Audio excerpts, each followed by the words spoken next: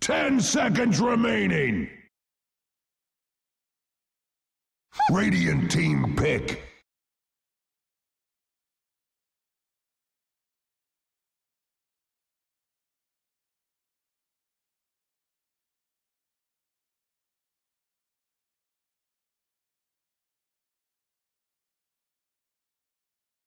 Ten seconds remaining. Dire team pick. Behold the horn of Magnus. Wow. I mean, they pick it up early. I'm surprised because Beastmaster's left in the pool and SMG had first pick. They go for the Magnus instead. So we'll see if Motivate Trust gets something like the Beastmaster here. It's remaining. Left there. I don't think I've seen them play, but it has also been consistently banned. So we'll see if that's something Motivate Trust wants to try. With a Magnus in the pool, this could also be a really good Rubik game if you want to just steal some spells. Instead, they go with the Abaddon here and straight into the Lion. So they've got that strong combo of supports, one hard dispel, one saving support to play with, and one support with really good control. SMG, though, have the Jug Mag combo. So they've got the Empower to play with to buff up the Jug's early farming. Can really help out with the Omni Slash as well. You could maybe bypass the Battle Fury, but most cores still go for it, even with the Magnus. It's looking really strong for the openers. It's just a question of where does SMG run the Magnus? Is this the KP hero? Is this the Nea hero mid? Is it perhaps like a Mushi or Afu's hero on the support roles? It's somewhat open, but it's also a bit of a question mark there.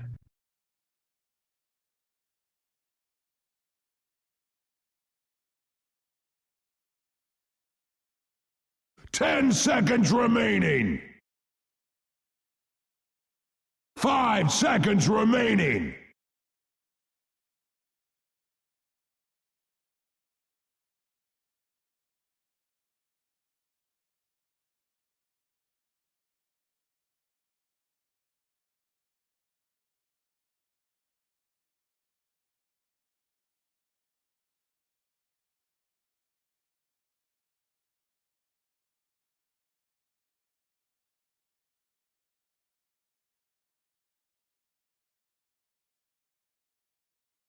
Radiant team ban.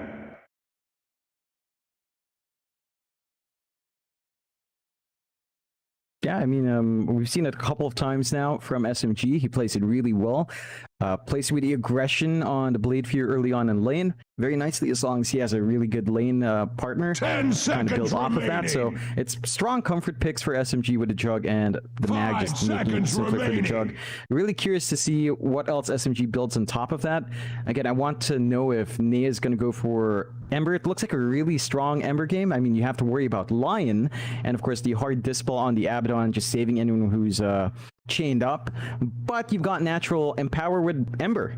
You get even more value with your Magnus pick. It might feel a bit greedy with Magnus on the off lane or on the support role though. But if you're looking for that strong Nea here, I think the Ember is much more preferable here over a Storm just because you have the Magnus.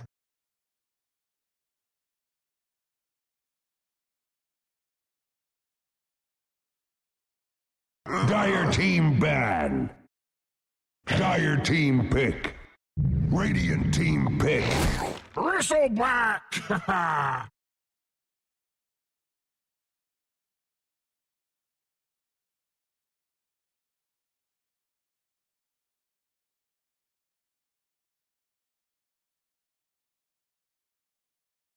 10 seconds remaining. 5 seconds remaining. Yeah, I think we've seen it do really well if it does get a really massive start. We've also seen it fall flat if the game drags on too late. Like, it can survive for a long time, but the team needs to be able to play around that survivability, and the opposing team can always just ignore the Bristle in this case. You've got natural Silver Edge Carrier in the Magnus. You have seen Mag kind of opt for that down the line. SMG to take out the Undying, so they've got some pretty strong area control now. Maybe not area control, but area denial with the Undying. They've got the Tombstone drop. They've got Decay on top of RP. That could be really potent if you get a big RP on top. You can just drop them low super quick. And of course, the sustain from Undying is very nice as well. So it's building up for SMG. Motivate Trust do go into the Storm for Fearless. 100%. 100%.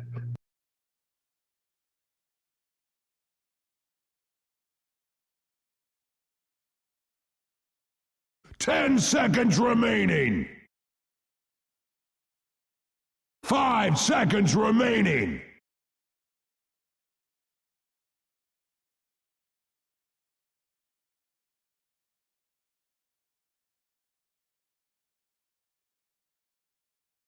Yeah. Looks.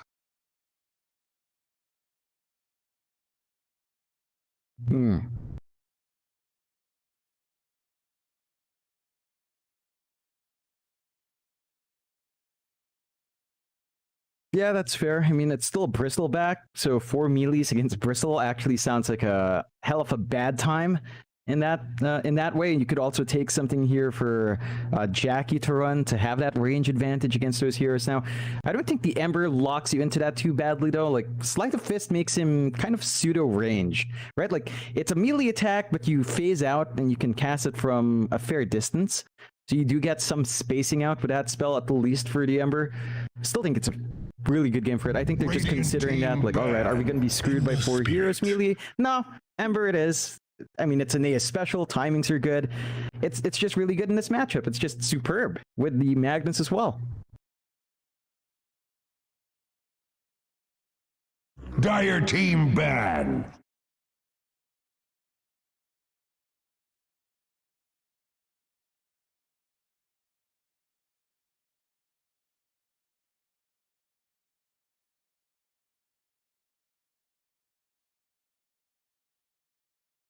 Ten seconds remaining. Radiant team Dire team ban. Radiant team pick.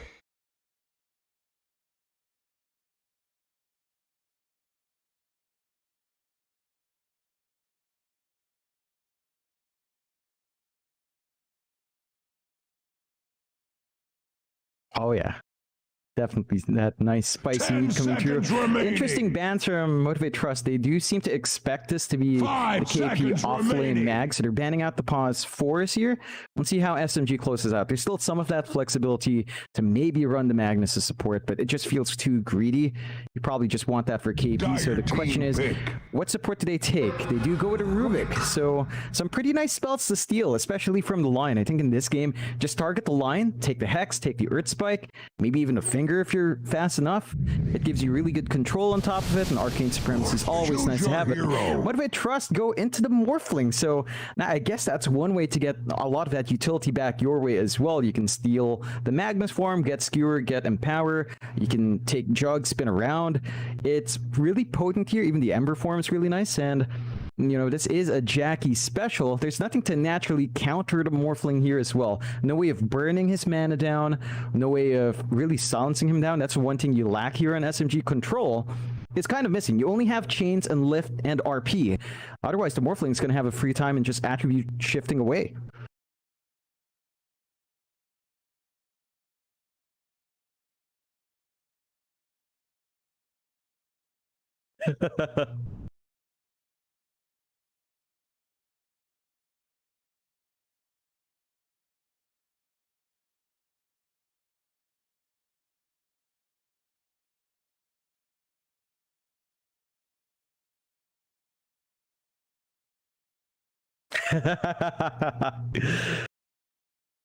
Yeah.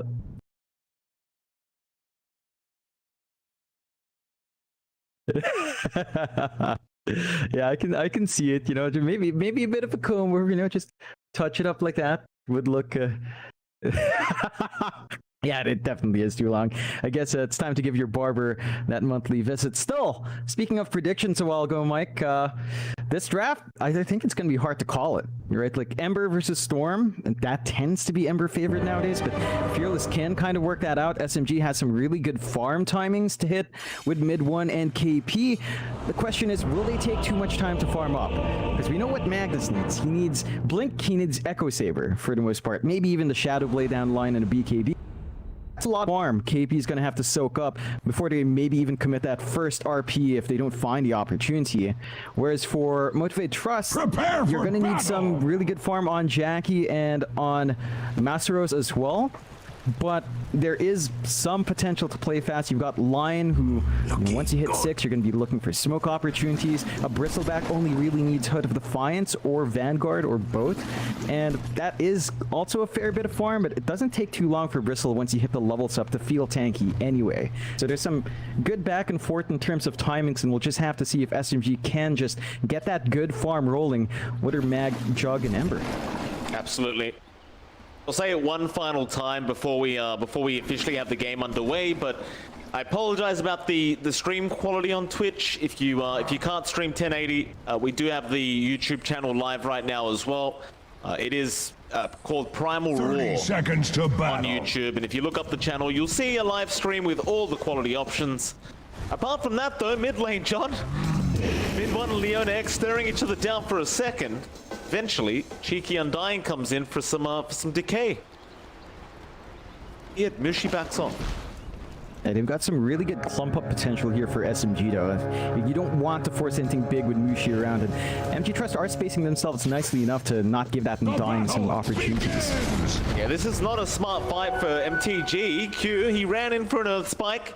It's a bit of harassment out, but that'll be about it.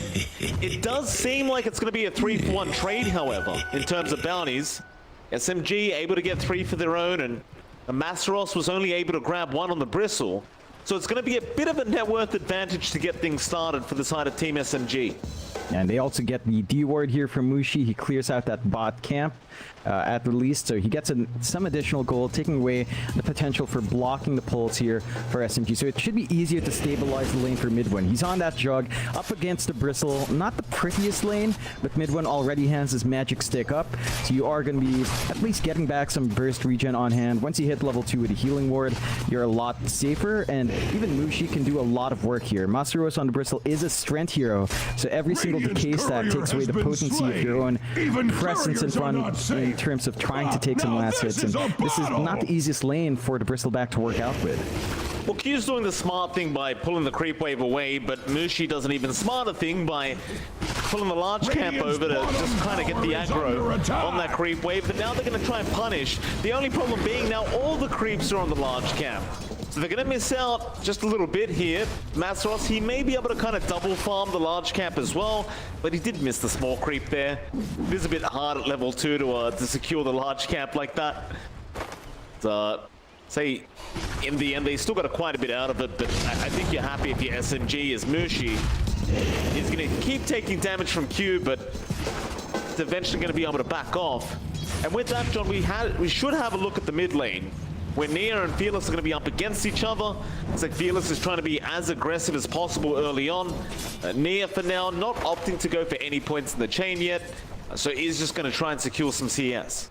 Yeah, it's a stable farming lane for both sides. You are pulling slightly ahead for Fearless, so he's really working his right-click harassment with the Overload a lot nicer. Of course, as the Ember, you can't really gap close well with stat Remnant spam up, so Nia's just going to have to watch that spacing out, and does not quite have the bottle yet. You do have it on Fearless, so the Water Rune for now for Nia isn't the full value. Fearless is just going to have a little bit more presence with his. Still holding even. I think the major spike to watch out for is level 5 to 6. That's when the spells hit a lot harder for both sides. Mid one, able to pick up the slot there onto Q. Looks like it was just a spin. Work out in the end. Mushi wasn't even around. He was going for a small camp pull at the time, so it was literally just a solo kill from mid one. Meanwhile, top lane, Leona X and Jackie get a little bit of aggressive here onto KB and Fu, but I think SMG should be just fine in the off lane as well. In fact, right now, KP's actually kind of out CSing Jackie on the Morphling, so they have made it a rather tough time for this Morphling this game already.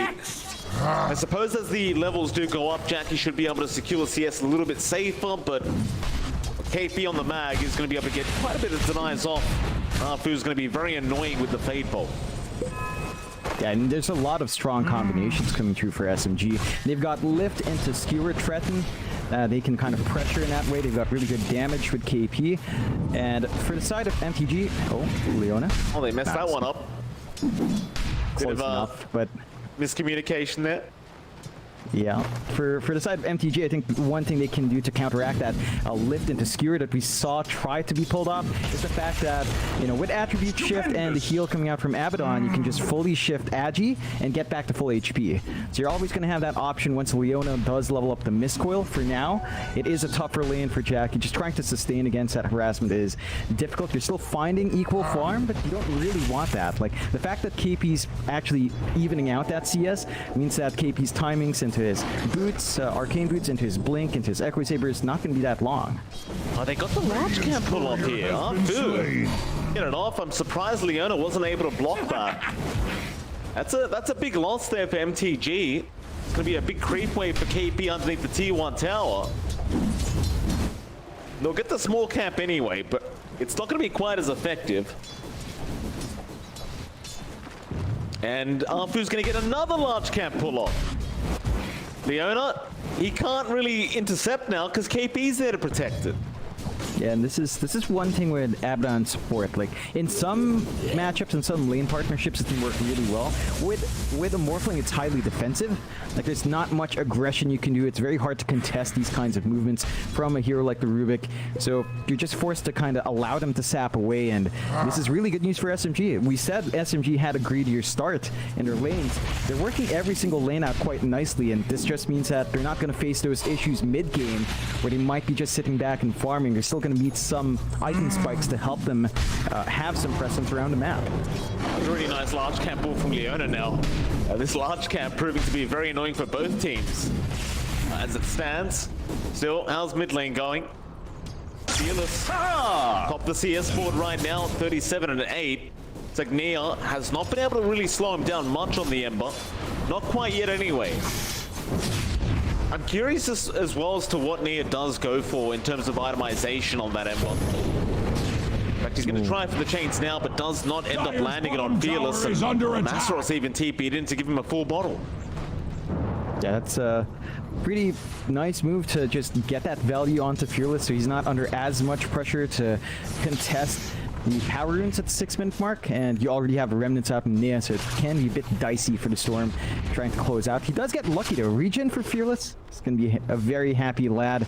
Usually not really able to harass too much out. You're also at the point here where Masaros is just clearing out some stacks. There are a lot of stacks in that triangle, so he's had a bit of a slower time down bot. It is a free lane for mid 1, but Masaros hasn't really died, and he still gets space to find some farms. So you're still going to need some item timings. You do worry about the Jug getting a bit too much here, as mid 1 is actually going for defusal. So I love this. We tend to see a lot of Jugs with Magnus still go Battle Fury, but with a defusal up, mid 1's going to be able to fight that much earlier, and he doesn't need to really worry about Battle Fury time because KP will just empower him. Yeah. We've seen this before as well, right? During TI, Diffusal Gyrocopter. Why not Diffusal Juggernaut? Just drain the mana of the Bristle and you'll have a lot less issues going on. Even up against the Morph and the Storm, it can be quite frustrating as well, now to attribute shift, you do need mana. Arfu gonna get jumped on here. Fearless, nice rotation in. Arfu, he can hope for a deny on the Ancients, but no. He won't be able to get it. Leona X the one to take the kill.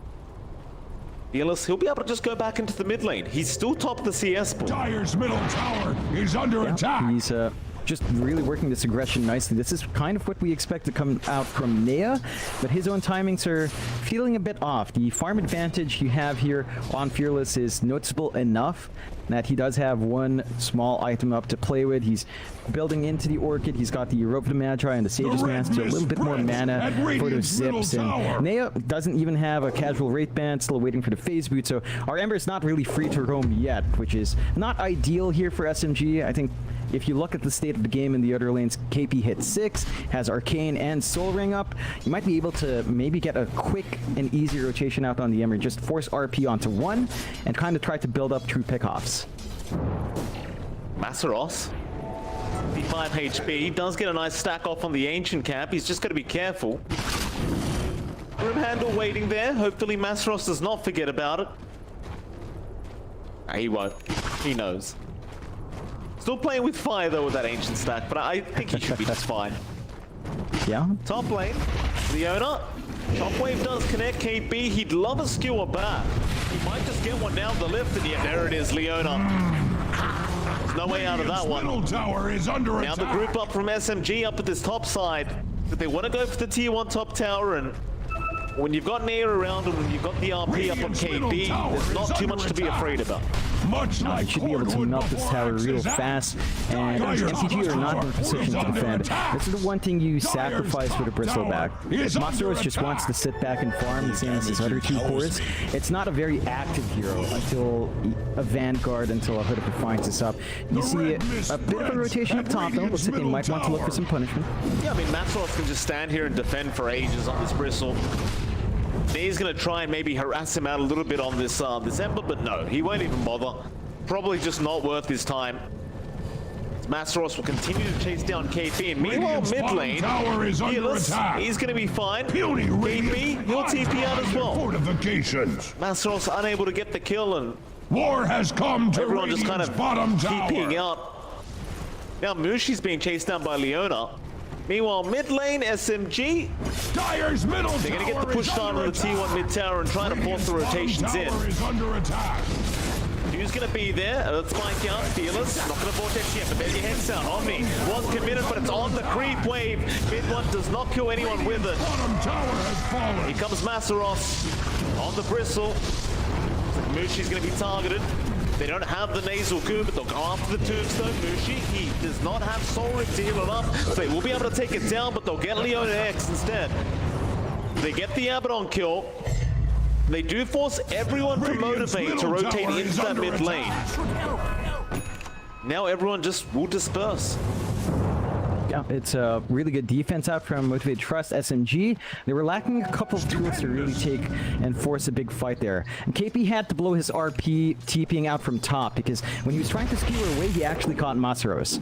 So he wanted to just bail out, needed to blow the RP. It is a fairly long cooldown to have to expend just for a TP, and that just meant Motivate could get the defense off. Now they're going to look for a shove-in. They're the ones eyeing mid now. Fearless. Zip in, he found Mushi, trying to get some D-wards off. But looks like Mushi probably just going to forfeit his life away here to Fearless. He'll try to buy it a bit of time, but eventually the Storm will be able to take the kill. And well, Fearless is very close now to the Orchid, which is going to be a pretty big cause of concern for SMG. Meanwhile, the group up mid. Then that mid tier 1 tower, KP, has no RP available. Masaros is literally just going to turn his back and let the siege creep do the work. And it's working quite nicely, but here comes mid one with the rest of the team. Masaros going to be targeted, Skewer going to be off the mark. Masaros is still falling quite low, but not low enough. He's going to be okay. Leona X, the one to drop first. Now Nea keeps going for more. He wants to kill the Lion. He's going to try and run, but the Earth Spike is out from Arfu. Masaros, he's been perched up mid one. He's got the Diffusal Blade, and now the RP in from Radiant's KB. top tower is under No attack. games here from the Magnus. Dyer's middle And SMG, they're on to the mid tier 1 again. That is In fact, they're all TPing out. The mid one, he'll be the only one to commit to TP fully as Nea will stick in the mid. Jackie's going to come back in on the Morphling. Gets the chains out, Jackie. What can you do with this, Fearless? He's going to zip in, but the run the other way now from Nea, and he's quite healthy. He should be just fine. MTG can't lock him down long enough. And once again, MTG are back into that T1 mid tower. I suppose without the RP up, they feel a lot safer, but Jackie's going to be careful. They still have a lot of damage output. There's your lift up. KP, he could not get the skewer off. Skewer. And the spike is there on the Ember. And now SMG group up. Dyer's Mid tier 1 tower is just not going to last very long between these two teams, apparently. Has fallen. They could be worse. Yeah, they just Or could constantly it? force the issue out. It's been really good for SMG though. They take a 62 kill lead. They start to invade the triangle and they can keep punishing Leona. Leona's having a very tough time, still level 5. Just about to hit level 6, but he won't quite get there in time. And I've got to say, John, SMG, I mean, you talked about it during the pre-draft conversation. They weren't having a very good time throughout the qualifiers, but right now, the lower division, they are undefeated. And well, at least during this game 1, they are looking very strong. They definitely are. They're playing around their timings real well. KP is not hesitating to just use RP as needed. Catches one, that's fine. Uses it to TP out safely, perfectly fine. Issue for M, Motivate Trust. Offlane Bristle tower has been just does not have teamfight presence outside of tanking up. Like, for KP, he can set up with RP, he can threaten with Skewer, he can empower his Magnus. But for Masaros, all he does is soak damage and hopes to get some Quilt Spray stacks up. There's really not much AoE control from Motivate Trust outside of a really good Earth Spike from Q. So there's a lot of pressure on the Lion here to set up in the 5v5s, and it's a lot harder for Lion to do that. Like, we've seen the patience from Afu on his Rubik to steal out the Earth Spike. That's enough to make it very hard for the Lion to fully commit without knowing where the Rubik is. So it's really hard for Motivate Trust to actually approach. And for SMG, they open up the map, they're going to look for more, they're grouping up top. Nea does have the Orb of Corrosion up along with the Phase Roots, so he hits a lot harder. There's not even an Empower up on him yet. But once you start playing with that combo, right click start hurting a lot more. Saving up for the quick Manta, and once you have the Manta, you're going to be protected from that Orchid. So they've got the counter items to the Storm timings here, and they're just finding everything they want. There is a bit of a clump up from Motivate Trust in that Radiant jungle, getting some safe farm out for all their cores. It's a very limited spot for all 3 cores to farm in though, so it's not as efficient compared to SMG's movement across the map. No, it certainly isn't, John. Radiant's MTG, they're going to try and force in this bottom T2 a little bit. Meanwhile, SMG still just kind of happy to bide their time and keep the farm up. How's mid one doing? He's very close to that Manta now, and Nea's going for the exact same thing. Just wanting to try and counter out the Orchid that is already there by Fearless. The Manta is going to be the item choice for both cores on SMG. Meanwhile, MTG, obviously for them, they are going to be heavily reliant on Jackie farming up the Morphling, but for now, you kind of want to see them make a play. Like, you've still got this Bristleback that you can abuse early on. But it's SMG that are the ones that are kind of initiating team fights here. In fact, they're going again, mid lane, Masaros, having his mana drained by mid one. Loses pretty much all of it. There's about 200 left. Food sticking around. Masaros gonna give him the nasal goo, but Nia give him a sleight of fist back. Dire's bottom tower is under attack. Dire structures. You can already see as the game goes on, that diffusal blade from mid one is going to be a real nuisance for Masaros. Bottom tower is like, he has the soul ring and he has the wand, but at some point it is going to get rather frustrating just having no mana in the middle of a team fight. Dire's bottom tower is under it's just not, it's not ideal for the Bristleback. And I know you're saying that you can play around a Bristle right now. They really, I don't think they can. Like, the threat of team fight coming through from SMG sticking his fight is just too strong. A Bristle can't overcome all of the spells being thrown out, can't overcome the decay stacks building up, can't stop the soul rip from just healing everyone up as well. There's just much more for SMG to play with on hand. Whereas for Motivate Trust, they need to keep farming. They need this E-Blade up on Jackie, they need the BKB up on Fearless, and even with the BKB, the threat of RP is still really big. So you take out the control from Chains and the lift, but KP, if he finds a good angle, can still lock in that Storm Spirit. Ross, he's going to get pinced in here. He's in a pretty big awkward position. Shockwave, Masaros losing a lot of HP. Fearless going to go onto KP. Newton has been dropped on. KP's just fine. He might just turn here. Leona. Borrow time going to be popped. KP still looking for the Storm. Not going to be able to find him, but they'll take the Abaddon. I'll tell you, John, SMG, they're making it look easy right now. Motivate Trust, they are still yet to find an answer. Yeah, it's just, they're not able to fight. You just need to stall out and farm. They pull out their core, so the only hero they've been losing is really Leona X, which is great. Just losing the Abaddon something bad. Masaros. Yeah, he's getting dived underneath the tier 2 tower now. They need some help. Fearless going to come in right onto Armfu with the Silent Town. We're trying to get rid of the Rubik, but he can't even get that. The heals are there. He does finally get him, but in the backside, the RP was committed. They lost Q already. Onto Jackie now, who's trying to take down KP. He will be able to get him, but mid one gets Masaros. So a very even kind of team fight. Both pos 4s and offlaners going down. The MTG, they do defend that tier 2 mid tower. I suppose with the Ethereal Blade now up on Jackie, he can start to get involved in this Morphling. But it still feels like SMG are finding the better end of things. Yeah, I mean, they're the ones forcing the issue. It's motivate trust on the defensive. And in general, that's not where you want to be as a team. You want to be the ones forcing SMG in awkward spots. It gives you more opportunities to cut them off, more opportunities to see your enemy make some mistakes. And for the most part, MTG can't force that out from SMG just yet. They are kind of keeping this game even, though, despite being at a massive kill deficit at nearly 20 minutes, and they're only about 2k behind. So they're keeping up in the farm.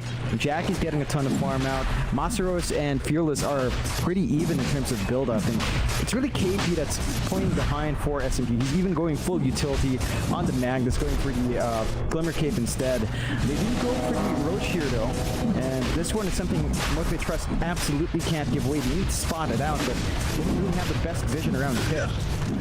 No, I mean, they're right around there, but they do not know this is happening. Even with KP walking out of the Roshan pit, they still don't see it because there's no wards on the right side. Maybe now they do, but it's going to be too late. Mid one can just finish off the Roshan, he'll take the Aegis. And of course, Motivate Trust probably going to have to back out of this jungle now as Jackie is going to be spotted mid one.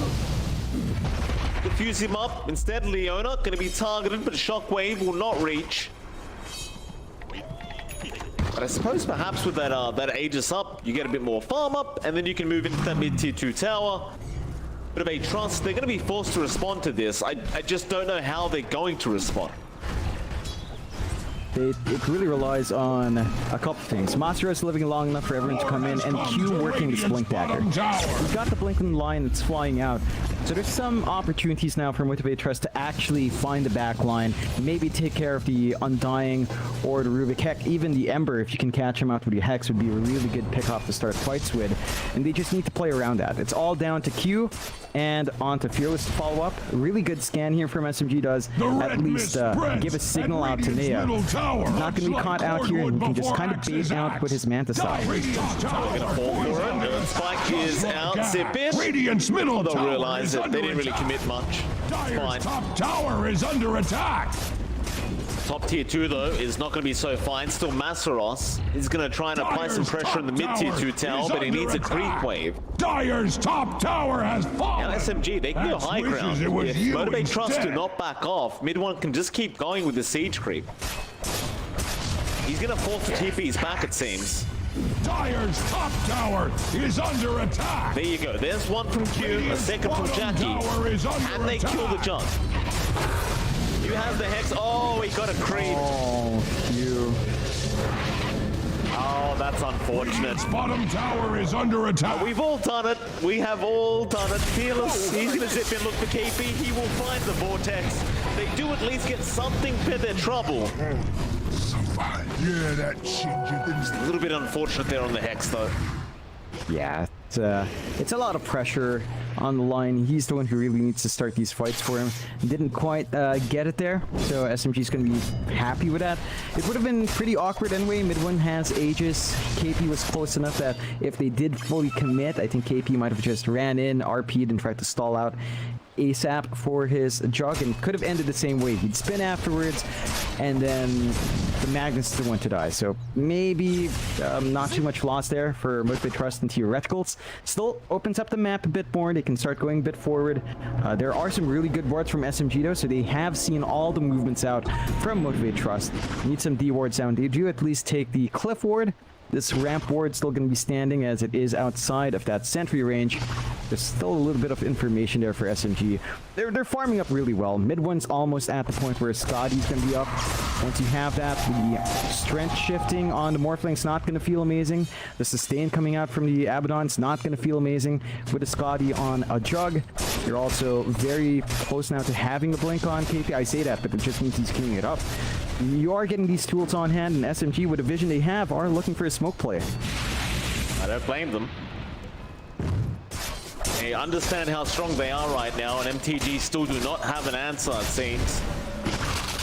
Mid one, he'll get started in the bot tier 2. Masaros going to be burned up again. They want to drain the mana straight away. Masaros He's almost already out. Mushi with the tombstone going to slow him down. Mid one still going, and now Masros is completely out of mana, but he will have a soul ring to use. Q will go for a hex onto the jug. Earth Spike not going to be on target. Masros, Jackie, oh, he's been RP'd. They've got the Morphling, but the Aphotic Shield is going to save the day. Meanwhile, mid one, he's dropping low. He'll go for a spin. Fearless, he's in now. Onto the backside, but he's been caught out. He'll zip away. They kept going. Spike is there. They've caught the jug. Mid one is somehow still alive, though. They did not take out the Aegis. He's finally going to go down to Masaros. Neon, Mushi, both already dying, so now Motivate Trust. They can definitely keep going.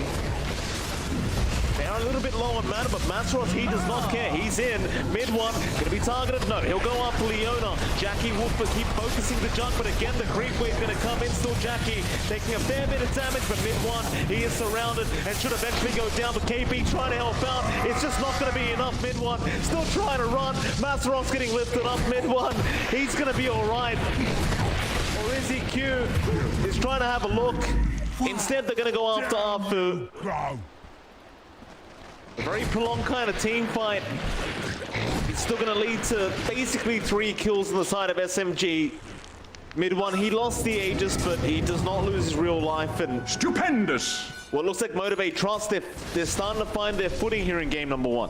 Yeah, I think it boiled down to one major factor there for SMG, where it went a bit wrong. Mid one, he managed to burn off all the mana of Masaros, but then he kept hitting the Bristleback. Like, once you take care of the Bristleback's mana, you have to look elsewhere. You need to burst the other heroes. The line has to go ASAP. This time around, Leona X lived through most of that fight, so he managed to get a lot of uses out of his Aphotic Shield and Mist Coil, which just pushed and Motivate Trust right over the edge and surviving. So you need to be able to kill off the supports as the jug, or any core. Ignore the bristle. Like, you get full value from the diffusal once you burn down his mana, but after that, the damage output of mid one doesn't feel amazing. Like, with Manta and 2 parts of the Ultimate Orb, it's nice, even with Empower, but it still feels sort of lacking. The Crimson Guard on Master is actually really saving Motivate Trust as well, building up that durability against the physical damage. So I think just some target shifting in the middle of the fight is going to be necessary. Like, once you take her, like, leaving a Bristleback alive with no mana, it's not a problem. Like, he does nothing. He's a melee creep that just runs around wanting some attention. That's exactly what SMG would want, and hopefully that's something they kind of tweak in the next fight. Go it up. Let's show up, Fearless. Radiant's bottom He'll be in that mid lane as well. attack. Mid one, gonna get signed on the Abaddon. Q is there with the heads up into the Ethereal Blade. Jackie might blow him up. The Glimmer Cape is there. They cannot get him. The jug is gonna be fine for now. Mid one is gonna be able to spin away. They don't have the damage output. And they did not have the detection either. Mushi, he will die. Earth Spike out from Afu is gonna stop Masaros. Where was the dust? I think it flew out. I think Fearless had it. Okay. Actually, I saw a dust fly, but it looked like they mistargeted afterwards. Maybe, again, target issues with the positioning of the camera, the angle there. They were hitting the Undying instead, and I think there was just miscommunication coming out from Motivate. They might have felt confident they had the kill, so they wanted to be efficient with that small window of control. Cost them in the end. Undying is not the biggest kill for them. SMG again scraping by the tips of their fingers there, and just managing to stay in. 11-9, 1k lead now up for MTG. They can start applying some pressure on the lanes. They've got a Lotus Orb to save now on Masaros. They can have even more frontline presence on the Morphling, just putting that on him. Jackie saving up for his Scotty, so you're going to have a Scotty versus Scotty on these cores. We need to see mid one, I don't know, get something else up. Like, he needs some damage. He's going for the Abyssal next. I'd say a Butterfly might feel really nice here, just to have some damage output. If not, Chuck's a strange one, because MKB is alright on him. Dyer's middle it also tower feels like a bit of a weird slot if there's no evasion. So maybe a Maelstrom into Mjolnir would be really good for mid one, actually. Just going into more damage for the Omni, it just kind of lacks. He didn't manage to pop it there, though, so it wasn't a major issue in that fight. But Motivate Trust, they smoke up again. That they do.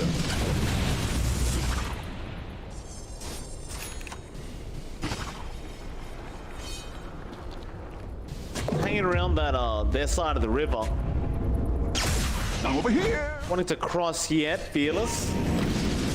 Molotov for haste room bottled up. They're not going to avoid the stun out from Arfu.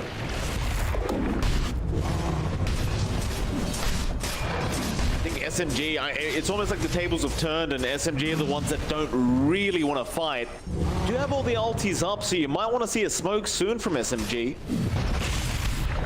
Yeah, they're just waiting for that blink. KP just farms it up now, so it's flying in, and this is the moment where they need to smoke, get a good RP, even onto 2 heroes is going to be enough, and just force the issue out. Motivate Trust, they can play without worrying about cooldowns. They do have a fresh BKB here on Fearless. It's down to 8 seconds, of course, but that's long enough for the Storm to still have that great presence out, so you'll have to watch that. It's got the Kaya up, saving up for the Sanj next to have that added strength, added status resist. But there's that smoke on SMG. Mid one's going to move in first name. Hilshan's off. They found Fearless. That's a massive target. The Storm is gone. Now the RP up, but it's only on Q. Still, they'll get the Lion and make sure that he won't be able to get those disables out, as now MTG have no way to fight.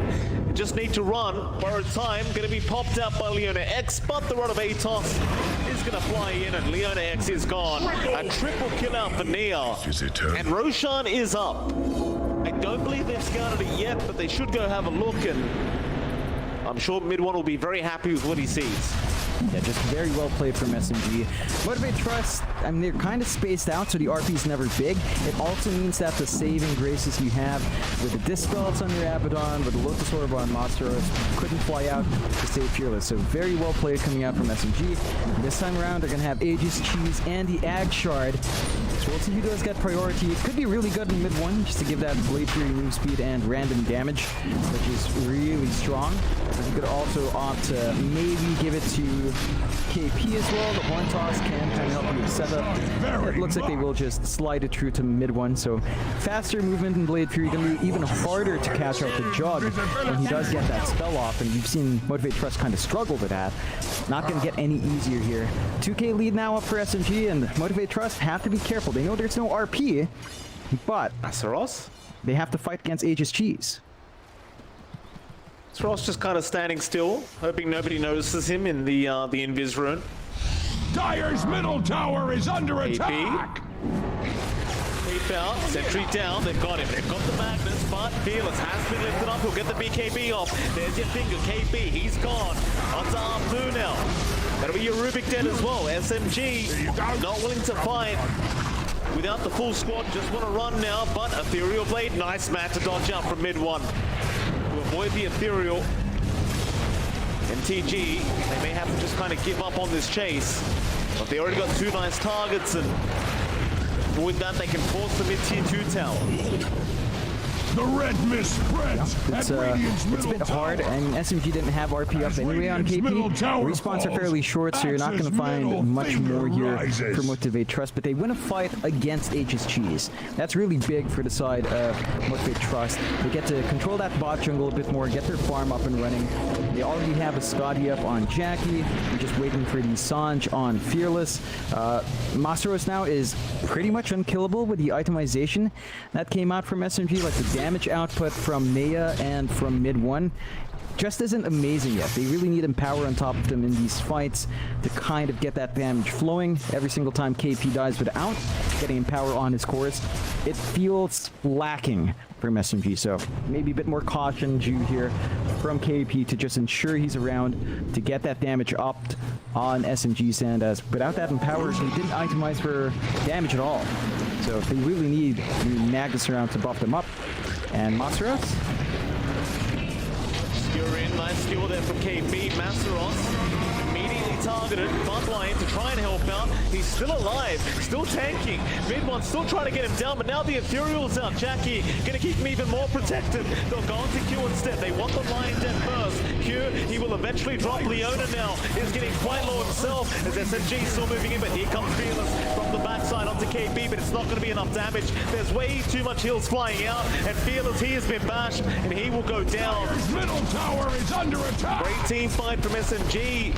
They just got everything they could have asked for. There's no buybacks to motivate. They're going high ground now. SMG should be 1 racks down.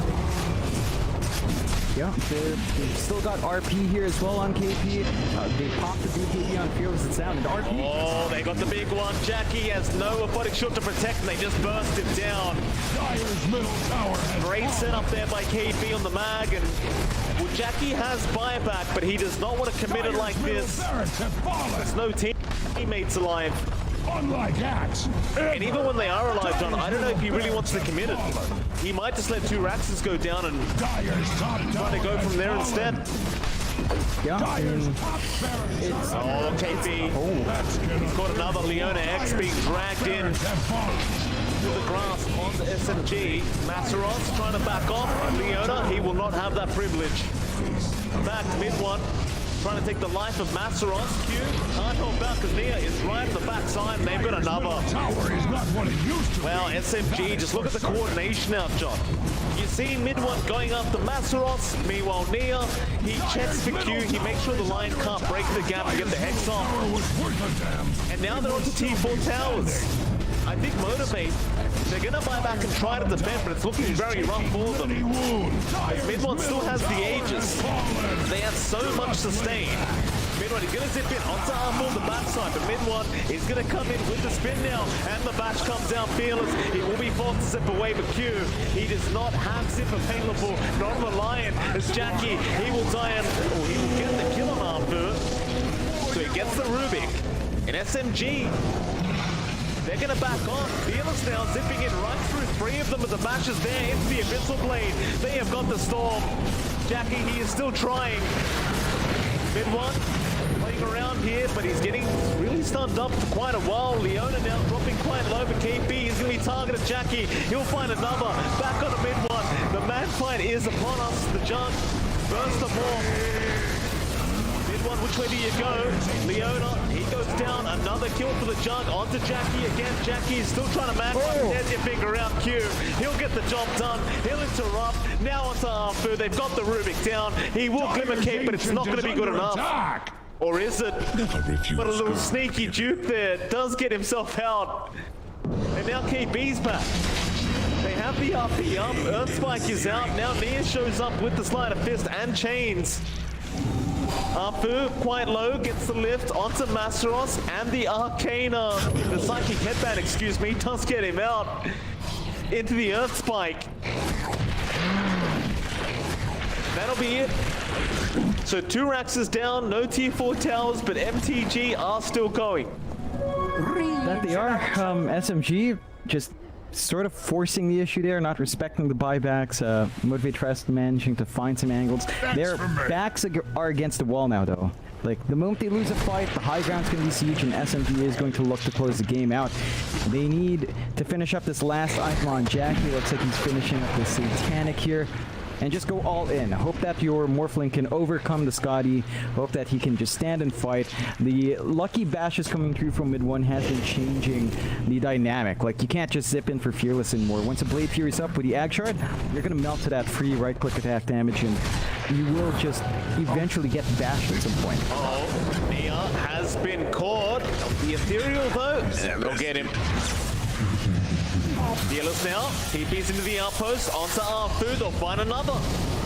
Mimicape, not going to save. Jackie has the damage.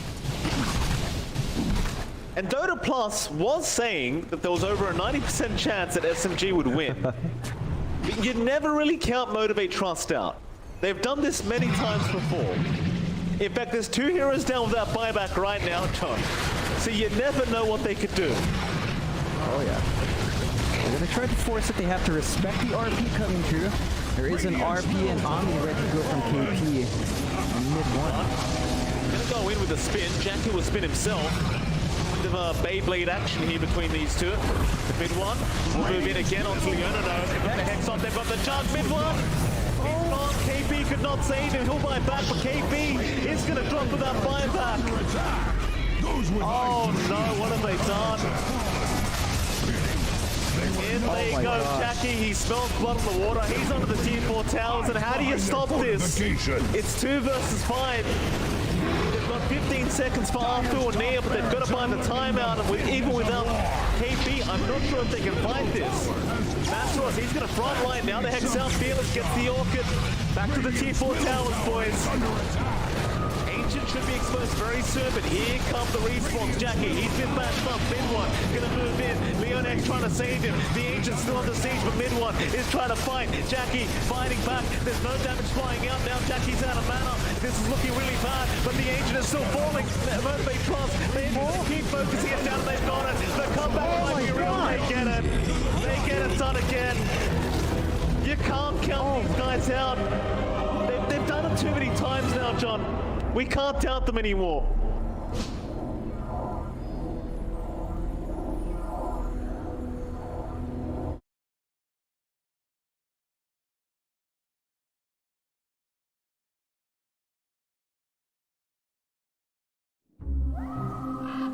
There was a thing in the woods. But once a year, it left the woods to feast on us.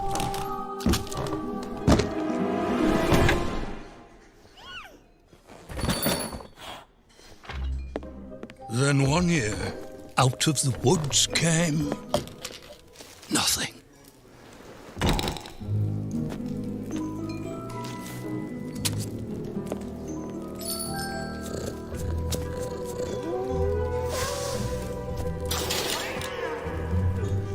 Another year passed, and another.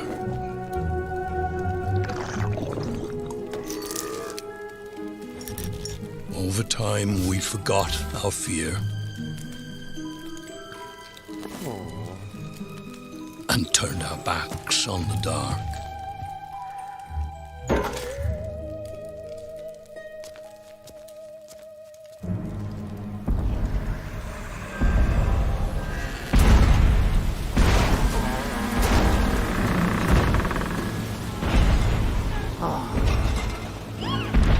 Slivers of the mad moon hang forgotten in our sky, slowly aligning. It is time again. The tide rises and brings with it something dire.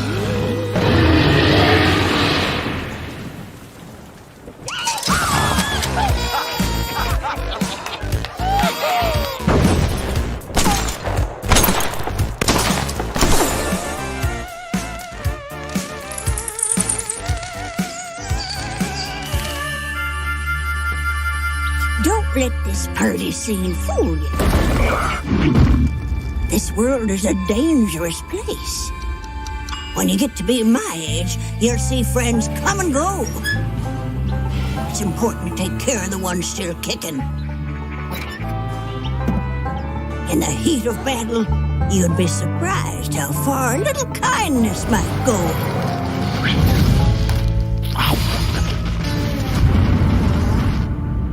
Not everyone deserves kindness. Hello, Auntie.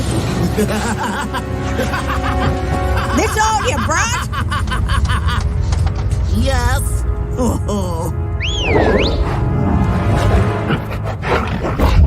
It's still painful. Exciting and close game. Can PuckChamp bring that against the real champs in Virtus Pro? Go now to OD Pixel and Fog. Thank you very much, Cap. Yes, a real test indeed here for PuckChamp. You know, this is it's going to be a challenge for them. The team coming up from the lower division and now... Go farm anything, I'm going to go farm anything. You have to just play aggressive. And if they can get this lane set up, they get the Batrider versus the Timber, it used to be incredibly strong. You just end up like taking over it. Maybe it's actually like level 3 or 4. Significant versus Batrider. You have to remember you are quite high strength game, so it does, it's still painful, you know. Sure, it's not your main attribute, but it still is going to be painful whenever you get hit from these spells. From the battle begins! Death in particular. See, VP setting up there, see if they can find something, but PuckChamp not going to walk into the trap that VP tried to set. So he's hit level 4, feeling very strong now with level 2 reactive, but he's got backup. He does, he's got a lot of backup. Kingslayer coming over as well. I'll get the cask down onto the Wraith King. Crit's in trouble. He's going to pop pretty low here to the Maledict Ticks. In fact, he's dead. Yeah, he's not going to be able to keep himself alive, as that is going to be first blood, taking down Crit, and also taking down Astral DM.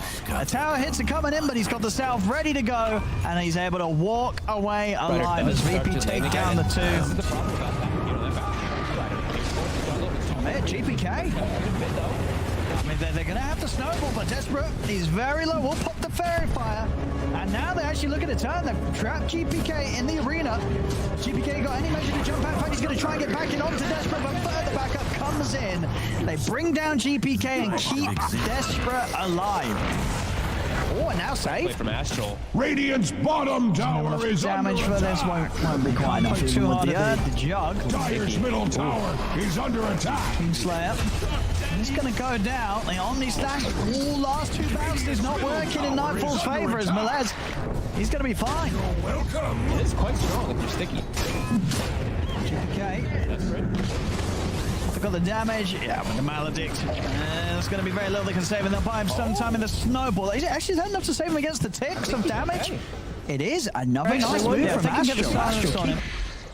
He's probably going to die. As they've got the Snowball. Silence out straight away, and no struggle at this point of the game. They have that sort of bottom. To get the Firefly off again, is he able to move over the trees and far enough away? Oh, the slash bounces the wrong way. Oh, Melez, he just tanks, casually tanks two ultimates and walks off. Oh, that's gonna feel bad. Maybe a slight mistake there if Nightfall maybe spins instead of perhaps they have enough. They're gonna try and get a fight going here. At this stage, they do have. The Stars isn't going to last long enough. He's still alive. Healing Ward's down. They couldn't quite kill him off this time round. As DM's fine, backup comes in as they'll lose Desperate. They will manage to find Kingslayer in return. DM, they're still trying to focus him. He's actually going to miss the Timber Chain. The Firefly does come to an end. Mella's trying to stack up the Napalm. Get the Flame Break out on the two of them. Remnant grab onto Astral, but Astral, Crit, and Mella's, they're still good to continue to push back VP. They won't be able to find anything more than the Wisdom. Champions. And now VP, they're not as cooldown reliant. They're going to look to pick back immediately. Oh, they are. And PugChamp aren't quite ready for this sort of quick movement off the back of the last fight as they catch Desperate by surprise. Melez looking pretty dead this time round. The Maledict's down, Jeff Ford as well. The stick charges, and as he snowballs, they try and turn towards Kingslayer. Melez, he'll still tick out to the Maledict and get him in. They could use to aggressively fight with the reincarnation. Yeah, he's strong damage-wise, but he is unbelievably fragile. He has very little armor, and he's versus a Timber Saw, as well as heavy magic damage from the side of VP. A little bit slow on the response there. Nightfall, he just allows himself to get Rainfire blasted. As there's no response from him at all, they will lose Mars in return. Finger comes out. Crit will die the once. But VP's having to back off. They've lost two of their members. I mean, he didn't have vision. Sure, I guess he just wasn't prepared at all. Fight not over quite yet. They are going to jump back in onto Crit, and Crit, he's going to get burst here by VP as VP see a chance to get back in as PugChamp hang around for a little too long. They might even lose more here, PugChamp, as Dakalis is getting surrounded by GPK, TM, and Save. It's going to be another kill here for VP. Or Dakalis? Yeah, they've got him. Melez trying to fight back, but with a step back up. That big kill, get Kingslayer on top of it. Still up to hang around. Bottom lane, Melez, now Omni Slash is back up, he's dead. And over to the side, Save and DM, they've got another catch. They found Astral. And Astral, he'll try to escape over the snowball. DM's going to be sure to chase this though. See, he's not letting Astral get away. VP getting out on top now with these kills as even when PugChamp makes a move, they're losing more for in return. A little bit of time left on the DD. It's about to expire. I mean, bit of a bold one. VP's not heading over quite yet. So we'll see if VP. They're not even going to commit for it. They're too scared of VP being able to get in and fight him in the pit. They've actually stepped back for now, but Roshan is so low. Nightfall popped the healing ward. I think he was going to use it to scout. He sent it into the pit for a second, but well backed up, and it's got the long cooldown. VP just stepped right back. They didn't even try and make a move aggressively into the pits. DM's feeling confident, just holding on to the tower, showing himself. Melez already scanned things out for the trees. He's going to be able to get the jump on stage. Arena's down for Desperate. They're able to pin Witch Doctor over towards the wall. Kingsland goes down. Melez still alive, actually, as he's off to the side. They will chase him down with the Blade Fury, take him out. As it's the back gone, but they've lost both supports for this VP. We'll move over towards Crit, bring down the Wraith King once. He's ready for round 2. Can they kill him off a second time? Desperate also coming in. Has the stun follow up onto the Jug. They've found Nightfall, focusing him over towards the Blade Fury's back up. It doesn't matter. They've got the physical damage to take him down. 3 dead on VP. Desperate very, very low. Is he able to blink out? He's away to the high ground, but GPK will hunt him down.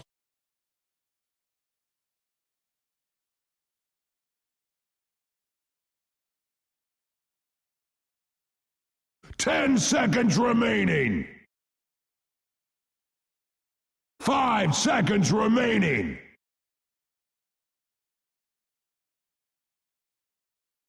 Radiant team ban.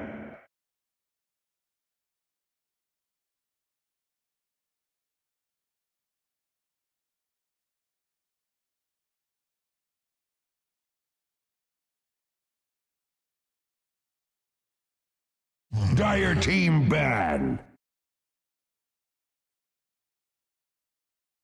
Radiant team ban. I had some shakes at the end there. Motivate Trust bouncing back in, holding off the Ancient fight, going into the high ground, somehow managing to kill off Mid One and KP. That was the big one. Like, Mid One walking in was a bit optimistic, but he was waiting for the backup from KP. Never came out. Fearless found a right target to silence up and Vortex up as they were all focusing on the Jug, and that just cut off the combo from SMG. So it fell a bit flat. SMG maybe overstaying their welcome and trying to go for that jugular there, straight for the Ancient after their high ground fight. And they just gave the opportunity for Motivate Trust to bounce back. So very close game. I don't think anyone could have predicted it to end that way. We do have the draft rolling in here for game number 2, though. SMG, do you get the Beastmaster? So they've got that tool on hand. Motivate Trust do start out with the Death Prophet. Surprising that both teams kind of just leaving that Beastmaster in here as well. Like the fact that it's not banned and Motivate Trust just don't pick it up. I guess it's because Fearless, we haven't seen him play that here at all. So it kind of makes sense, but we give this strong tool for SMG to play with. SMG, though, go with the line to follow up, so they've got really good control on their side. Very good stuns for stuff like any of the Spirit Brothers. I think when you see that Beastmaster core, especially if it's going to be mid here for Nea, you might want to consider a Rubik pickup here for Motivate Trust, just to be able to steal the access, have some flex for, say, a Fearless Rubik mid, and just kind of go that way. That's probably the best response to the Beastmaster you could ask for.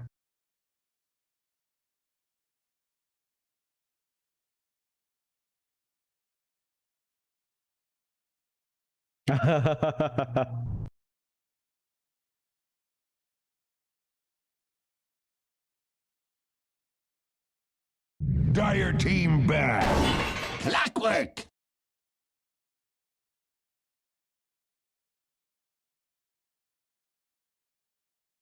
Radiant team ban.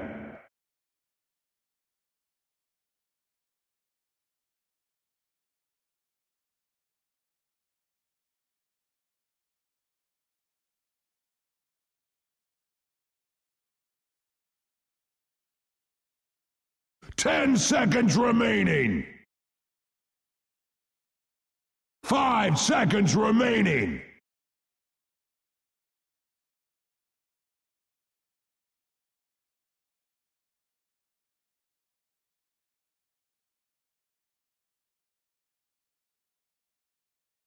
Dire team ban. It was way too risky. Way too risky. They couldn't find the angle for their follow-up stuns. They were forcing the issue out way too long. They didn't respect the buybacks flying through from Motivate Trust. Heck, they didn't respect the Lion. Q really managed to get a lot of good work once he got the Hex combo off onto the Juggernaut. Like they do have good heals with the Undying around, but it wasn't enough. Like, they had no dispels on their side. They had no way of saving the Jug outside of a Glimmer Cape.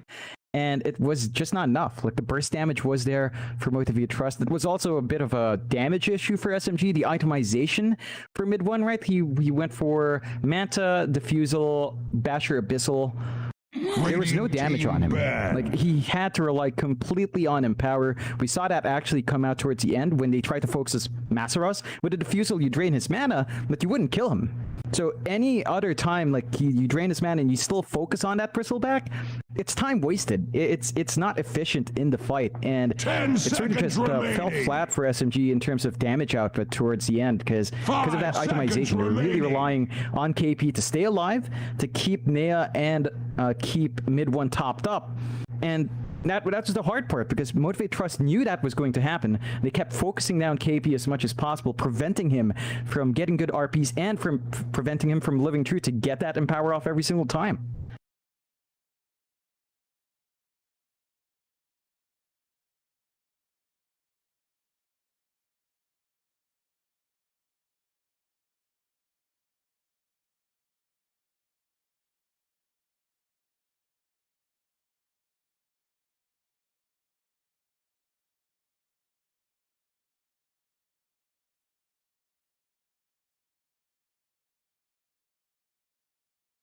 Dire team ban.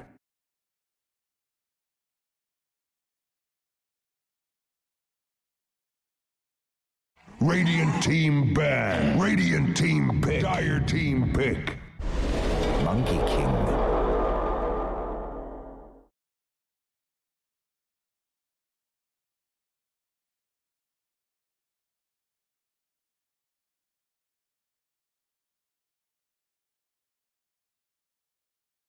Ten seconds remaining. 5 seconds remaining.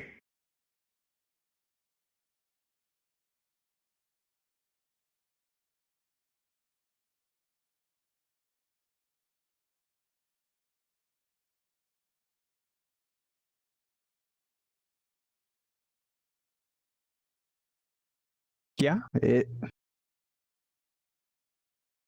yeah, it definitely will be. I think there's a huge improvement across all the teams going into Season 2 here. Like, South Belt, of course, they were formerly Vice. They dropped down from the upper div, but here in the lower div, it looks like they've regained their footing. They're looking a lot better. They did drop one series down, but overall still in the lead because of games played.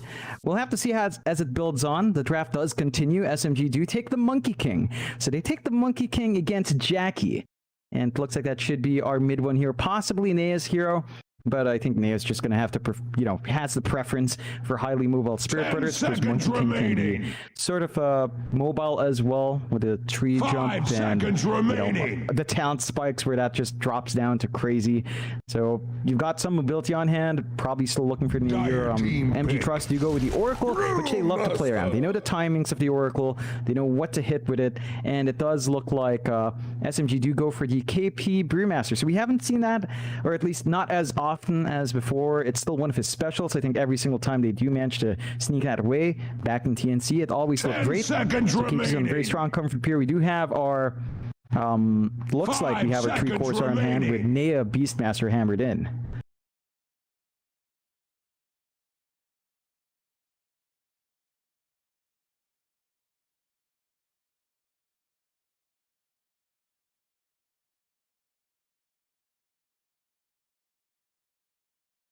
Oh, yeah.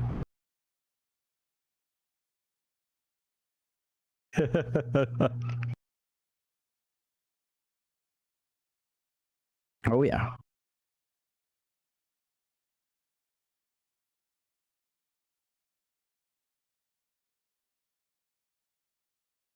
Yeah.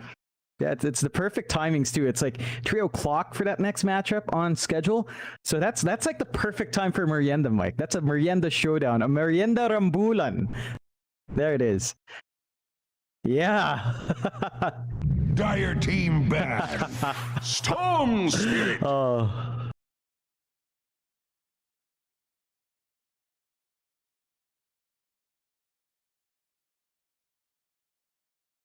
Radiant team ban. I don't. We got Beastmaster, right? Like that usually is the mid. I don't know if there's flexibility for Brewmaster support, but with a line, it feels pretty greedy. So I think they've just kind of hammered in their tri-core, and MG Trust, I mean, they have to deal with the Beastmaster, sure, but they've got the Oracle. So you've got False Promise, and you've got the Fate's Edict around, you've got some protection towards some magic damage there as well. It can line up. There is some counterplay coming through there for Motivate Trust. Whether or not it's enough to stop the insanity of Beastmaster is another question, but there are some some back and forth here for both sides. We'll have to see what MG Trust will opt for the Oracle combo now. Troll is still an option here if you want to go for that. Perhaps something else down the line as well. Maybe an Ursa would be nice for the Oracle, not the most meta hero. I think the Troll just lines up really nicely. Laning against Brewmaster could still be annoying, but you've got the Oracle combo. You might as well go for something like a Troll here.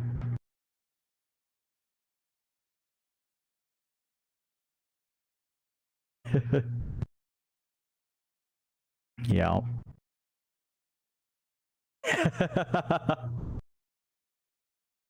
Oh no. Oh.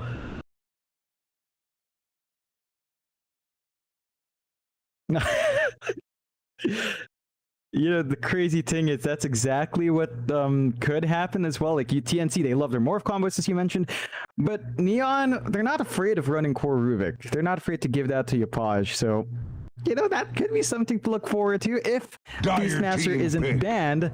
I think this is just the outlier series for both teams selected true. For the most part, there is a priority ban. So we'll have to see when that series comes around. That would be spicy though. All the access in the world, all of it. Riki, choose your hero. Oh. Oh. Oh, Afu Brew. Okay.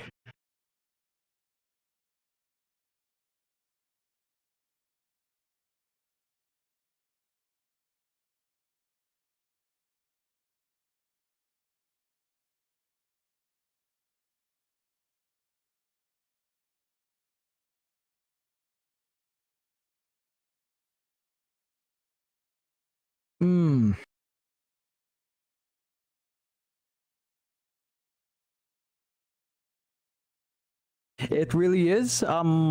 It feels greedy for SMG though. Like you're running a Brewmaster 4, so that's a line 5. Blink timing for line's going to be slow. Levels for your Brewmaster and line are going to be slow. You have to build farm up on your Monkey King and your Riki. You don't have something like Empower to get their damage up. So there's quite a fair bit that SMG will have to wait for. They're going to have to really try to apply that early pressure with the Brewmaster Beastmaster lane. So the two masters together, the master lane coming out there. And MG Trust, it's very straightforward. They've got the off-lane DP with the push timings and the sustain. They've got the Ursa with the Oracle combo, as mentioned, potentially coming through either that or the Troll. Ursa's still really good with this kind of combination. You can keep him alive for a long time. He has really good shards as well. And Fearless on the Storm. Against a Riki, I mean, Riki has a lot of ways to kind of still find his last hits, but Storm Spirit should still be able to get that early advantage up, clear out the wave a bit easier, whereas for Riki, it takes a little bit more effort to really be efficient in wave clear. So you're getting a little bit more there on MG Trust for the matchup. It's very different. I'm going to answer your question right now, and what I think is better, I'm going to say Motivate Trust. I think the shakeup from SMG is massively risky. If you don't get farm and EXP on that Pause 4 Brewmaster, and you don't get the levels up, and really, we have to see what KP's buildup is on the offlane Beastmaster, because offlane Beast, you still want Ags, but at the same time, you have to be a playmaker, so the Blink has to come through first. And if you don't go for early Ags, like, you miss out on a lot of early farm that can come in. So we'll have to see what KP opts for as well. What about, though, if KP goes for the Helm of the Dominator instead and plays Beastmaster the same way? Because I'm not sure if they have room to be that greedy with the Aghanim Scepter this game. That's my issue, right? Because you look at the draft of SMG, and it's your classic SCA kind of pub draft, right? Where there's 4 cores and there's a 5th guy who's going to play position 6, but really he might just, he might just go get an Aghanim Scepter line as well, just for the lols. And I don't know if you have space for the Aghanim Scepter Beastmaster this game. I think KP might need to be a bit more selfless, which he does tend to play like in the off lane. So I don't know if he actually will get the Ags. Yeah, but it brings back a point that I remember the panel from Upper Div saying when we were casting with him. I think it was Lacoste or Lizard saying this. But if you pick these strong heroes in a patch and you don't play to their new strengths, it feels like you miss out. Like, nothing about Beastmaster improves in terms of push. In fact, it's worse without Necronomicon. So you can play that selfless Beastmaster focusing on objectives, but you will not have the same spikes as he once has, and you're not going to have the same spikes that he does have now because of that shift. So we'll have to see. It is too greedy. I agree with you. That's why SMG's draft is going to be really hard to pull off here. See, Earthspike is out. Bounty's still going to go the way of MTG on the top side as KB now is going to cop a fair bit of harassment out from Q, and saw this yesterday in another tournament. Q just really likes to get as much of the battery assault out at level 1 as possible.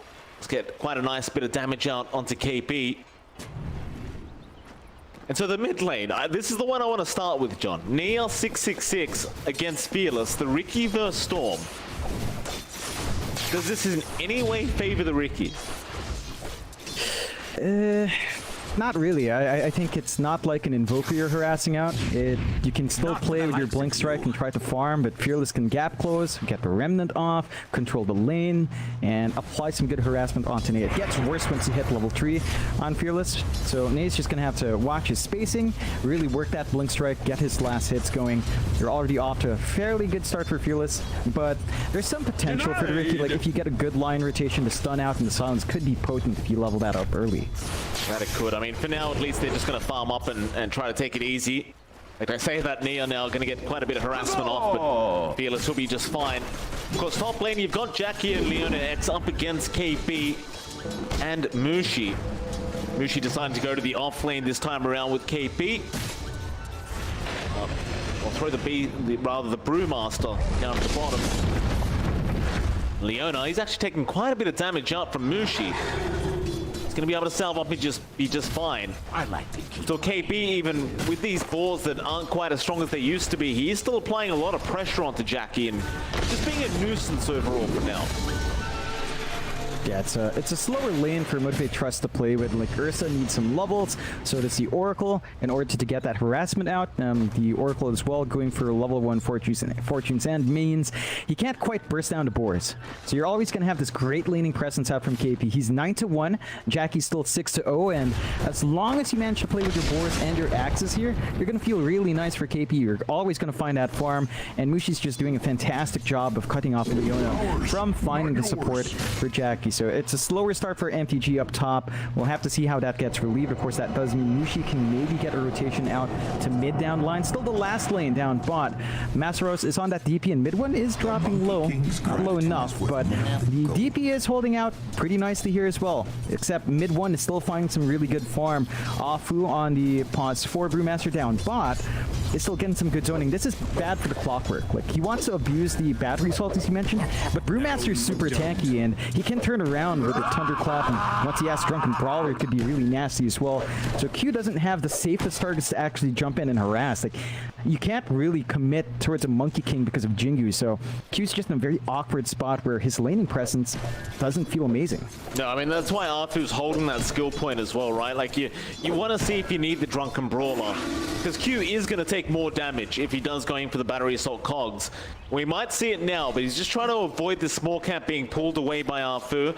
He's still going to try, but he might be a bit too early, and yeah, Q's just going to be annoying overall, trying to really make sure he can't get the pull off. And that is another thing, though, that MTG have their way, that if the lane is pushed out the way of the Dire, Masaros is going to be able to harass mid one quite nicely with the soul, with the Spirit Siphons, and mid one can't really do much about it if he does get them off. Yeah, but mid one can focus on farming really well. Like, there's not much harassment coming through. He is abusing that pseudo melee attack, and he's still up there in last hits 21-9, having a way better time than Jackie is, and Masaros is having an even worse time as well. So the progression here for MTG is just not great. Top lane is where the first blood happens. Leona X able to kill off Mushi, but the axes are going to fly through from KP, and they do secure the kill. Can go back on that point as well, John. KP has opted to, at least for now, go for level 2 Call of the Wild. So not opting to max the axes yet. Might just go all the way with it. Yeah, I think that's the right way to play the offlane. Like, you still need to be the playmaker. You're gonna need a blink for the blink roar. Maybe the dominator, as you mentioned, could be pretty nice here as well. I think Vlad's might actually be better for KP to get that early momentum going with the Monkey King and Ricky. We'll have to see. It's a really good start for the Beastmaster still. You did find that kill on MTG, but Jackie is just not farming the same way. And a slowly farmed Ursa means a slow Battle Fury, and slow Battle Fury means really slow progression in the jungle there for Jackie. Oh, he might be punished now as well. Mushi going to come in for an Earth Spike. He went for the Earth Shock to try and kill off the ball, but it's going to be a lot of damage output from KP and Mushi. The Owner X not quite at that level 4 mark yet either, so he doesn't have the Fate's Edict to really be able to heal him up on this Ursa. Does give him a Tango instead. It's like KP, he's going to interrupt that small camp pull and just take the creep wave for himself, while Mushi does go for a large camp pull. However, bot lane, Masaros, oh, Q. Nice little tree trap there with a Tango. Mid one. Got stunned for a bit, and that meant he could not chase down Masaros or Q. In the end, Arfu does end up going down to the Brewmaster. Just really good positioning there from MTG. Not a kill you'd expect. Like, Brewmaster is super tanky and, you know, really hard to zone out. But if you do find the angle, can work out. You did manage to go into the Cinder Brew here for Afu. So he doesn't have the Drunken Brawler to play with. And Q now, with a level up, can feel comfy with level 2 B8. Mushi does drop KP. He will at least trade supports. In fact, he'll force the TP away from Jackie. Jackie's going to go all the way back to the fountain, and then run his way back into the lane. So, a waste of time here for Jackie. No. It might be one of those games for Motivate where you kind of rely much more on Fearless to try and set the tempo rather than the Ursa. See how that works out as Mushi now's rotated into the mid lane with the Earth Spike out. They've caught Fearless. He is level 7 though, and Mushi does not have level 4. Does not have the Hex up. Fearless will be able to get himself out. Money. That's a bit optimistic to try to lock in a storm like that. Like, the TP in for Mushi as well. It's not like there's a bottle to refill, so you get some harassment out, forces Fearless back just a bit, but he does have his bottle up. He's going to be able to stack up now, build up that triangle stack, and try to just get a smooth ride going. It's been really good for Fearless, 47-5, and they are not too far behind though, at 41-7. So the Ricky's still having a pretty good ramp up, very even across most of the lanes, very even kills, 2-3, less than 1k lead going out for SMG. Big one to watch out for is KP, who roars. He does roar in. Leona, he's going to try and run, but there's no chance in hell. He's at that level 4, but KP just way too good on heroes like this, the Beastmaster, and immediately just tries to abuse the roar. Meanwhile, bot lane, Arfu does drop to Masaros, mid one, still trying to fight, does go back onto Q and Nia. He's going to rotate to secure the kill. In fact, he goes onto Masaros now, and that is a lot of damage with that Orb of Corrosion. He is really getting through the HP pool of Masaros, but it's not going to be fast enough. Still, he'll blink strike back in, and now he gets it. And that is a really nice rotation out from Nia, 666. Get double kill straight off the bat, and again, I was wondering how much this mid Ricky was going to be able to get done, but well, for now, Nia's doing a great job. Yep, he's finding farm, he's rotating out. In some ways, core Ricky is very similar to Ember, right? Like, the timing into your boots upgrade and corrosion is massive. So Nia can actually get some good damage out. He just needs some additional control. Still, MTG, they're smoked up. Fearless is level 8 here. Jackie pops the enrage, but they have backup. Mushi, no, it's going to be KP they want. With the Fortune's End to lock him down, it's not going to be too hard as they give the kill over to Jackie. That's an important kill to get, as you were already talking about it, but the Ursa was struggling quite a bit in terms of farm. Is under attack. A bit of breathing room to try and catch up, but now Nia has also made a bit of a rotation up towards the top side of the map. But it looks like he's not going to feel too confident moving in on anyone. He's going to go back to the mid lane and perhaps just keep farming up. Fearless going to get jumped here, but gets the Vortex off. Q is going to show up, but there's no dust. They can't lock him down, and now KP is going to get the roar off. Leona is around with the disarm on the Ricky to make sure Fearless can turn back around onto KP, but the blink strike back here. Fearless, he is so darn low. They get him with the tricks of the trade. No! Oh. Nia is not going to be able to finish the job. He thought about another blink strike in. He'll go on to Q, but Leona again with the disarm is being a real nuisance already. And now Q goes in for a battery assault and the Cox pushback, but Nia is going to punish him. You didn't see. They don't have the Fortune's End yet. Leona, he can't purge off the hills, and Nia's going to get another double kill. They got too greedy. You've got to wait till the Fortune's End is up. Otherwise, you're just healing the Ricky. Yeah, that was optimistic to the turnaround. I think they would have already felt happy by having Fearless back off.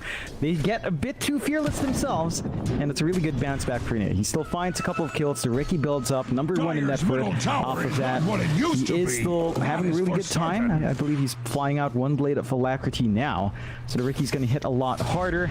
You do want some EXP to start flowing here for your supports on SMG, especially this Brewmaster. Afu's basically a pause 5 brew. Mushi already has his 6 and Finger ready to go. So you have Finger Roar ready, but you need to split up on Afu to really follow up on the control and Fearless isolate him out in these fights. And the side of MTG now, well, they've got level 6 in Monstrous. They can start clumping around bot and use that Exorcism for a push. He's under attack. He is going to come in, try and stop this from happening. Leona. We targeted first, of course. No, they want Masaros on the DP, and they burst him down. Fire structures are Boy, that was quick. already. Masaros just completely disappearing. As Fearless now is going to rotate on the storm. Before axe is axe. Dire's top tower is under attack. I don't really see much of an angle here for Fearless.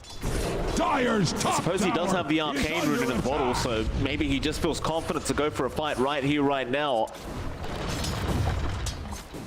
Dire's top tower is under He attack. has respawned, but hasn't decided where he's going to TP yet, it seems, and Dire's does eventually decide at the bot lane. The top lane was being forced in by KB, and I suppose he thought he can't defend it anyway. It was way too late. They may as well just try to trade the bottom T1 instead. He's under attack.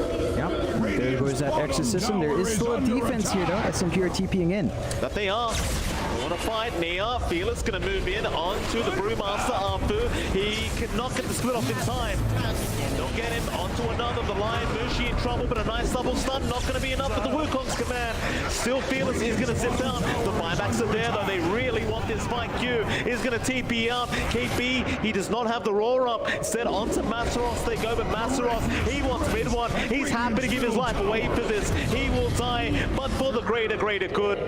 As SMG will lose out very heavily in that team fight. Radiant's I'd say middle tower the is under buybacks, attack. it was only Afu, but it's not going to feel very worthwhile at all.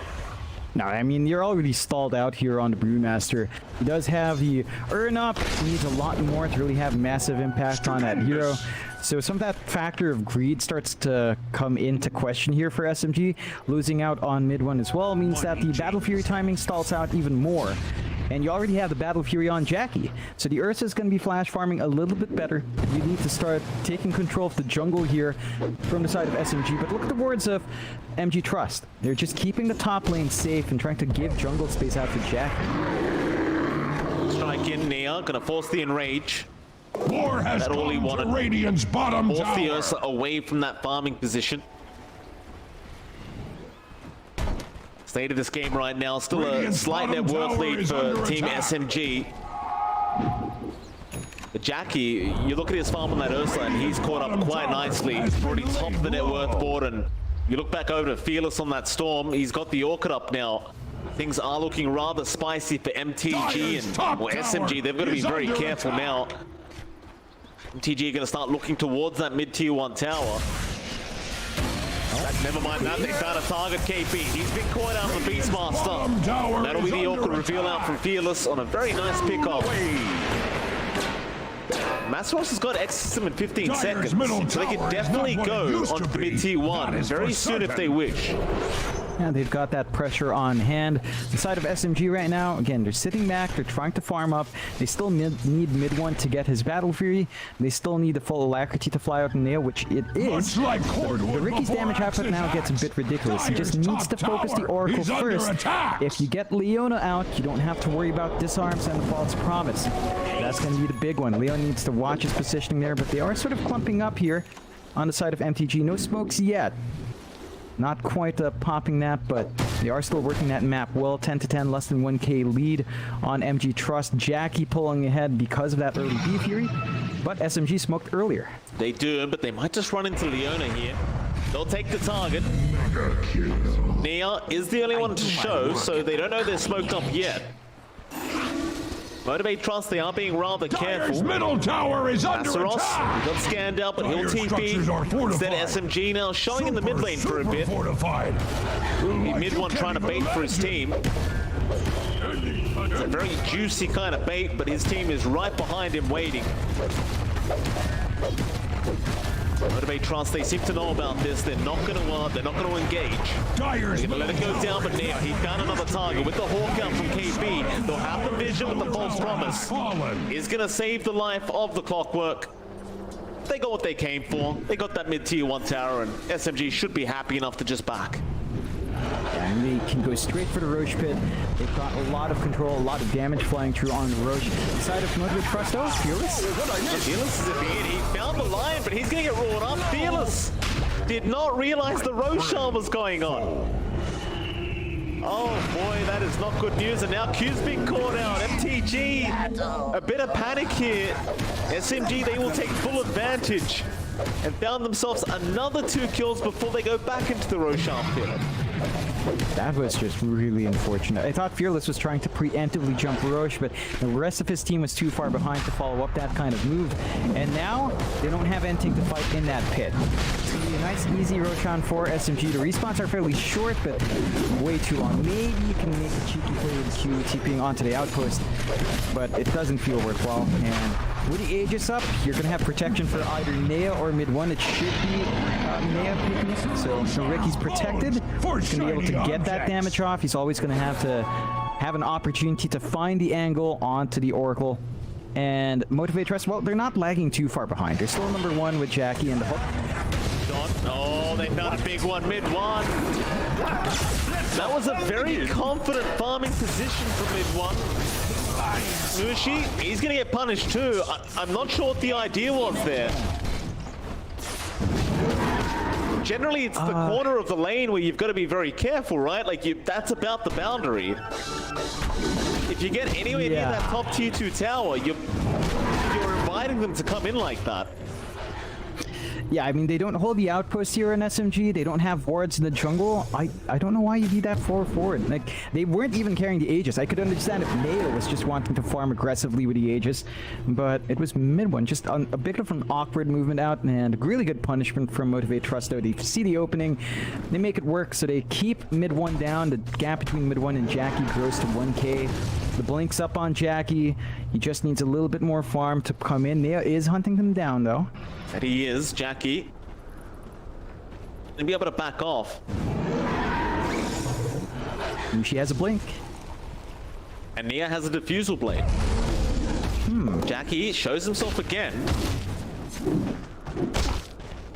He'd be up in 2 seconds, but he knows he's going to get out soon. Get himself out. Gonna spot him, Jackie's being greedy. He's gonna be punished for this one. Finger out, he'll go down. Meanwhile, top side, it looks like because mid 1 was showing. That's why he showed up at the bot lane, but mid 1, he might be dead again. The Crypt Swarm connects, and they have the damage.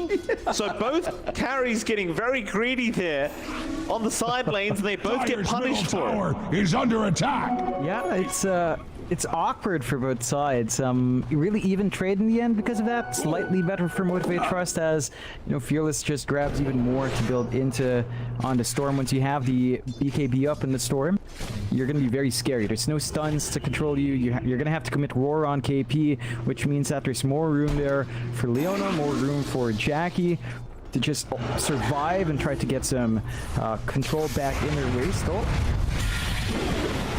Looks like they have got the Storm, but again, the false promise from Leona gonna save the day, and now they'll move in onto the line. They want to try and turn this team fight around. Mushi with the Glimmer Cape is not going to be able to survive. Jackie will get the kill on the Ursa.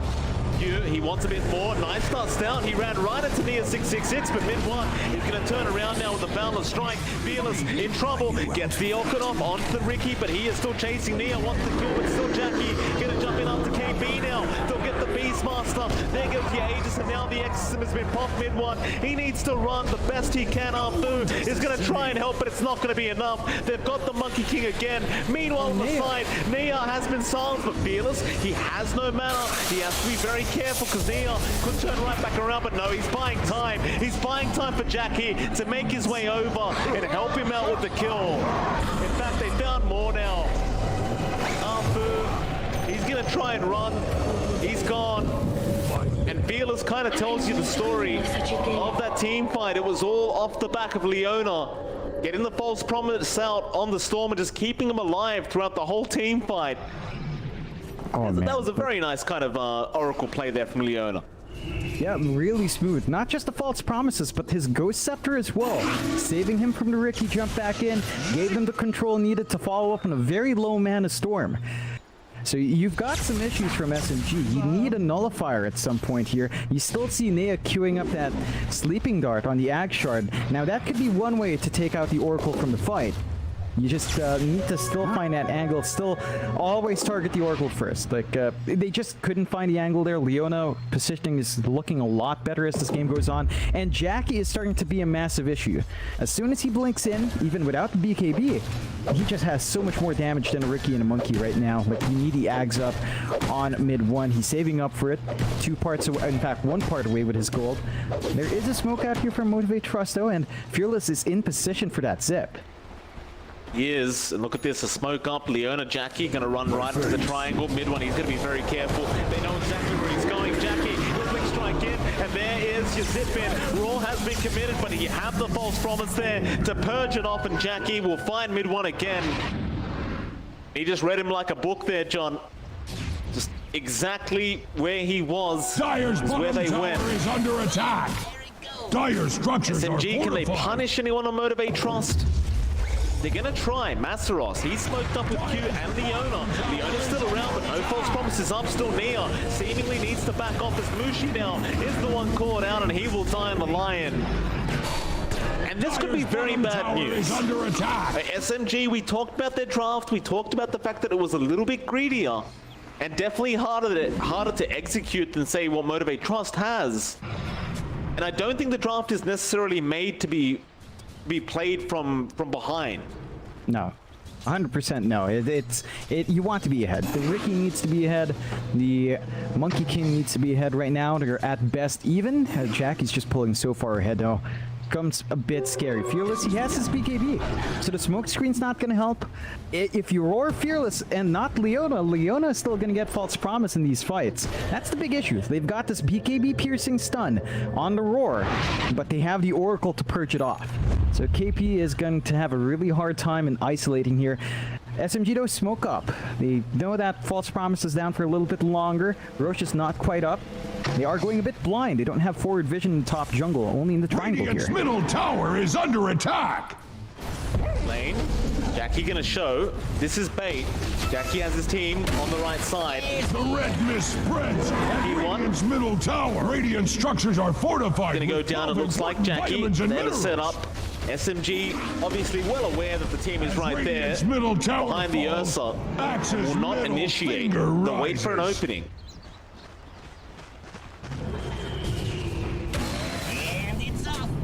Radiant's That'll be middle it. tower MTG, is they do under not get attack. punished.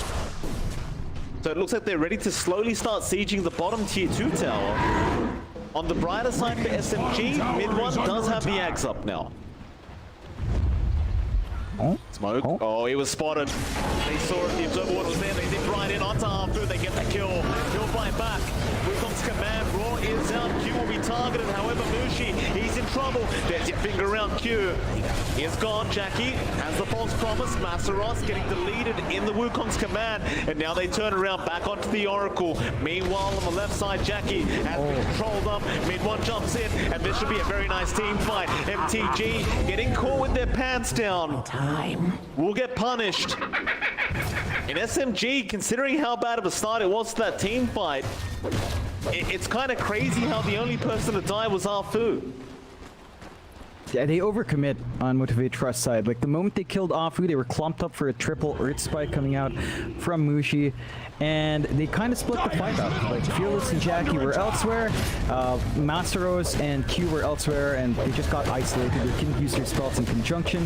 Very good cleanup from SMG. They're going to get a nice free tier 2, and Motivate Trust lose that lead. It's down to less than 1k now, so really good swing back for SMG, and Motivate Trust kind of underestimating the counterfight potential from SMG. They need a 4-staff here. Like they've got some Ghost Scepters up. You still need a 4-staff to either take the Monkey King outside his Wukongs or get yourself out from this move. Nice hook shot. That'll be a die back on Afu if he's left alone. And he will be. Very nice there from Q to set up, and again, that'll be the Brewmaster gone for about 50 seconds now. Can Motivate do anything with this? Roshan is up. Yeah, that should be the play. They can try to force it out. They don't have to worry about any Brewlings in the middle of the fight to be disrupted. Free Ag Shard, you can't allow SMG to get that. Like, when you see Nea, he had the shard. He already has his shard, so that Sleeping Dart is in play. He can isolate Leona if he finds that positioning. Roche will not to an Ursa. They've got to move fast about this. See if the Sleeping Dart comes into play as they do throw it out. Yeah. Fearless. He's gonna get stunned up. How annoying is that gonna be? It's a very short cooldown, by the way, John. Very short. Nice zip though. Boom! There you Yeah, go. this is so annoying. There they go. Jackie, he caught KP. They've caught him. KP's gone. No, in fact, Nia, he's the one to go down first. Mushi, he will drop KP. He's going to run out of there with the Glimmer Cape at mid 1. Has been left behind on the Monkey King, and he's dead. Oh, mid 1 was trying to use his Wukongs. The zip broke the tree. He was stuck. No. They couldn't get the follow-up, and now Roche is going to go MTG's way. Aegis, Cheese, and Shard. Shard for Jackie. The Battle of Balance, Mike, Earthshock, and Rage now up. So pick your poison. What's stronger, Sleeping Dart or Enrage on Earthshock? I have a feeling it's Earthshock, Mike. Yeah, I mean, that's a really stupid question, John. Of course it's the Earthshock one. 1.5 seconds worth of an enrage buff on yourself, and it reduces the cooldown of Earthshock by 1 second. Because why not? Because 8 seconds was too long, Ice Frog, was it? Yeah, way too long. Now you just have to hope for tier 3 items, nice little quickening charm, you know, to make things nice and spicy. We'll see, get unlucky. He'll get a skull prison. It'll happen, I 100%. guarantee it. SMG now. I mean, they showed off the Sleeping Dart. I think what needs to happen is Nea Sleeping Darts Leona, and you clean up everyone else, or you Sleeping Dart the Storm somehow. Very hard because it's projectile still. They're coming in. And mid 1, Leona X. It's a nice target to start on. Meanwhile, Fearless has caught somebody else, however. Looks like in the mid lane, they do kill off Nea. A much bigger target, and now Jackie's seeing that Nea going down. He does kill off KP. Q, he does die in the Wukong's command mid 1. Does get something for their trouble, but it is not a good trade whatsoever. Underway at Radiant's You've lost top 2 cores tower. across the map for 2 supports. Motivate Trust, they should be able to get at least 1 tower out of this. Yeah, if they want to. It looks like they're not fully committing for top. They want to keep working the map right now. Jackie is blocking. Is he off? Oh, they spotted him out. Primal Split's going to be committed. They'll be able to get him out of there now. Little space creation there from Arthur, but that is going to mean his Primal Split is going to be down for a while.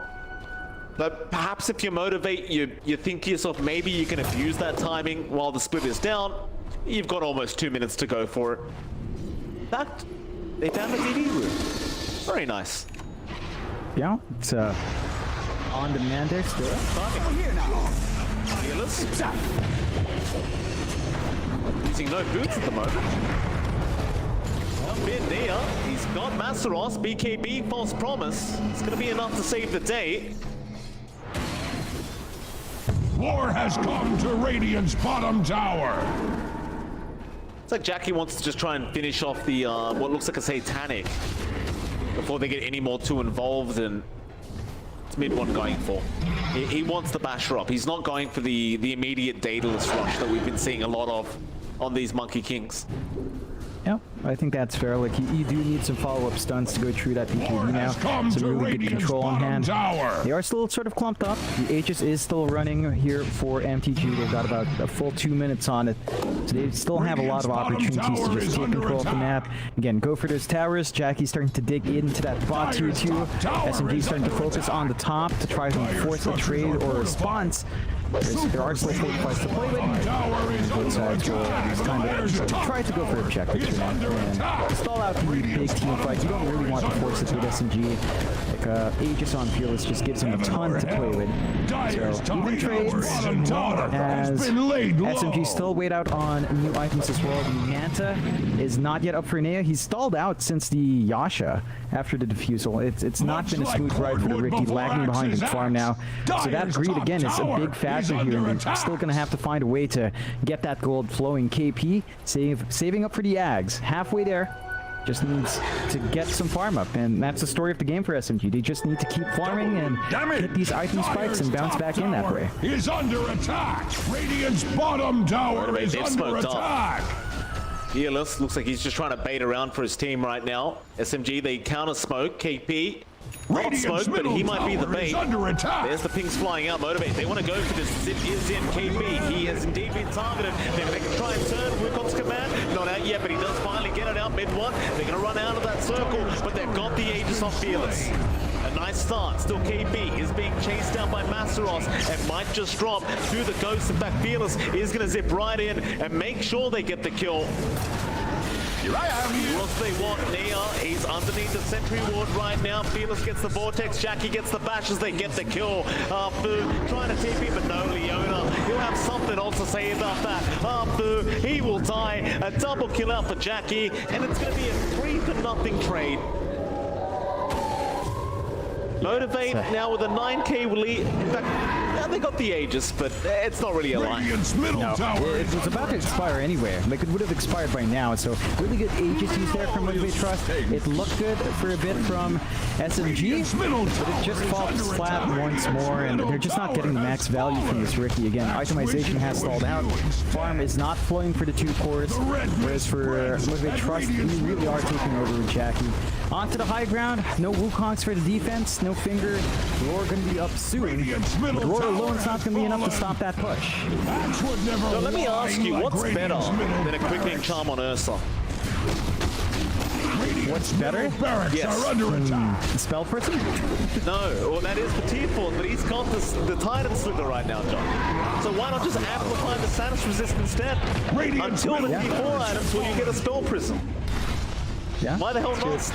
It's beautiful. They still get more ult. Ooh. Nice BKB. No, Roar's going to come out. They want to fight, but MTG might turn. They are a bit low in terms of HP and mana, but they still have the chance to go, and they are Fearless. Right over the back lines on Murshi. The hook shot onto Arfu. Jackie, he caught KP on the Beastmaster, and it looks like KP's going to try and run. He might just make it out. Mid one, he'll get the Wukon's command defensively out. Back in onto the Oracle Leona with the Ghost Scepter. It's going to be fine, and now Jackie's right back in onto Arfu. Never mind that. Let's go on to Nia. He'll try to blink struck the back lines, but no, the false promise. Leona X, the man just won't die. He keeps bringing them back in. Mid one, he'll try onto the Ursa with the bashes out, but they've lost KB. Now mid one needs to try and run away. Fearless, he's going to get brought down from the Yules. Is he going to be able to survive? Not quite. They'll get the storm. Now Nia back in on the clockwork. Q should drop here as mid one. He'll keep moving forward, trying to find more. Nia now will find Q finally, but the hook shot is there. The Spirit Vessel, Nia. Is he gonna die? No, 3 HP. 3 HP the Ricky survives on. Back to mid one. He'll kill off Leona X, but Jackie's not done. He kills off Arfu. She's around though. The enrage is there. How do you kill off an Ursa if you can't stun him permanently? Well, maybe they can mid one. He's gonna try, but the Lion Moochie about to die. There's no damage output. Jackie, the bashes mid one. The man fight. Jackie's gonna try, but no, the sleeping dance in. Nia will put him to sleep. Radiant's middle barracks are under attack. What a great team fight that was. This is causing very extended. It ends up being a 3-for-4 trade. They did get the melee barracks to the mid lane. But I'd say SMG should be okay with that, considering the golden XP change they got. Okay, it's a big win for SMG. Motivate Trust kind of overstaying their welcome. I mean, look like they just came back from Masaros really after the war. You might have been better off just letting Masaros die, but it is what it is. Gives SMG some breathing room. They're going to be able to get some more farm up. The Manta's finally done on Nea, so he has a way of purging off some of that dust, some of the silence is coming through, and that's going to put a dent in Motivate Trust's control here. As they're going to be able to at least get out of that root and silence. Have to be a bit cautious about that. There is the Abyssal now done here on mid one as well. So he's got his own way of stunning out. And I think for the side of Motivate Trust, they might just maybe wait out the next rush. It's only half a minute away. You do have good control here from SMG clumping up in that jungle, and they are smoked up again. They make this one work. Q gonna break the smoke in the tree line, mid one. Primal's bringing through, does find Fearless, but oh, what a dodge of the balance strike, and now the silence is there. Still, false promise out onto Q. Hook shot onto Nea. Q might just sacrifice himself to let his team get out, and it looks like that might just be the plan. Mid one is still trying to find another target, and it looks like he has found Leona, and will eventually find the Oracle to take him out. Nice double kill there for SMG. Like axe, the dire structures. As long as Jackie's down, they know they can get it done. Game is slowly but surely evening back out, at least in terms of net worth. Yeah, they're really finding the openings on SMG. MTG just sticking their heads out for a bit and gets chopped down. Have to really still remember that SMG's got a lot of good control. The supports by themselves do not have that damage output. Now you have to deal with the Beastmaster Ags. KP finally has it up.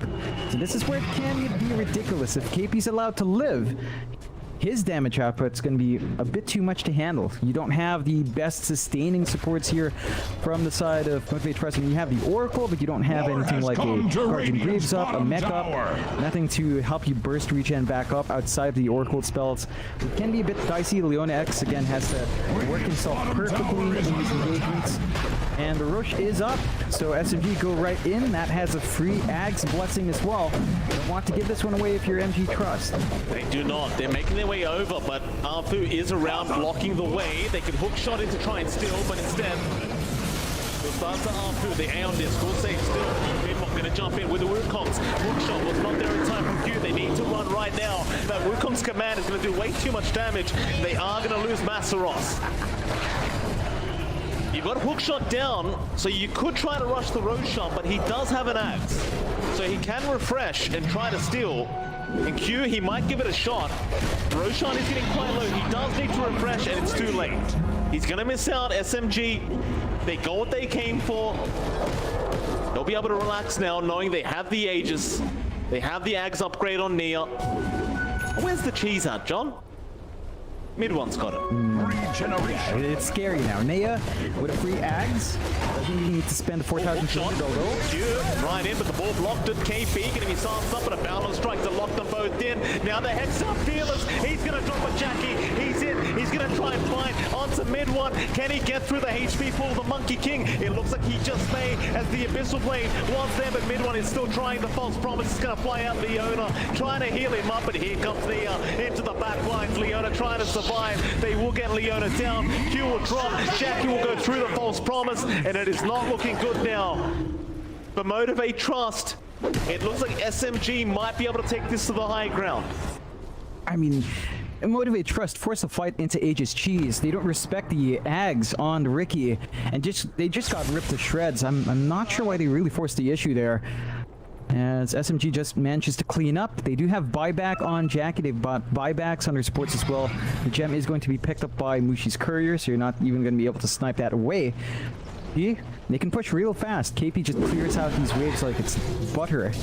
And beside Motivate Trust, they're going to have to pull out something amazing in the high ground. They don't necessarily have the best AoE control to stop it. Mid one still has the Wukongs to play with here. And he does. He's under attack.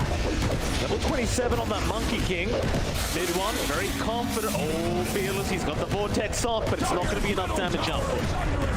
There's your Daedalus out now, the Monkey King as well. So the damage has gone up substantially in that Wukong's command. And with the Aghanim Scepter statues, you've got to be very careful. It's going to be one rat's down. Onto the top lane they go. Top tower is under attack. He's up in 20. He does not want to commit the buyback yet. He wants to hold down. We saw this last game, don't forget, John. They did make a comeback from 2 Raxes down. The SMG understand how careful they have to be around this team. As Mid-1 going to get zipped on Fearless. Oh, he got bashed up the Abyssal Blade there through the BKB. The Age is still not down, but they finally get it. Q is in danger. Bingo, the heal's out. Leona will save the day now. The Abyssal Arm from Jackie onto Mid-1. Mid-1, he's dropping low. The bash is there. They take him out. He's got no buyback again. Nia now, he goes down. He'll have buyback on the Ricky though. Mushi, oh, zipped on perfectly, but they can't cancel the TP. Instead, towards the right side, they found Arthur on the Brewmaster. They might be able to get him instead. And here we go again, John. A very similar scenario to last game. On the brighter side, this time Arthur and Nia do have buybacks on. Yeah, they're not going to be completely screwed out here. They're going to have themselves up and running for the defense.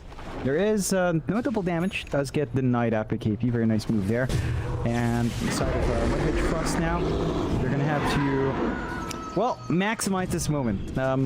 No Monkey King is big. They are in a very risky spot. Still, you don't want to be caught out with no buyback on your side. Jackie is about 600 gold off.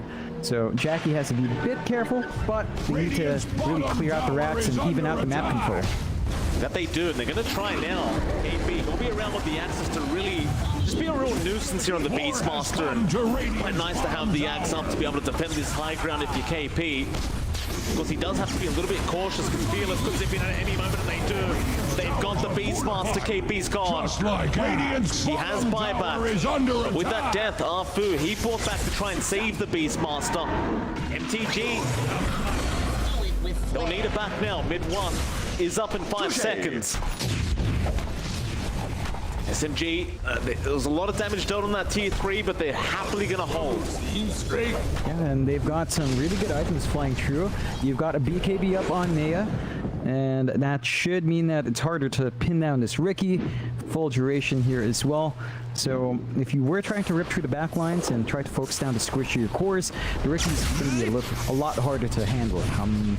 SMG though, do sacrifice the buyback on Nea for that, but it looks like it's just time for SMG to go back to farming up, build up, try to save for some of that buyback. They do find a Spell Prism on Motivate Trust, by the way, so there it is. And it is on Masaros for now, though. What? Yeah. Oh, Jackie's going to take the ninja gear instead. Fair enough. I mean, that's kind of nice, though, because you can sneak in from the backside and get rid of that Lion and fill in the Brewmaster. I did guarantee, though, that a Spell Prism would come out. Zap! Like my credit, thank you, Jackie. Yeah. Gonna avoid the sleeping dart. Mid-1. Be able to hold him down. It's very hard with the Aghanim Shard on Jackie to really lock him down long enough. He never really has to commit the full enrage. You can just Earth Shock and you just can't do anything. Yeah, it's enough to stall out for Jackie to, you know, live through some of that initial damage and control. He is saving up now for that Swift Blink, so you know, he's gonna get some more agi to play with, more right-click damage, more attack speed. Really nice utility when you blink in as well. The Satanic's the big spike that I think Jackie absolutely needs. He needs a way to heal himself out outside of the Oracle, because he lives long enough that he can turn around, and he just needs some lifesteal. So, do smoke up on MTG. Gonna try to make something happen. Roche still a long way off. But maybe if they get a pick off here, they can start to go back into the high ground. Both teams are being very cautious. SMG, they'll just try to push out the top lane and force the rotation back, as Mid-1 now is going to hide as a tree on top of a tree. Himself for the initiation. MTG still smoked up. Q going to have his smoke broken. Sees Arthur. He's going to go for the hook shot in. Nobody initiating yet. They're waiting for both teams to show themselves. So Arthur, he can primal split and Fearless. He's got the AoE Vortex now. Catch the backside onto Mushi, but the Ghost Scepter going to save the day as Mid-1. He popped the Wukong's command. It is going to wear off for Jackie. He does kill off Mushi. Onto Mid-1 now. Mid-1 trying to fight with Nia. They might have the Ursa, but the Vortex is in again. Fearless just going to drag them right back into the false promise. Keeping the Ursa alive, but the Hound Monk has been one. He's got so much damage out. They are going to kill him before the Ursa goes down. Onto Nia now. Q. He'll lock him down with the double hook shot out. And Leona, he found Afu. Mushi, he does not want to die like this. The Shivers guard barely not going to reach Afu. Pop the Drunken Brawler. Just try to run while Masros will continue the chase down with the Yule Scepter around. And the Fortune's End. Mid-1 has buyback if he wants to commit it, and so does KB. Are they actually going to type T-Force? Yeah, they are. Hookshot it again. Now the buybacks come out, but they've already gotten the kill. Mid-1's going to try and punish now with the double boundless strike and the raw to play out onto Masseros. And they may have gone way too far. Q, he has no hookshot to relieve himself of this scenario, and he's also going to die. Double damage. So they force the buybacks out of Mid-1 and KB, but it does cost 2 lives of their own. I think you're happy. Like, MTG still holding on to buybacks on those 2 heroes that died. They can just come back in, take the diebacks first, and then go back out. This is a really risky spot for SMG. Their options are limited. Roche is still 2 minutes away, so they can't even play for that objective. And you have to be careful. KB. Oh boy. He just fought back. Oh no. He's got him. Dyer's middle tower is under attack. That's 2 minutes without the Beastmaster now. MTG might have their opening.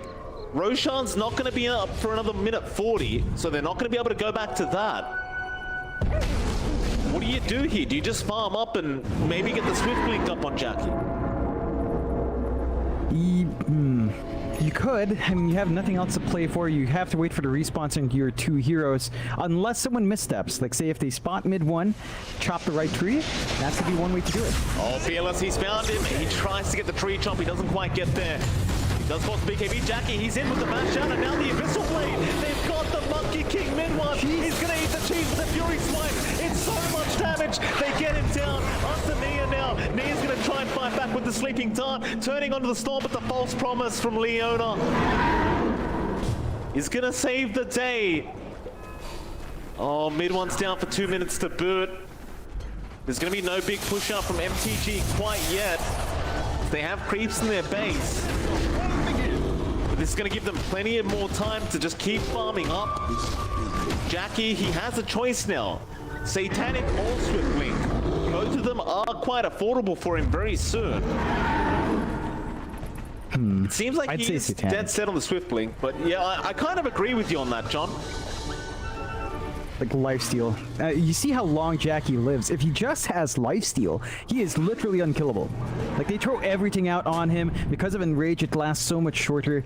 And he just needs a couple of hits. He's back to full HP. So I think Satanic is their smart play, but he is buying out Swift Link. So I think he wants to be more slot efficient. He's going to have to take something out if he wants to. And Fearless. Gets Fearless. I did not spot that one out. My apologies. Nia setting up a nice kill for the team. With Fearless gone, you can't really push in. Risky. They could go for the Roche. Jackie's in. So that's Refresh and Ag's Blessing along with Cheese and Aegis. This is where it gets really dicey. SMG has to run up to contest this, but again, against an Ursa, Roche does not last long. No, it does not. Aegis taken. Aghanim Scepter. Looks like he might just take it for himself. Fair enough. Dyer's courier shall carry no more. I love the fact that everything to do with Ursa in regards to Aghanim is about Enrage.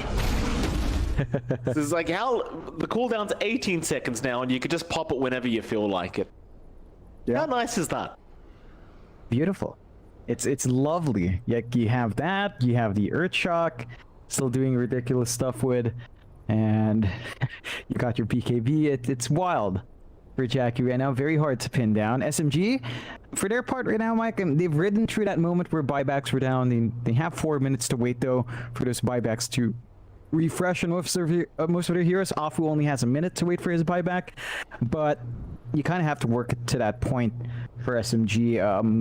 MG Trust with the Aegis Cheese, they feel a lot safer. They could make... big fight, and Fearless asking for okay, crash. I thought you meant they should just clash now. I was like, all right, that's like such a C-pub thing to say, just clashes 4, but yeah, no, it's a crash. All right. Fearless isn't even alive right now, John. I'm not sure why he'd be asking for a clash. Yeah, because he could micro Jackie. See, he could play the Ursa. That's what he wants. True. Very true. Wants to know what it feels like to be all farmed up and fuzzy like a bear. Jackie. So, do you go for the Satanic now? I mean, obviously after the Aegis does expire, surely it's either Divine Rapier or just a straight Satanic here for the Ursa. Yeah, I'd say no damage issues. Satanic should still be the play. Jackie keeps it queued up, and they do like that. Like, again, just some life steal on hand is going to make the difference. SMG, they're positioned aggressively. They could be caught out here. Bring it on.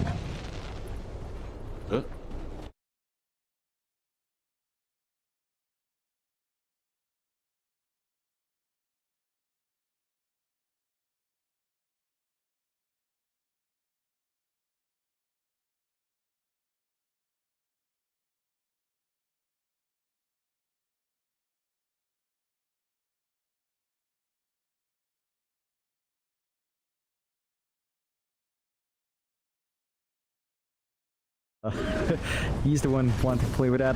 We're not seeing that out from Jackie. Of course, he's one smarter. New speed on Ninja Gear, just very speedy, and he does manage to take away the boot. So, you know, he's slightly slower. He's gonna have to always play with a Swift Link to get himself in the right spot, at least while the Aegis is up.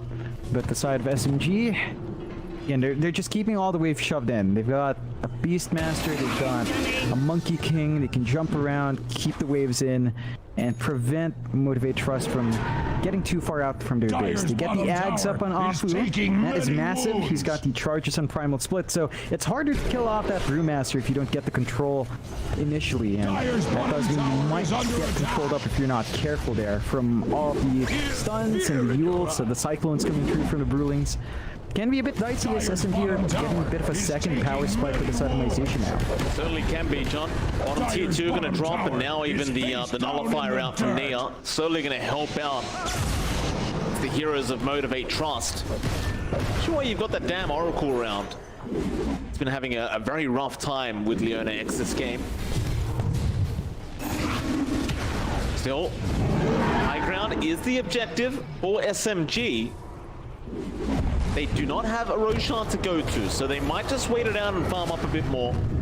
Plus, Motivate has a 7k net worth advantage. So it could be dangerous, but Jackie gonna run in. Smoke does end up breaking. He won't turn around fast enough. Arthur could initiate and does decide to, but the Enrage was there.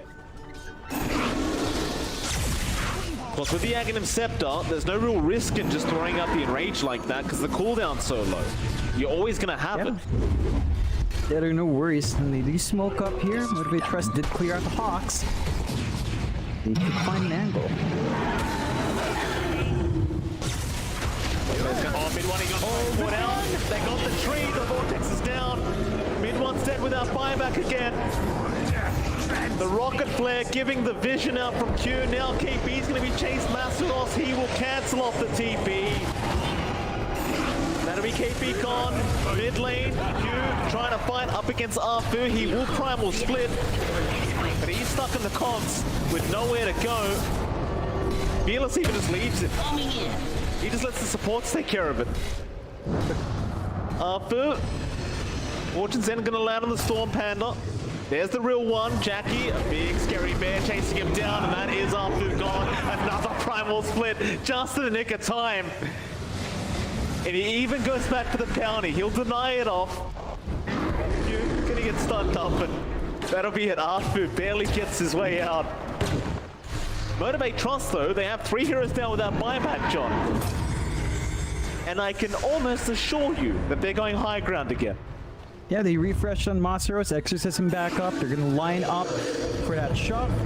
Probably just going to rush tier 4s, maybe the bots at racks, but I think they want to go for the juggler. So let's see the punishments out. I mean, it's still 30 seconds until these big heroes are back. They're just so strong inside of MG Trust. Yeah, I mean, look how many Ghost Masteros has out right now. That clip's going to wear out, and Jackie's in. He's found Arfu, and Arfu is eventually going to die. Fearless, he does get him. Jackie the one to pick up the kill. Don't tell me they get another comeback like this. 2 racks is down. Motivate Trust really want to win in fashion, it seems, as a hook shot is in. Answer Mushi, they've got the Lion. Mid one's back up. He can jump in and fight, but the hook shot is there. Jackie gonna man fight the Wukong's command. Mid one trying his best, but Jackie, he is not afraid with the false promise and the Aegis, and now Fearless comes back and the board. is it. GG has to be called. They can't defend surely. They're going to try, but Jackie is still alive. The Aegis wears off, and there's the GG call. MTG. How do they keep doing it, John? Over and over again. 2 racks is down, and it's like a fire just gets lit underneath their asses, and suddenly they can just play better. Yeah, that's a wild back and forth.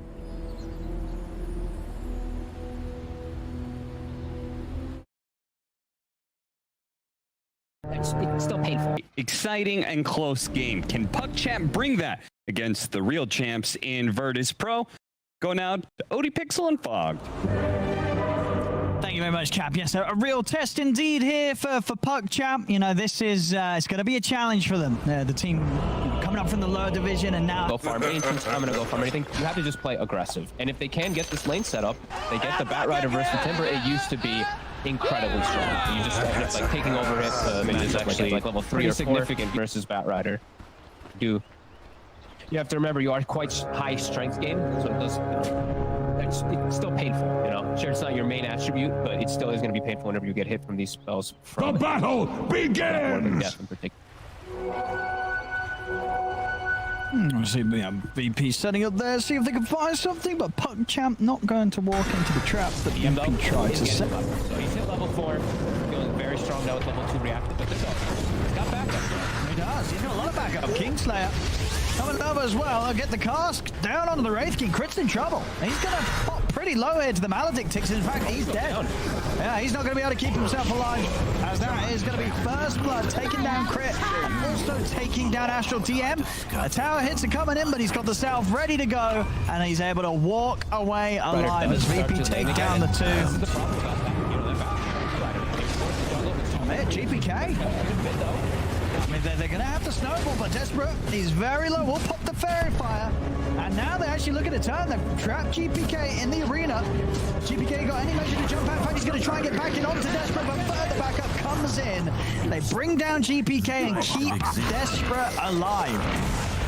Oh, and now save from Astral. Radiant's bottom tower is damage under for this attack. won't be quite enough. Too hard at the jug. Dire's middle tower is under attack. Kingslayer. He's going to go down. The Omni Slash. Ooh, last 2 bounces is not working in Nightfall's favor as Melez. He's going to be fine. Welcome. It is quite strong if you're sticky. Okay. That's great. Got the damage. Yeah, with the Maledict. That's going to be very little they can save, and they'll buy him some time in the snowball. Is it actually enough to save him against the ticks of damage? It is. Another nice move from Astral on him. He's probably going to die. As they've got the snowball. Silence out straight away, and no struggle at this point of the game. If they have that sort of bottom. To get the Firefly off again, is he able to move over the trees and far enough away? Oh, the slash bounces the wrong way. Oh, unless he just tanks, casually tanks 2 ultimates and walks off. Oh, that's gonna feel bad. Maybe a for slight the mistake there if Nightfall maybe spins instead of using Omni. Perhaps they have enough. See, that's what they're going to try and get a fight going here. At this stage, they do have. Oh, do they? The Stars is going to last long enough. He's still alive. Healing Ward's down. They couldn't quite kill him off this time round. As DM's fine, backup comes in as they'll lose Desperate. Will manage to find Kingslayer and return TM. They're still trying to focus him. He's actually going to miss the Timber Chain. The Firefly does come to an end. Bella's trying to stack up the napalm. Get the flame break out on the 2 of them. Remnant grab onto Astral, but Astral, Crit, and Melas, they're still good to continue to push back VP. They won't be able to find anything more than the Wisdom. Champions. And now VP, they're not as cooldown reliant. They're going to look to pick back immediately. Oh, they are. And PuckChamp aren't quite ready for this sort of quick movement off the back of the last fight as they catch Desperate by surprise. Melez looking pretty dead this time round. The Maledict's down, Death Ward as well. The stick charges, and as he snowballs, they try and turn towards Kingslayer. Melez, he'll still tick out to the Maledict and get him in. They could choose to aggressively fight with the reincarnation.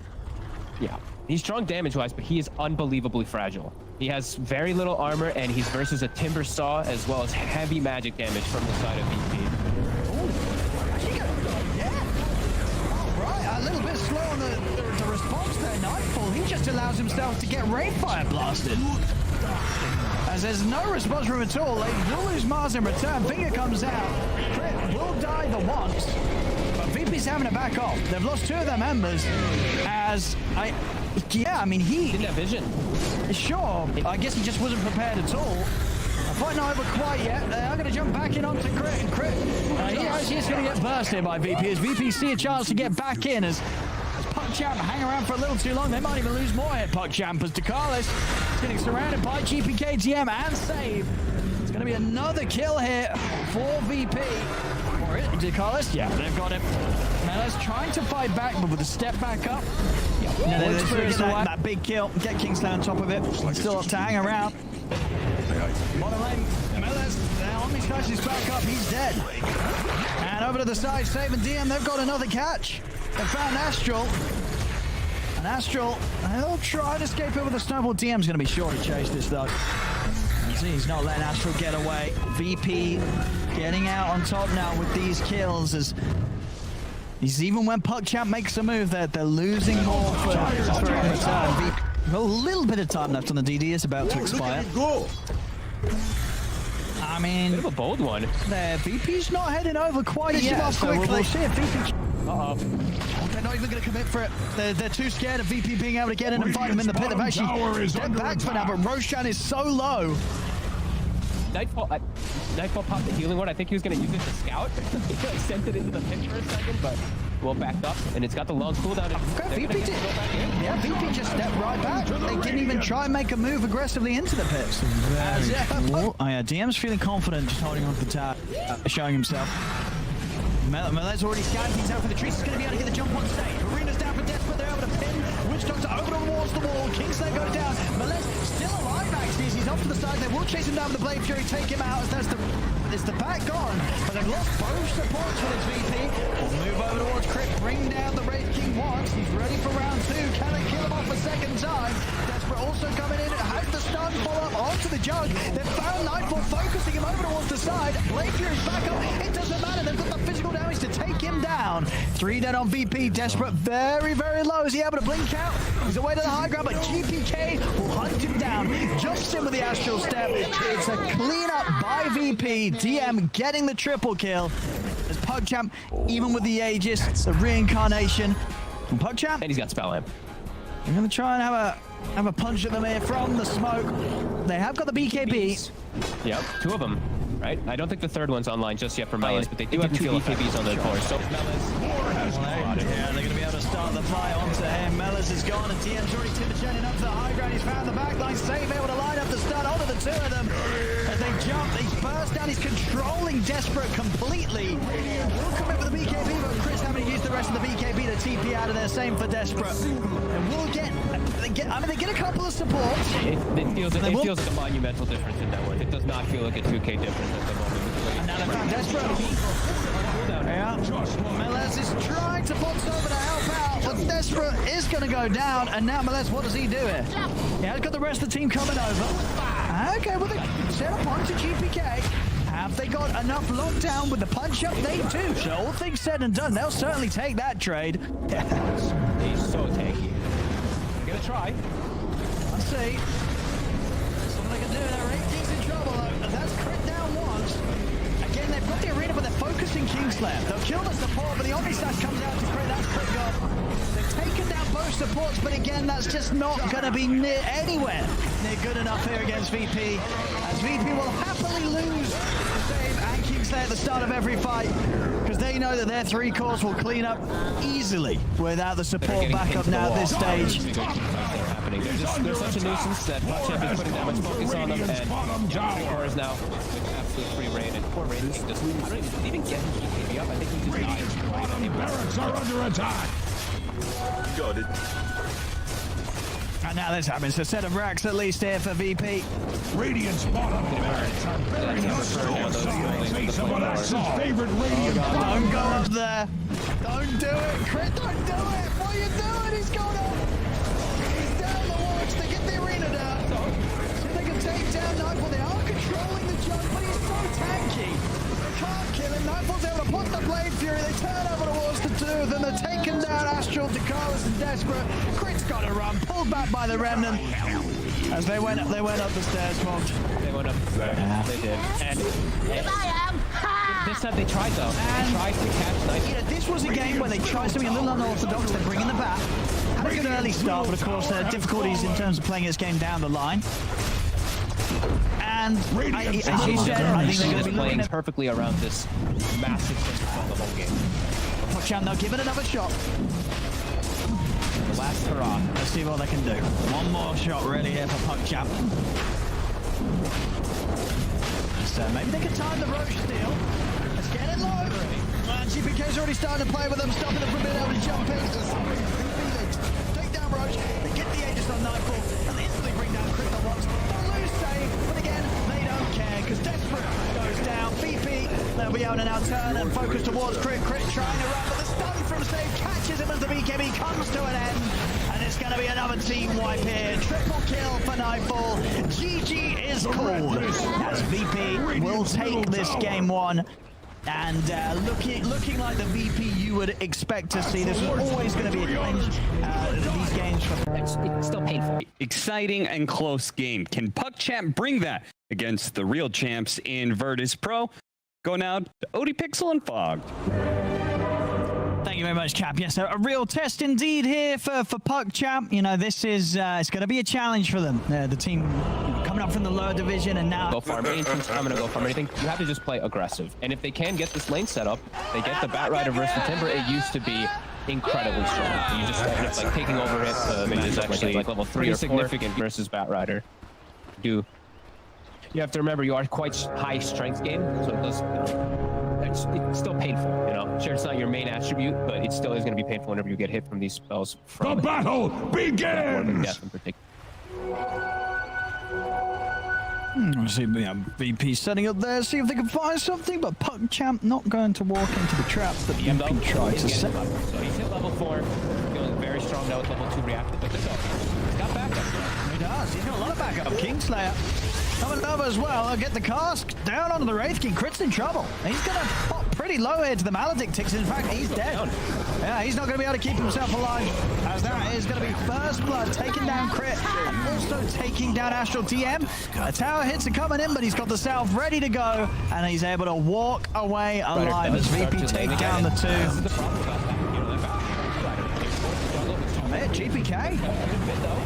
I mean, they're going to have to snowball, but Desperate, he's very low. We'll pop the Fairy Fire. And now they're actually looking to turn. They've trapped GPK in the arena. GPK got any measure to jump out. In fact, he's going to try and get back in onto Desperate, but further backup comes in. They bring down GPK and keep Desperate alive.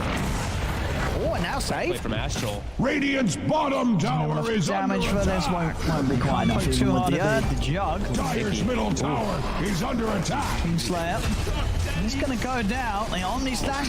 Last 2 bounces is not working in Nightfall's favor as Melez. He's going to be fine. Welcome. It's quite strong if you're sticky. Okay. That's right. Got the damage. Yeah, with the Maledict. There's going to be very little they can save, and they'll buy him some time in the snowball. Is it actually that enough to save him against the ticks of damage? It is. Another nice move from Astral.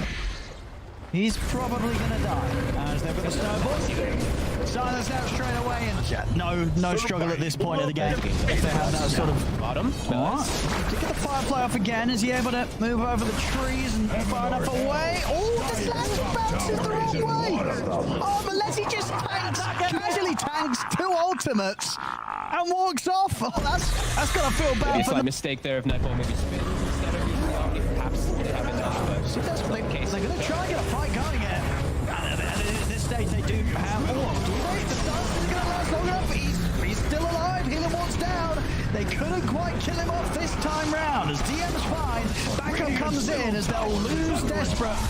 Will manage to find Kingslayer and return TM. They're still trying to focus him. He's actually going to miss the timber chain. The Firefly does come to an end. Mella's trying to stack up the napalm. Get the flame break out on the 2 of them. Remnant grab onto Astral, but Astral, Crit, and Mella's, they're still good to continue to push back VP. They won't be able to find anything more than the wisdom. Champions. And now VP, they're not as cooldown reliant. They're going to look to pick back immediately. Oh, they are. And PugChamp aren't quite ready for this sort of quick movement. Off the back of the last fight as they catch Desperate by surprise. Melez is looking pretty dead this time round. The Maledict's down, Jeff Ford as well. The stick charges. This whole game comes down to Is Astro It's still painful. exciting and close game. Can Puck Champ bring that against the real champs in Virtus Pro? Go now to OB.Pixel and Fog. Thank you very much, Cap. Yes, a real test indeed here. this whole game comes down to Is Astro good techies? techies. Yeah. I mean, what's the date?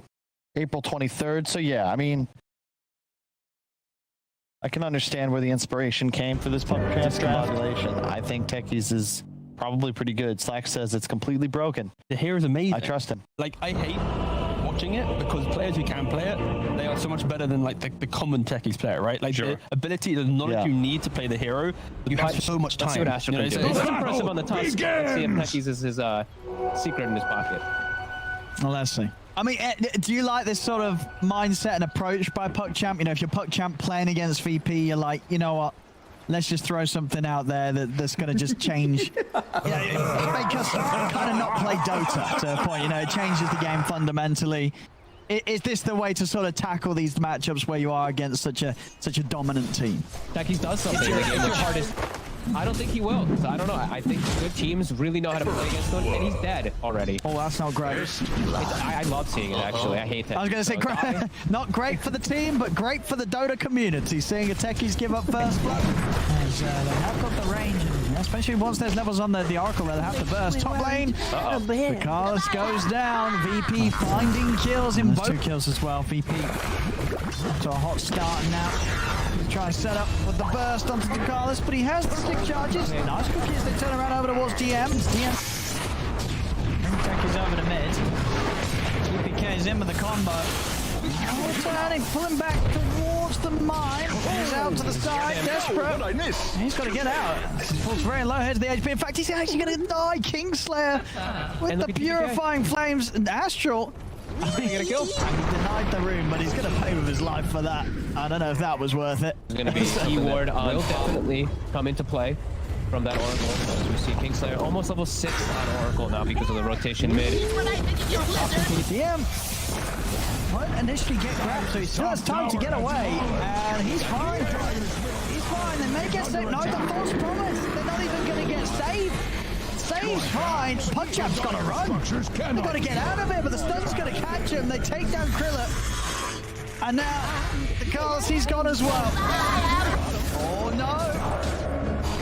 Are they going to be able to get him there? No. Oh, stun off the mark there from Save. Completely whiffed that one. Yeah, that one was a bit off the mark, but Nightfall, he survives, and that was their big commitment of everything. That was the Mars ult. That was all the mana pool from the Storm. Can't even get the GPK. The toss back into the stun. Oh, they haven't quite got the damage though. Desperate will live. Mellas though. Mellas? He's looking to be in a spot above it here. 4 heroes chasing him down. Nightfall's going to pop the ult. The try and tap, put the shield up.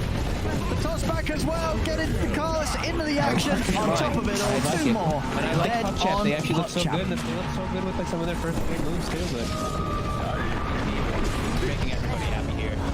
Arena will come out. The Carlos is gone. Maybe they can kill him here. Kingslayer trying to get over to provide him a false promise. Can he get it in time? He can. False promise out. GPK's up to the high ground. Desperate still committing. Can they do the damage to kill GPK? I don't think so. As VP turn, they'll take down Desperate for his attempts. Much like cordwood before axes Nobody axe. dying. Dyer's top Can't tower be the first is to die. under attack. VP, they've just announced if you die this game, you're getting kicked. Well, that's going to be a dead Ursa. Krillet's gone before the fight begins. Metaphorically speaking. And now they kind of got to run. GPK, he's going to body block Mellas. Oh no. The cookie. Melez, he's trying to get back to his teammates. I don't think he can. Keeping him separated. It's gone. He's going to get the arena down. They got the arena, the kisses. Oh, they're getting low. Stage getting low. Save. Oh, he's going to go down. They got the kill, Puck Champ, as they take down Save. Maybe they can get more out of this as well. They do. They get Kingslayer. Looks like it's 12 over. I think that might be it, as the rest of the 3 cores are here. Oh, okay. Now it's time to run. Cut your losses here. Get out. They're not going to get out. They're not going to get out. All right, so that's it, official. VP looking for 2 new supports. It's not a shout-out. Could be the morale boost that PuckChamp needed. Oh my god. That wasn't though. Krillet just comboed completely by GPK. They're trying to get him. Can they bring him down? Into the trees, but the backup's there. Kingslay's in with a false promise. That's going to be Desperate down as well. Dire's middle tower is under The show continues. The show continues for VP. Back to business. The announcer. Radiant's There was a bottom chance that he tower. might be a little bit more human-like this game, but nope. Still unkillable. Scan. They see them all rotating through the ward. They get the Radiant's successful scan bottom too. tower is under attack.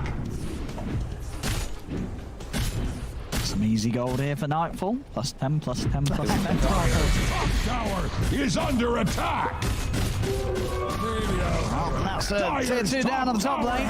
Still just 16 minutes in. Sharpening. I just hope he's given top it tower at this. is under attack. The next step.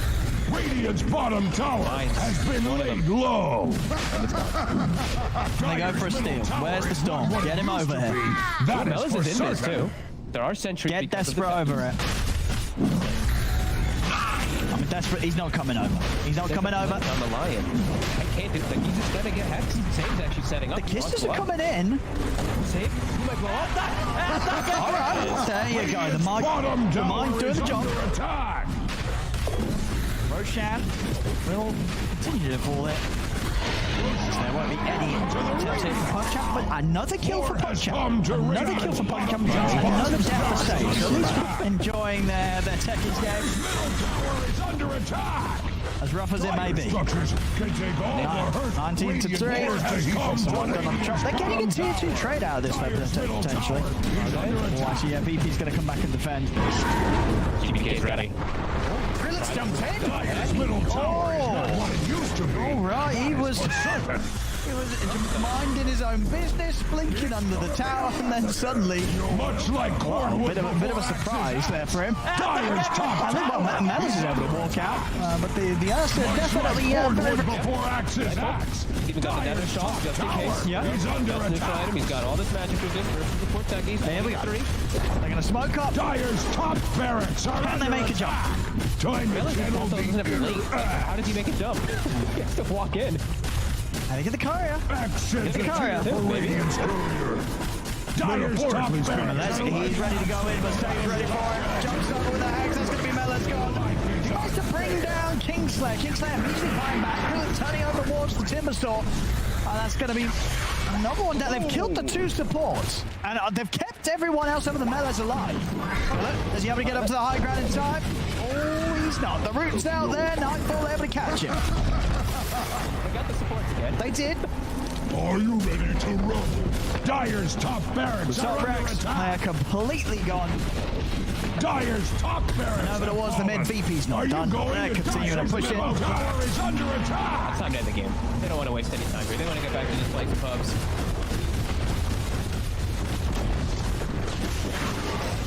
See that one more fight potentially.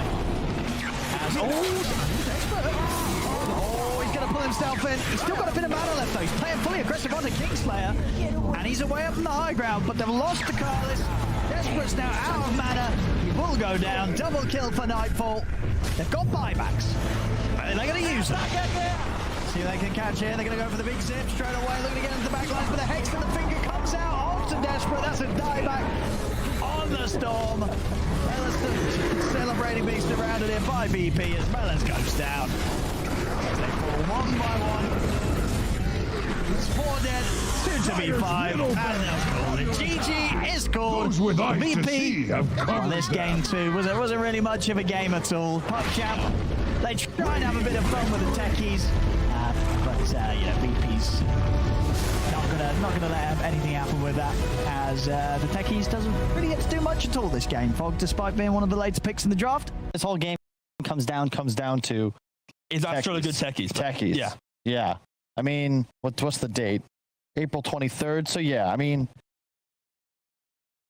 I can understand where the inspiration came for this podcast discombobulation. I think Techies is probably pretty good. Slack says it's completely broken. The hair is amazing. I trust him. Like, I hate watching it because players who can play it, they are so much better than like the common techies play it, right? Like the ability, the knowledge you need to play the hero, you have so much time. Let's see what Astro can do. It's impressive on the tusk. Let's see if Techies is his secret in his pocket.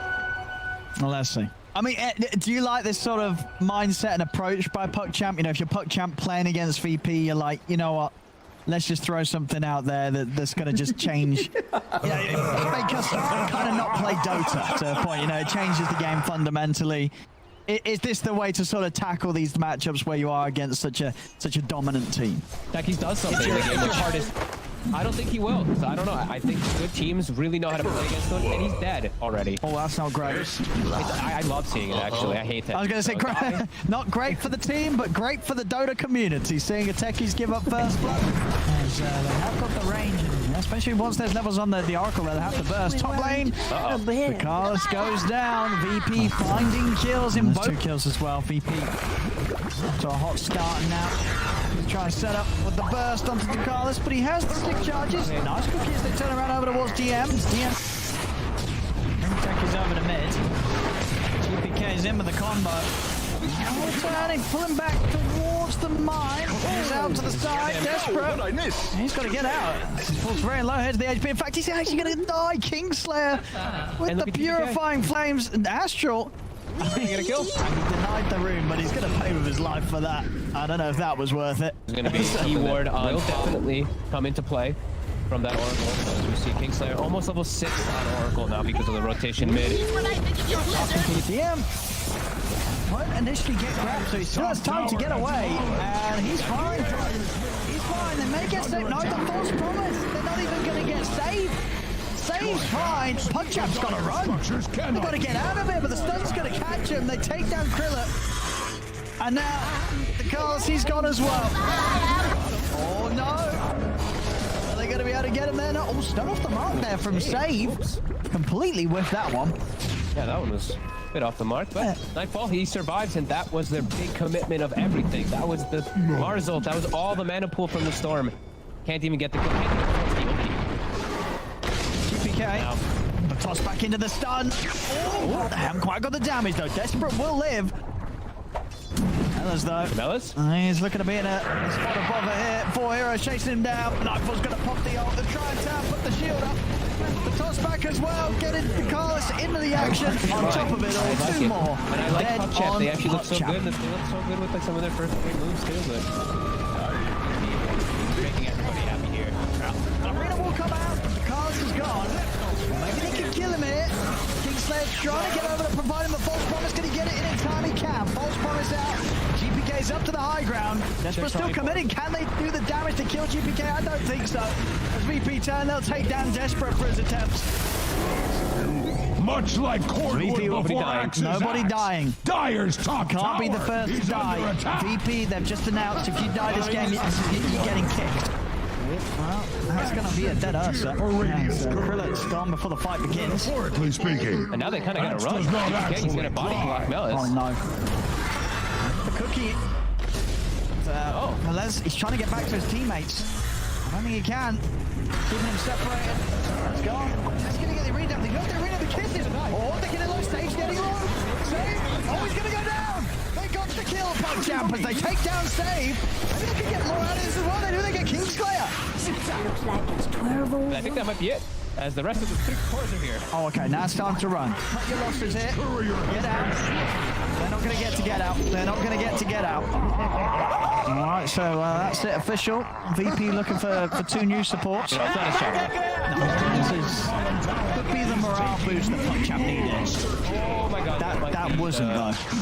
Krillet just comboed completely by GPK. They're trying to get him. Can they bring him down?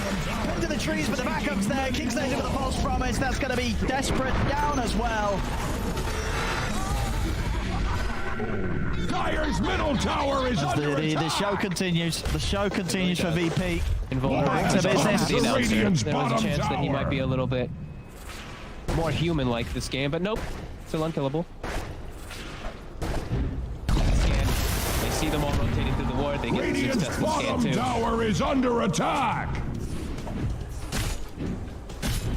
Some easy gold here for Nightfall. +10, +10, +10. Tower is under attack. Oh, that's tier 2 down on the top lane. Still just 16 minutes in. Sharpening. I just hope he's given him Tower get this. is under attack. The next step. Radiant's bottom tower has been laid low. They go for a steal. Where's the storm? Get him over here. That is Melis for is in this certain. too. There are sentries. Get desperate over it. I'm desperate. He's not coming over. He's not coming over. On the lion. I can't do it. Like, he's just gonna get Hex. Save's actually setting up. The kisses are coming in. Save. He might blow up. All right. There you go. The Bottom mind tower doing is the job. under attack. Roshan will continue to fall there. There won't be any temptation for PugChamp, but another kill for PugChamp. Another kill for PugChamp. Another death for Sage. So at least enjoying their techies game. It's under attack. As rough as it may be. Structures can take all the hurt. 19 to 3. Someone done on the chop. They're getting a tier 2 trade out of this potentially. Oh, actually, yeah, VP's going to come back and defend. GBK's ready. Brilliant's jumped in. Middle tower is not what it used to be. All right, he was minding his own business, blinking under the tower, and then suddenly, Much like Cornwood. bit of a surprise there for him. Dyer's top I think Melis is able to walk out, but the Ursa definitely Cornwood before Axis acts. Even got the nether shot just in case. Yeah. He's under That's attack. item. He's got all this magic resist versus the port techies. There we go. 3. They're going to smoke up. Dyer's top barracks are Can they under make a jump? Time to Melis channel also doesn't have the link. How does he make a jump? He has to walk in. And they get the courier. action. Get the courier. Radiant's courier. Dyer's top He's barracks. ready to go in, but Sage's ready for it. Jumps over with the axe. That's going to be Melis gone. He tries to bring down Kingslayer. Kingslayer immediately flying back. Brilliant turning over towards the Timber Store. That's going to be another one down. They've killed the 2 supports. And they've kept everyone else over the Melis alive. Does he have to get up to the high ground in time? Oh, he's not. The root's out there. Nightfall able to catch him. They got the supports again. They did. Are you ready to roll? Dyer's top barracks are under They are attack. completely gone. Dyer's top barracks. No, but it was the mid. VP's not done. They're continuing to push it. Middle tower is under attack. It's time to end the game. They don't want to waste any time here. They want to get back to just playing some pubs.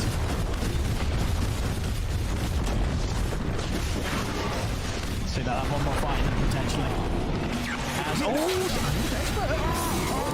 he's going to pull himself in. He's still got a bit of mana left though. He's playing fully aggressive onto Kingslayer, and he's away up on the high ground. But they've lost to Carlos.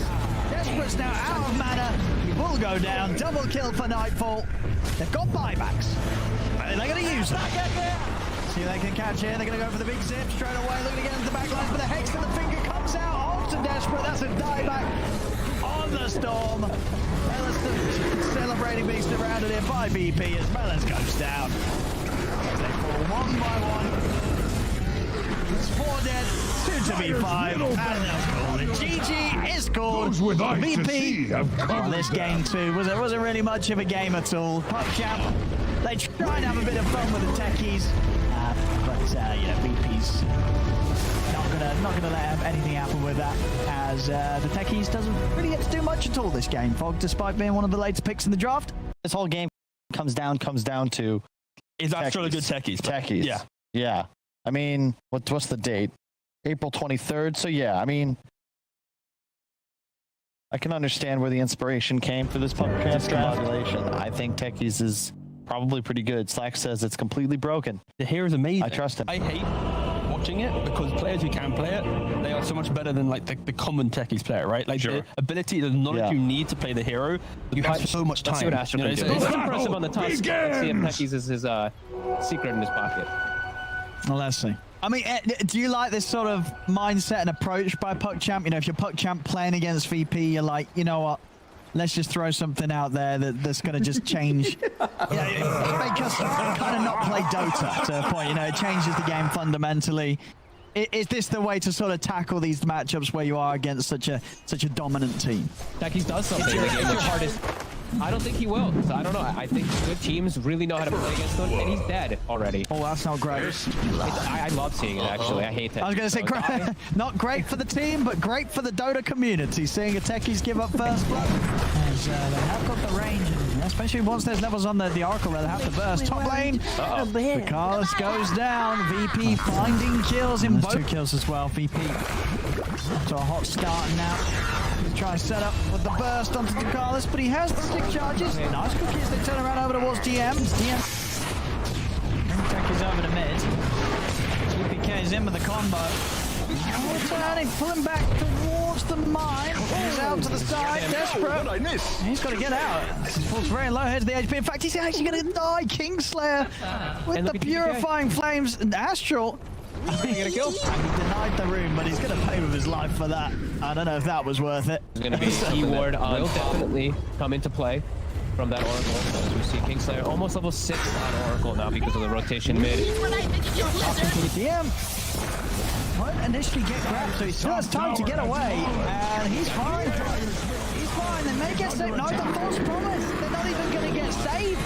Save's fine. Punch-Up's got to run. They've got to get out of it, but the stun's going to catch him. They take down Krilla.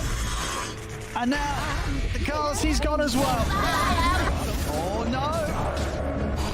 Are they going to be able to get him there? No. Oh, stun off the mark there from Save. Completely whiffed that one. Yeah, that one was bit off the mark, but Nightfall, he survives, and that was their big commitment of everything. That was the Mars ult, that was all the mana pool from the Storm. Can't even get the kill. GPK, the toss back into the stun. Oh, they haven't quite got the damage though. Desperate will live. Mellis though. Mellis? He's looking to be in a spot above here. 4 heroes chasing him down. Nightfall's going to pop the ult. They're trying to put the shield up.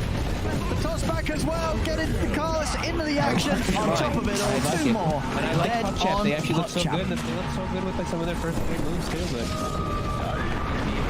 making everybody happy here. Arena will come out. The Carlos is gone. Maybe they can kill him here. Kingslayer's trying to get over to provide him the false promise. Can he get it in time? He can. False promise out. GPK's up to the high ground. Desperate still committing. Can they do the damage to kill GPK? I don't think so. As VP turn, they'll take down Desperate for his attempts. Much like cordwood before axe's Nobody axe. dying. Dyer's top Can't tower be the first is to under die. attack. VP, they've just announced if you die this game, you're getting kicked. Well, that's going to be a dead Ursa. Krillet's gone before the fight begins. Metaphorically speaking. and now they kind of got to run. Okay, he's going to body block Mellis. Oh no. The cookie. Melez, he's trying to get back to his teammates. I don't think he can. Keeping him separated. Let's go. Let's get the arena down. They go to the arena, the kisses. Oh, they're getting low. Save's getting low. Save. Oh, he's going to go down. They got the kill, Punch-Up, as they take down Save. Maybe they can get more out of this as well. They do. They get Kingslayer. Looks like it's 12 I think that might be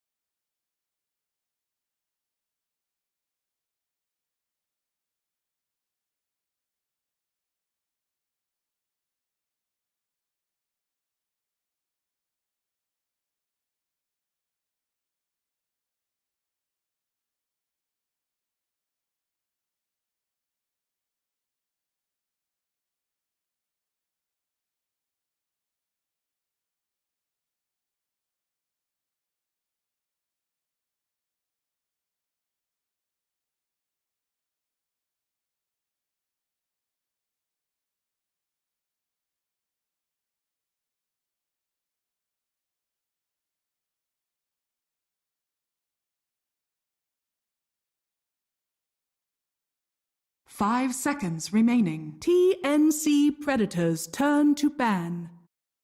Radiant team ban. TNC Predators turn to ban.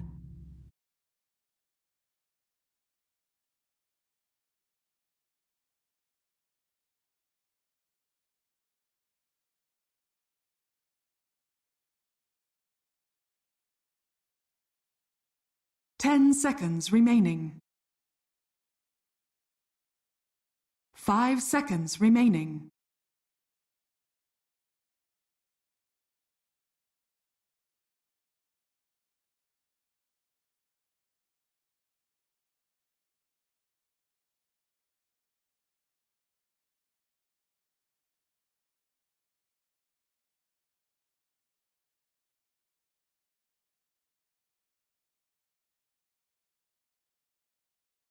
Radiant team ban.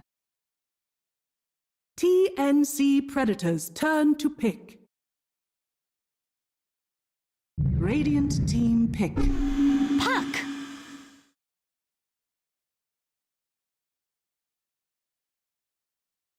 Radiant team pick. Void incarnate. Enchantress. TNC Predators turn to ban. Bloodseeker.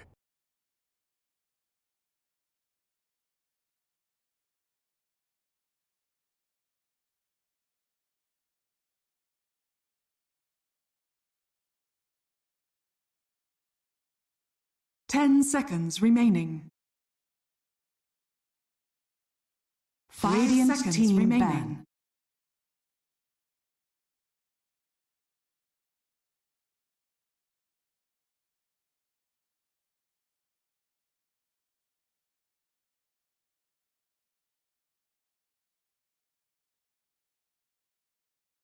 Ten seconds remaining.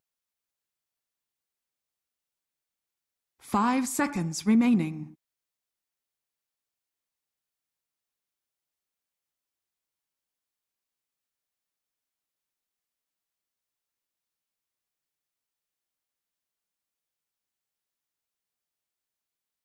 TNC Predators turn to ban.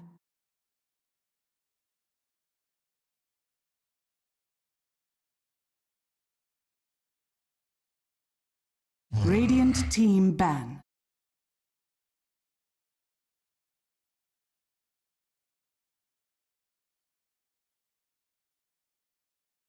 TNC Predators turn to ban.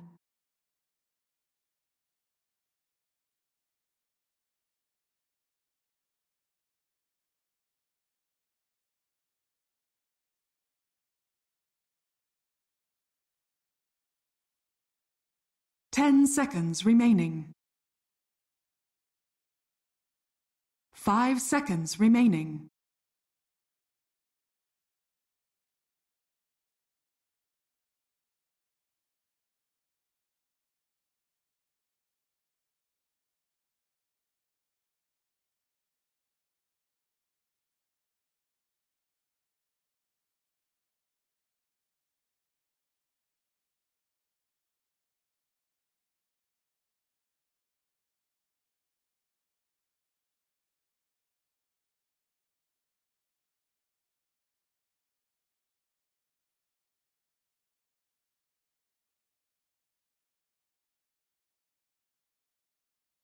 Radiant team ban.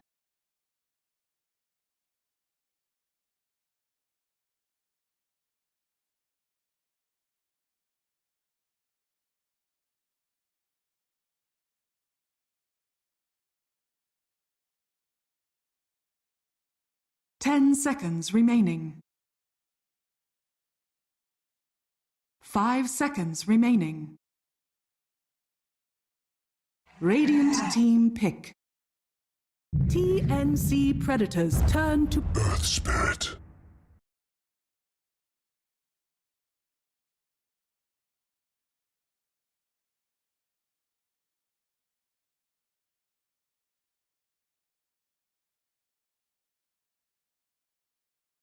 Ten seconds remaining.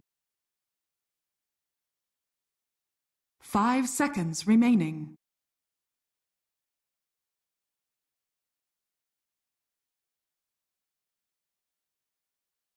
Radiant team pick. Mirana.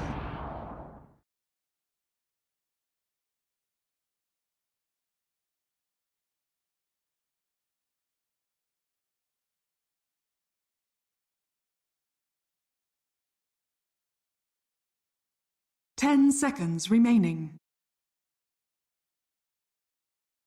5 seconds remaining.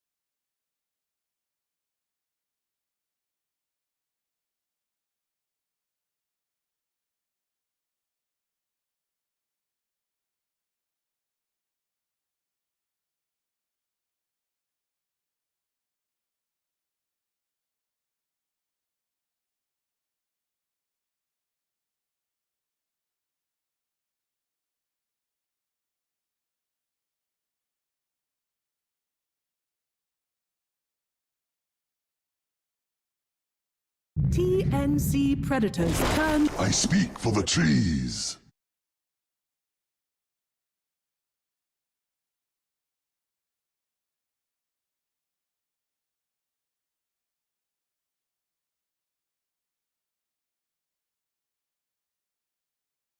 Ten seconds remaining. 5 seconds remaining.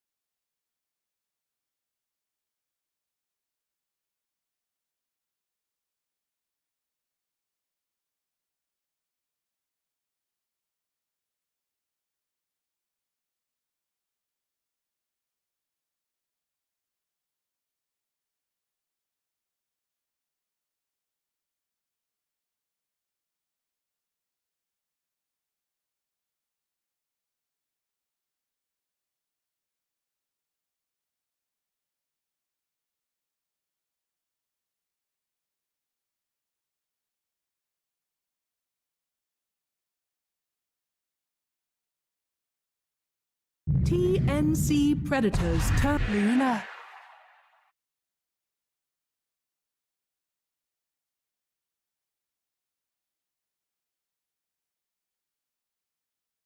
Radiant team ban.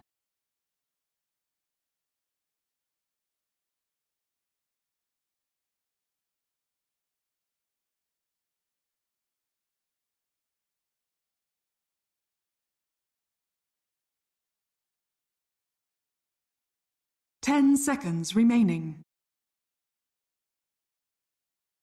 5 seconds remaining.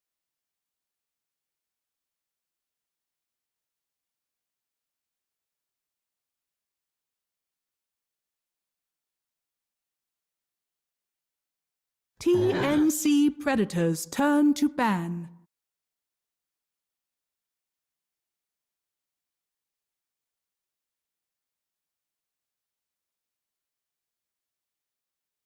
Radiant team ban.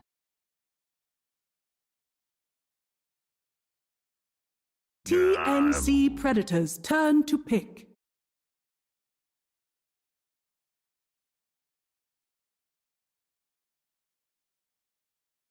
Radiant team pick. Yeehaw!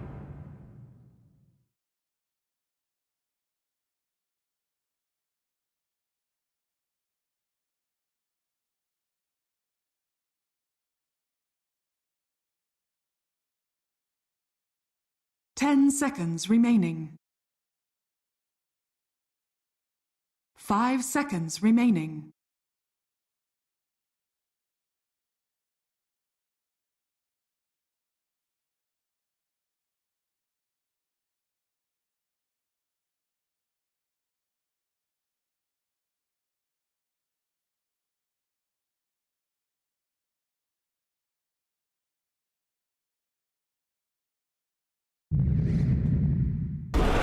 Dragon Knight. Choose your hero.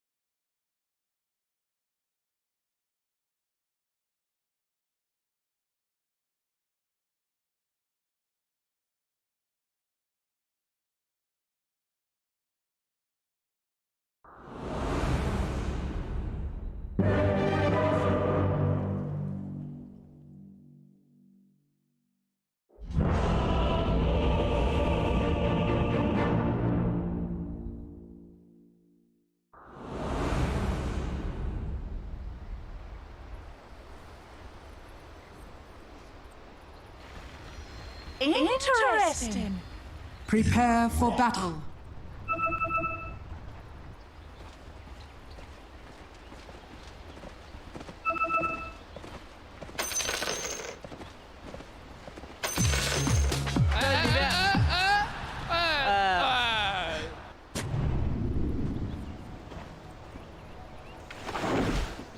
Was that smart?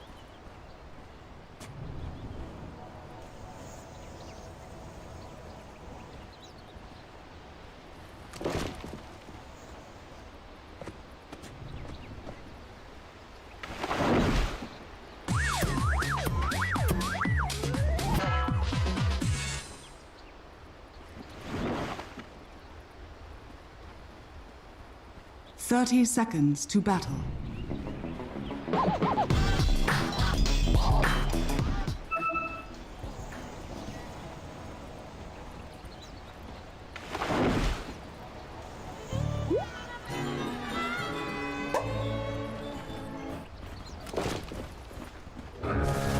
Warriors of the wood.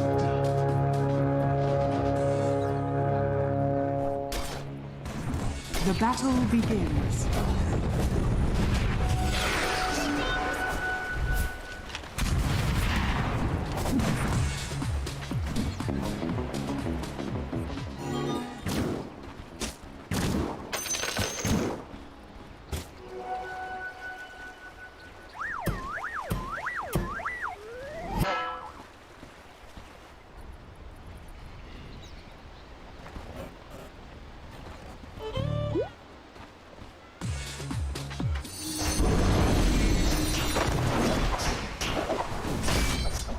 Don't mind me.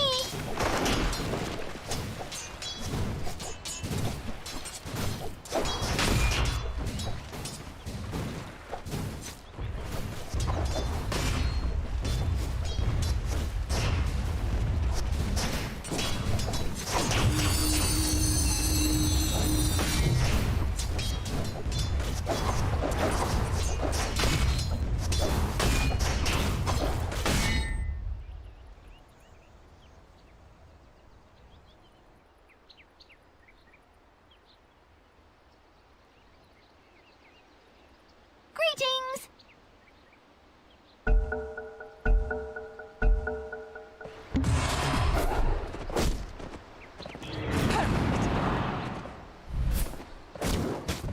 Damn you!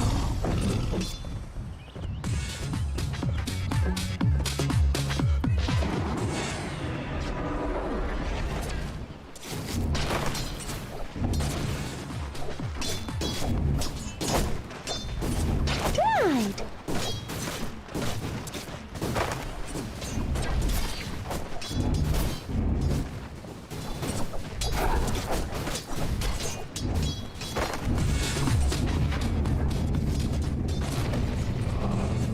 Nothing to you.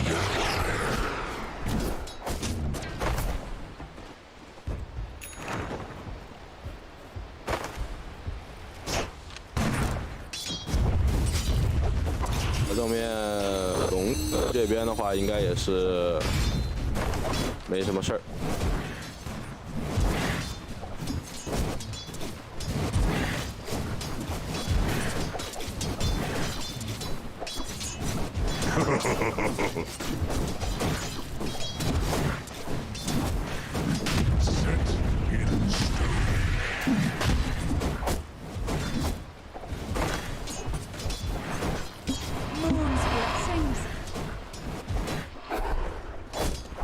None for you.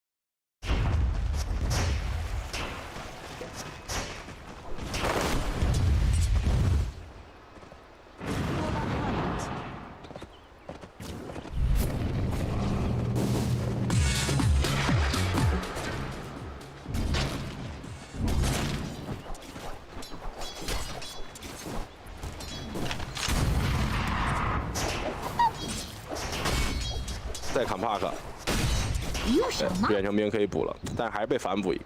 帕克这边对线感。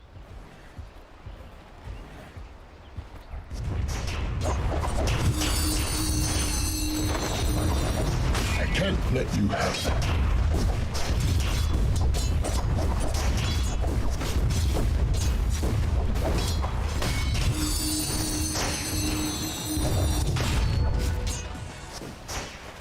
Hostia, 这几个圣水神符都没机会了，都吃了。龙其实。Y ahora, en lo que está lo de las los hard carry, sí.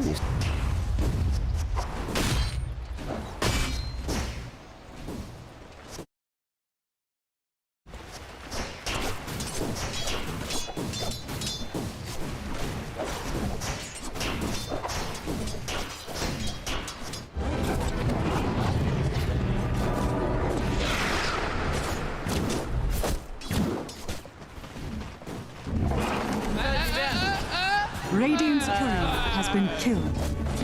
The vague ones keep you safe.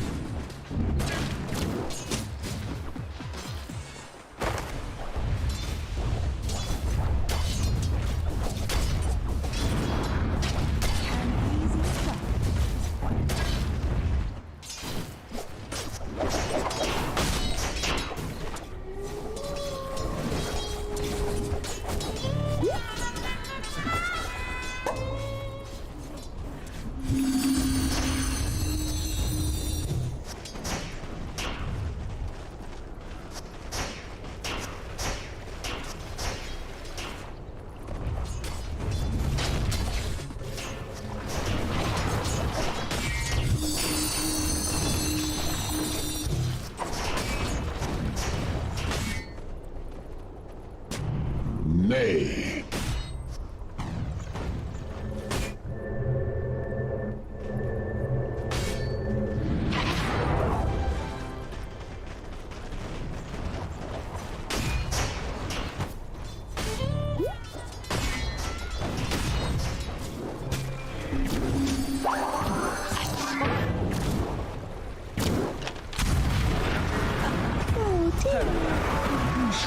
Seeing stars.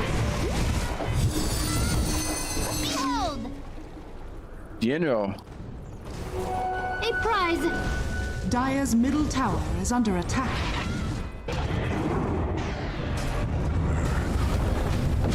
Esqui esse controle, rolamento pra cima do Bok, muito dano mágico em cima dele. Vai dar de dano físico.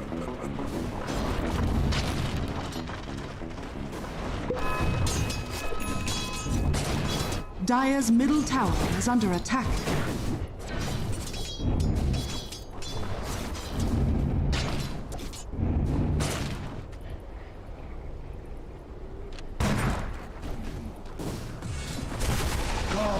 Go!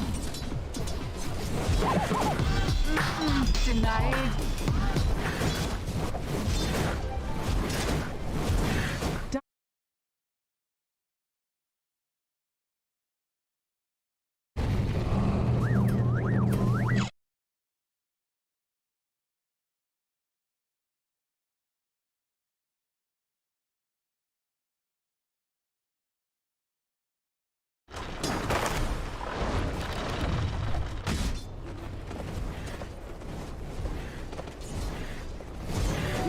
I'll take that.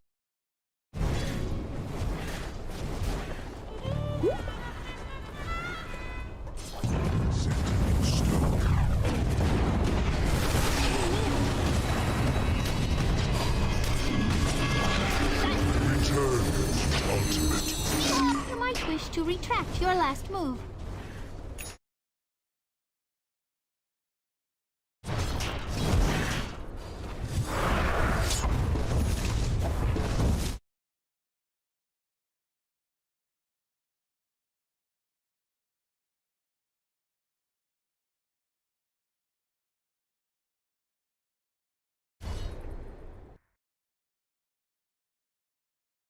This whole game comes down to is that still a good techies? Techies. Yeah. With the breeze I mean, Yopaj what's the date? He'll take out April 10. 23rd. Like so yeah, I mean, Yopaj. He wants to be able to tank up, goes for the hood first item. He understands all damage they got is magical pretty much until Luna starts to get some right clicks, but then you have your armor anyway. Like, Rupture is okay, it's a pure damage, but as a Dragonite with Hood, you don't care too much about it. It's not like you're gonna move. They have also no abilities that can move you. Like, they don't have Earth Spirit, they don't have Tiny, so it's just gonna be a Rupture. They also don't have a single ability that can break the coil. OB.Neon are in a good spot. I agree. I like this Hood pickup. They got up towards the top lane, took that tier 1. They're up 3K. They're keeping the game at their pace right now. For TNC, are they taking the right steps? Like, do you think that they are Rupture, Well, TP, Blood Right? Is it going to be in time? The right click is anyway, so Bach gets the kill. That was a very ambitious TP out. They do get a pick off finally, and I was going to say, are TNC taking the right steps to evening this game out and, you know, even taking a lead?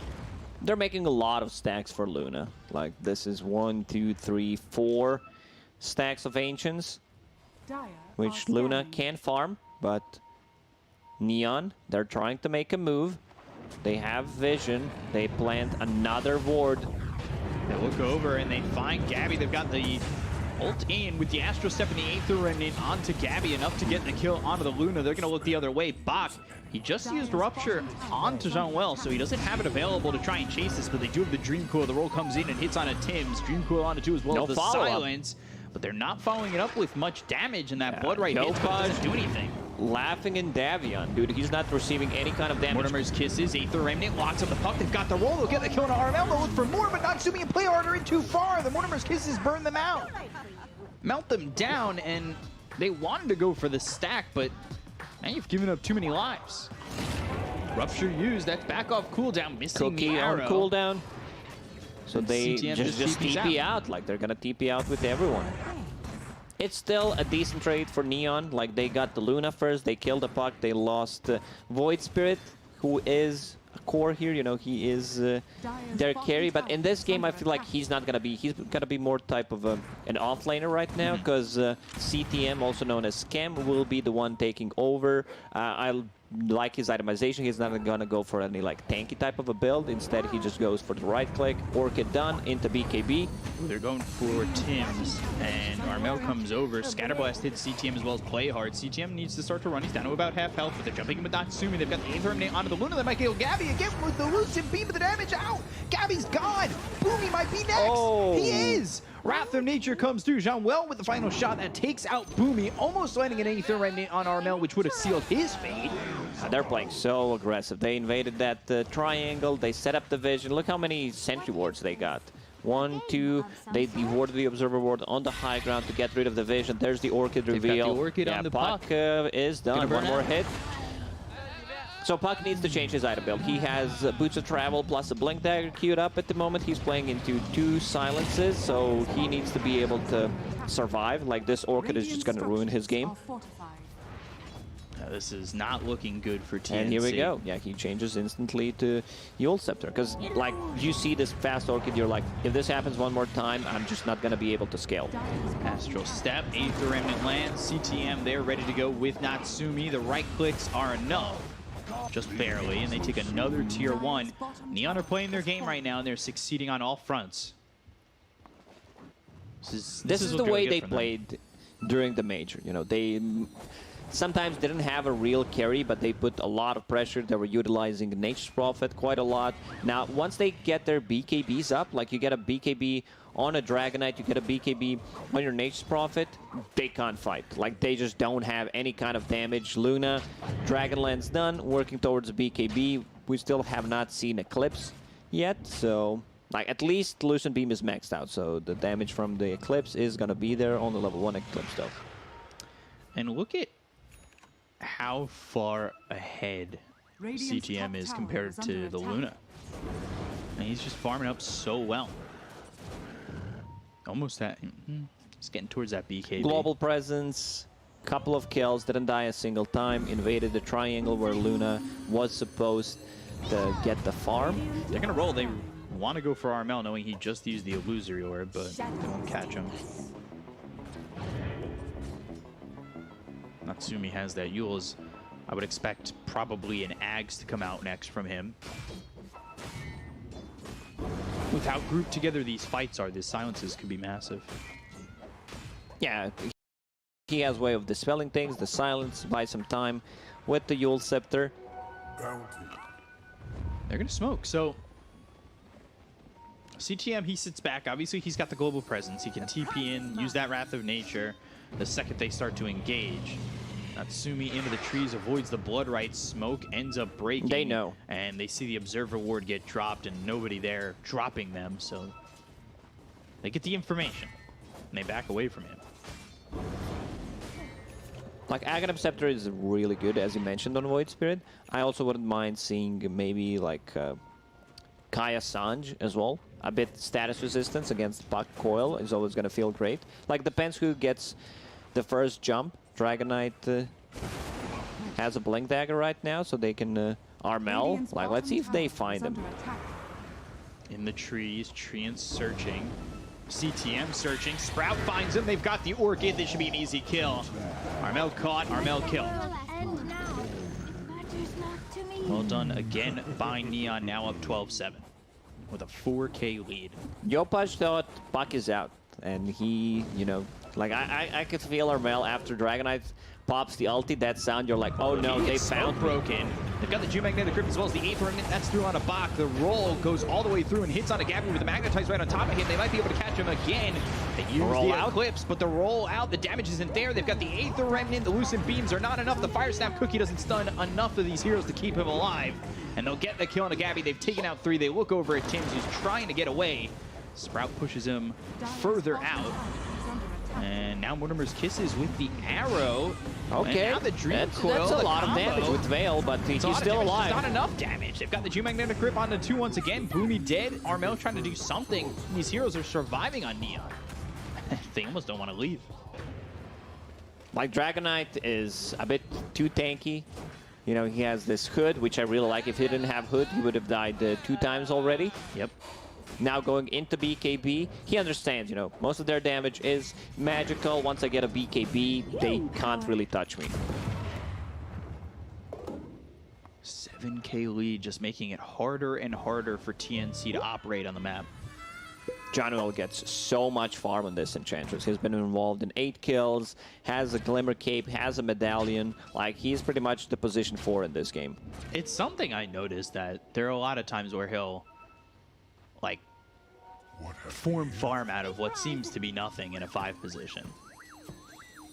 It brings me back to that troll game he had in the first season, where eventually he had the classic Abyssal position 5 troll. Yeah. All of a sudden he had so much farm. Aether Remnant and the Orchid. They've got the Silence, Moonlight Shadow. Not going to be enough. Ooh. No one has a dust. Look at it. Look at Nature's Prophet. He has a branch instead of a dust.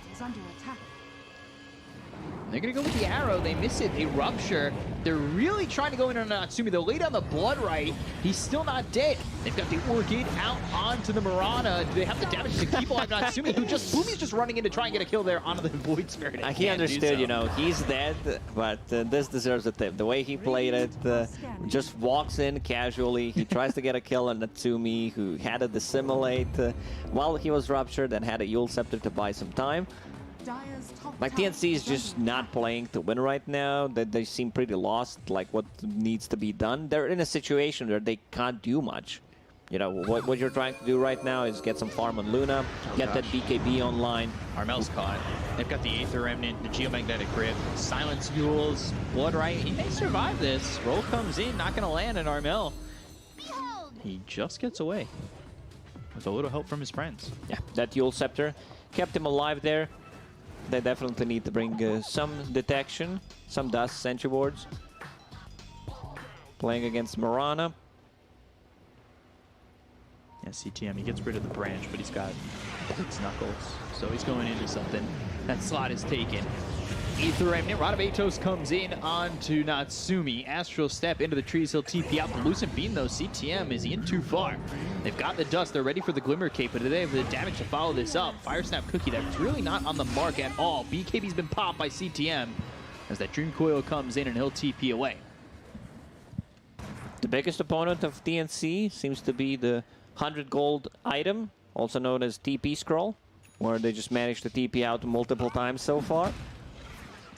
Who would win? 5 heroes or a TP scroll?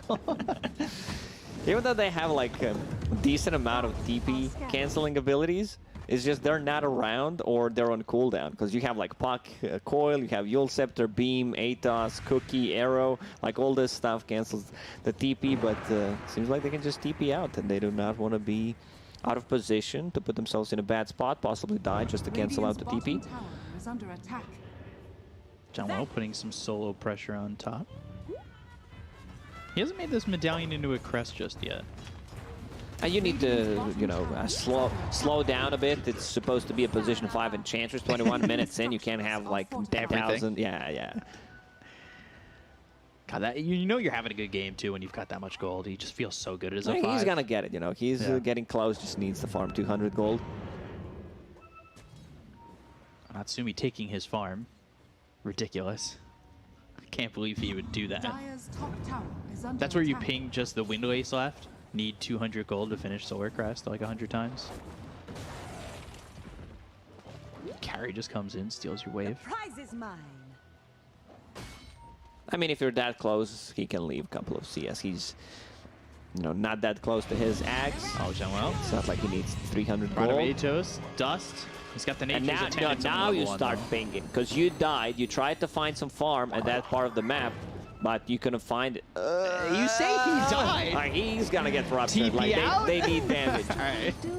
Thought the TP scroll would be back at it again with the white vans, but instead they do get the kill on to Janwell. He avoids the arrow. Tim's magnetize placed on him once again. Scatterblast, Yopaj trying to chase. Breathe fire, and Tim survives with 30 health, going into the trees, but he can't juke Yopaj. He's now got the BKB. If he had just TP'd out there on the Enchantress, that would be hype.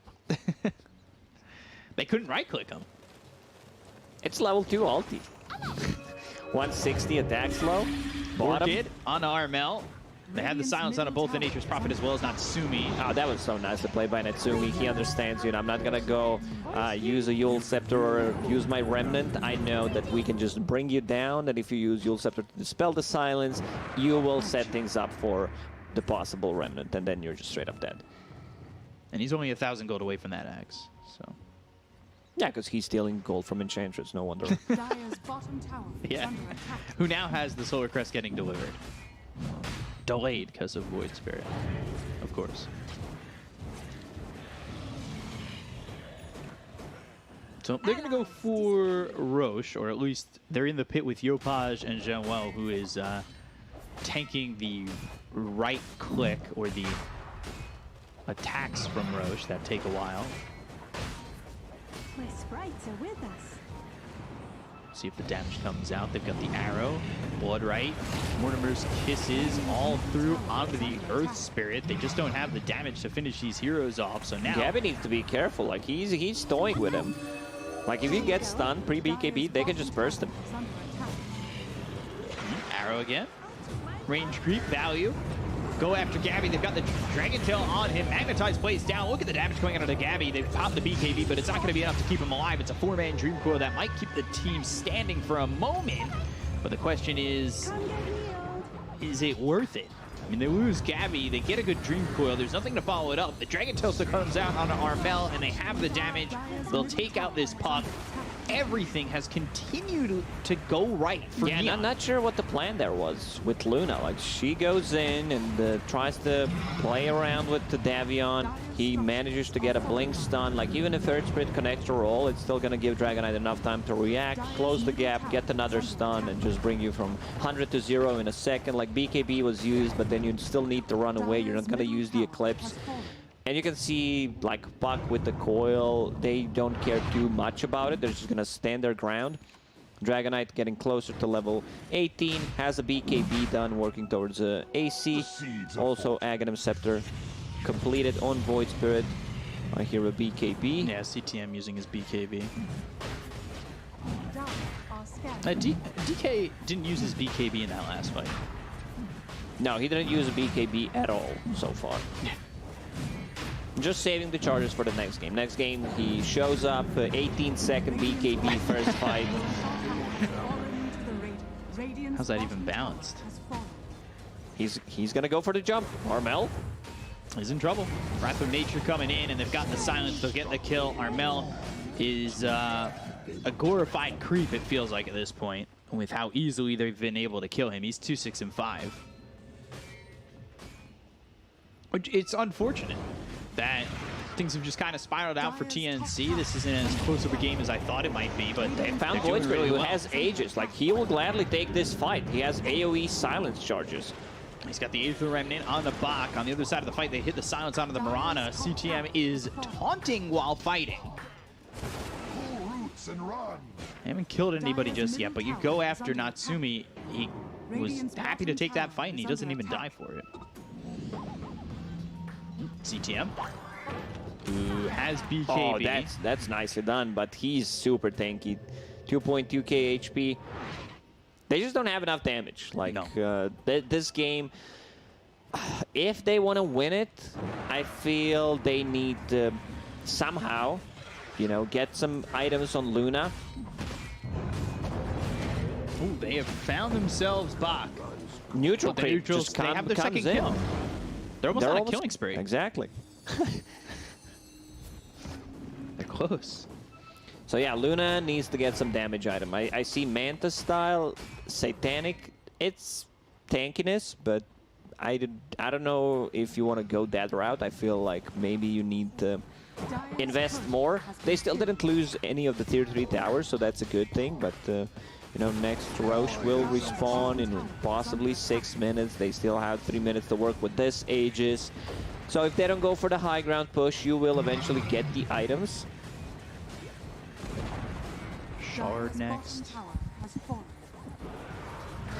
can see who that goes on if they get to that point. Gabby getting harassed here. Fire Snap Cookie does land the creep right on top of Yopaj, but there's again no follow-up. He's going into the AC. It's already picked up that Hyper Stone. Just gonna give them a bit more damage, more bit minus armor on the towers, and just tank up the whole team against the Luna and the bounces. Now Luna's 0-4-0. She's actually not playing the game. Almost 300 CS. There it is. It's one of the worst feelings. You check the scoreboard, you see your carry hero has not been involved in a single kill. Dude, don't queue for carry ever again. What are you doing? Play position 5. Reported. You know, just try to be creative with the insults. People have bad games. People just don't recognize it. I mean, we've all been in this situation where you feel like, no matter where you show, you're gonna get found. The rest of the team don't have heroes that can play that aggressively. Scan connects, Radiant knows something is up. They want to go for the Enchantress, but that always feels like a really bad idea with how hard it is to kill Jean-Well. They have the Yules that hits onto Tim's. The roll goes under him. Rupture. Still doesn't die. That was like max distance roll. Would you like some movement speed, Bloodseeker? Here you go. Now, OB.Neon, they're just styling on TNC in this first game. AC done. Dragonite level 19. Dragon Tail out. And they'll get another one on the Boomy. Radamitos, but again, Yopaj, he doesn't care. He's very tanky, he's very survivable, he soaks up all this damage. They've got the Aether Remnant on a Bach, but, you know, pull back on the reins a little bit. Don't dive into the well or anything that might get you, or give TNC another opportunity here. Like, this is it. They could potentially, like, lose a fight and might GG out, because, like, they don't have enough damage. Their heroes literally take 0 damage from the spells that they got. They don't have buyback on Luna, so if Gabby dies, that's pretty much it. Got Daedalus next for the Nature's Prophet. That's what I expected to, seeing that Nature's Prophet and seeing how they've gone after this. roll in a little bit short of Bach. Gets hit with the rupture once again. The Dream Coil comes through on a 2. Playhard pops the BKB. Gabby going in with the BKB and the right clicks. Gets himself a kill into Playhard, but they lose Armel, and Gabby's on the run. That BKB is about to wear out. When you don't have that BKB, it's not looking likely they're going to feel confident in fighting. The Rod of Atos comes through with the BKB pop by CTM. They'll go after these racks. Aegis ran out. They got what they came for. Lose only Earth Spirit. Like, even Earth Spirit has a BKB at this point, so they lost 2 melee barracks, 1 range barracks. They don't necessarily need to go in and close out the game. They can just try to choke them out for the next few minutes until the second rush respawns. Jump on a mid lane. Just going after Boomy and making it easy to get the kill. 23,000 net worth lead here for Neon. Being methodical about finishing this one off. They'll head towards bottom, get themselves the megas, do their thing. Now, if they want to go, if they feel like they can close out this game, which I think they can, but the safer play would be just wait for the Roche. Natsumi. He's going to find Gabby, but he's also going to find Tims and Bach. He's trying to survive. The roll is in. He's been ruptured. The Magnetize is down. They get the kill on the Gabby Bach, as well as Tims is looking likely. They will lose Natsumi, but it's well worth it in the end when it's a 3-for-1. Natsumi giving up a 7 times kill streak over to the puck. About 700 gold there. Arrow misses. Playhard rolling in. Again, no detection. Buyback from Snapfire, bottom lane. CTM just going ham on these buildings. Yeah. They're going to go and get Mega Creeps. There's no way to stop this. The Dream Coil comes in, but you don't have your Luna, so you're throwing down this Dream Coil. You're trying to deter them from finishing your base off, but it's just not going to happen. They'll get the kill there on the Tims.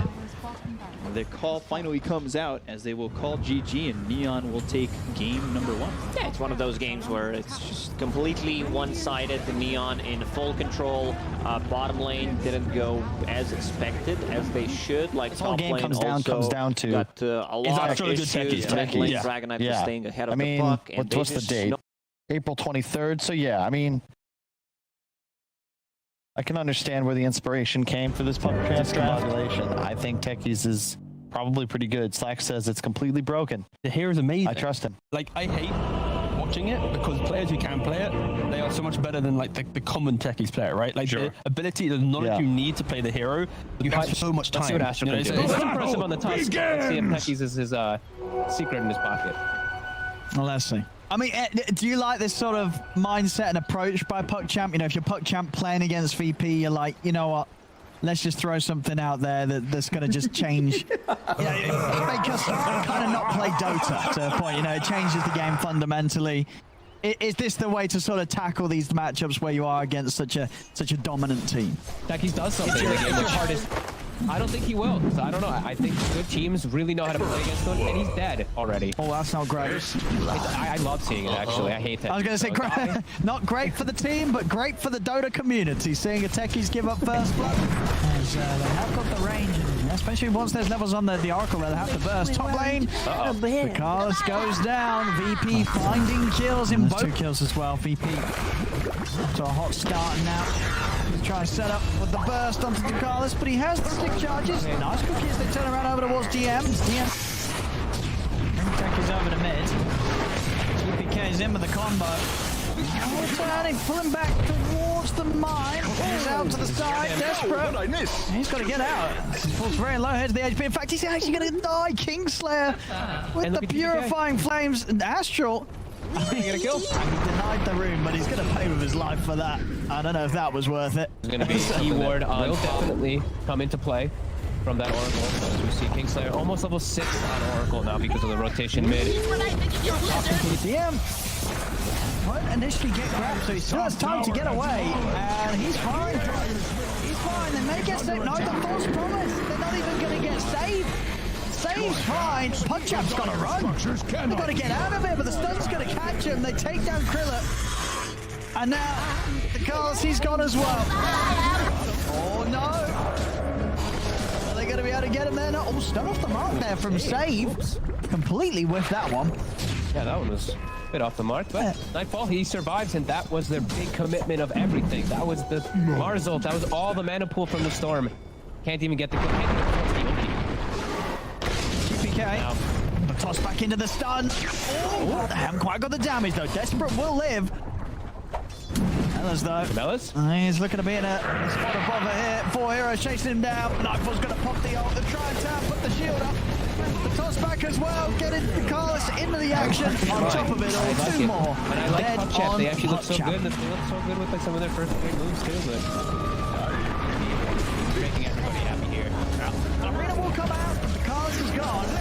Maybe they can kill him here. It's still painful. Exciting and close game. Can Puck Champ bring that against the real champs in Virtus Pro? Go now to OD.Pixel and Fog. Thank you very much, Cap. Yes, a real test indeed here for Puck Champ. You know, this is it's going to be a challenge for them. The team coming up from the lower division and now... Go farm Ancients, I'm going to go farm anything. You have to just play aggressive. And if they can get this lane set up, they get the Bat Rider versus the Timber, it used to be incredibly strong. You just end up like taking over it.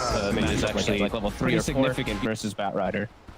You have to remember you are quite high strength game, so it does, it's still painful, you know. Sure, it's not your main attribute, but it still is going to be painful whenever you get hit from these spells. The battle begins! Death in particular. See, VP setting up there, see if they can find something, but Puck Champ not going to walk into the traps that VP tried to set. So he's hit level 4, feeling very strong now with level 2 reactive, but he's got backup. He does, he's got a lot of backup. Kingslayer coming over as well. Get the cask down onto the Wraith King. Crit's in trouble. He's going to pop pretty low here to the Maledict ticks. In fact, he's dead. Yeah, he's not going to be able to keep himself alive, as that is going to be first blood, taking down Crit, and also taking down Astral TM.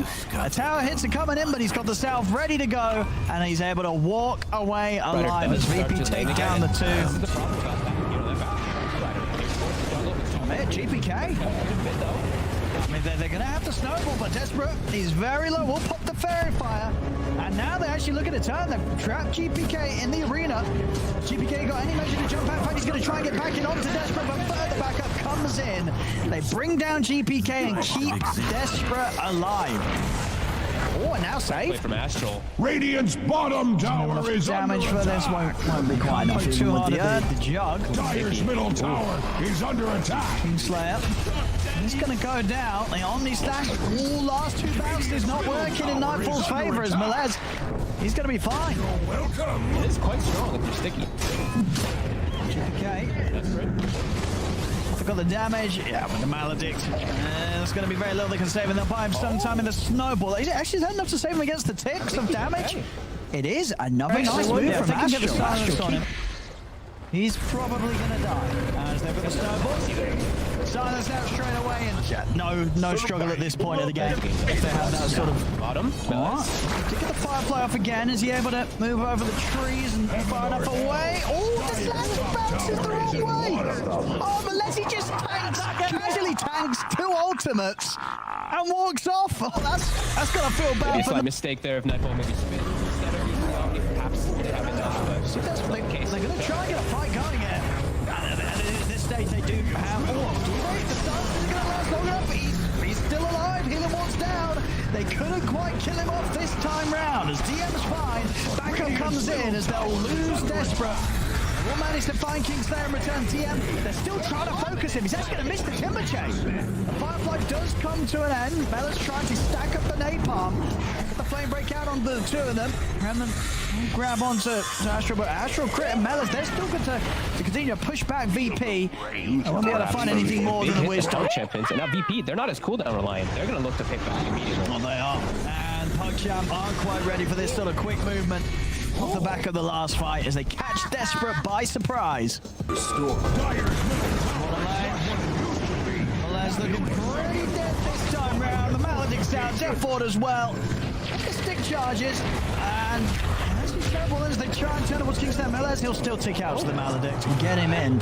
They could use to aggressively fight with the reincarnation. Yeah, he's strong damage-wise, but he is unbelievably fragile. He has very little armor, and he's versus a Timber Saw, as well as heavy magic damage from the side of VP. right. A little bit slow on the response there. Nightfall, he just allows himself to get Ray Fire blasted. As there's no response from him at all, they will lose Mars in return. Finger comes out.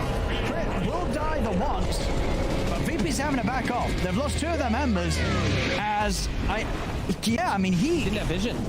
Sure, I guess he just wasn't prepared at all. The fight not over quite yet. They are going to jump back in onto Crit, and Crit, he's going to get bursted by VP. As VP see a chance to get back in as PuckChamp hang around for a little too long. They might even lose more here, PuckChamp, as DeCarlis is getting surrounded by GPK, TM, and Save.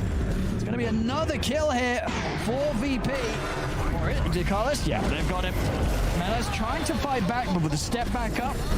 That big kill. Get Kingsley on top of it. Still up to hang around. Bottom lane, Melo's Omni smashes back up. He's dead. And over to the side, Save and DM, they've got another catch. They found Astral. And Astral, he'll try to escape it with a snowball. DM's going to be sure to chase this, though. He's not letting Astral get away. VP getting out on top now with these kills. As even when PuckChamp makes a move, they're losing more for in return. A little bit of time left on the DD is about to expire. I mean, bit of a bold one. There, VP's not heading over quite yet, so we'll see if VP. Uh-oh. They're not even going to commit for it. They're too scared of VP being able to get in and fight him in the pit. They've actually stepped back for now, but Roshan is so low. Nightfall popped the healing one. I think he was going to use it to scout. He like sent it into the pit for a second, but well backed up, and it's got the long cooldown. VP just stepped right back. They didn't even try and make a move aggressively into the pits. DM's feeling confident, just holding on to the tab, showing himself. Melo's already scouting things out for the trees. He's going to be able to get the jump on stage. Arena's down for Desperate. They're able to pin Witch Doctor over towards the wall. Kingsley goes down. Melo's still alive, actually. He's off to the side. They will chase him down with the Blade Fury, take him out. It's the back gone, but they've lost both supports for this VP. We'll move over towards Crit, bring down the Wraith King once. He's ready for round 2. Can they kill him off a second time? Desperate also coming in. Has the stun follow up onto the Jug. They've found Nightfall, focusing him over towards the side. Blade Fury's back up. It doesn't matter. They've got the physical damage to take him down. 3 dead on VP. Desperate very, very low. Is he able to blink out? He's away to the high ground, but GPK will hunt him down. Jumps in with the Astral Step. It's a clean up by VP. DM getting the triple kill. As PuckChamp, even with the Aegis, the reincarnation from PuckChamp. And he's got Spell Amp. I'm going to try and have a punch at them here from the smoke. They have got the BKB. Yep, 2 of them. Right? I don't think the third one's online just yet for Melis, but they do have 2 BKBs on their core. So they're going to be able to start the fight onto him. Melis is gone, and TM's already Timberchanning up to the high ground. He's found the backline. Save able to line up the stun onto the 2 of them.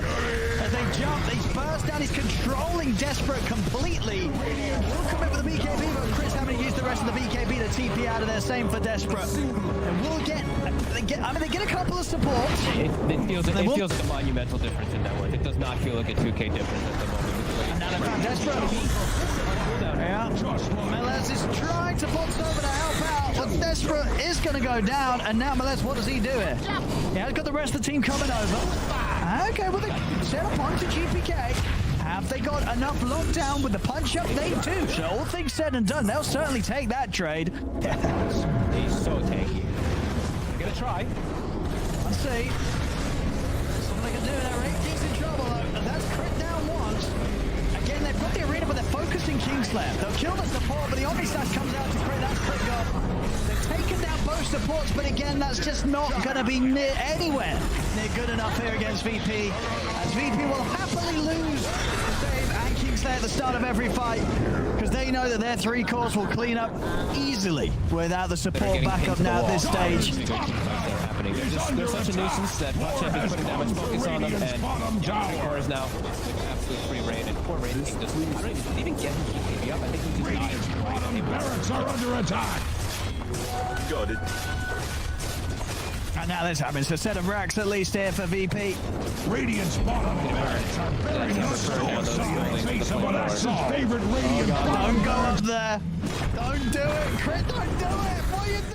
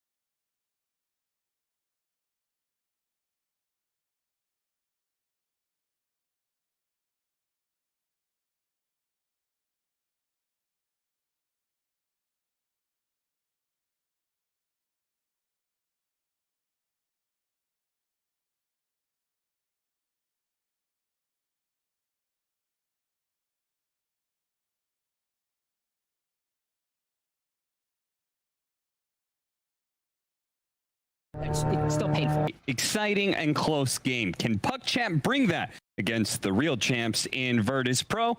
Go now to OB.Pixel and Fog. Thank you very much, Cap. Yes, a real test indeed here for PuckChamp. You know, this is it's going to be a challenge for them. The team coming up from the lower division and now... Go farm Ancients, I'm going to go farm anything. You have to just play aggressive. And if they can get this lane set up, they get the Bat Rider versus the Timber, it used to be incredibly strong.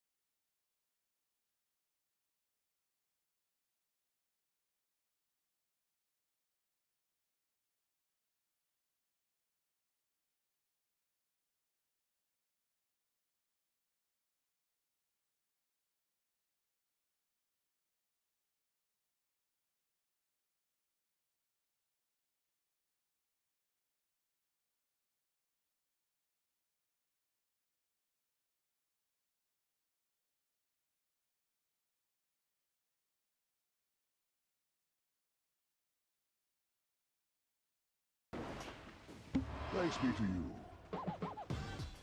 The worms will have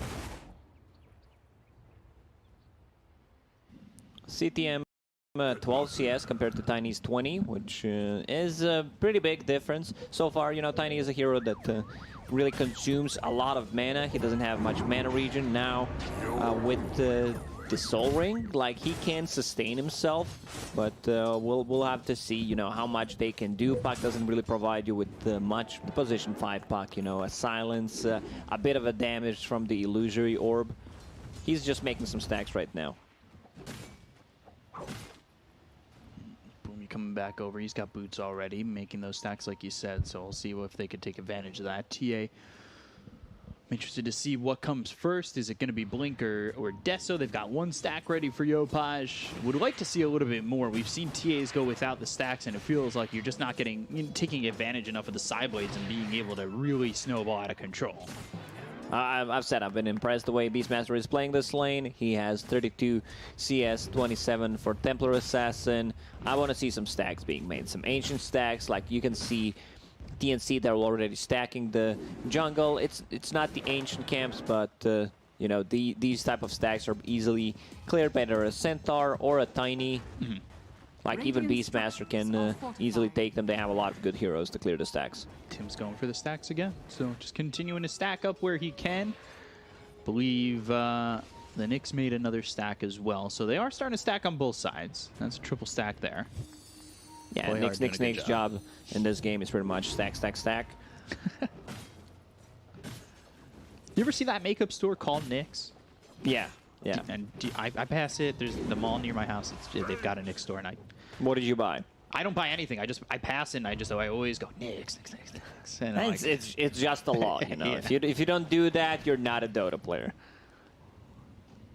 So they are trying to invade the stacks. Ooh. Big stacks. Jean-Well, play hard coming over. And they might be able to get this kill on the Beastmaster. They brought over CTM. It's not going to be enough from Boomy to stop them from killing off the Beastmaster. And That's now a level Boomy's 2 on the block. run. Like, you shouldn't be too worried about it. Just go and take the stacks. Trap from Templar Assassin. This is pretty big. Like, I like this aggressive move. You don't have to stack for yourself. You can just steal enemy stacks. Oh God, Tim's in trouble. That's a big play. That's like Galaxy Brain type of a play. Now CTM gets the kill on a Tim's, and Gabby's come over. He's out of mana, and now Boomy's level 3, but I still don't think that's enough. They've slowed up Gabby. They're going to continue to chase. He needs to get out of dodge. Now, oh, his positioning, that was the right idea, and Gabby went the other way. They still get the kill here on the Gabby, and Neon they take over the jungle, and they get everything they wanted and more. This is huge. Like, invading the stacks, getting the 2 kills. Meanwhile, on the bottom lane, Natsumi is getting levels. He's level 6 already. Centaur is also level 6, so they can use this Stampede for defensive purposes or just to play more aggressive. Bach. You can see that right now he's picked himself up that hood. You like that pickup there for Bach, the early hood? Would you have rather see anything else, or is that what exactly you want? Maybe a Vanguard would have been a better first choice, considering you're playing against the TA, against the Nature's Prophet, but then again, like, Nature's Prophet doesn't deal that much damage early on, as in terms of right-click, so maybe a hood is better. You know, Void Spirit is all magical, pretty much. But you still feel like you need to get both Natsumi trying to TP out top lane. Like, this has been spotted by a Centaur, so they know something is up. Right. So right now, TA leading the net worth. Just by a little bit over the Beastmaster. And look at it, Boomy once again, who is still just level 3, 2 in the Waning Rift. We're not really feeling a lot here from the bot. Compare that to Jean-Well, who's almost 2 levels ahead. He is very dead. Yeah, he is very dead. Avalanche toss comes in onto Jean-Well, but it's not going to be enough damage just yet. Natsumi doesn't have any remedy to stop him from killing Jean-Well. They'll use the Stampede. He's got the Dissimulate, trying to make some distance. 6 seconds until he's got another one in the Astral Step, but he's not got the mana for it either. He still survives inside the trees, and now they've brought over Yopaj. 8th Remnant down, Bach in trouble. Right-clicks in, uses the double edge, but it's not enough. The Spike Carapace comes in. Yopaj wants more, but the Earth Spike Avalanche with the toss may have gone in too far, and now he's still fast, but not fast enough. Like, he went in too deep. Nyx Assassin already used his stuns. Void Spirit didn't follow up, but it's still a good trade. They get the tier 1 tower, they get 2 more kills, and they also defend their tier 1 tower on the bottom lane. This time around, CTM will go for a more tanky build, because, like, you have this Templar Assassin that's going to deal the damage. Right. And they have ton of magical damage, so I wouldn't be surprised if he gets like mech and hood. I wouldn't mind seeing a full pipe even on the Nature's Prophet. Like, you still want to scale with the hero, don't get me wrong, but in this game, like, all they have is pretty much magical damage. Yeah, then he queues it up. Yeah, I like that. So I like that from the Nature's Prophet. I like that he can recognize, you know, this is a different style game for him. Like CTM, he's focusing his shift over into something else. You're going into the Blink Dagger, Deso for the TA. Like, CTM, if he's going to be the utility guy, TNC might have a lot of trouble trying to get these kills. There's still think about scaling. Like, if you die 2-3 times, you're not gonna scale because you're not tanky enough. But even with having these 2 items, after that, you can get some damage. Like, you can get some control. It's still gonna be a decent Orchid game after you pick it up, after you pick up that pipe. Go like Orchid Witchblade after you pick up the pipe, as you've already got that mech. Feel quite tanky. Stampede used, trying to get away, but the Spike Carapace with the Impale Aether Remnant. They've gotten the lockdown, and they should be able to get this kill. Bach on the run, but Bach can't get out. It's very easy to catch a Centaur who has no boots. Like Nyx Assassin is such a great hero against the Centaur. You can hit him from Vendetta with the Carapace being popped like right before you do it, and you're gonna stun him because of the Retaliate. So they smoke right after that kill. They shift over towards mid. Tim's, oh, poor Lion. He's too far out, which is, it's odd considering the fact that he was in between the tier 1 and the tier 2. They get the stun, they've got the silence on it too, but again, it's only a support Puck who's trying to get something done. You don't have to be He scared. needed the one creep to be level 6 there. Like if they maybe have a coil, they could potentially commit. A bit of a pause from Januel. Let's see what's happening. What do you think is the issue? FPS. FPS, yeah, it's always FPS. Sometimes it's mic. And you don't disconnect for the mic. True. Spirit Vessel being built for the Nyx Assassin. Mules for the Void Spirit again, so Natsumi going into the build. At least first item, similar to last game. And CTM, you know, he's got the Wrath of Nature. He doesn't need to get as involved as he did in the first game.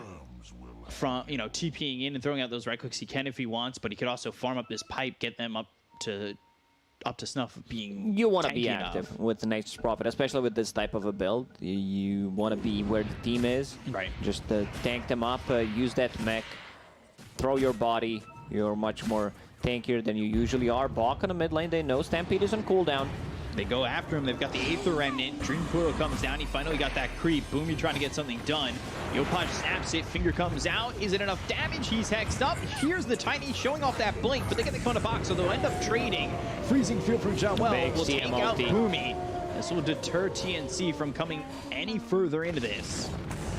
They used everything. Like, they don't even have enough mana for Roar. He has if he uses a Soul Ring. Oh, Let's Avalanche see. toss. Oh, 40 health. He's surviving. Like, this was a reveal of Tiny's blink. They need to play aggressive with this type of lineup. You know, you have a Beastmaster line. You can make stuff happen on the map. Your Tiny is a core here, but has a blink dagger. They're gonna find Nyx Assassin. Looks pretty dead. Yeah, that's a big kill because, you know, it's starting that snowball for the Tiny. Yopaj playing aggressive. He's got a blink dagger. Armel doesn't have the mana to throw a Primal Roar. He's got no charges in the wand, but they're still going to smoke up right off of this. They'll send Armel back to base, though. Like, Natsumi, he's missing a lot of farm. He's sitting at only 4,000 net worth at the moment. Like, he needs an item. He doesn't have a single item Avalanche, at the moment. Yopaj in some trouble. Earth Spike's there with the toss. Illusory Orb, down goes Yopaj. Januel, he moved forward to help his TA. And they'll also use the Stampede. Boomy, though. Oh, good coil on 3. Primal Roar hits onto the Nature's Prophet. CTM in some trouble. Pops the mech. They've got the stun with the Impale. They'll take out Tim's. And now silence on 3 of these heroes. It's stopping them from getting the kill on Armel at the moment, but they get the kill on CTM. Gabby in and out. Really putting on the pressure. That Blink Dagger is really proven to be very useful, but he's still going to die here. Goes in a little bit too far. They will trade for Januel. Boomy on the run. Not a lot of mana to play with, but has the Illusory Orb up in a second, so there's the juke onto the high ground. They get Gabby. Like, Gabby's having a much better game compared to game 1, where he's being more active. He's also playing that type of an active hero. You know, looked like a really good coil, but that mech from Nature's Prophet keeping them tanky. Once that pipe is online, which should be in the next 1,300 gold, like, they should just keep fighting. Play hard, scouting things out. Do you go one step further and go Guardian Greaves? No. It's too much. So I was going to say, he doesn't have the Arcane Boots. He's gotten Treads. It'd be an even bigger commitment not having those Arcane Boots to start. But he'll have the pipe, he'll have the mech, and now he could start building into maybe the Orchid, like you said. You want to scale with Nature's Prophet because the hero has some really good talents. Like, you have level 20, 10 talent, 20 damage, then you have attack speed, the armor or CDR, whatever you want to go for. And it just feels like as time progresses, like you feel naturally good playing the late game because like his stats gain are also insanely high, one of the best stats in the game. Breaking the smoke of Gabby. Oh, good Spike carapace. Carapace on the Avalanche. Two-man stun! Oh dear, this might not go well for TNC. They've got the toss on the Nature's Prophet. They'll use the Primal War. They have caught Yopaj for a moment. Do they have the damage? So the axes, they're stacking up, but they've got the lockdown onto this Beastmaster, and the axes don't hit Yopaj. But Gabby, he's searching. He's got the Blink Dagger. Avalanche toss comes in. They'll get the kill on Yopaj. They've taken out Play Hard, so 2 dead on the side of Neon as well as TNC. And Gabby doesn't have a lot of mana to play with. A lion coming. So he needs to be Finger careful. ready. Or Spike doesn't get the stun on a CTM. Natsumi needs to run. He's got one more Astro Step. He's also got 20 charges available on that wand. He went up. I'm not sure if they can chase Blink Dagger. 8 seconds. Oh my god, he's actually gonna get out. Your Spike was almost there. Like, they need to take out Beastmaster first. Nyx Assassin did a very good job keeping them locked with the Carapace. I also love his build in this game, maxing out the Carapace. He had 2-1-4 build. Like, Carapace is just too good of a spell, you know, lowering the cooldown instead of maxing the stun. It's just so much value in this game, but they have a lot of problems right now. TNC, you know, they have this Beastmaster with the Ags. Tiny's also dealing a ton of damage, completes Echo Saber, so this hero is gonna hurt. And they need to find a way to deal with this Tiny. He did get that Blink Dagger, and it wasn't as stagnant as it looked the first few minutes that he had it. First 2 minutes, didn't look too great. Then all of a sudden, he starts stacking up some kills, and he's 6-2-2. Meanwhile, Yopaj is trying to get that Deso. Radiant's bottom tower is under attack. At this point of the game, as a Templar Assassin, you want to stay ahead. Like, you want to be on the top of the network, staying 2K gold ahead of everyone, but it's not happening. Not at the moment. They will find Boomy for a second, but they don't land the Aether Remnant. Juko comes down, but it's not going to do anything to Natsumi. They'll get the kill to Boomy. They'll lose Joel. Gabby gets the pick off there. They'll use the Stampede. They're trying to catch up to Play Hard, who does have the Spike Carapace. Pops it, but the stun misses, and they won't catch up. I'm surprised Bach decided to get like full phase boots after getting a hood and a Vanguard. Like, they need a catch. I feel like, you know, even though they have a Tiny to get some damage, get the initiation, I feel like the second form of initiation, considering the lineup that they got, is really, really good. You know, have something to follow things up. If Tiny is not there, if Tiny is in trouble, like, you can be the one initiating. Still, he needs to farm a lot of gold to be able to farm that Blink Dagger now. If he just had the brown boots, oh my god, he's in again. Yeah, he's really just trying to finish off these heroes. They have the lockdown on Gabby for a moment, but the hoof sound comes through on a 2. Axes, they're going to start to stack. You need to be careful. Primal Roar out. Ananatsumi, Axes in again. They've got the Air Spike Bach with the double edge through Ananatsumi. He's really low, and he actually ends up dead. Natsumi onto the back lines here with Yopaj. Don't focus their attention on Armel. They look over at Tim's at the same time, who TP's out, Oh, but they he's will get gonna Armel. get him. Natsumi dead to Armel. The Axes stack, and the Axes take him out.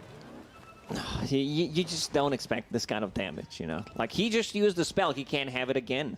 Like, you can feel that he thinks the same way.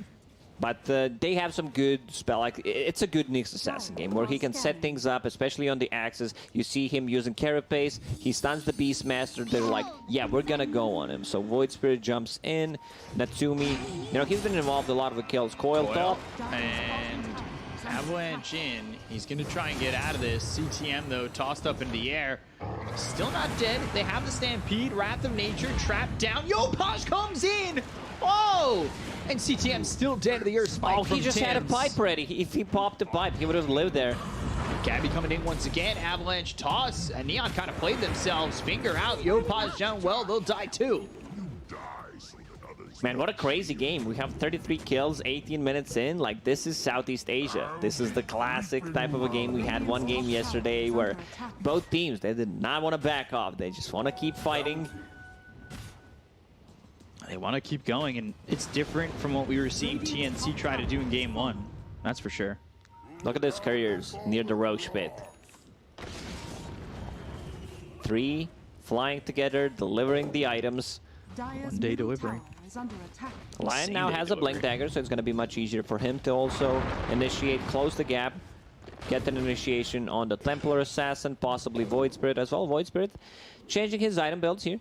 Going for Aghanim Scepter, just wants to be able to go in and silence people, which is okay. I don't mind at all. Yeah, I don't mind that. He's just so far behind. He's got 6k net worth. This isn't the Natsumi we saw in game number 1. Smoke from OB.Neon. They're down 3k, but they still looking like they want to make something happen. By the way, CTM is going into the Solar Crest, so it's not that Orchid, it's not that Witchblade.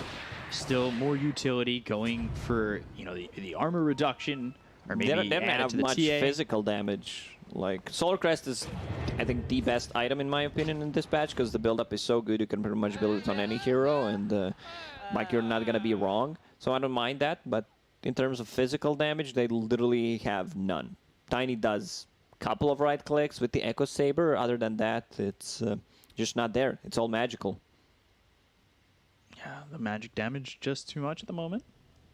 They're down 3k. It's getting dicey for Neon. Beastmaster's taking over top of the net worth. You said that TA wants to stay towards the top. Hasn't been able to do so. You had that moment up in top that we just saw where Yopaj, yeah, he turns around and he gets a kill on a support puck, but you end up losing 3 heroes there. And not a good trade for them. Yeah, it's the trades haven't been as favorable for Neon. If TNC manages to get another good fight and take Roshan, steal it from Templar Assassin, like, her game is just done. Like, this lineup doesn't really scale well into the late game compared to TNC's. You have Void Spirit, who is sitting, what, 1500 gold below an offlane Centaur. You have offlane Nature's Prophet, who this time around he decided to go for a different item build, you know, so he doesn't deal as much damage until he gets like 1 damage item. Right. And Templar Assassin, she's gonna struggle. They have a lot of stuff to control her. They have a lot of silences, hex, stuns, and like whatever. They just have so many tools. He's going Crest BKB, so he's gotten attack speed, he's gotten damage, but I'm still kind of waiting for the next damage item. You know, like a damage item that he can kind of take advantage of, having that extra attack speed. Maybe work with this Crest, but Crest BKB, we'll see if it's enough. Crest is damage item. Kind of reducing the armor by 6, removing some of their attack speed, slowing them down so you can deal more damage. Well, we'll have to see. Like, I feel if they lose Roshan fight, if they lose Roshan, Neon is going to struggle quite a lot. Mid lane, he set things up with the Carapace and Vendetta, something that we mentioned a few times already. So easy to set up on a Centaur. Let's see if they decide to go inside the pit. They have the minus armor. They could do it pretty quickly. They do. Yeah. They'll have the crest delivered, and yeah, there it is. So certainly a chance to do it. I think TNC are kind of aware with that fact, because you could see based on their positioning, they're staying more towards top, more towards the Roche pit. Now that could change, and they could go for a pick off of their own, but we'll see. If they wanted to go inside the pit, they would have already done it. I think they missed an opportunity. Like, you're still afraid of being scouted out inside the pit with the Hawk. Tim's is the only one up here now. And they've gone towards bottom. So TNC have kind of shifted where they're holding on, and they've kept Tim's here. This'll come in handy. Did he see that? What happened? Gemma I just was wondering if he saw the Crystal Nova. Didn't look like it. Blessings. They didn't do anything with that smoke either. Although if you're looking at Neon, like, I don't think they're too upset about that. You still want this Ags on Natsumi. I think that's certainly an item that's going to alleviate the pressure coming from TNC. This is the item that you want to have for the fight, because like right now he doesn't have a single item. This is just a bit of stats. It makes a huge difference in a team fight. Those 2 silences, he's getting very close. Like, you can feel that they want to fight, but they're waiting for this. Roar? Primal Roar used. They see the Nyx Assassin. They've got the dust. They'll get the kill and a play hard. That's a good pick off for TNC. They're by the river. Maybe they are the ones who want to go for Roche. Of course, we've seen how quickly the axes work. They want to get at least one more kill, I believe, and then possibly turn that into Roche. Like, they don't know if Nyx Assassin has buyback or not. Aghanim Scepter being delivered. Natsumi just blinked in aggressively. He should die here. Yeah, Avalanche toss, two-man stun. Tims throws the finger. They get both. Natsumi, Genwell, they're both gone. That should set up anything that TNC want here. Tier 2, go back towards Roche. The world's their oyster. They don't even need to go back. They could take both at the same time. Armel's got it with the axes. My finest creation takes Roshan and the Aegis pretty much alone.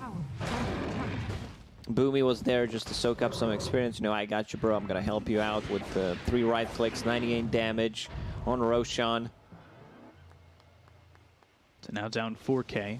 That next Roche obviously weighs out, but you start thinking, second Roche, Shard. Who gets it? Who wants it? We'll have to see. Gabby going into the Shard, so he's going to have that tree grab with no limit charge. And they, you know, the game's still close. TA, maybe not where you want to be if you're Yopaj at the moment. Spike Carapace, there's the stun onto the puck. Spirit Vessel, but just not enough damage, and you can't commit to that. That is just a risky move. You know that they're coming. You know that the puck's really just the scout in this situation. I'm really afraid how Neon is going to play the next fight. They have a BKB on Templar Assassin. CTM trying to farm his BKB, but right now I don't think they have the answer, especially for this Beastmaster who has a BKB on top of that. So no real abilities that go through magic immunity. This Beastmaster plus an Aegis on top of that. So he should be able to use like at least 10 wild axes in a fight. Dust. Play hard. Didn't get hit by the dust. He's got Spike in 6 seconds. Blink aggressively from Bach. Now they've got the Vendetta shot. That'll send them running away with Stampede.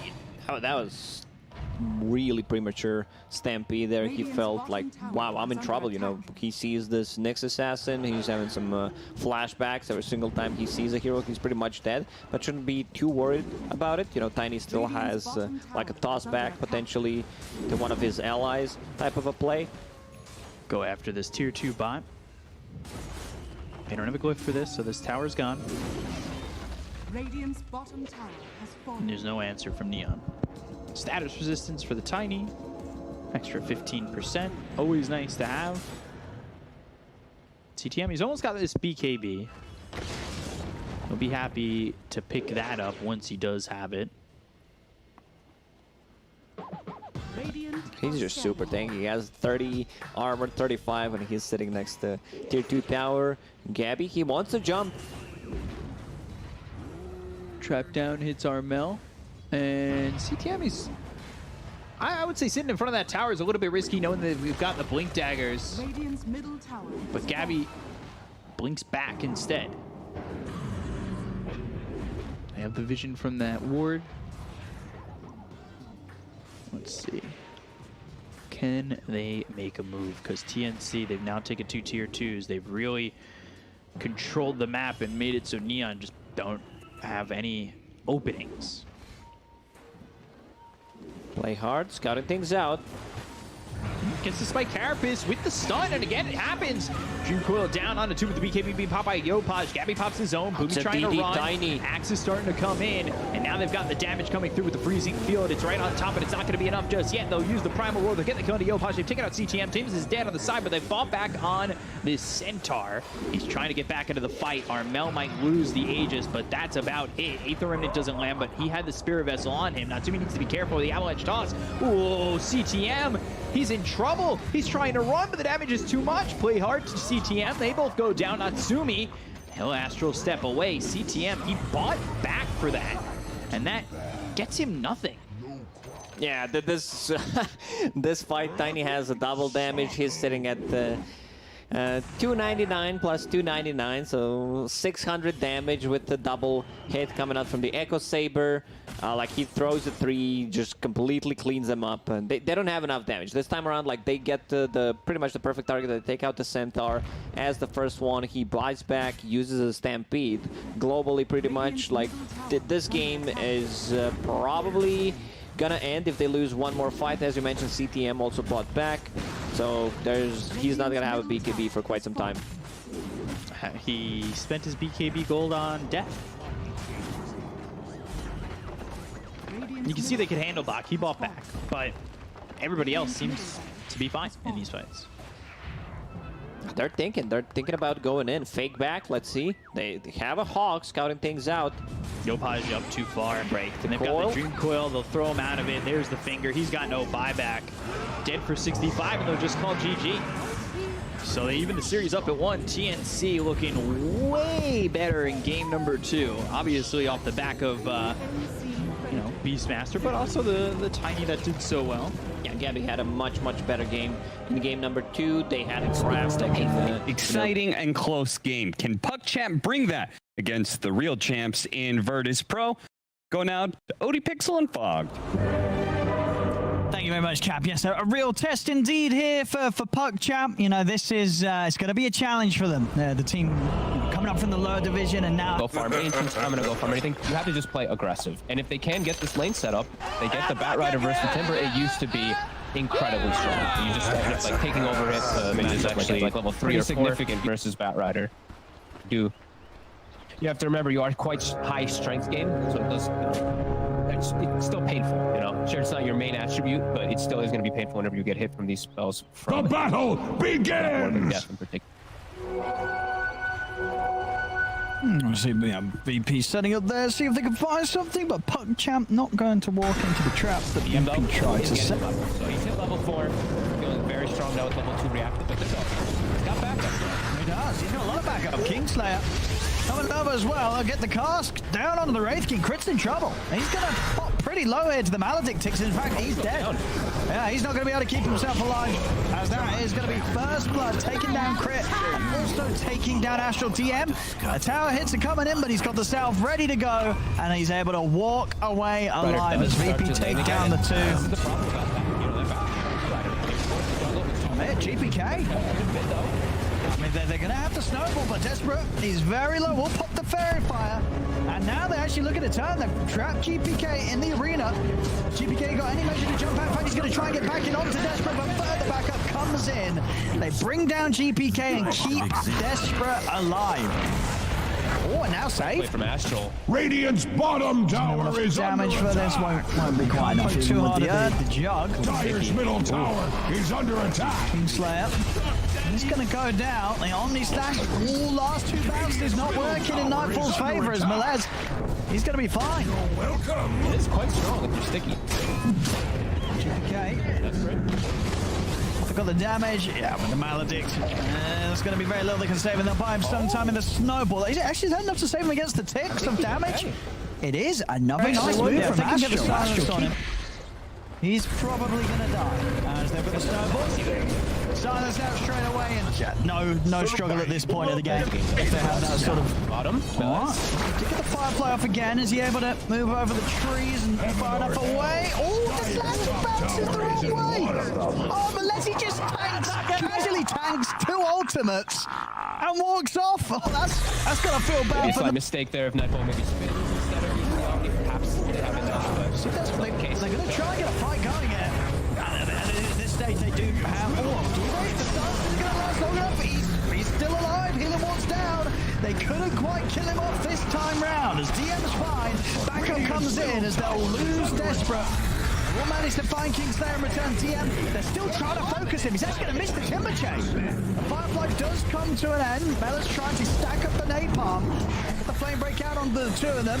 Remnant will grab onto Astral, but Astral, Crit, and Melas, they're still good to continue to push back VP. They won't be able to find anything more than the Wisdom. Champions. And now VP, they're not as cooldown reliant. They're going to look to pick back immediately. Oh, they are. And PuckChamp aren't quite ready for this sort of quick movement off the back of the last fight as they catch Desperate by surprise.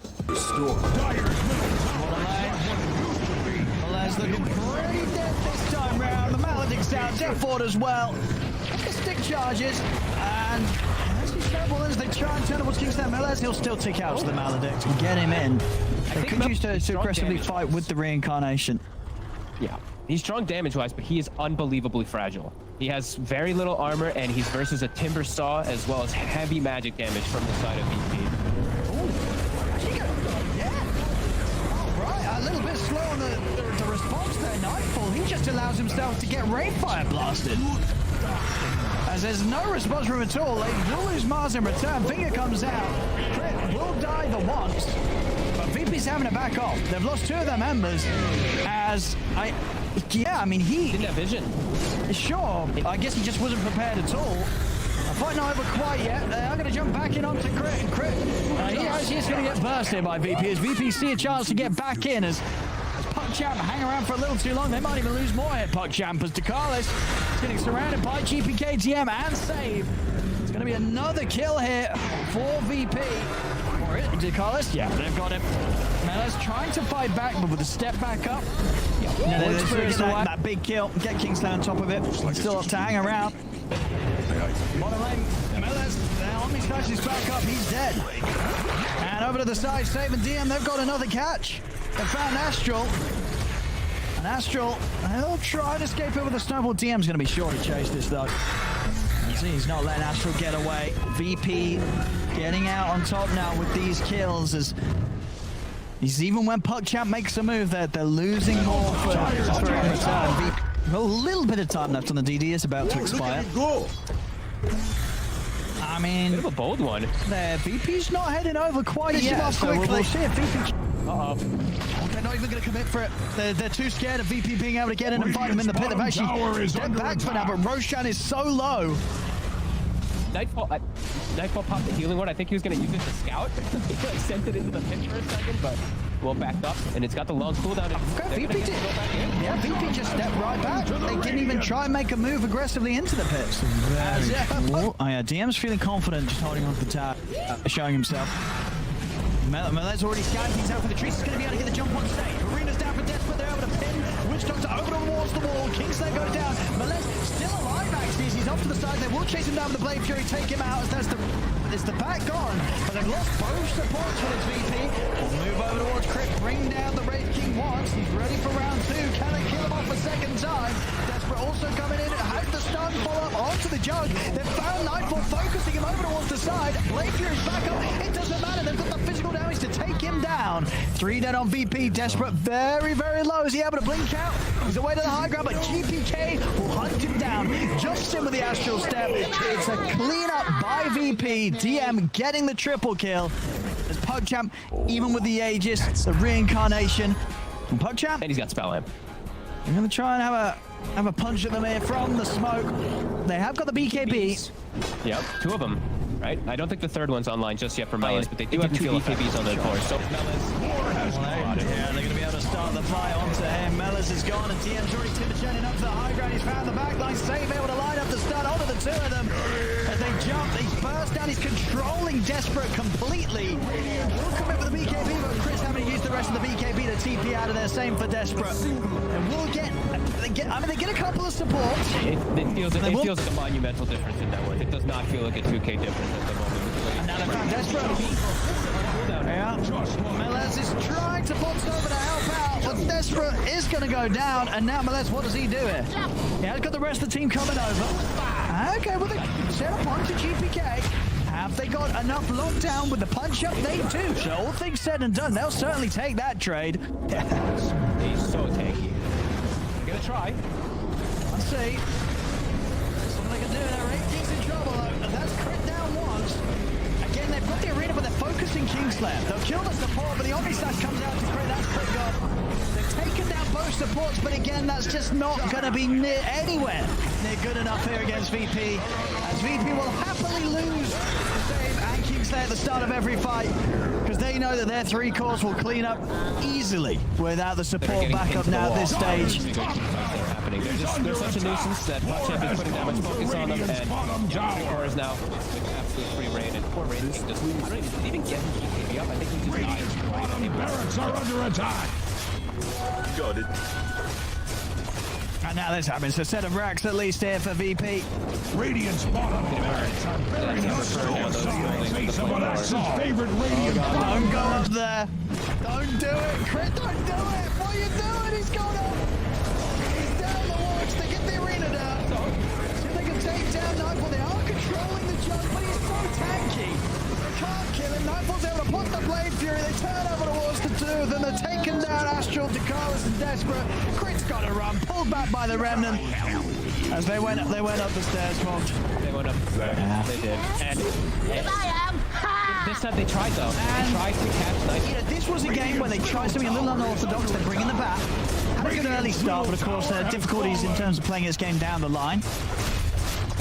And as you said, I think they're going to be playing perfectly around this massive thing the whole game. PuckChamp now give it another shot. The last hurrah. Let's see what they can do. One more shot really here for PuckChamp. So maybe they can time the Roche steal. Let's get it low. And GPK's already starting to play with them, stopping them from being able to jump in.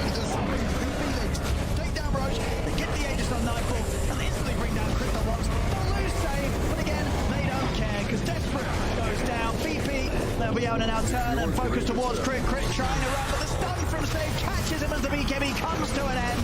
And it's going to be another team wipe here. Triple kill for Nightfall. GG is called as VP will take this game one. And looking like the VP you would expect to see. This was always going to be a challenge. These games, it's still painful. Exciting and close game. Can PuckChamp bring that against the real champs in Virtus Pro? Go now to OD.Pixel and Fog.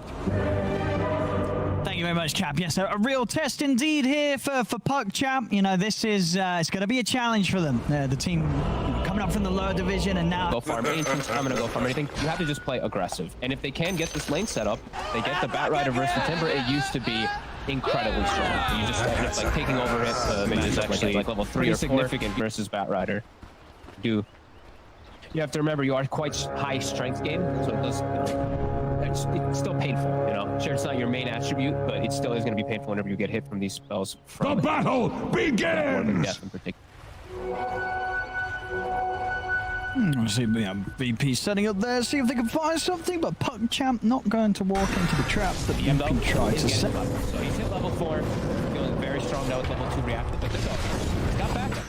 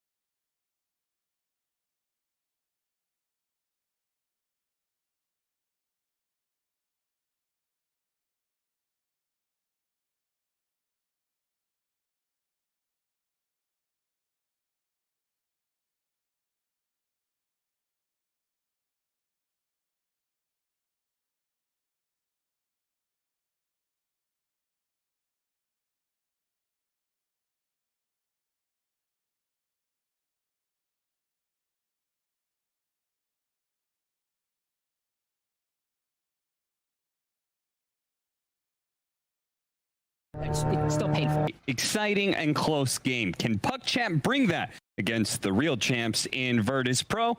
Go now to OD.Pixel and Fog. TNC Predators turn Thank you very much, to Cap. ban. Yes, a real test indeed here for Radiant PuckChamp. team You know, this ban. is it's going to be a challenge for them. The team coming up from the lower division and now... I'm going to go for anything. You have to just play aggressive. And if they can get this lane set up, they get the Bat Rider versus the Timber. It used to be incredibly strong. You just end up like taking over it. Minions actually like level 3 or 4. Significant versus Batrider. You have to remember you are quite high strength game, so it's not your main attribute, but it still is going to be painful whenever you get hit from these spells. The battle begins! TNC Predators turn VP to setting pick. up there, see if they can find something, but PuckChamp not going to walk into the traps that the MVP tries to set up. He's hit level 4. Feeling very strong now with level 2 reactive, but he's got backup. He does. He's got a lot of backup. Kingslayer coming over as well. I'll get the cask down onto the Wraith King. Crit's in trouble. He's going to pop pretty low here to the Maledictix. In fact, he's dead. Yeah, he's not going to be able to keep himself alive, as that is going to be first blood taking down Crit. Also taking down Astral TM. The tower hits are coming in, but he's got the self ready to go, and he's able to walk away alive as VP take down the 2. There, GPK. I mean, they're gonna have to. No, didn't work. From a granny from the flower store. Hey, that granny's a sweet lady.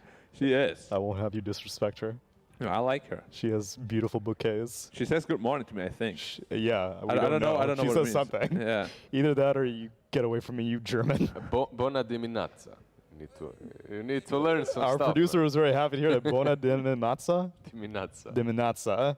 But I'm probably pronouncing it wrong. No, you got it right. Sounds more like an Italian dish to me. All I know is Buna is hello, and multimesc is thank you. Yeah, you're good. Salute. That's as much as I know. I got the base level foundation. No. After, like, you expect, we've been here in Romania since January, right? Like, you expect to know a little bit better than goddamn 5 words. I blame it on quarantine, though. We're not. It's true, we're not socializing. Yeah, we're not socializing. I would be talking to Flower Bouquet Grandma every single day if I could, if it was up to me. Oh, we wouldn't be socializing either way, though. We're Why not? gamers. Yeah, but I try to step Some more outside than my comfort others. zone when we travel. You know, I'm in a foreign country and want to learn the lay of the land, see the sights, meet the people, Oh, pick the Mirana. Maranas. Not pick Whoa. the Red Maranas. Wow. I'm really impressed. What's wrong, Black? Who No, hurt it's- you? who- Like, who since the first peed in your game- cereal this morning, Black? Exactly. Can you like hear from my voice how impressed I am by Mirana 4? With the Nature's Prophet offlane, probably. Oof. But CTM's profit has been consistent. His just itemization was How is he going to set up those arrows? Body blocks? And Sprout. Yeah, remember that they did play Nature Prophet on safe lane as well, but that would always be CTMs. It's always going to be CTM, yeah. I'm not sure if Natsumi would be comfortable enough to play something on that offlane, but if they rush a trial lane, then sure, why not? It's doable. Lion for TNC, they are pretty much just expecting one of these spirits, maybe. Void Spirit versus the Void's Fuck banned again. out. Oh, it's banned out, yeah. Nice. So it's a safe lane Prophet. Okay, mid lane Sand King?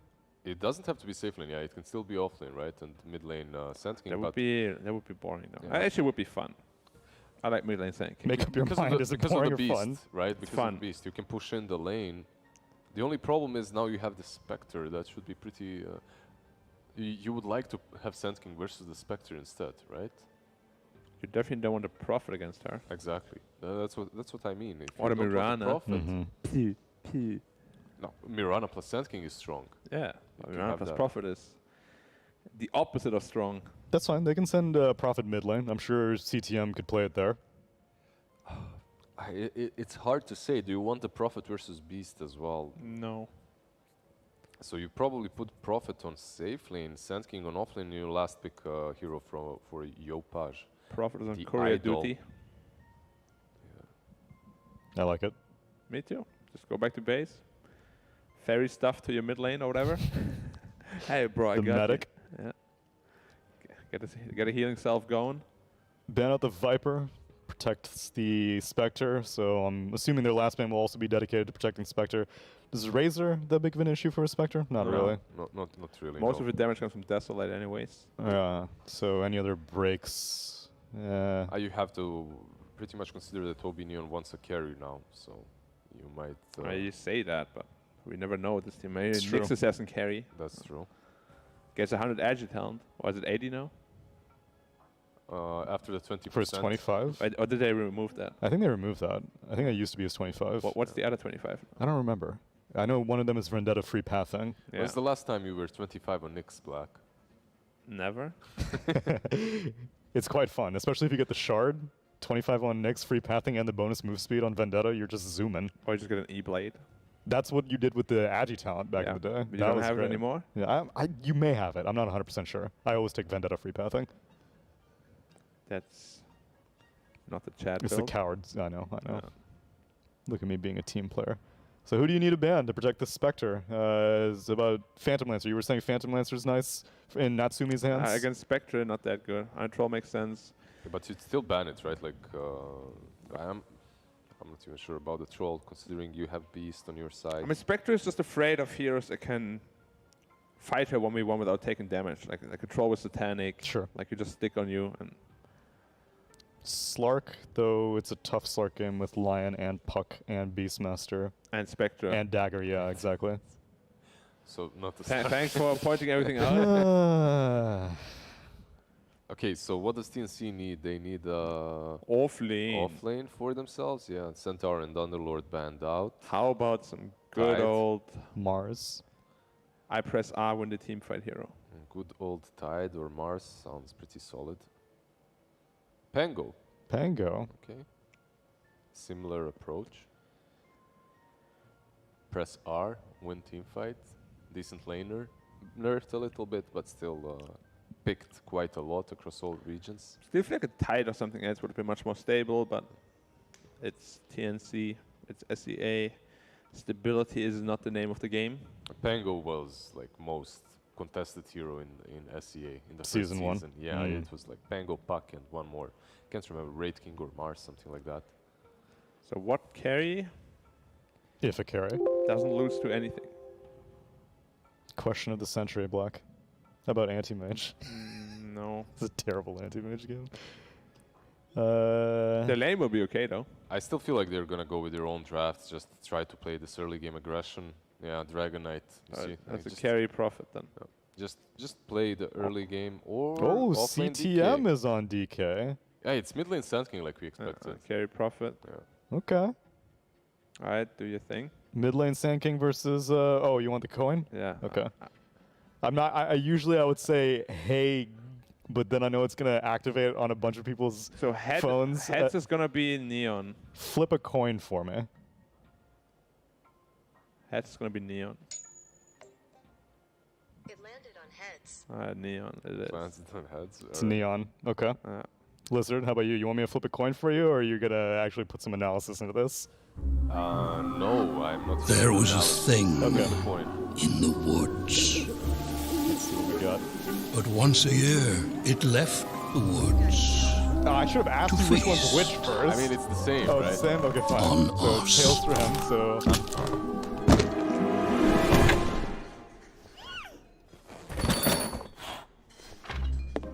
Then one year, out of the woods came nothing.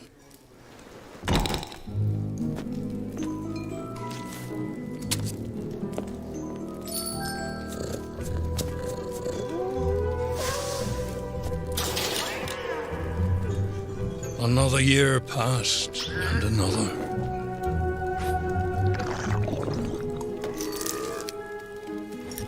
Constantly. Over How's time, Beastmaster we gonna have forgot time to our leave? fear. B-Cop, Black, you want me to I am flip here. coins? I am here. I can see half of your body. And turned our backs Oh, on sorry. dark. B-Cop and Lacoste. Here we go. It's the other Dominic, I don't mind. Yeah, D&D. that's close. So, Tsunami, you weren't going to say things like, hey Siri, flip a coin? Okay, Google, flip a coin. Yeah.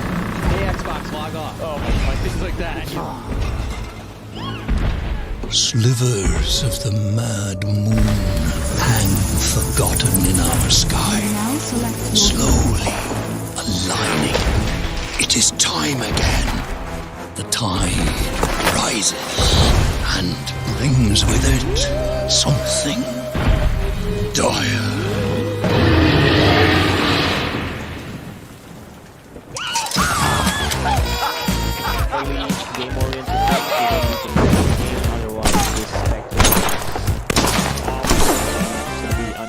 In the mid-late game, so they need to have like 5k gold advantage to get minutes in, otherwise I don't see them winning the game. Don't let this party scene fool you. This world is a dangerous place. Thank you very much. When you get to be my age, you'll see friends come and go. It's just TP. It's important to take care of the ones still kicking. Just talk about the game. So, in the heat of battle, you'd be surprised how far a little kindness might. now they've got Natsumi playing the Nature's Prophet this time around. Like, things get a little bit different in terms of the builds, and I think the build, while the right idea for CTM in the second game with that Nature's Prophet, they just weren't doing enough damage. Like, the TA just couldn't do it all. And of course, Natsumi on the Void Spirit also did not have the best of times. He was sitting at like 4K, 5K net worth pretty late. That was the problem. I don't think Nature's Prophet, like, he did a very good job itemizing in the second game, going for a more of a tanky build, but it was a... Oh, stun barely misses. Lion with the boots of speed manages to get out.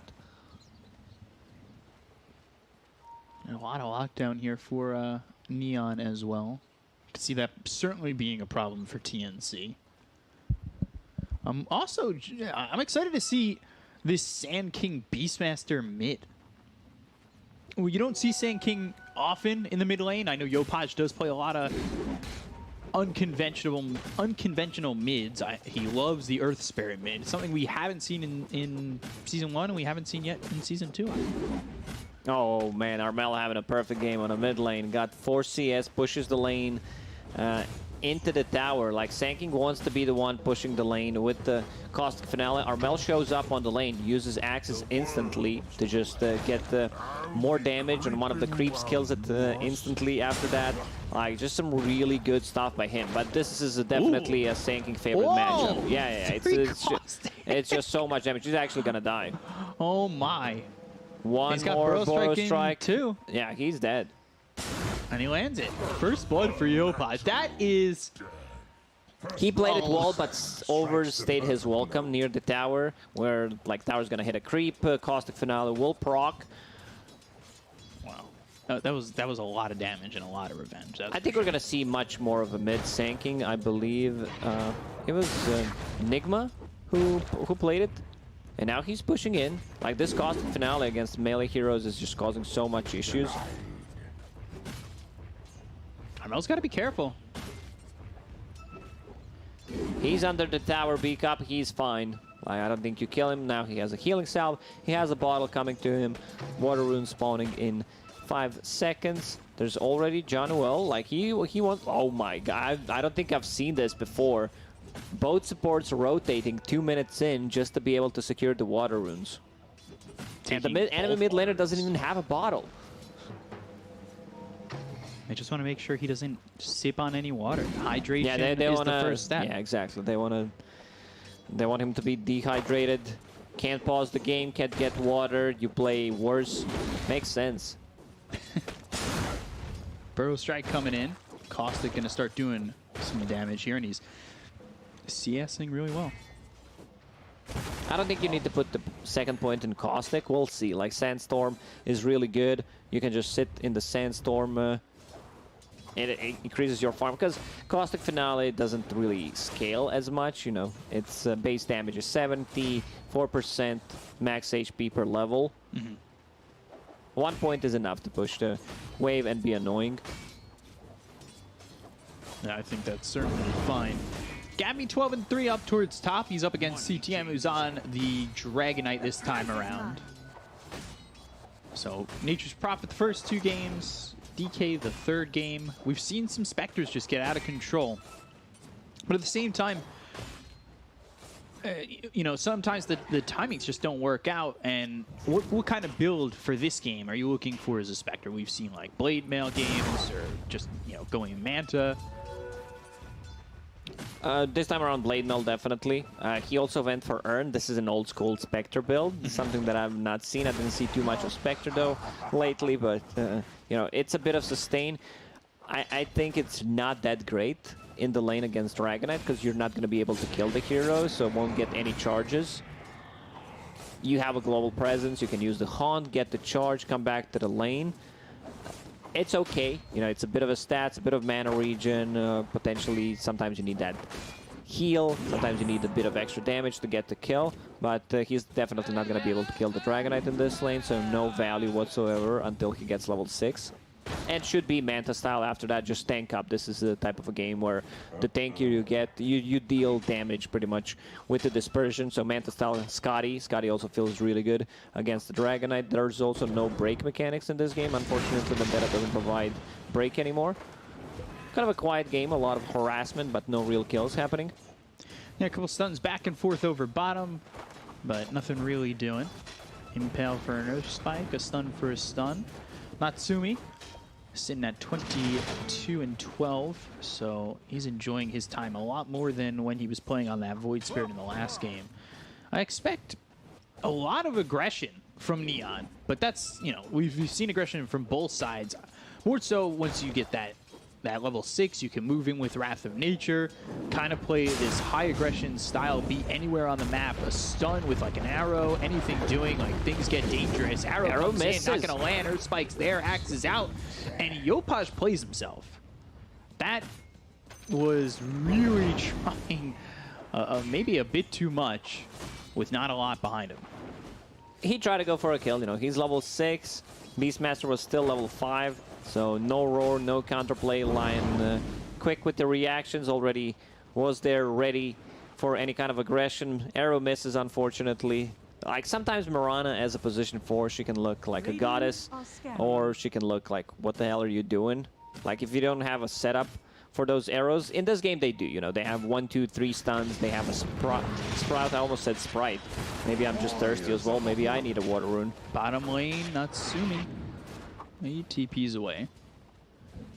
Yeah, get a little hydration, get a water rune, sip on it. Sparkling or flat? Dire's middle tower. Oh, still water for me. Only. Yeah, sparkling or still, that's right. And now we're good to go. Water runes in real life. Trying to invade the stacks.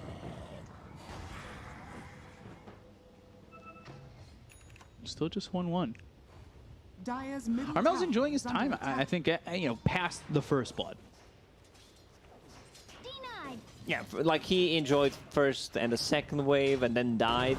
Now he's also making some more stacks. Like 1 point in boar is really good because you can check the runes, you can stack with the boar as well. Right. And, you know, the hog just provides vision, but it's a bit more mana consuming. You know, boar is 60 mana, 30 for the hawk.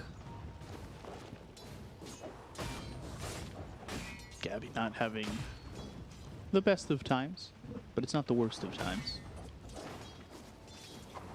Watching CTM, I'm interested to see what direction he goes with this hero. If he's still going to try and just be that tanky frontliner, blink in, Dragon Tail, in the Elder Dragon form, keep the pressure on. Has Hood queued up. Most of the damage is magical. Boomy once again, like, didn't get too many levels. He just decided to leave the lane, leave Spectre with the levels. So she's level 6.5, almost level 7. 7 minutes in, which is really good. And he was stacking the jungle pretty much, now collecting some XP, while Beastmaster is trying to make a move, and he was jungling as well. Armel comes over, Axe is out. Still tough to kill this DK. Going into that blade mail, so Gabby will wait for that blade mail, then he's going to try and get charges on that urn, but it's going to be a little while until we feel Gabby's presence in this game. He's backed off into the jungle. Meanwhile, Boomy picks up the Invis rune. Arrow doesn't connect. These arrows, unfortunately, not connecting at the moment. That could be a potential difference maker. But oh no, Spectre, she finds the chipped vest. GG, go next. Like this item is just so good on Spectre. Gives you XP region. She goes in. They're gonna move over and get the Primal Roar out onto Yopaj. He's dead again. Wrath of Nature does a lot of damage. It just doesn't do enough damage. They're looking for the Rolling Thunder. Play hard, trying to leap away from this. Bot comes in though. Rolling Thunder hits onto both Natsumi as well as Play Hard. They're gonna try and catch up with him. Well, he's not speedy enough, it seems. Looking Spike Carapace, Impale short, and they just get nothing from it. They lose Yopaj again. This is a good rotation for TNC, getting 2 charges on that urn, using that first haunt to get involved. TNC The movements look good. He gets the charge, doesn't even have to use it, because has that chip west. Natsumi peeping top aggressively. Yopaj with the blink. Epi. Yeah, this is that Spectre. Gabby, he can't get out. Now good movements from Neon. Yeah. No boots of speed. You're just not tanky enough to sustain throughout all that damage. Dragonite trying to put some pressure on the mid tower. Nature Prophet just TP top. Wrath of Nature ready in 20 seconds. Like, this is the time to kind of strike with the Wrath of Nature if it bounces. Burrow strike coming through on the Boomy arrows there with the Impale, easy kill, and a tier 1 tower. And CTM feeling super confident, just standing there and eating the tower shots the entire time and taking the tower. And they're going to try to take the tier 1 top 2. Natsumi's up here. They're moving around quite a bit. This is going to be interesting for Gabby, considering the fact that you're going to lose your tier 1s mid and top, and that's going to close up the map for you. Gabby's now going to react to that. They're going to take another tower on the top lane, so the map will get smaller. This is going to be a 3k gold lead after they take the tower for Neon. We still haven't seen anything coming out from Pango. Like, he's not been involved in a single kill. Has that ulti ready. Like, he has a lot of small items. Like, started with the Ring of Protection, which is fine. Also, Circlet, a bit of a stats. Infused Raindrop, has a bottle on top of that. Now wants to get mana boots. Like, you don't need mana boots on this hero, especially like this early on. He consumes a lot of mana, but if you have a bottle, if you have a Raindrop, plus a Clarity running, like, you can just sustain yourself. Like, he has a Clarity running while he has full mana as well. Spot well coming over with the Ob Sentry combo.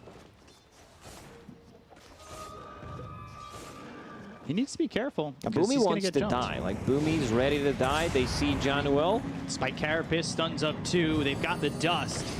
Tim's Earth Spike finger. Januel bit off more than he could chew. Epicenter again, getting charged up. Blink Burrow Strike coming through. Arrow to follow it up. They've got the damage, the lockdown, and the kill. All onto Armel. They really want to slow down this Beastmaster because he's not too far away from that axe. This is how Neon needs to play. Like, when before the game started, I said they need to have a 5k gold lead. 15 minutes in, they're playing very aggressive. Blank Dagger, first item on a Sanking. Earth Spike misses. They're going to go to the Haunt, so Gabby comes in on this. They've got the silence onto a couple of these heroes with the Waning Rift. Burrow Strike in.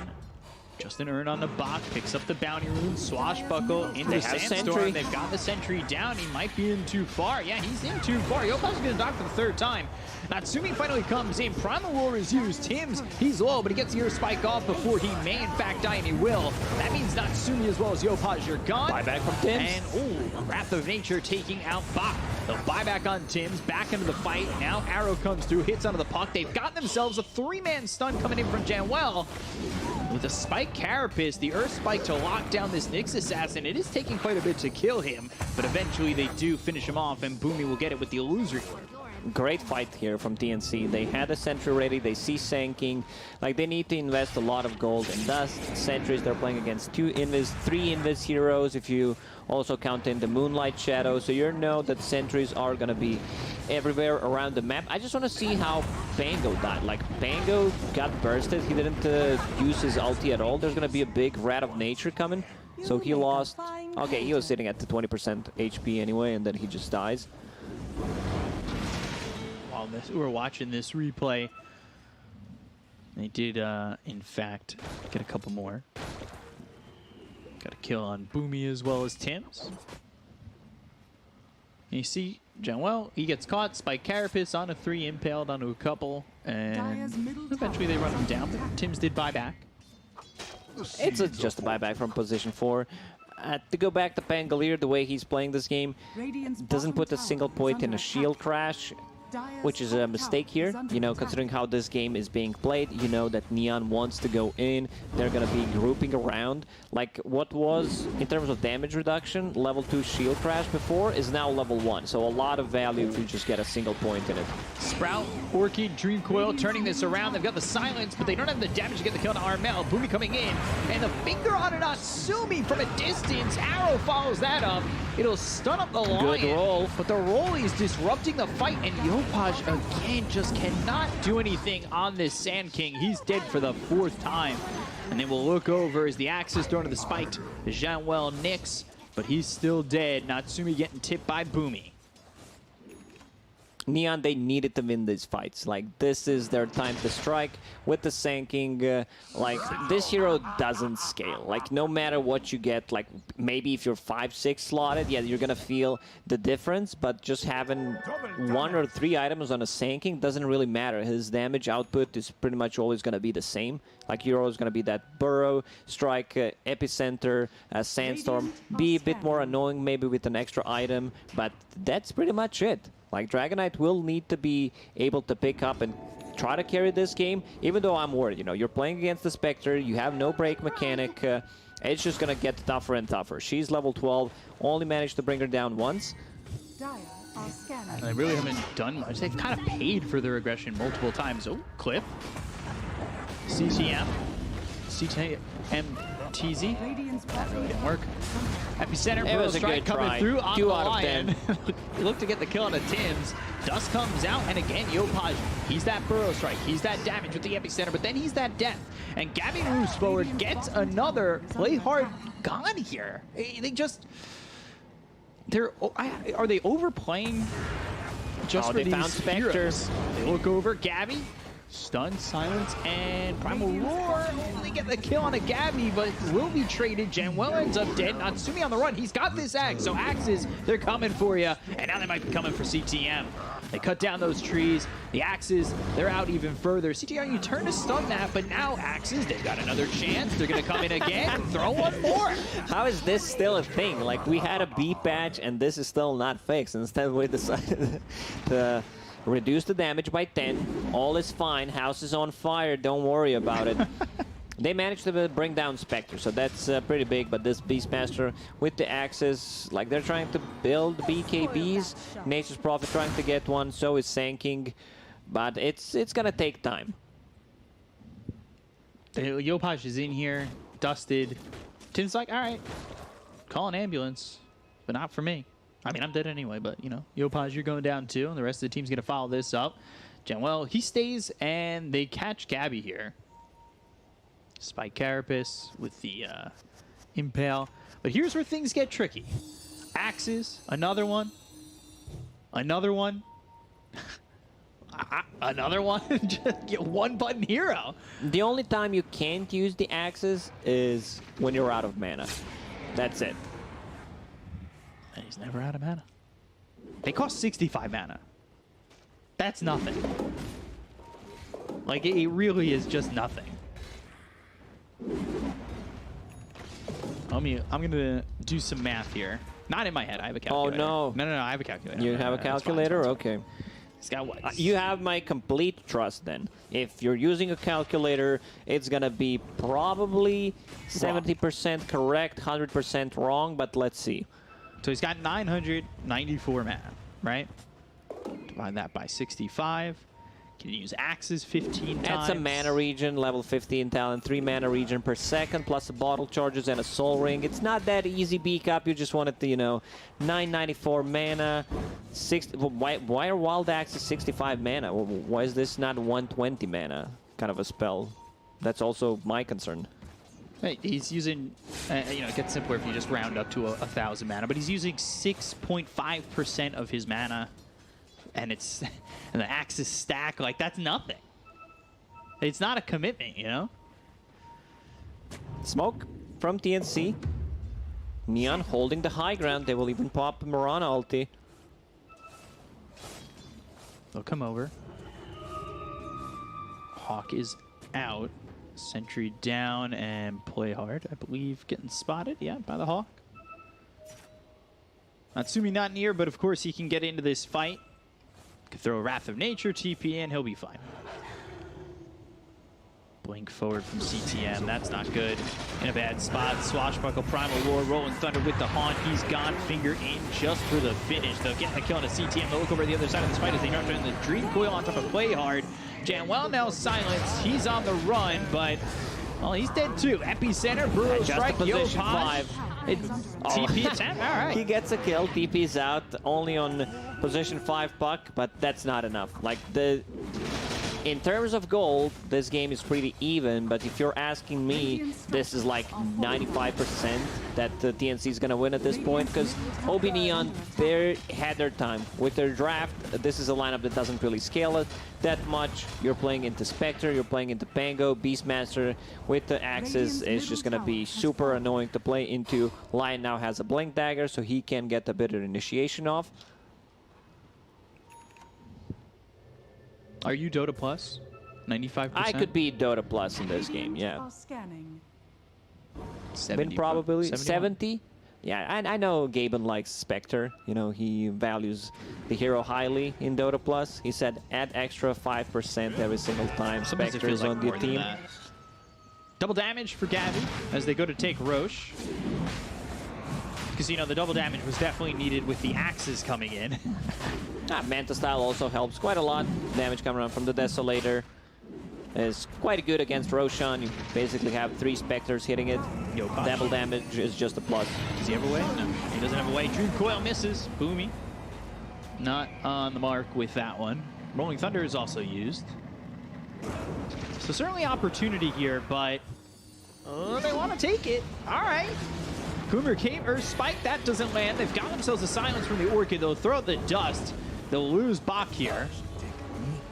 No longer able to play any music. Spirit Vessel done on Mirana. That's going to help out, you know, against these tanky heroes. Good against Spectre. Problem is they have way too many problems. They have this Lion that they need to try to focus, otherwise he's going to get a good jump. You have a Beastmaster. Now Spectre with Aegis. Like, how are we going to bring her down? We're not? I guess would be the answer. Somebody says under their breath on that team. Just ignore the Spectre. Play around the map, you know? Away from this hero. Try to wait out the Aegis. Can you do that even?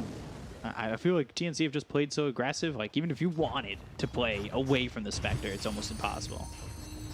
She has a Haunt ready, so can be anywhere on the map. They're trying to set things up on the bottom. They see Tims. Burrow Strike with the Vendetta hit and the Impale. They'll get a quick pick on TNC. So Tims, he loses his life. Neon get that kill.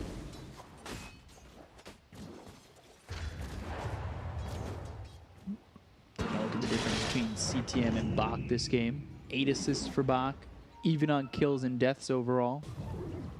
A lot more CS though for CTM. Pango had some really good roles, connecting on multiple heroes, tanking up this time around, going for mech, mana boots, and also wants to get a Blink Dagger. Like with the Blink Dagger on level 15 talent, you have 13-second Rolling Thunder, which is not bad. You know, they have no abilities that can stop you. So if you got a good Rolling Thunder in the fight, they will have BKBs. Dragonite working towards his. We already seen Sanking with the BKB. Same goes for Nature's Prophet. Dream Coil, Swashbuckle all come in with Rolling Thunder. Burrow Strike, Epicenter all on top. They've got the Haunt coming out from Gabby with the BKB pop. They go to the Primal Roar. They've got the Spirit Vessel. The Arrow missing though, so now they don't have the lockdown on Armel. Burrow Strike in a to sec. get a kill on Yopaj. Burrow Strike's in. That might be enough. Armel gone. CTM falls. Gabby trying to fight Natsumi with the BKB. They've got themselves the Impale. Do they have the damage though? Natsumi really trying, and he's gonna bail. He's just gonna bail. Leaving the Spectre, leaving his team. They got the Aegis, but that's it. And now Natsumi's coming back. Charges. No, he's going to stop that TP. And they even give kill to Gabby, which is really nice. He got 2 kills in that fight. Like, they managed to bring her down once with the Aegis. I believe that's a full basher complete. Yeah, they want to have something against those BKBs because they have no abilities other than Roar. Like if Roar is used to initiate, maybe they get one target, but seems like TNC is just a bit tired of seeing them TP out with the BKBs, so Basher's gonna help out. And now going into Scotty, which is completely fine. You want to be tanky, you want to have that you know, healing reduction, HP regeneration reduction. Against the Dragon Knight, you get on top of the Nature's Prophet. The slow is just so good. And we'll see if the Nature's Prophet can get away this time. Basher. We'll see if Tsunami's shirt is a prediction. First hit Bash. Yeah. We'll have to see. Yopaj going Shiva's Axe. I think the Axe first would feel really nice. But we'll see what he wants to focus on. It, you know, the Shiva's is queued up first, so I assume that. Not necessarily. A bit less gold for the Axe. I think it's a better pickup in this game. You know, you have a way of dispelling things, removing the dust with your BKB, so you're kind of covered. With the extended range from the Burrow Strike, you can initiate from far away, you can get out of the trouble. Like he uses Burrow Strike in the previous fight and just dies to dispersion. Yeah, it's certainly not fun to just burrow and die when you're in a core role like that. The fights have been started off Epi burrows for Neon, and it's not doing as much. Burrow Strike comes out onto the Pangolier. They have the Spirit Vessel, quick pick on Bach. And the game's net worth is still sitting pretty close. I think Neon have done an okay job of stabilizing. Blink, Hex, Earth Spike, Finger coming through with the axes, Epicenter, Burrow Strike, Primal Roar coming out on a Yopaj. And again, he burrows in, he might just fall. Even to the Sandstorm, he's visible. They've got the BKB Popeye Natsumi, who will get the kill on the Tims, but that's only 2 dead on the side of TNC for 3 right now with the buyback coming out from Tims. They're going to focus their attention on Natsumi, but they just don't get the bash. Tsunami's shirt is wrong so far. Yeah, take off that shirt and do whatever you want with it, because it's not working. Spectre didn't have Quelling Blade, so she can't also gut in. Maybe she could have gotten one extra hit there if she had it. Because the way you itemize, you know, this Urn of Shadows, not too much value. Gotten from the item already, sold it. You also go for the Magic Wand on Spectre, of course, Blade Mail Manta, and then you're out of slots. Needed that Quelling Blade. Natsumi's starting to output some damage. He's going, you know, into the AC, then the Satanic. They're going Silver Edge on the Dragon Knight, so he can get to that. He can get that break. Okay, I'm a big fan of it. You know, because they need it. Spectre just feels super tanky right now. Lion. Like, I see this item being extremely popular. Just Eon Disc, whenever you feel that the enemy team has a good jump, just get the item. So much value from it. Like, you get the spells off in a team fight, which is all that matters. No way to dispel things at the moment. No Yule Scepters. It's funny, too, because Tims is the one, for the most part, putting himself in those bad positions. They're not really bad positions. He's just blinking forward, Hex Finger with the stun. He's done his job. You want to get your spells multiple times off with the Lion. Like, you just don't want to be that guy that goes in, uses his full toolkit, and then straight up dies, you know, whatever. Something like a Sand King would do, or something like that. Finger, got him dusted. Dream Coil also used. Axes coming in. Back and forth they go. Just stacking up to get a kill there on the Genwell. Going Ags on the puck. We'll see how quickly Boomy can get in on that. Boomy is super farmed for position 5. Like, he's staying 2,000 gold ahead of enemy position 4. Like, just having so much farm, which I really like, you know. And he has a Blink Dagger. He bought the gem, so they're getting rid of all the wards. I've talked about how they have 3 Invis heroes. We'll have possibly 4 Invis heroes if Dragon Knight gets that Shadow Blade. Maybe someone should hold that gem instead of Puck, because they can take down Puck. Like, 1 Carapace and the hero's dead, 1 stun. So a lot of value from this item, so you do not want to lose it straight away.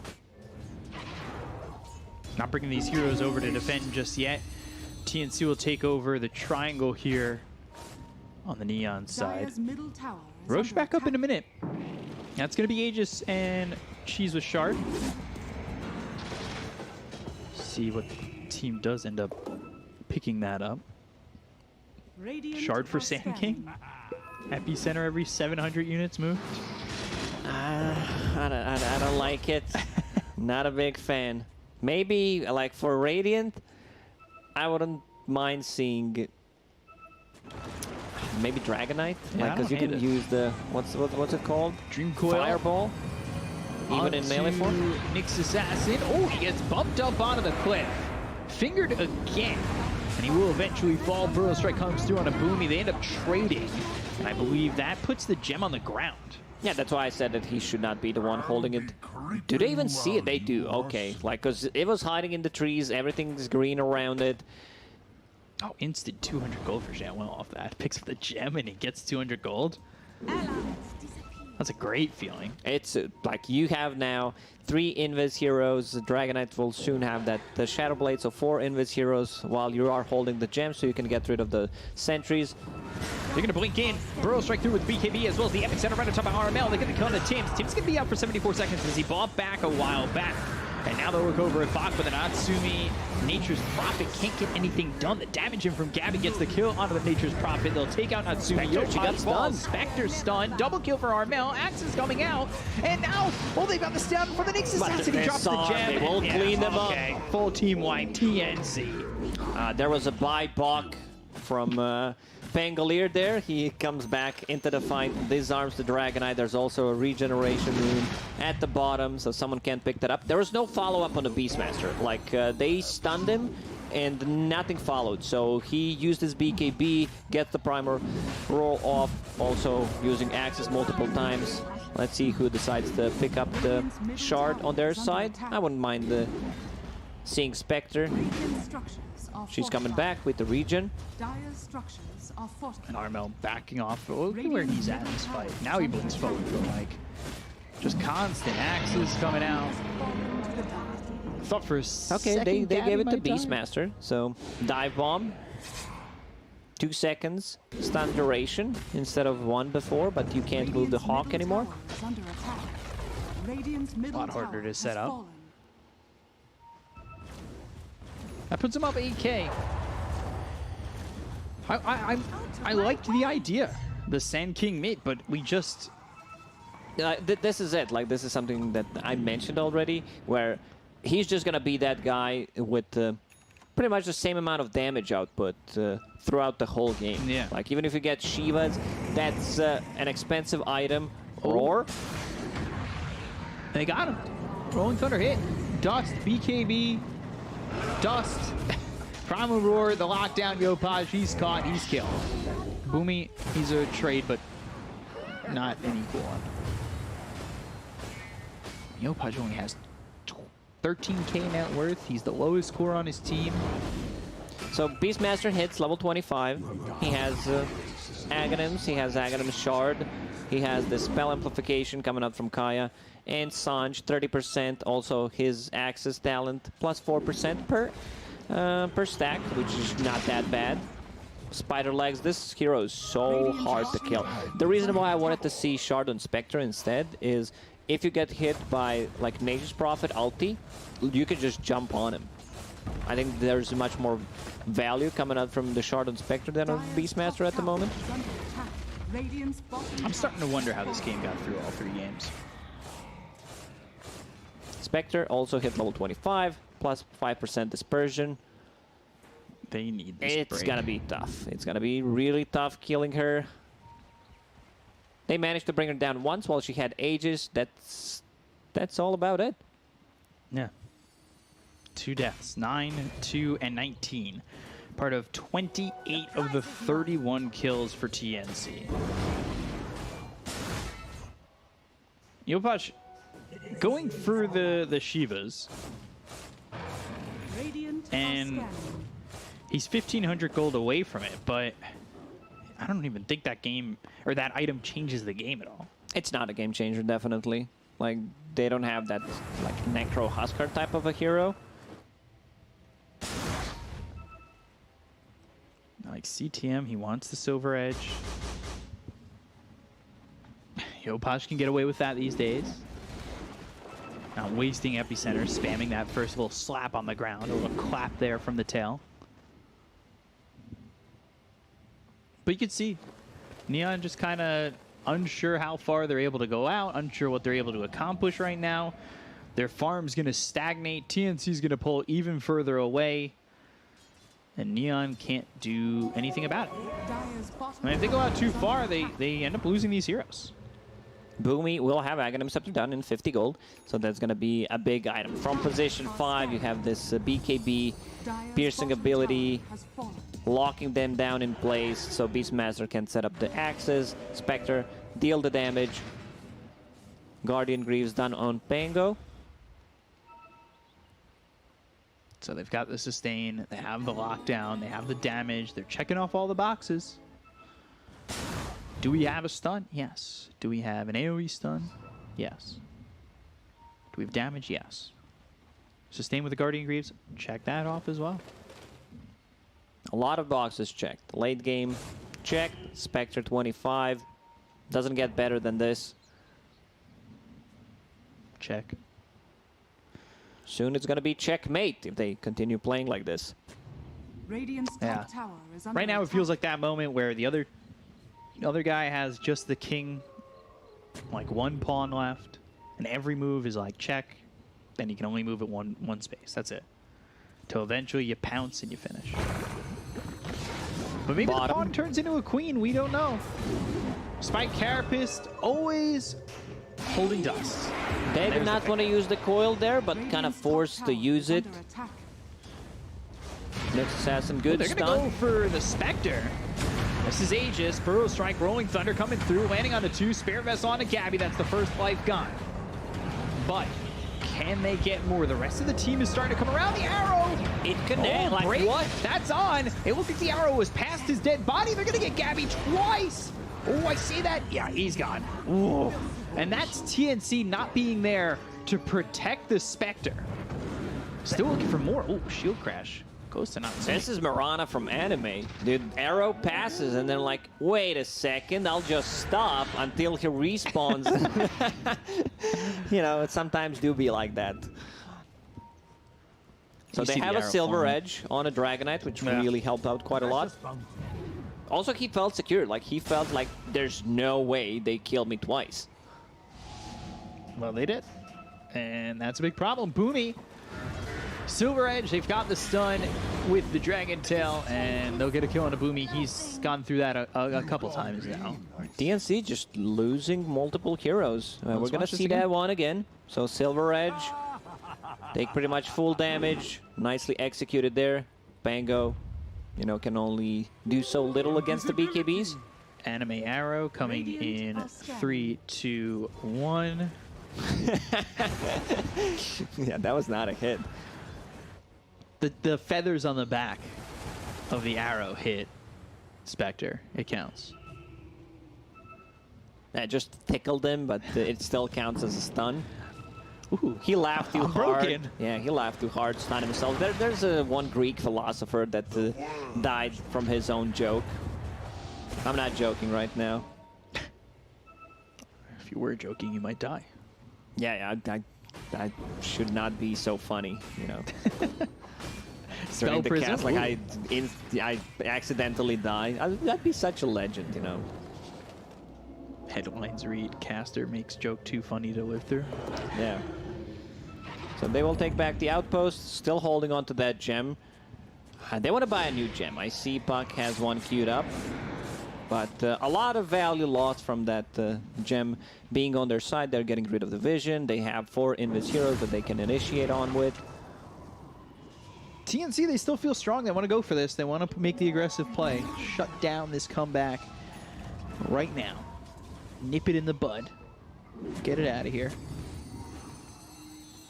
We'll see if they can. They did smoke up. Another gem purchased by TNC, making the investment. And they're on an Natsumi. And the finger, just the burst damage on an Natsumi. He was there and then he wasn't. Yeah, now you see me, now you don't, pretty much. It was a magic trick from TNC. He was trying to farm up, get that Reaver, maybe get out there to purchase it, but he is by himself way too far. I mean, they just killed Gabby for the same reasons, or with the same scenario. They're going to look. Dream Coil down. That's onto the Mirana. Bind him though, CTM looking for the break. Oh, doesn't find him, pops the Manta in time. Epicenter from the back, they've got themselves the Primal Roar with the buyback being committed here by Natsumi. The damage though, they've stunned up Gabby, but he eats the cheese. Burster comes in again, they've got the finger up for Tins once more. He'll throw that out. Natsumi, Yopaj both gone without buyback, and this is looking like the end. They've got the kill on a Bach, but it's just Bach. They'll buy back on this Nyx Assassin. Janwell, he'll try to help, but he can't. CTM is gone. He's got buyback. Spike Carapace stuns up Boomy. They're still chasing for the Nyx Assassin. They'll buy back on the DK. Boomy, in with the Illusory Orb, and the Waning Rift makes the escape. Only 2 heroes with the buyback right now, like that cheese from Spectre actually keeping her alive, and now no buyback on the Nature's Prophet. He buys back, comes back into the game, and doesn't have a life for 80 seconds, so they can at least take one side. Sanking is out in 40. They call Boomy. Axes don't land. CTM, he wants to get this break. He wants to go. They've got the break. They'll hit the stun. He'll pop the Minotaur Horn. And now the arrow comes in, but I don't think that landed. Lotus Orb onto the Mirana. They've got the damage coming up from Gabby. They'll look over Genwell as well. And, well, he's gone. The Mirana survives just barely. Gem on the deck. Picked up by Gabby. That feels really bad. Now you can't get close enough to land the Silver Edge shot. They still cleaned up, though, and defended. The tier 3 stands. At least they defend a tier 3 tower. Roshan respawns, so they can go in and take that. It's Cheese Aegis plus Aghanim Scepter. They need to get over here and stop this, but they can't. And it's just they get Shard, they get Axe Blessing. This is a lot of gold for TNC. Yeah, that's free from Rush. you just give that to Spectre. Give that free Aghanim Scepter to Spectre. Spectre can perform a single target unit haunt, and you also get a dagger on top of that. Yeah, that is not going to feel good if you're Neon. The timings just end up working out again for TNC. Bottom. And there it is. There we go. Gabby goes Shadow in. Step. Shadow Step. Natsumi slowed up. Hit with the Abyssal. He's on the run. He sprouts, but he's not getting away out of the hands of Gabby. Bashed up once again. They'll drop the Dream Coil down on a CTM. They have the lockdown. They'll have the kill. And they should be able to finish off this game with this kill on the CTM. They don't have him for 2 minutes, and they don't have this Nature's Prophet for another minute and a half. Nature's Prophet, you know, he is tanky, doesn't have Satanic yet. Even if he does, it's still very hard. Spectre with that Aghanim Scepter can jump you twice. Look at Gabby just spinning around. After this performance from Gabby on Spectre, maybe we deserve Arcana. Maybe it's time to release it. Yopaj Burrow Strike popping the Aeon Disc with the Epicenter, but they've got the Primal Roar. They have the vision on him. Yopaj Desperation Play. Burrow Strike back. Dust is out. They've got the finger again. Tim's. He's got a lot of stacks on that finger. Radiant's top tower is under attack. 9 stacks now. Radiant's top tower has fallen. That line becomes super tanky. He has 3,000 HP with those stacks. Yeah. Radiant's bottom tower is under attack. Radiant's And they're called GG. So, TNC reverse sweep. All 3 games kind of end up in a way where it's like anticlimactic. The game just ends, you know, because what happened before. Good showing from TNC. Like Neon tried to, I would say, experiment a little bit with the... There was a thing in the woods. But once a year, it left the woods to feast on us.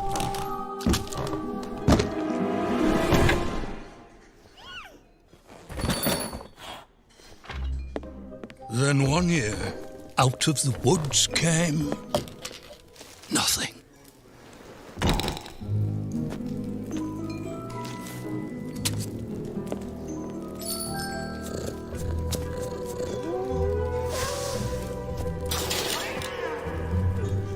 Another year passed, and another.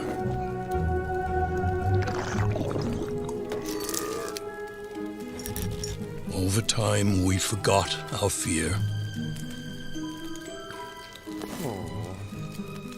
And turned our backs on the dark.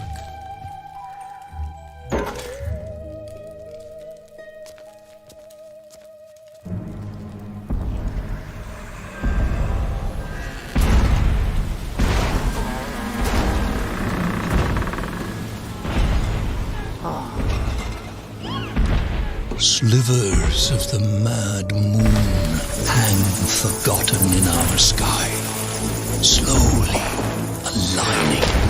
It is time again. The tide rises and brings with it something dire.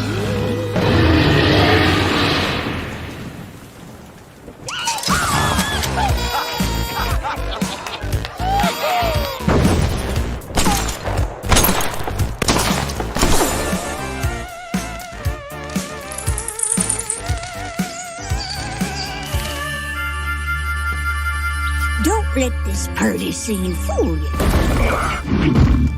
This world is a dangerous place.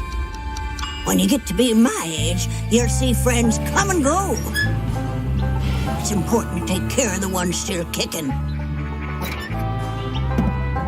In the heat of battle, you'd be surprised how far a little kindness might go.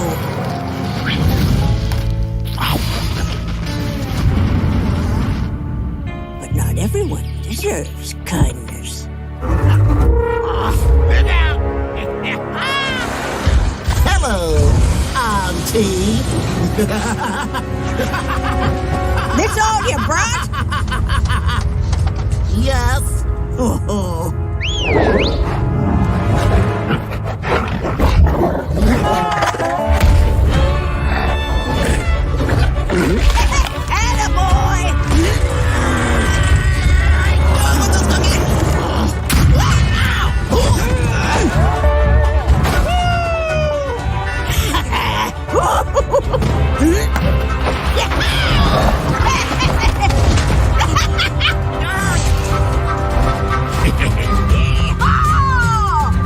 I didn't offer to share.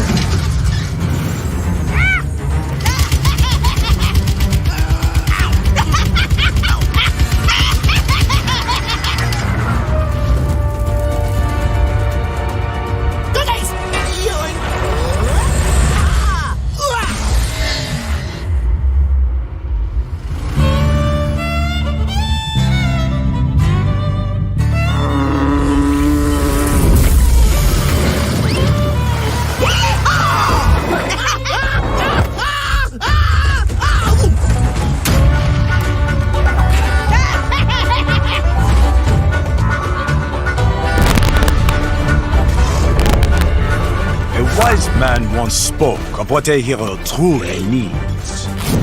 Speed, strength, wisdom. But this man was not entirely correct, for he neglected to mention the most important trait of a hero.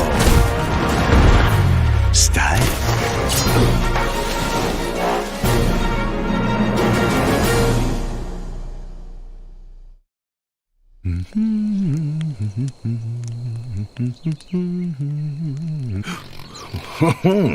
No need to worry, my dear. The forest, she is safe now.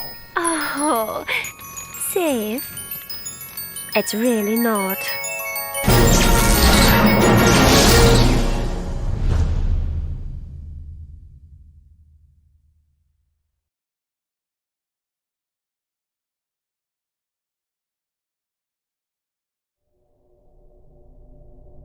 Long have my celestial brothers beckoned, but I abhor the blindness of the mortal plane. From the void, nothing escapes my notice. No secret lies beyond my grasp. Yet, soon I must finally step from my hidden bastion to wage battle alongside my brothers and save them for a greater cause to come.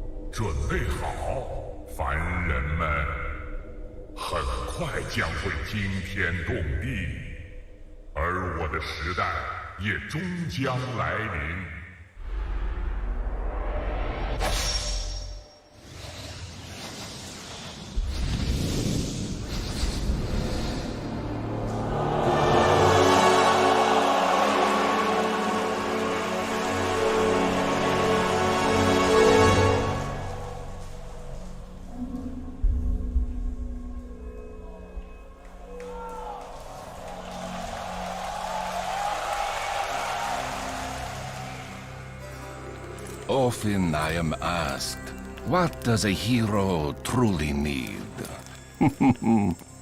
Much depends upon the hero. Would you be swift? Then for you, I have speed beyond measure.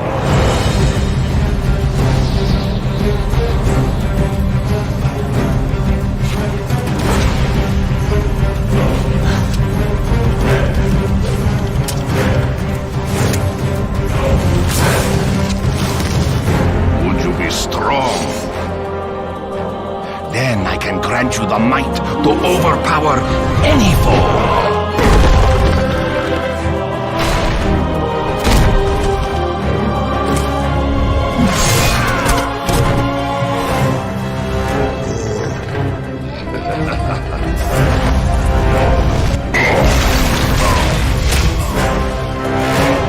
Would you be wise?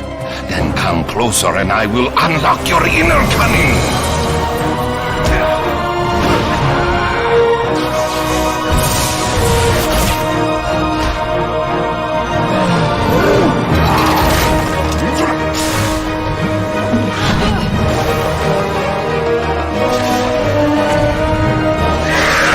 What does a hero truly mean?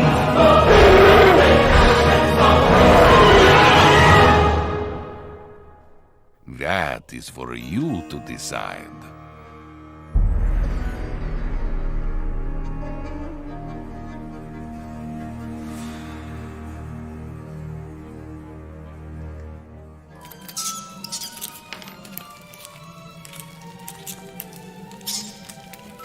Any layman with a feeble grip can carve wood or hammer steel. Even the tender hands of a child can grasp a set of instructions.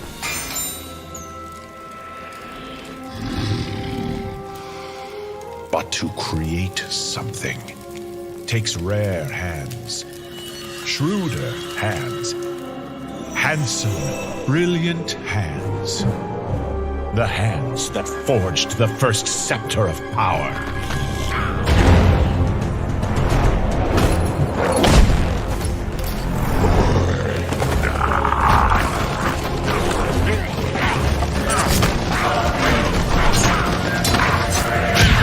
My hands have slipped through dimensions, touching things that warp the mind and test the mettle of the strongest will.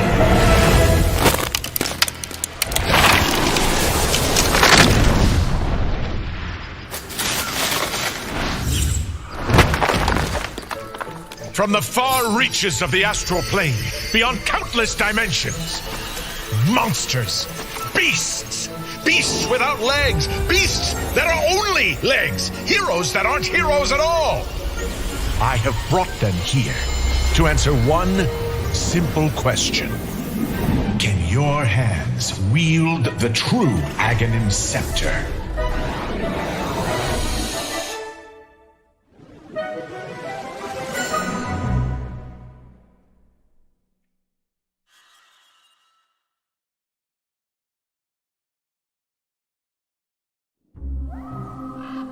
There was a thing in the woods. But once a year, it left the woods to feast on us.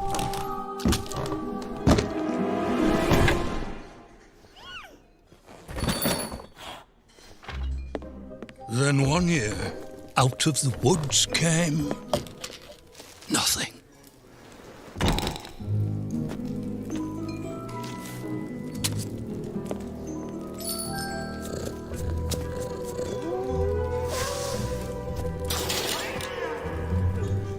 Another year passed, and another.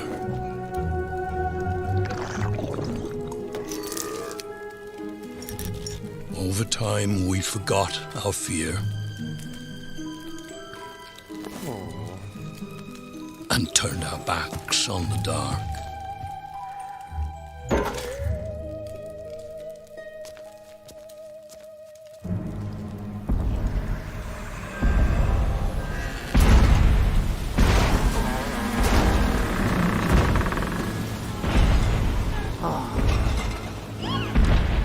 Slivers of the mad moon hang forgotten in our sky, slowly aligning. It is time again. The tide rises and brings with it something dire.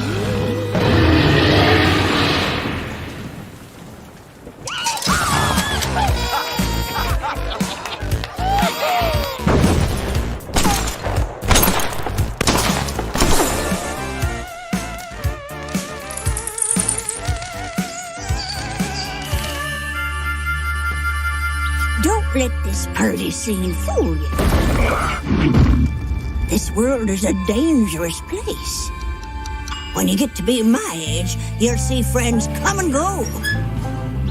It's important to take care of the ones still kicking. In the heat of battle, you'd be surprised how far a little kindness might go.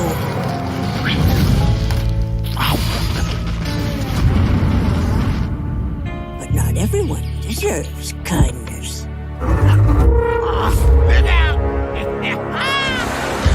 Hello, Auntie. It's still painful. Exciting and close game. Can PuckChamp bring that against the real champs in Virtus Pro? Go now to OB.Pixel and Fog. Thank you very much, Cap. Yes, a real test indeed here for PuckChamp. You know, this is it's going to be a challenge for them. The team coming up from the lower division and now... Go farm anything, I'm going to go farm anything. You have to just play aggressive. And if they can get this lane set up, they get the Batrider versus the Timber, it used to be incredibly strong. You just end up like taking over it. It's actually like level 3 or 4. Significant versus Batrider. You have to remember you are quite high strength game, so it does... It's still painful, you know. Sure, it's not your main attribute, but it still is going to be painful whenever you get hit from these spells. From the battle begins! Death in particular. See, VP setting up there, see if they can find something, but PuckChamp not going to walk into the traps that VP tried to set. So he's hit level 4, feeling very strong now with level 2 reactive, but he's got backup. He does, he's got a lot of backup. Kingslayer coming over as well. I'll get the cask down onto the Wraith King. Crit's in trouble. He's going to pop pretty low here to the Maledictix. In fact, he's dead. Yeah, he's not going to be able to keep himself alive, as that is going to be first blood, taking down Crit and also taking down Astral TM. A tower hits are coming in, but he's got the Salve ready to go, and he's able to walk away alive as VP take down the 2. GPK. I mean, they're going to have to snowball, but Desperate, he's very low. We'll pop the Fairy Fire. And now they actually look at a turn. They've trapped GPK in the arena. GPK got any measure to jump out. In fact, he's going to try and get back in onto Desperate, but further backup comes in. They bring down GPK and keep Desperate alive. Oh, and now save. From Astral. Radiant's bottom tower is damage for this won't be quite enough. Too hard with the jug. Dire's middle tower is under attack. Kingslayer. He's going to go down. The Omni Stash. Ooh, last 2 bounces is not working in Nightfall's favor as Melez. He's going to be fine. Welcome. It is quite strong if you're sticky. GPK. That's great. Got the damage, yeah, with the Maledict.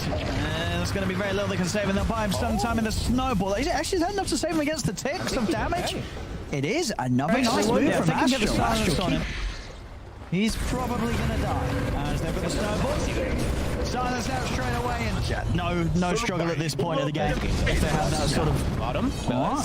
To get the Firefly off again, is he able to move over the trees and far enough away? Oh, the slash bounces the wrong way. Oh, unless he just tanks, casually tanks 2 ultimates and walks off. Oh, that's gonna feel bad. Maybe a for slight mistake there if Nightfall maybe spins instead of using Omni. Perhaps they have enough. So that's what they're gonna try and get a fight going here. At this stage, they do have. The silence isn't gonna last long enough.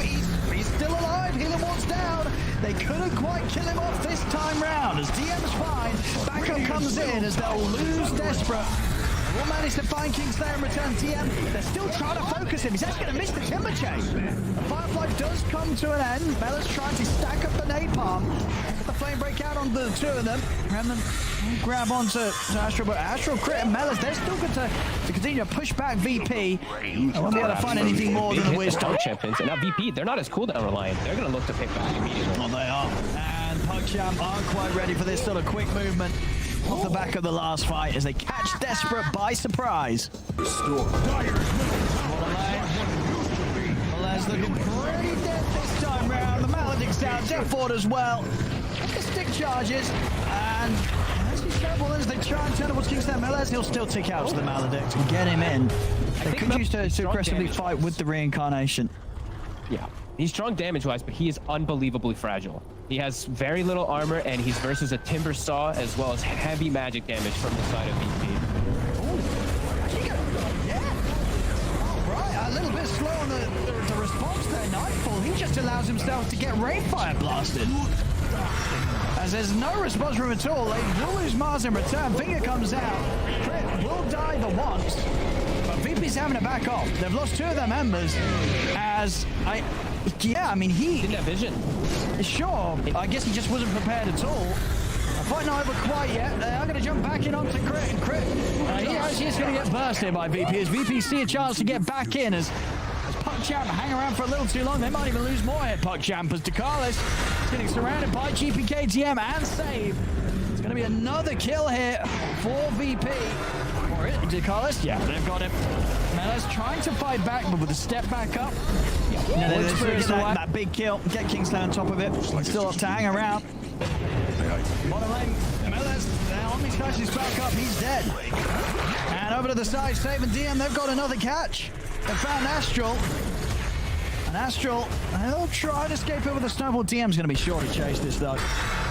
He's not letting Astral get away. VP getting out on top now with these kills. As even when PuckChamp makes a move, they're losing more for in return. A little bit of time left on the DD. It's about to expire. I mean, bit of a bold one. There, VP's not heading over quite yet. So we'll see if VP. They're not even going to commit for it. They're too scared of VP being able to get in and fight him in the pit. They've actually stepped back for now, but Roshan is so low. Nightfall popped the healing one. I think he was going to use it to scout. He like sent it into the pit for a second, but well backed up, and it's got the long cooldown. VP did. Yeah, VP just stepped right back. They didn't even try and make a move aggressively into the pit. DM's feeling confident, just holding on to the tower, showing himself. Melez already scanned things out for the trees. He's going to be able to get the jump on stage. Arena's down for Desperate. They're able to pin Witch Doctor over towards the wall. Kingsland goes down. Melez still alive, actually. He's off to the side. They will chase him down with the Blade Fury, take him out. As it's the back gone. But they've lost both supports for this VP. We'll move over towards Crit. Bring down the Wraith King once. He's ready for round 2. Can they kill him off a second time? Desperate also coming in. Has the stun follow up onto the Jug. They've found Nightfall, focusing him over towards the side. Blade Fury's back up. It doesn't matter. They've got the physical damage to take him down. 3 dead on VP. Desperate very, very low. Is he able to blink out? He's away to the high ground, but GPK will hunt him down. Jumps in with the Astral Step. It's a clean up by VP. DM getting the triple kill. As PuckChamp, even with the Aegis, the reincarnation. And PuckChamp. And he's got Spell Amp. I'm going to try and have a punch at them here from the smoke. They have got the BKB. Yep, 2 of them. Right? I don't think the third one's online just yet for Melez, but they do have 2 BKBs on the course. So Melez. Yeah, they're going to be able to start the fight onto him. Melez is gone, and TM's already Timber up to the high ground. He's found the back line. Save able to line up the stun onto the 2 of them. As they jump, he's burst down. He's controlling Desperate completely. Will come in with the BKB, but Chris having to use the rest of the BKB to TP out of there. Same for Desperate. And we'll get they get a couple of supports. It feels like a monumental difference in that one. It does not feel like a 2K difference at the moment. And now they found Desperate. Yeah. Melez is trying to box over to help out, but Desperate is going to go down. And now Melez, what does he do here? He has got the rest of the team coming over. Okay, with a set up onto GPK. Have they got enough lockdown with the punch up? They do. So all things said and done, they'll certainly take that trade. He's so tanky. They're going to try. Let's see. Something they can do. They're 18's in trouble. That's Crit down once. Again, they've got the arena, but they're focusing Kingsland. They'll kill the support, but the Omnislash comes out to Crit. That's Crit gone. They've taken down both supports, but again, that's just not going to be anywhere near good enough here against VP. As VP will happily lose Save and Kingsland at the start of every fight, because they know that their 3 cores will clean up easily without the support back up now at this stage. They're such a nuisance that PuckChamp is putting that much focus on them, and core is now to a free raid, and poor raid just, I don't even get him to GKB up. I think he just died. Barracks are under attack. Got it. And now this happens. A set of racks at least here for VP. Radiant's bottom barracks are very face of an Axe's favorite Radiant. Don't go up there. Don't do it. Crit, don't do it. What are you doing? He's going up. He's down the watch. They get the arena down. See if they can take down Nightfall. They are controlling the jump, but he's so tanky. They can't kill him. Nightfall's able to put the Blade Fury. They turn over towards the two. Then they're taken down. Astral, Dakaris, and Desperate. Crit's got to run. Pulled back by the Remnant. As they went up the stairs, Fogged. They went up the stairs. Yeah. They did. And this time they tried though. They tried to catch Night. You know, this was a game where they tried something a little unorthodox. They bring in the bat. Had a good early start, but of course difficulties in terms of playing this game down the line. And as you said, I think they're going to be playing perfectly around this massive thing the whole game. PuckChamp, they'll give it another shot. The last hurrah. Let's see what they can do. One more shot really here for PuckChamp. So maybe they can time the Roche steal. Let's get it low. And GPK's already starting to play with them, stopping them from being able to jump in.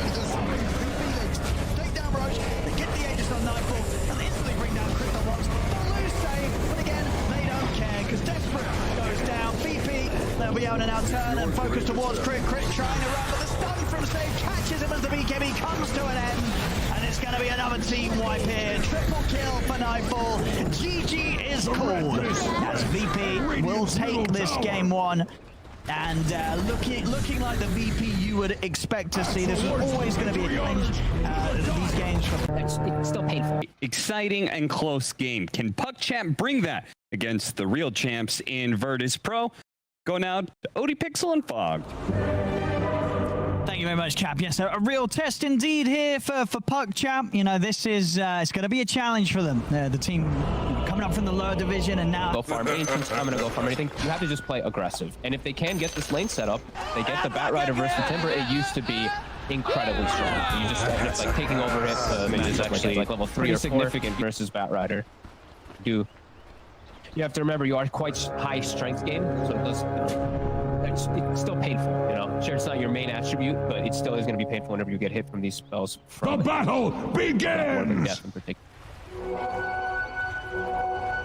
I see VP setting up there, see if they can find something, but PuckChamp not going to walk into the traps that VP tried to set. So he's hit level 4, feeling very strong now with level 2 reactive. Look at this. He's got backup.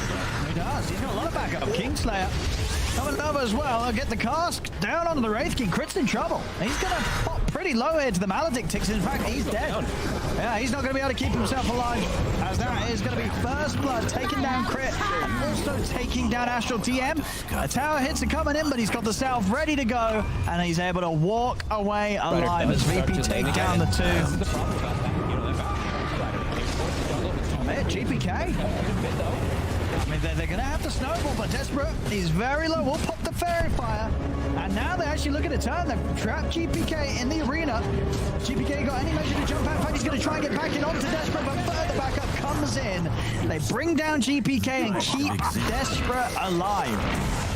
Oh, and now save. From Astral. Radiant's bottom tower is damage under for this won't be quite enough. Too hard the jug. Dire's middle tower is under attack. Kingslayer. He's going to go down. The Omni stack. Last 2 bounces is not working in Nightfall's favor as Melez. He's going to be fine. Welcome. It is quite strong if you're sticky. GPK. That's right. They've got the damage. Yeah, with the Maledict. There's going to be very little they can save, and they'll buy him sometime in the snowball. Is it actually that enough to save him against the ticks of damage? It is. Another nice move from Astral. He's probably going to die. As they've got the snowball. Silence out straight away, and no struggle at this point of the game. If they have that sort of bottom. Alright. To get the Firefly off again, is he able to move over the trees and far enough away? Oh, the slash bounces the wrong way. Oh, unless he just casually tanks 2 ultimates and walks off. Oh, that's gonna feel bad. Maybe a slight mistake there if Nightfall maybe spins instead of using the Omni. Perhaps they haven't done it. See, that's what they're going to try and get a fight going again. And at this stage, they do have... Oh, the stun is going to last long enough. He's still alive. Healer walks down. They couldn't quite kill him off this time round as DM's fine. Backup comes in as they'll lose Desperate. Will manage to find Kingslayer and return TM. They're still trying to focus him. He's actually going to miss the timber chain. The Firefly does come to an end. Mella's trying to stack up the napalm. Get the flame break out on the two of them. And then grab onto Astral, but Astral crit and Mella's, they're still good to continue to push back VP. They won't be able to find anything more than the wisdom. Champions. And now VP, they're not as cooldown reliant. They're going to look to pick back immediately. Well, they are. And PugChamp aren't quite ready for this sort of quick movement off the back of the last fight as they catch Desperate by surprise. Mella's looking pretty dead this time round. The Maledict's down, Death Ward as well. The stick charges, and as he's terrible as they try and turn towards Kingslayer Mella's, he'll still tick out to the Maledict and get him in. They could use to aggressively fight with the reincarnation. Yeah, he's strong damage-wise, but he is unbelievably fragile. He has very little armor, and he's versus a Timber Saw, as well as heavy magic damage from the side of VP. Right, a little bit slow on the response there. Nightfall, he just allows himself to get Rainfire blasted. As there's no response from him at all, they will lose Mars in return. Finger comes out. Crit will die the once, but VP's having to back off. They've lost two of their members, I mean, he didn't have vision. Sure, I guess he just wasn't prepared at all. The fight not over quite yet. They are going to jump back in onto Crit, and Crit, he is going to get bursted by VP. As VP see a chance to get back in, as PugChamp hang around for a little too long. They might even lose more here. PugChamp as Dakalis is getting surrounded by GPK, TM, and Save. It's going to be another kill here for VP. Or it, Dakalis, yeah, they've got him. Mella's trying to fight back, but with a step back up. Yeah, that big kill. Get Kingslayer on top of it. Still have to hang around. Bottom lane, Mella's on these guys, he's back up, he's dead. And over to the side, Save and DM, they've got another catch. They found Astral. And Astral, they'll try to escape it with a snowball. DM's going to be sure to chase this though. See, he's not letting Astral get away. VP getting out on top now with these kills as even when PugChamp makes a move, they're losing more for in return. A little bit of time left on the DD is about to expire. I mean, bit of a bold one. There, VP's not heading over quite yet, so we'll see if VP. They're not even going to commit for it. They're too scared of VP being able to get in and fight him in the pit. They've actually stepped back for now, but Roshan is so low. Nightfall popped the healing ward. I think he was going to use it to scout. He like sent it into the pit for a second, but well backed up, and it's got the long cooldown. VP just stepped right back. They didn't even try and make a move aggressively into the pits. DM's feeling confident, just holding on to the tab, showing himself. Mele's already scanned things out for the trees. He's going to be able to get the jump on stage. Arena's down for Desperate. They're able to pin Witch Doctor over towards the wall. Kingslayer goes down. Mele's still alive, actually. He's off to the side. They will chase him down with the Blade Fury, take him out. It's the back gone, but they've lost both supports for this VP. We'll move over towards Crit, bring down the Wraith King once. He's ready for round two. Can they kill him off a second time? Desperate also coming in. Has the stun follow up onto the Jug. They've found Nightfall, focusing him over towards the side. Blade Fury's back up. It doesn't matter. They've got the physical damage to take him down. 3 dead on VP. Desperate very, very low. Is he able to blink out? He's away to the high ground, but GPK will hunt him down. Jumps in with the Astral Step. It's a clean up by VP. DM getting the triple kill. As PugChamp, even with the Aegis, the reincarnation from PugChamp. And he's got Spell Amp. They're going to try and have a punch at them here from the smoke. They have got the BKB. Yep, 2 of them. Right? I don't think the third one's online just yet for Melis, but they do have 2 BKBs on their core. So Melis they're going to be able to start the fight onto him. Melis is gone, and TM's already timber-channing up to the high ground. He's found the backline. Save able to line up the stun onto the 2 of them. As they jump, he's burst down. He's controlling Desperate completely. Will commit with the BKB, but Chris having to use the rest of the BKB to TP out of there. Same for Desperate. And we'll get they get a couple of supports. It feels like a monumental difference in that one. It does not feel like a 2K difference at the moment. And now they found Desperate. Yeah. Meles is trying to box over to help out, but Desperate is going to go down. And now Meles, what does he do here? He has got the rest of the team coming over. Okay, well, they set up onto GPK. Have they got enough lockdown with the punch-up? They do. So all things said and done, they'll certainly take that trade. He's so tanky. Gonna try. Let's see. King's in trouble. That's crit down once. Again, they've got the arena, but they're focusing Kingslayer. They'll kill the support, but the Omni Slash comes out to crit. That's crit gone. They've taken down both supports, but again, that's just not going to be anywhere near good enough here against VP. As VP will happily lose Save and Kingslayer at the start of every fight, because they know that their 3 cores will clean up easily without the support backup now at this stage. They're such a nuisance that PuckChamp is putting that much focus on them, and Core is now with absolute free reign, and poor Raiden just, I don't even get him keeping up. I think he just...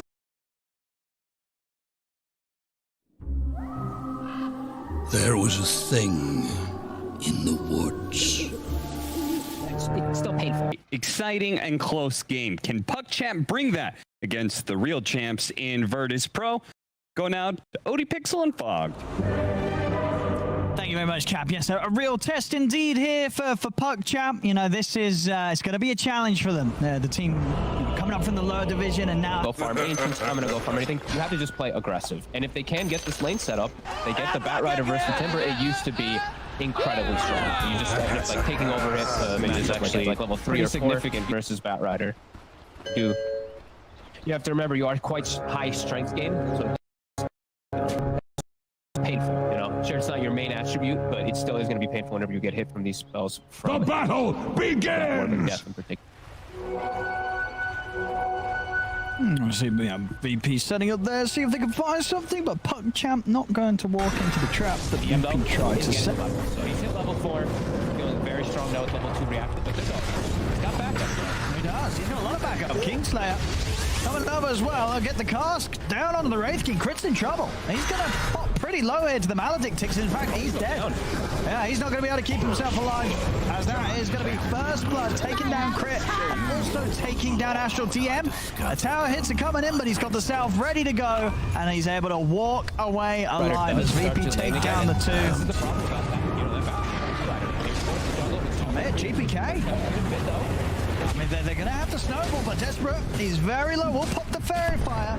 And now they're actually looking to turn. They've trapped GPK in the arena.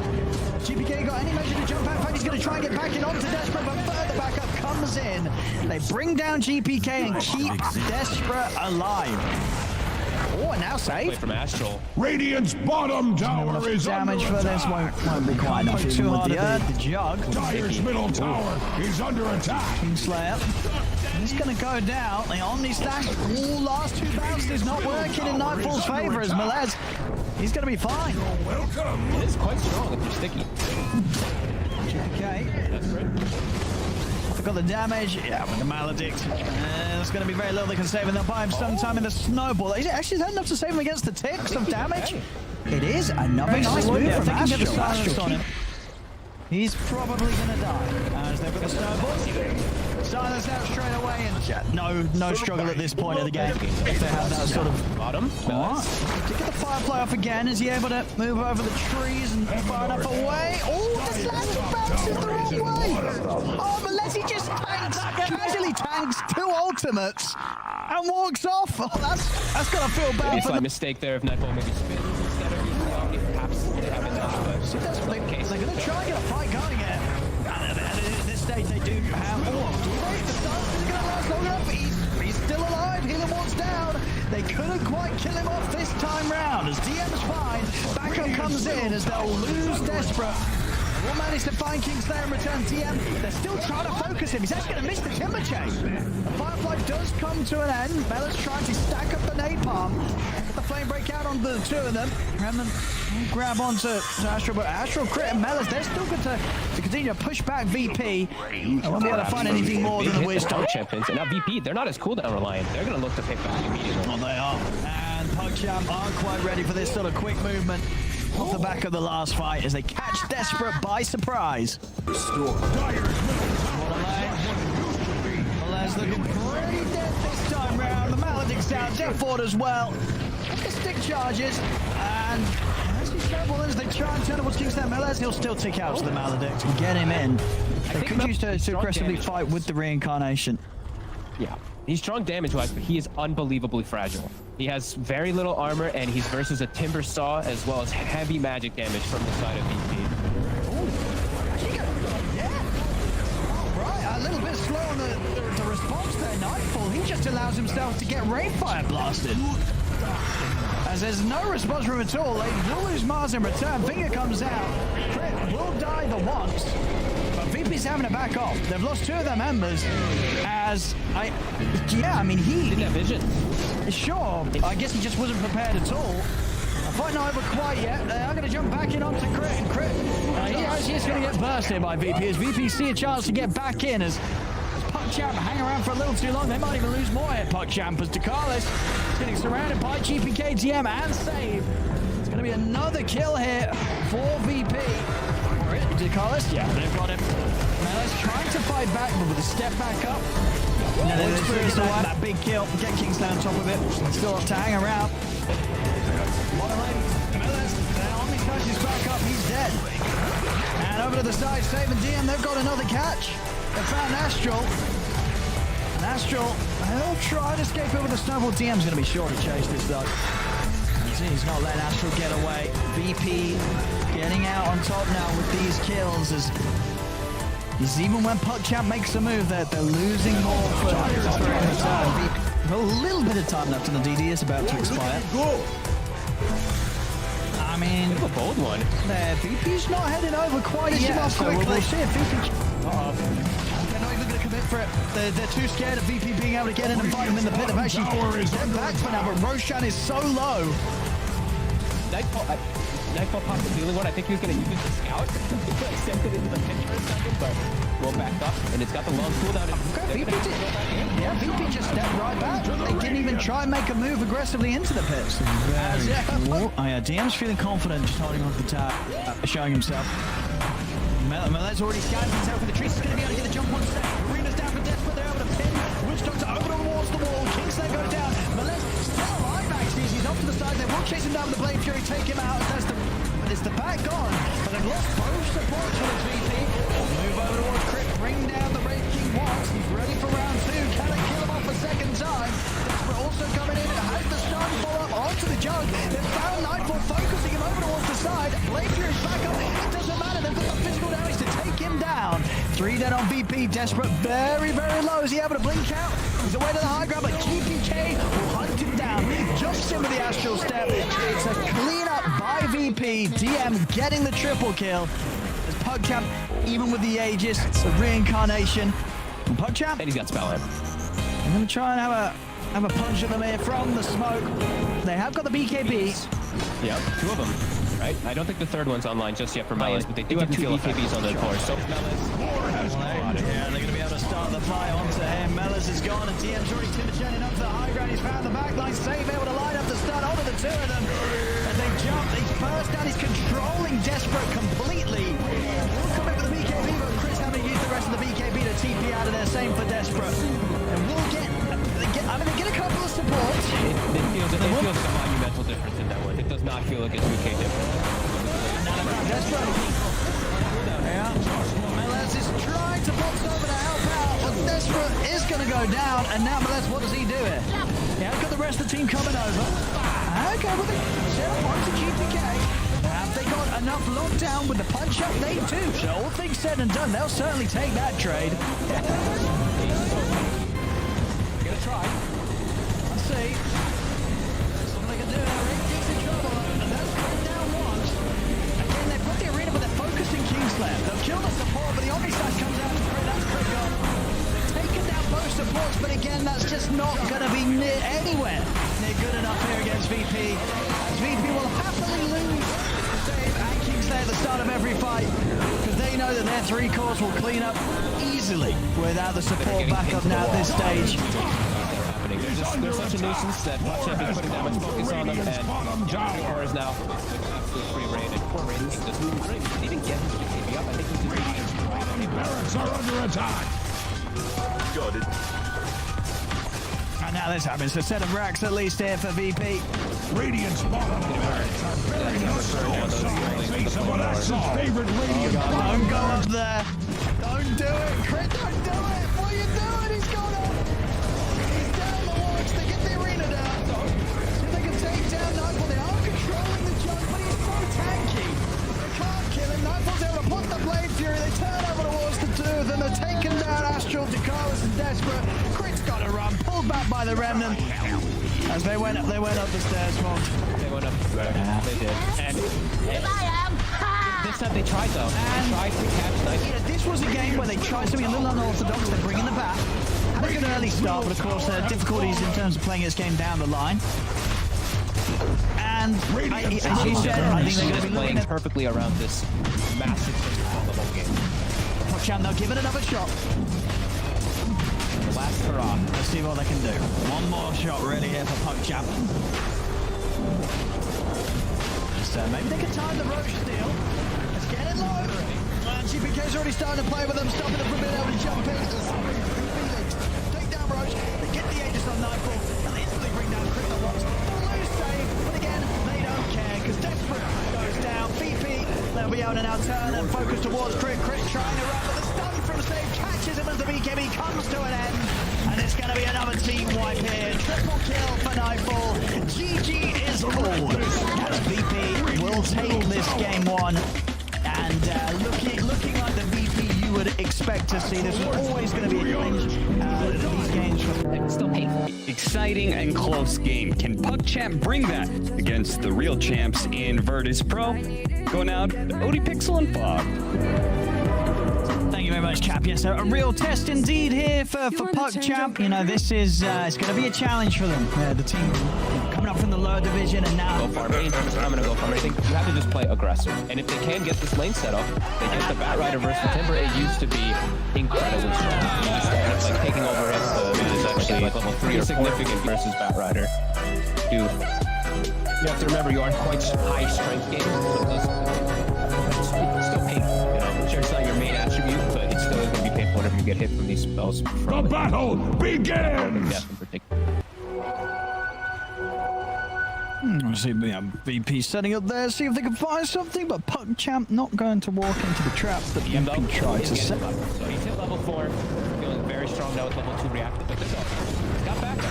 He does, he's got a lot of backup. Kingslayer coming over as well. They'll get the cask down onto the Wraith King. Crit's in trouble. He's going to pop pretty low here to the Maledictix. In fact, he's dead.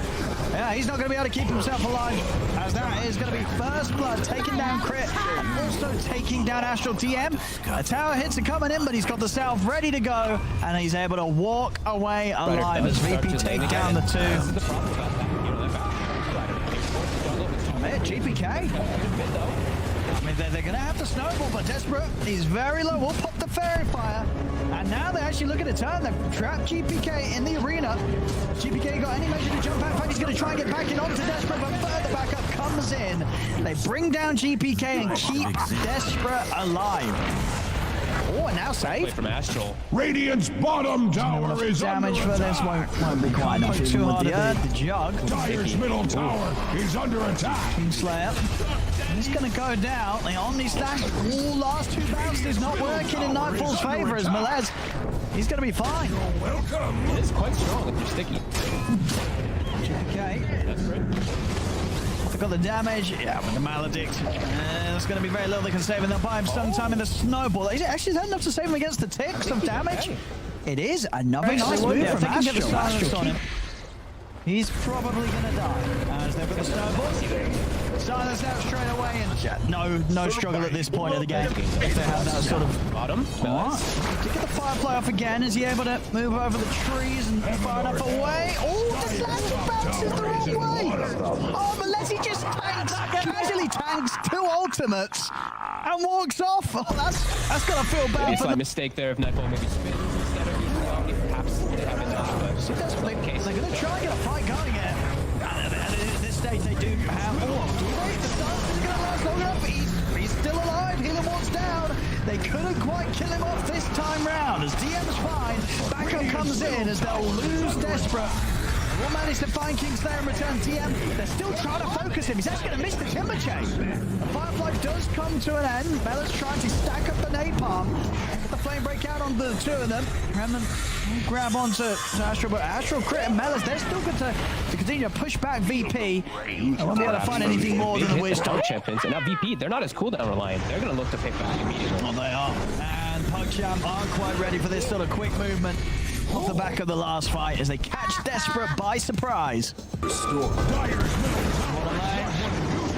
Melez Melez looking pretty dead this time round. The Maledict's down, Death Ward as well. The stick charges, and as he's careful as they try and turn towards Kingston Melez, he'll still tick out to the Maledict and get him in. They could use to aggressively fight with the reincarnation.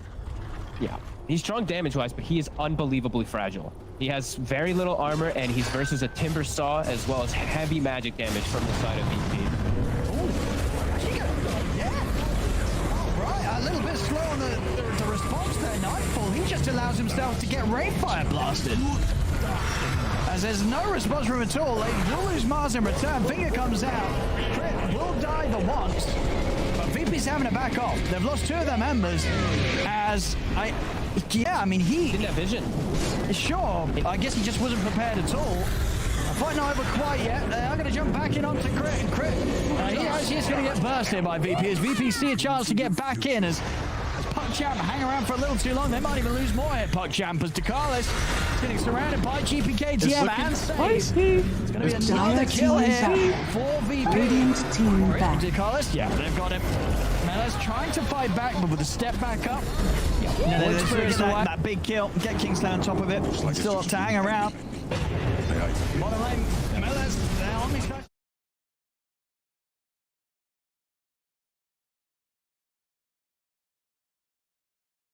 Radiant team ban.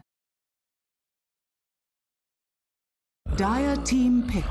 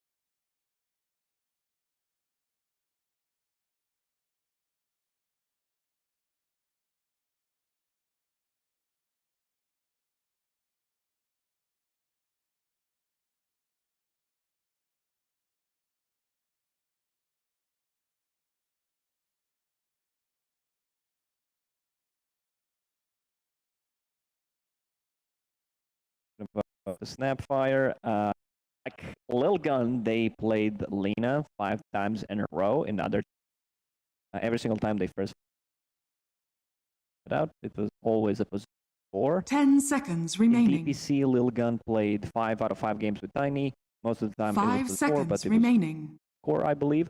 So something to. I'm not sure if you want to look out for, or if you don't think Tiny is hero. So far, it didn't do well, right? Position 4, at least on their side, was not. Yeah, they only won 1 game with core Tiny. Yeah, T1 also. They also like. Well, like. Dire team pick. We'll see. Dire team ban. So that's some extra minus. You're gonna get so much minus armor from like 1 Slaughter hits level 6. Snapfire kind of becomes a core as well with the Lel Shredder, Broodmother. Hear me out. I've been thinking about it for the patch came out. I think this hero is very viable. Team ban. Role like you can play mid. I don't think safe lane Brood is an option. So that's the only role that she can't play. But I feel like it's doable to go 4 and 5 considering how Lilgun is playing. I think 10 seconds remaining. Out of my own experience and seeing high level 5 seconds remaining. Radiant team ban. There are some people that first couple of days experimented with offlane, position 4, but after a few days it all came back down. It all trickled down back into the mid lane. However, I haven't seen too many Broodmother. Dire team ban. Look like they made her broken. Radiant team ban. When it comes to the execution, she's still a little bit lackluster if you find the right heroes to lane it. So give me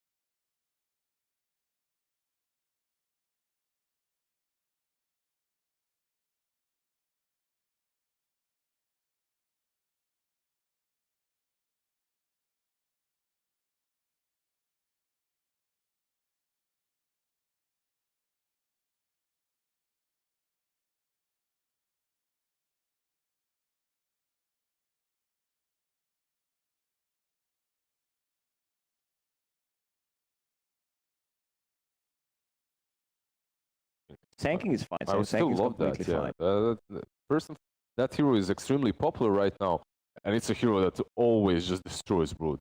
In the mid lane, you really can't lane. Yeah, but with them picking Slardar first, it kind of seems to me like they go in on fit.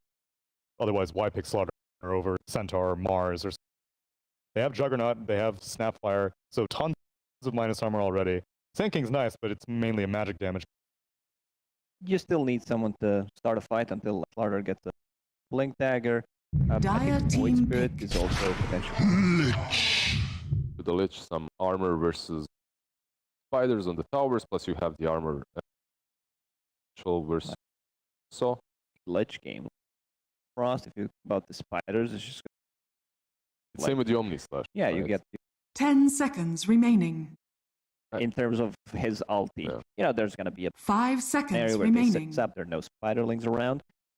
I guess the idea is you know that you most likely will be the Lich, you come to the lane, mangoes, and you spam. Dire team back. It makes his life a little bit Coming into the difficult. lane against Timber. Sorry, what did I say? You said Lich is coming into the lane against Lich. Lich against Lich, yeah, that's usually what happens. Lich coming in with mangoes to just nuke down a Timber Stalker. Nuke the Lich, yeah. No, versus the Timber, of course, and it can be problematic for him to deal with that. 10 seconds remaining. You also have the Jug, whose spin isn't that 5 great. seconds remaining. Case him as tries to Timber away, you can win that lane. So I can see the reasoning behind him, plus the armor later on. A little bit of minus armor versus the Slardar. The Slardar, a little bit of plus armor with the Lich. Yeah. This is this is the only stun they got. Lion, Hex, so before taking fight, they just want to get Radiant the line. team I'm ban. afraid whoever comes, Slardar and Fire, this is gonna possibly carry hero. Dire team back. Because anything melee is very hard play into. Cookie plus a stun, heavy physical damage. Radiant Slardar's bad, team but ban. Shredder on top of that, she starts minus armor, the orb. Orb of Corrosion. Or No, Blightstone. Blightstone. Not It's my Blightstone, brain. yeah. Like cost So X stopped working. minus 8 again. Yeah, that's minus 8. So Yeah. it's like combine that with Slardar bad. 10 seconds That's remaining. the one that That's why they banned out the Troll 5 seconds as well. remaining. Because it's one of the rarest heroes that we deal with Morphling. that. Morphling, yeah, sure. Banned out. Banned out before Dire Troll. team pick. Another option is range cores such as Drow, perhaps, but it's still difficult. Radiant team pick. Catch potential. Well, there we go. 6 out of 6 so far. In DPC, they decided to go with the Tiny. Tiny's armor is not. You said that in the last series also. We were like, let's get a hero with high armor, like Terrorblade or something. And then they picked Tiny, and then I was like, oh gosh. What's happening here? Is Brood safe, Tiny mid, or 5 Tiny mid, seconds Brood? remaining. It may depend on the mid lane matchup. Don't really know who T1's going to send there Yeah, quite but yet. whatever you play into this Snapfire and Slardar, they're going to demolish you. Yes, like Phoenix, for sure. Phoenix with the Fire Spirits actually is pretty solid on that lane. Stops Slardar from bashing you all the time. Could they do an aggressive try and let Timbersaw try to solo? That's not even good with I don't know. I think Viper's still available, so is Spirit. I think they have tower damage. You may now select your heroes. This hero sustains. I saw it pop the other day. Oh, yeah. You can't die. You attack because you go shroud. You have damage for the spiders. T1 for me. Production. Thank you. T2 right here as well. Are we?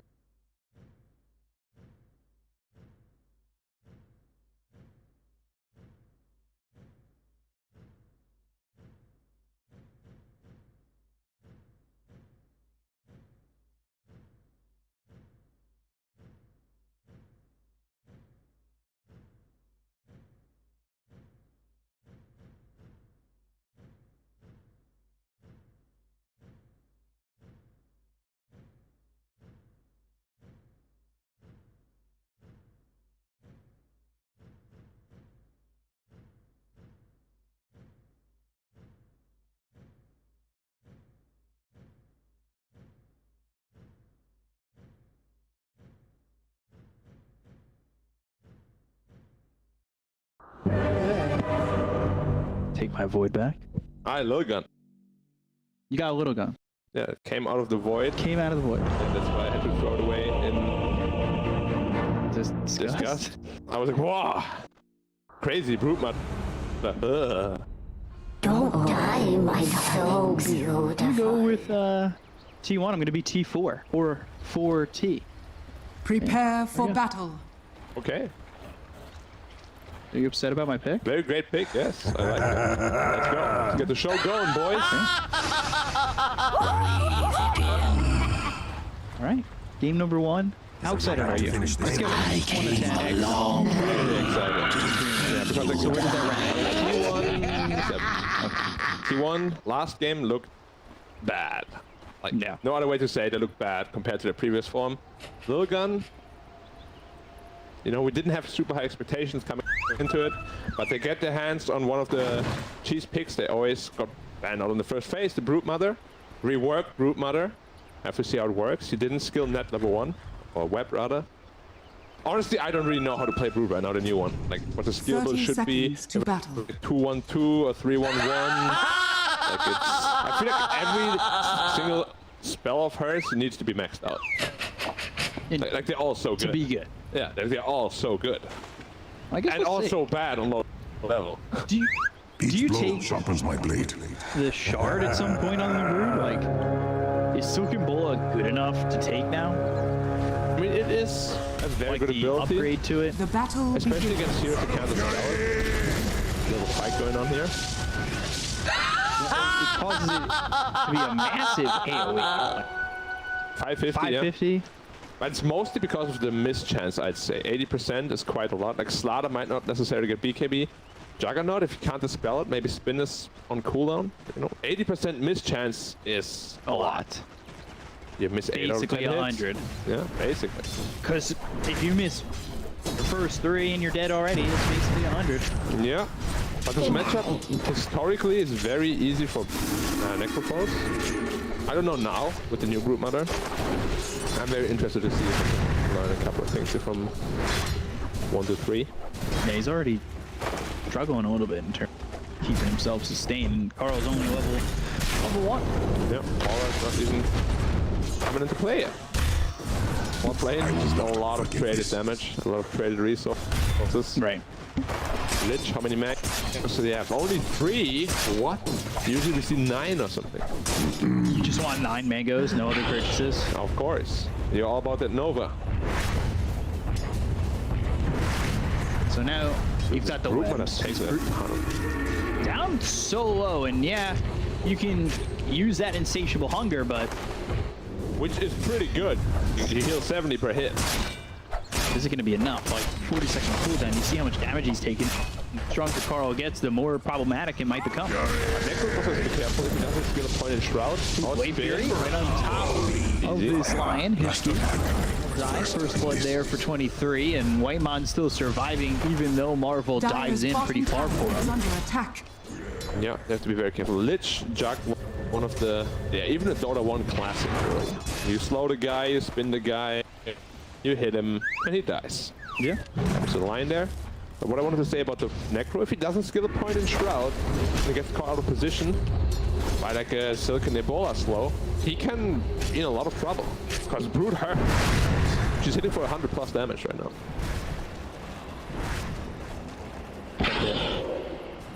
Putting these webs down, getting control of the water rune, getting that hydration. Ooh, spiders drink water. I'm pretty sure there's like a spider that can survive underwater. Yeah. Do you have a favorite How do they drink it? I don't know. I know it's like a tarantula that survives underwater because the hairs create pockets of air over the mouth of the spider to survive. That's what my hair does too. Pockets there. Yeah. Oh, he doesn't skill a single point in Ebola. 2-2 so far. It's another water rune. I feel like he could have actually killed the Necrophos potentially with a more pleasure-ish build. We'll see if it pays off for him or not. Not a fan.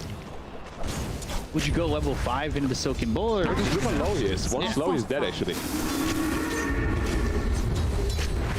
Well, he's the brute expert, not me. So we'll Radiant structures are see what he does. fortified. Tiny safe lane though. Oh, literally gone. Whitemon on the run. One chain. Oh, the chain misses. So now he survives. It's another misplay by Marvel.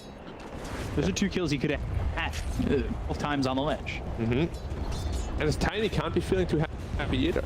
Against Slaughter, Snapfire, both minus armor heroes, until you get level 6 at least. And sitting at 0. Went for a Ring of Health. A Ring of Protection rather, so. Sitting at 2 instead. Root is so low all the time, and now he still is slow. I think he wants to go aggro on the... But now he has a level for Shroud. Money changes hands. He'll try. He missed his chance, and now he also wasted his lifesteal.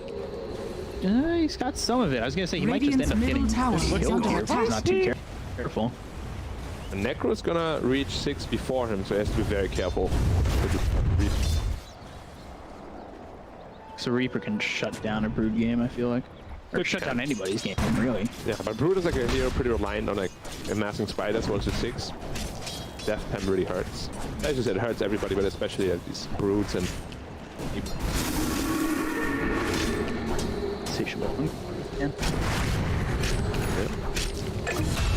Right.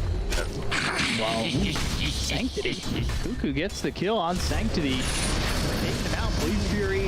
Got the Sinister Gaze. Hishki. He'll drop. 2 heroes dead on the side of Lilgun. It's 3-0. T1, they're up 2K. I mean, this is all T1 at the moment.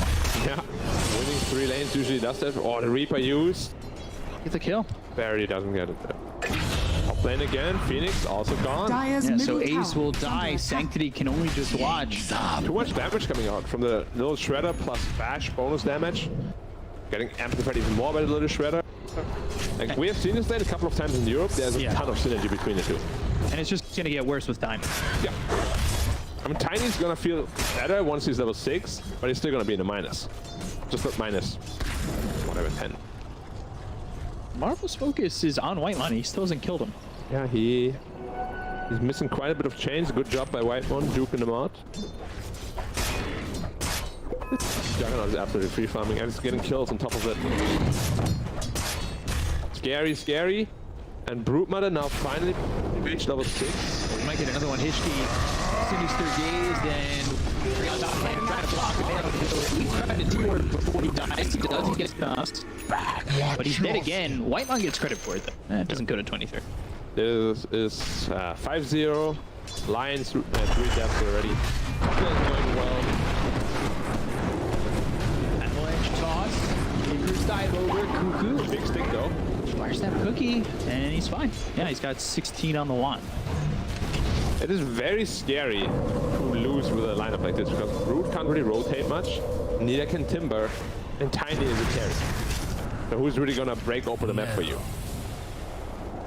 There's a lot of spiders though. Wow. Didn't know you can have so many. But... Happy little Brood family. Taking a family photo. Kodak moment right there. Your big brother, small brother, and mama. Hey, that's a lot of spiders. Yeah, careful they don't get pulls. Immediately get that pulse by Carl. Immediately into the shroud. So they want to go for him, but Reaper, so be careful.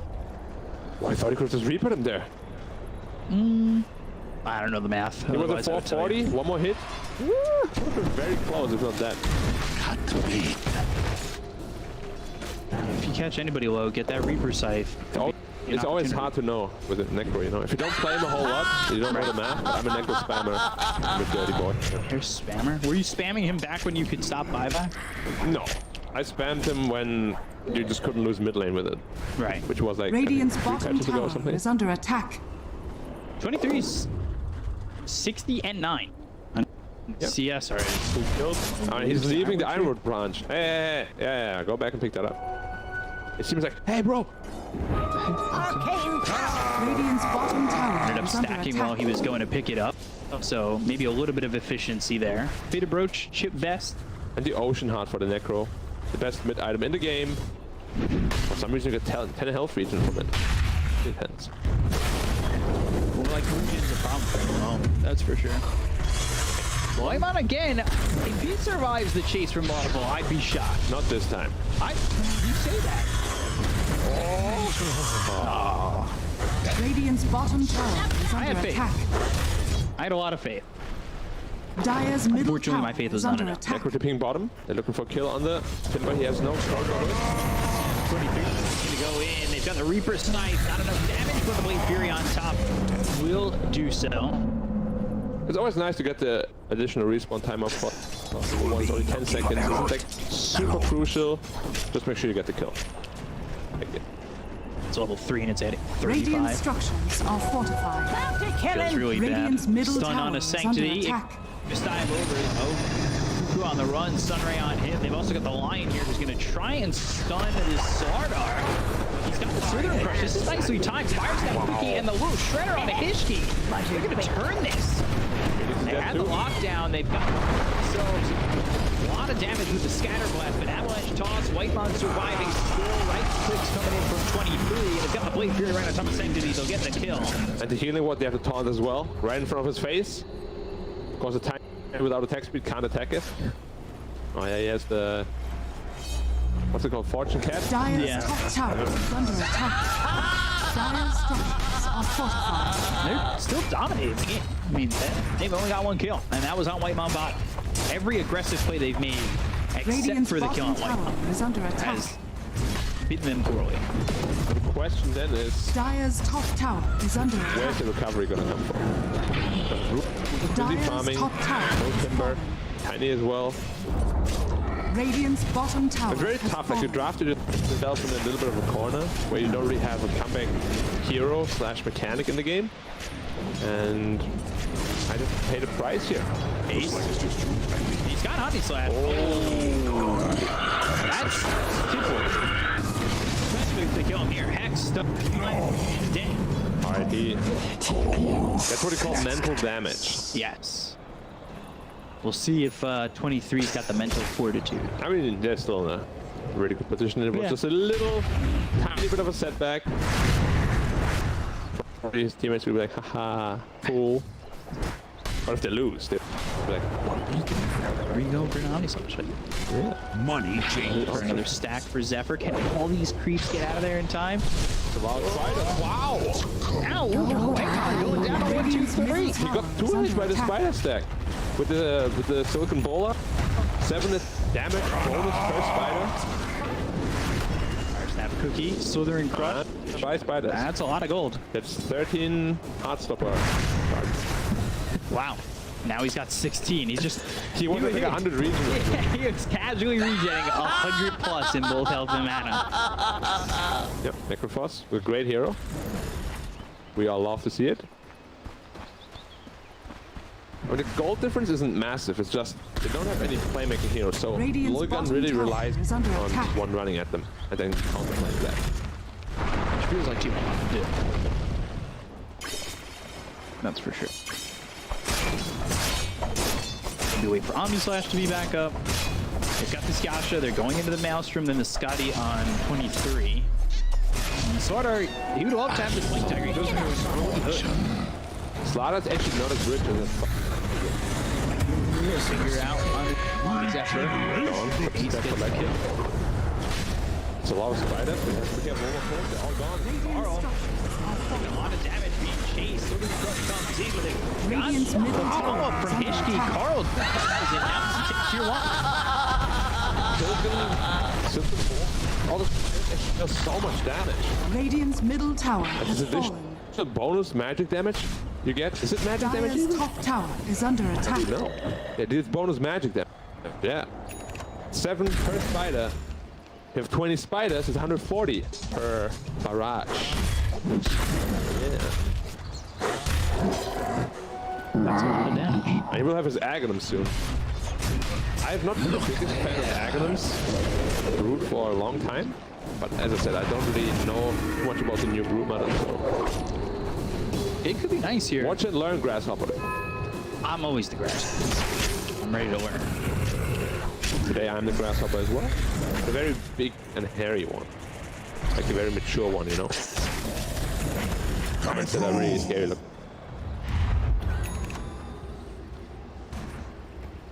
Your loss. Caterpillar. It sounds a little scary as well. I've definitely seen hairy spiders. What was that? We're gonna go for Sanctity. And Avalanche comes out. They've got the Sinister Gate. He will get the Reaper side kill. And dead for 60. That's the first one to take someone off the map. Yeah. Was a level 2 Reaper as well. So 25 seconds. Additional respawn time. And I'm on Facebook there. Snap Cookie doesn't land. That actually puts Carl a little bit closer to this team, but they can't chase completely. They think about it. Mortimer's Kiss is coming in. Sinister Gaze, that's going to be stopped, and now the Uber Spike lands on Carl. Cuckoo trying to catch up, but he doesn't have a Blink Dagger yet. Dire's top tower is under attack. Yeah, it's very... That said to lock anyone down. It's just a Lion. He's going into a Blink, but he's having a pretty horrendous game. Will Brood be able to outcarry Juggernaut? That's the question.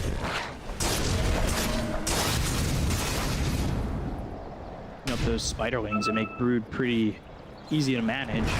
We'll have to see if he goes for more of a right-click build, more of a enable your spiders kind of build. But I've seen both in the past. I would assume you want Shard. Yeah, the shot strong as Silken Bolt is. What's the cool on it? Dire's middle tower is under attack. Lich, he's invis. They don't have a sentry. Okay. He gets by not knowing. Careful with that outpost. Don't walk into vision. It's so small now. Dire are scanning. The tiniest of circles. Backing up. He's got that Blink Dagger now. 15 is quite late for one priority tiny. But your Brute Mother's quite rich. Not He's getting chased. TP coming in from the Sword Art. And Marvel just cuts him up. And they got the kill on his Zephyr, and Marvel's able to leave. Cuckoo's TP just not in time. Hex. Yeah, Hex, Sunray, Finger again. They've got the kill. 1, 2, 3, grabbing it, and that's another stack there for Hishki on the Lion. Dire's top tower is under attack. Coming away. Once his Blink Dagger as well. There's a lot of damage potential if they do get stunned or hexed. They only have one of them. Now they have two with a tiny blink. But I do think they'll have to start control of the Dragon. Radiant's bottom tower is Pretty out of under control, attack. almost sitting at 10k. Radiant structures are fortified. Just can Jug do it himself, I Dire's guess. structures are fortified. Radiant's Nekro bottom is, tower is he's under still very attack. farmed, even though he died twice. Dire's top tower is under attack. Wedge toss, Sunray. Point for Zephyr. They're not going to grab him. And go to the Supernova. They need to try and retreat from this exit. Instead, they'll try to fight it. And they do finally get it. So they take out A. Zombie Slash comes in. Marvel on the run. Reaper Sight there. Not enough damage, but finally the kill for 23. Reaper Sight certainly would have felt a lot better if it had gotten the kill, putting him down for over a minute. Definitely. However, they 4 out of 5 with the tower, so not all is bad for them. And Sanctity is still potentially looking for a kill here. He should not be able to find anything here. Like, there's 3 very tanky cores, 2 cores with a hood as well. Not easy kills at all. Going into BKB. I like it quite a bit. BKB. Just coming on that will make it 20 minutes. We'll see if he does go for the shard. That's my only question. I don't really know the Brood build up anymore. Same. DD Jack found right in front of the pit. Radiant's They're looking to go for Roche. Healing ward right outside the pit. You're gonna let your tier 3 go. No, he comes back. Oh yeah, Brood is already pressuring it quite a bit. And they let Dire's it go. top tower They is have to under let it go. attack. I wonder if Silken Bowler works on Roshan with all the spiders. That would be ridiculous. They're gonna die real fast if it does.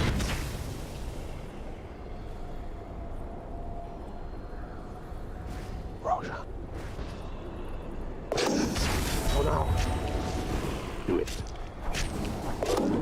Give him the call. Give him the Palpatine.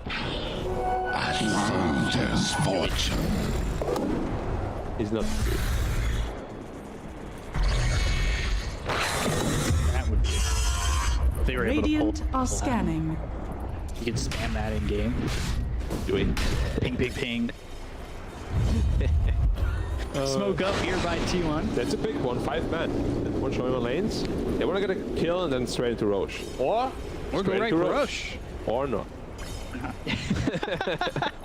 The line has Pig Dagger. If he's fast, he can book away. But is he fast? Dire they're are gonna scanning. Who is the real Lucky Luke? Is it Cuckoo? Low wings crush through, and there's the batch to follow it up. Icarus dive away though. Sunray off the map, always balanced. He does not have TP. He would have actually been out of here. TP. Ooh, super egg. I guess he will land. Get close to it. And it's gonna hit too. And that's 5 heroes. Base created. Universe created. Seriously. Yeah. A white one. Oh, Sunray hit the map. Sinister Gaze. He's not getting away this time. Right. Are you gonna Omni Slash him too? Is he gonna use Omni Slash? He doesn't need it. Okay. Literally ult has been thrown up as well. That's a lot of gold though, going to the Dire. Because he made so much space. Yeah. And they have a network lead. Now they have a Lotus of also on Timber. So if Juggernaut isn't careful, he's gonna Omni Slash his own team. How many spiders is in there? You create so many. It's like 40. 40 spiders. Actually, so many. Like, how much damage was it? Plus 8. It's 320.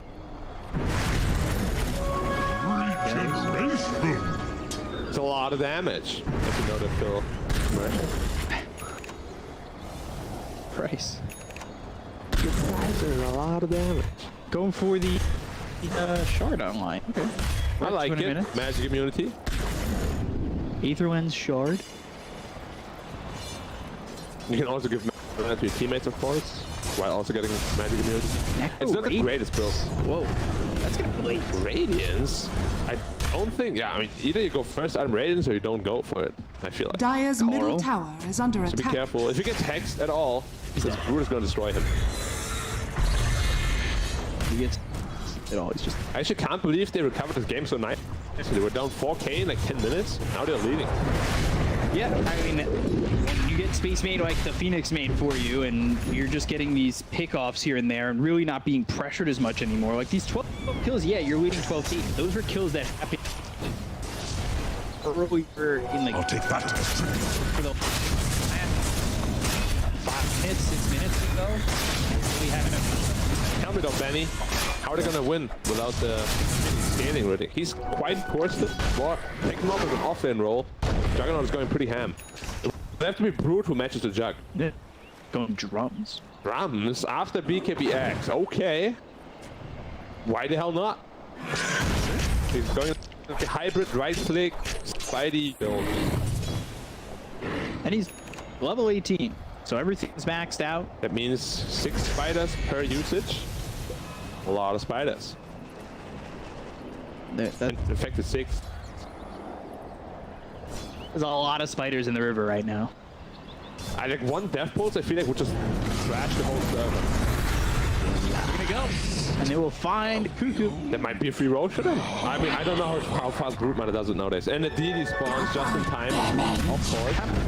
We've seen that happen today. DD in front of Roche like that. Do the ball up. Let's see if it works. Oh, this spider's all dead. The kisses. He was about to do it. He was about to do it. You almost had your opportunity. I can never learn. Trying to be grasshoppers here. Either you win or you learn. How many charges are there on the webs? 18 max stacks with an accent. That's a lot of webs. Back in. Radiant. Here we go. Scanning. But no spiders this time. Cuckoo's back up. Dire's That's a very risky Roche. He's got Blink Dagger. I don't think you want to stay around here. Now they've made Roche low. They did. Like, it's always the thing. Corrosive Haze, you can get in there. You get a pick off on this one. Now it's the... What's the standoff called? Skirmish? No, when they... No, Wild West. Oh. Dire's bottom tower is under attack. Anyway, they smoked up at 5. Sanctity speed. They've got to go with it. Avalanche toss is used. They get the Sunray on the Sanctity. That'll try to keep him alive. The lead to be popped here by the Broodmother, going after White Monitor throughout that Chain Frost. It's not enough just yet. Omni Slash bouncing around over the spices. That fuels up moving in. They're gonna clean up with this. Take the force down the number. White Monitor 23. You're gone. Cuckoo, you're looking like you might be next in call. Or Tiny. I've never seen a 5-man avalanche before, I think. What's a 5-man avalanche? The initiation was alright. I mean, Tiny is very tanky. With his level 2 out, I think he gets like 18 armor or something crazy like that. Doesn't take enough damage. Gets Lotus off, and on the way out to Omni Slash, jumps onto all the little spiders, does nothing. And then look at this. So bad. 5-man. Whoa! All 5. And the Supernova right there. Yeah, they could absolutely nothing do about that. They could do nothing. Now Brood has an Aegis. That looked so good. It did. It's gonna win the game though. Yes. It will? I'm going with yes. That's alright. Nice. I like that. I think it's a game-winning moment. Tower is under It attack. was definitely a big moment. It goes into the highlight reels for sure. It's not the old Avalanche either, you know, it's like the new one, the super annoying stun you for 2 seconds one. We just can't move, like it rubs into your face. Everything in slow motion. So, Ag's Shard for Jug is the build-up. They've got Shard on the Phoenix, going into the Refresh. Some big items being built with the Dire. I'm not necessarily the biggest fan of the Jug item build. He just lacks a lot of damage. He saw the last fight, he was right-clicking the Brood for like 100. There was under corrosive haze. So without that, you just like Skadi is alright, I think, but then you can't go into an Aghanim. It's just a lack of damage. Need to really try to exterminate Brood. Yeah, 405. Maybe that's the reason why it's always banned against them. Again, it's so comfortable. Why is it so fast? 740 movement speed. God. Pest control. I've sprayed some raid out there. I thought it's only Bloodseeker that has unlimited movement speed now, but it's also the Brood Spiders. Technically not hero. Probably for Brood they are. Like, my hero. Dire's top tower is under attack. I'm my hero. Yeah. Radiant's middle tower is under attack. Dire's just front lining on this tier 2. He is hitting it for about 5 damage per hit, very value. He does not have to play pro. Now the spiders come in. We see you. It's very sinister, very dangerous. Radiant's middle Spiders tower will show is Marvel under how to get it done. Dire's a lot of spiders. is under attack. Ooh. I thought the server was going to crash right there from all the pixels exploding. Radiant's middle tower has fallen. Yeah, I've heard the servers have been upgraded. There's, you know, there's no Wukong's command in there, so it's fine. Or reflection. Crashes the game. So spiders now have plus 18 damage that goes for both the little and the big spiders. Which is 33 per spiderling. And like 20 something per little spider. It's a lot of damage. Especially like if you ever start split pushing. Like Radiant wants to take Roche, he split pushes the base, he's gonna fall so fast. Look at the tower. Are fortified. 4 barrages gone. Tower gone. It's actually so crazy how many spiders this new group has. Top tower is under attack. Guess we want this tower too. We've seen backdoor up a couple times and 5 heroes haven't been able to break it, but just 1 Brood. Are they gonna be able to do it though? If they don't manage to kill it? No, it's gone. Where's the defense? Come on, who's so valued? Go back to full health. Protection. Through a protection. I think they upgraded it from 50 to 60, right? Or was it 40 to 50? Something like that. He's going Hex next. Whoever gets Hexed with an Ebola, with additional bonus damage. Woo! It's a lot of damage. Dire's bottom tower is under attack. A lot of numbers. It's just dead. This Brood is going off. I love this. I love seeing new things like this. So I haven't really gotten a chance to witness this new brood like this. Okay, he went away from Hex going to AC. Dire's structures are fortified. Which also amplifies the spider stuff. How much attack did it Dire's for? bottom tower is under 30, I attack. believe. It is unknown. It is 30. Plus runs. These spiders are gonna go run and hit fast.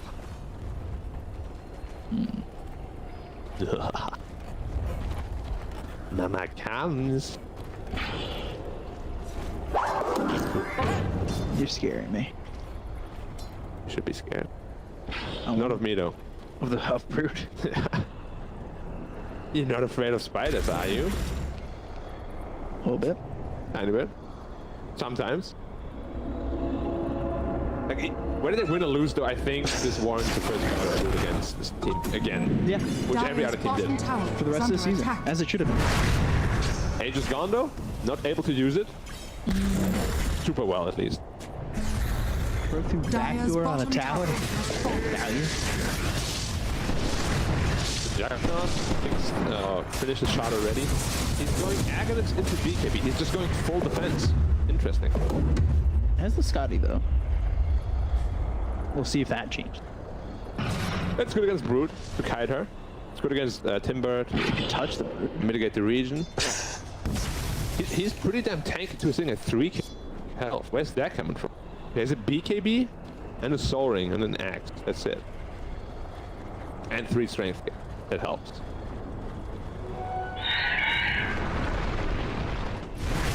Go back wait in the Hex, for by the way. 25 Brood, 35, 350 HP. Spiders. Never dying. Almost unkillable. Do they still have 50% magic resistance? No, it's 25 now.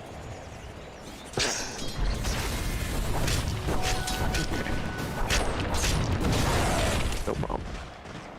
You have to be so careful. If they ever leave one, oh, he was going up and then went back down. Thinking about it. You're just staring. Giving them the treatment.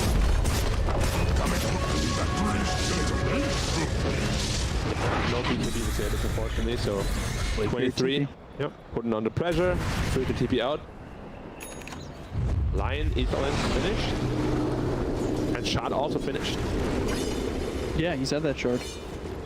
Shard is not like super value this game. They have like corrosive armor, corrosive haze, Juggernaut, Omni Slash. There's a lot of physical damage coming out from the Radiant. There's a big smoke drop. The Brood is still bottom. Sunray down to the low ground again. They caught the Necro. Get the kill here on a Carl. That's the Reaper sight on a Ishki. Sanctity still going after Carl, but Carl may have enough regen. Sunray right on top of him. Mortimer's Kiss is coming in with the BKB from Sanctity.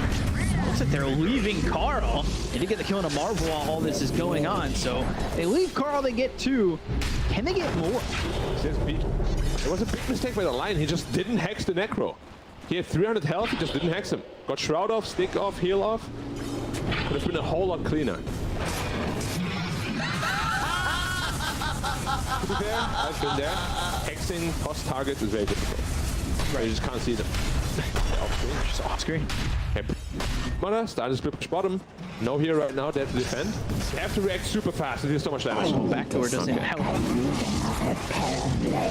You know, backdoor or not, like this spider take your building. He just protected his tier 2 middle just by standing in front of the base. Like, hey, I'm here. Knocking on the door. Ooh! Lich. In trouble, but maybe getting some spiders? Alright, a little gold. Like 80. Coach Cuckoo. You can buy a new heart for that. BKB slithering front. To get away from this, he's trying to run. White Mob back into the eyes of this Brood. They got the Omni Slash, where's the damage? It's not doing much damage. Bounces over to the neutral ones, goes into the Blade Fury. BKB's over, and an Omni Slash again doesn't do anything. Really just the item build though. Like, look how defensive it is, or rather, not damage-y. How do you describe this item? Not a lot of oomph behind it though. Oh, that's damage is nothing. I want to see a butterfly. I want to see like an MKB maybe even to go against that mischance, satanic. You know, give me some deeps. Maelstrom doesn't do anything against BKB either. Gotta be rolling in the deeps. Always. And Brute Mother is back bottom again. He just moves so fast around the map. Radiant's bottom tower is under He attack. refilled the recipe, yeah. Yeah.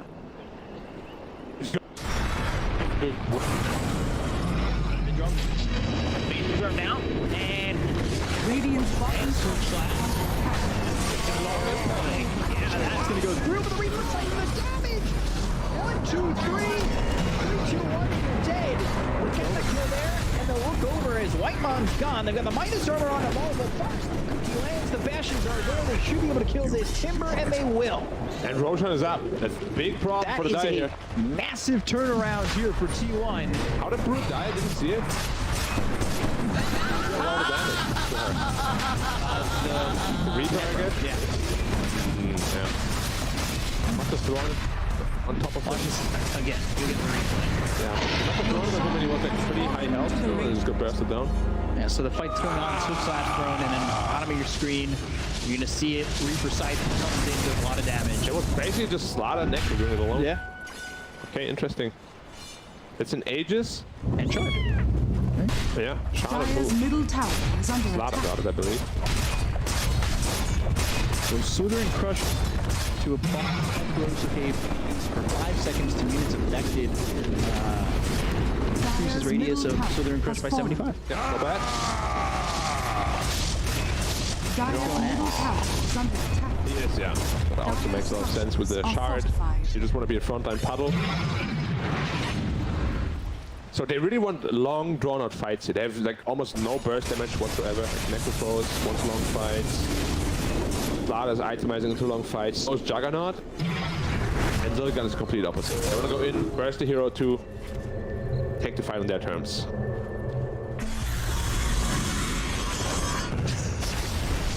So now they've got a 3K lead on T1. Like, that was a massive fight.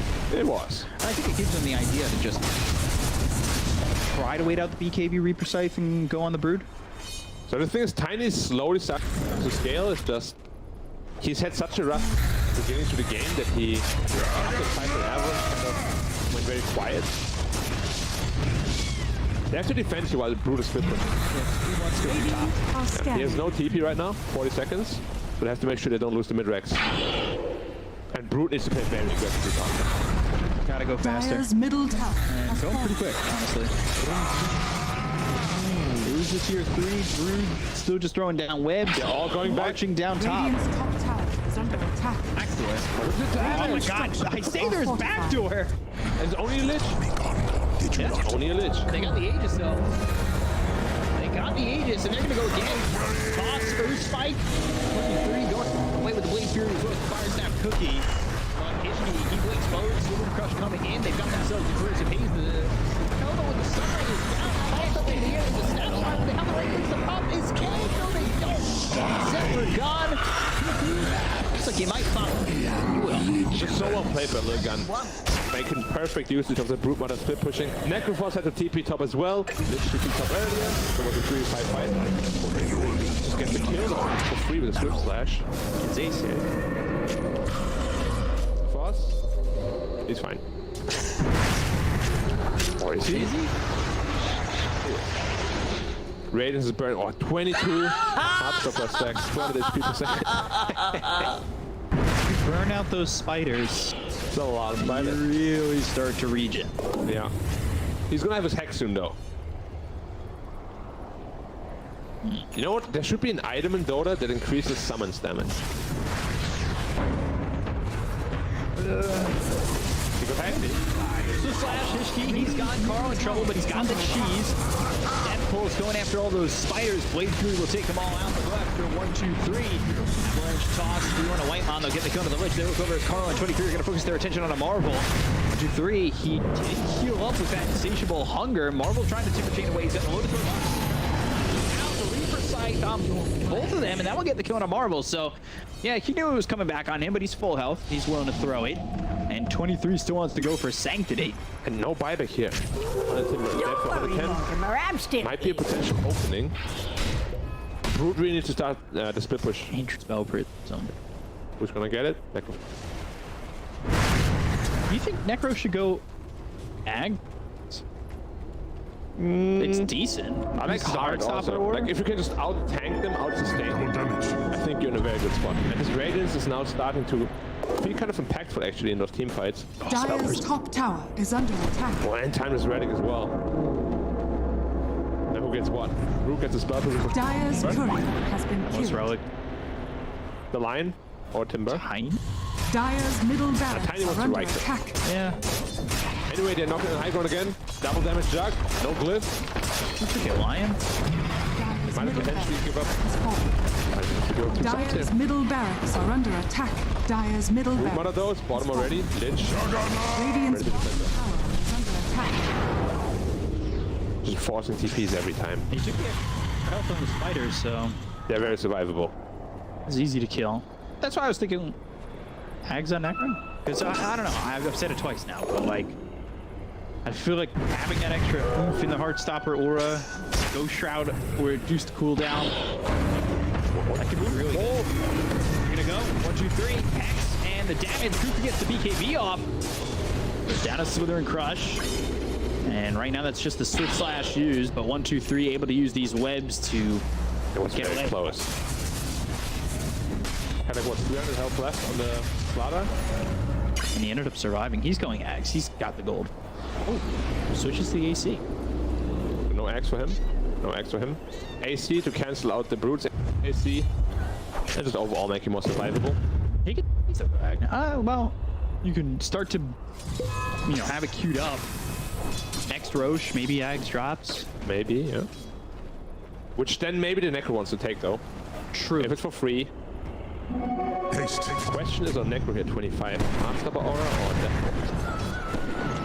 Oh, very good. I'll take that as tribute. That's true. His Brood is hiding down there in the jungle. They're looking for him. Smoke pop. Dire's courier has been They know he's killed. here. Radiant are scanning. Oh, tree walking is good. Getting him. Hated.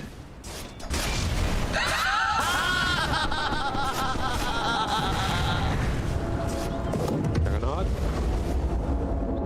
Rogue for both teams. But that is so good on... Actually, the Necroforce is probably the best on. Spell Prism is... It's good. It's good on everybody. It's just... Timeless Relic is probably the best on Necro from the heroes they have. Lich is getting the Timeless Relic. Okay. Interesting. For the gaze? Dire's Brood is bottom just tower cutting is bot under way. attack. I want to see his short. Brood is being so obnoxious. And I was like, okay, I'm out. Bye. Smoke used by Lilgun. There's not a lot of spiders though right now for the Brood. Dire's bottom They'll have tower to is accumulate under some more. attack. They're coming across. Spiders. Cuckoo, Blink, Southern Crush misses. Now he's back, he's in trouble. Avalanche toss coming in. Look at the kill to Cuckoo. They're going to move for this. Sunray right on top of the Lotus Orb place. Sanctity. Carl pops his own KB. And he's surrounded a little bit. Supernova goes off and stuns up Carl. And Jug's going to go for this. Hex, Fire Snap Cookie. Get some space. They do have the second Supernova available. Good kill there on Cuckoo. Flash, Wave Fury, damage on the Hitchkey. Take away a lot of the lockdown offered by Lilgun. Carl wants to keep going, so does 23. They'll pick up the Invis Rune, so Sanctity, he's got that Shadow Blade Invis Rune picked up by the Phoenix. Marvel in 1, 2, 3, they want to stick nearby. 23, he finishes off the Mjolnir. They're going to find themselves with Snapfire. Zephyr gets easy. And might even survive this. Meanwhile, finally dies. Zephyr goes down too. Quickly back a little bit far. Supernova that will explode. Ultimately does get avoided by 23. He was forced to use the Omni Slash to survive it. Got the Hex now on Carl. Avalanche comes through, avoided. With the Euros, he's got the Reaper Sight available. Trying to find somebody. Slips out to by 23 once again. Get the kill on the Aether with the Wind Marvel. The King of this on. He'll use that Essence Ring. Reaper Sight coming through. They'll get the kill on Marvel. stench of death is upon you. So good. Good on this launch by the Juggernaut. There. It is so hard to fight without the line. Like, he's so important. Oh, that's fine. 1, 2, 3. I know he's stuck. Split slash. No TP. Yeah. Alright, he's good. In and out, in and out. Sickles the replay. Supports are just getting massacred by the Timber as well as the Brute Mother. And it's actually really good. Zephyr gone. Not the explosion. It's hitting Spiderlings, but you would have died up. Yeah. And the Necro to the side. This Necro right now is so strong. With the Shroud, with the Shiva, KB Radiance. Look at how much he's regenerating for 217 at one point there. Yeah. Necro has historically, as I said, always been a very strong brute counter. And shows you why. Especially if you play the spider heavy style, it's always going to be a good effect. So the spider army Go to the relic, by the way, and they give the spell prism over. Good job. Oh, he's going into Nova Fire, into the brute. There'll be a lot of red numbers. Necro going to the... Save the teammates. Sounds good. I like quite a bit. Roach, this is Axe. They might give it a few. I know he's... 3-1 for Necro. He'll take it. Puddle is super good. Yeah. Gives you so much armor as well as status resistance in the region. I'm just fixated on Necro hats. How much armor is he gonna have?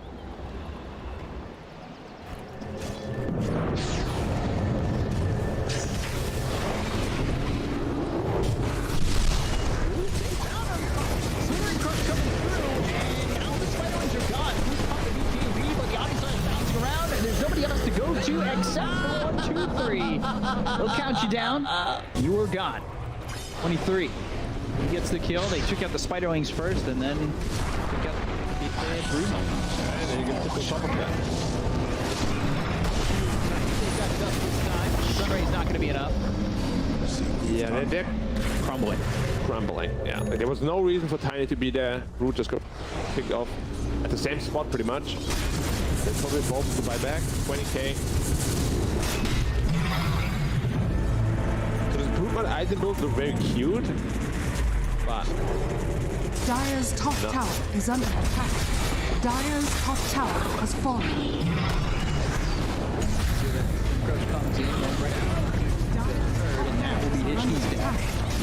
What else? Gets thrown out. It's on Hishki. They're going to try and defend this top set of racks.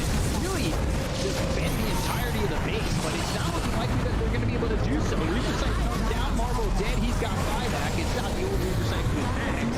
Sanctity moving in with the BKB. And Hishki trying to drain it out of his heroes, but I don't think that's enough. Hishki just fought back and now he's dead again, and dead for 100. They'll look over at Marvel, who just fought back himself. Timber chain across. Ace ends up dead to 23. Look over at 23, who's bouncing around with a swift slash. Bounty slash on cooldown for another 27 seconds, but they got the fire snap. He just flew off. 1, 2, 3.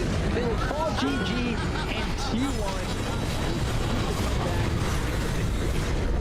Valiant effort up here, showing us some new strats. The Brute Mother almost worked out. Yep. There were a couple of good instances. It's still painful. Exciting and close game. Can PuckChamp bring that against the real champs in Virtus Pro?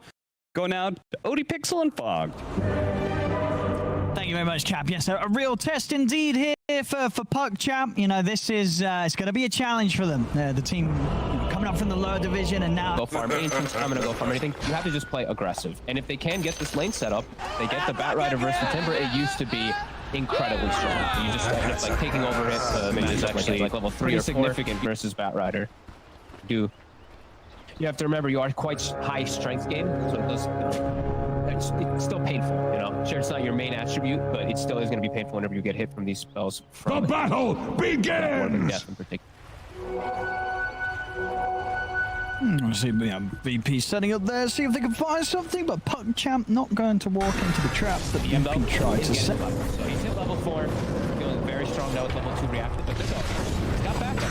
He does. He's got a lot of backup. Kingslayer coming over as well. He'll get the cask down onto the Wraith King. Crit's in trouble. He's going to pop pretty low here to the Maledictix. In fact, he's dead.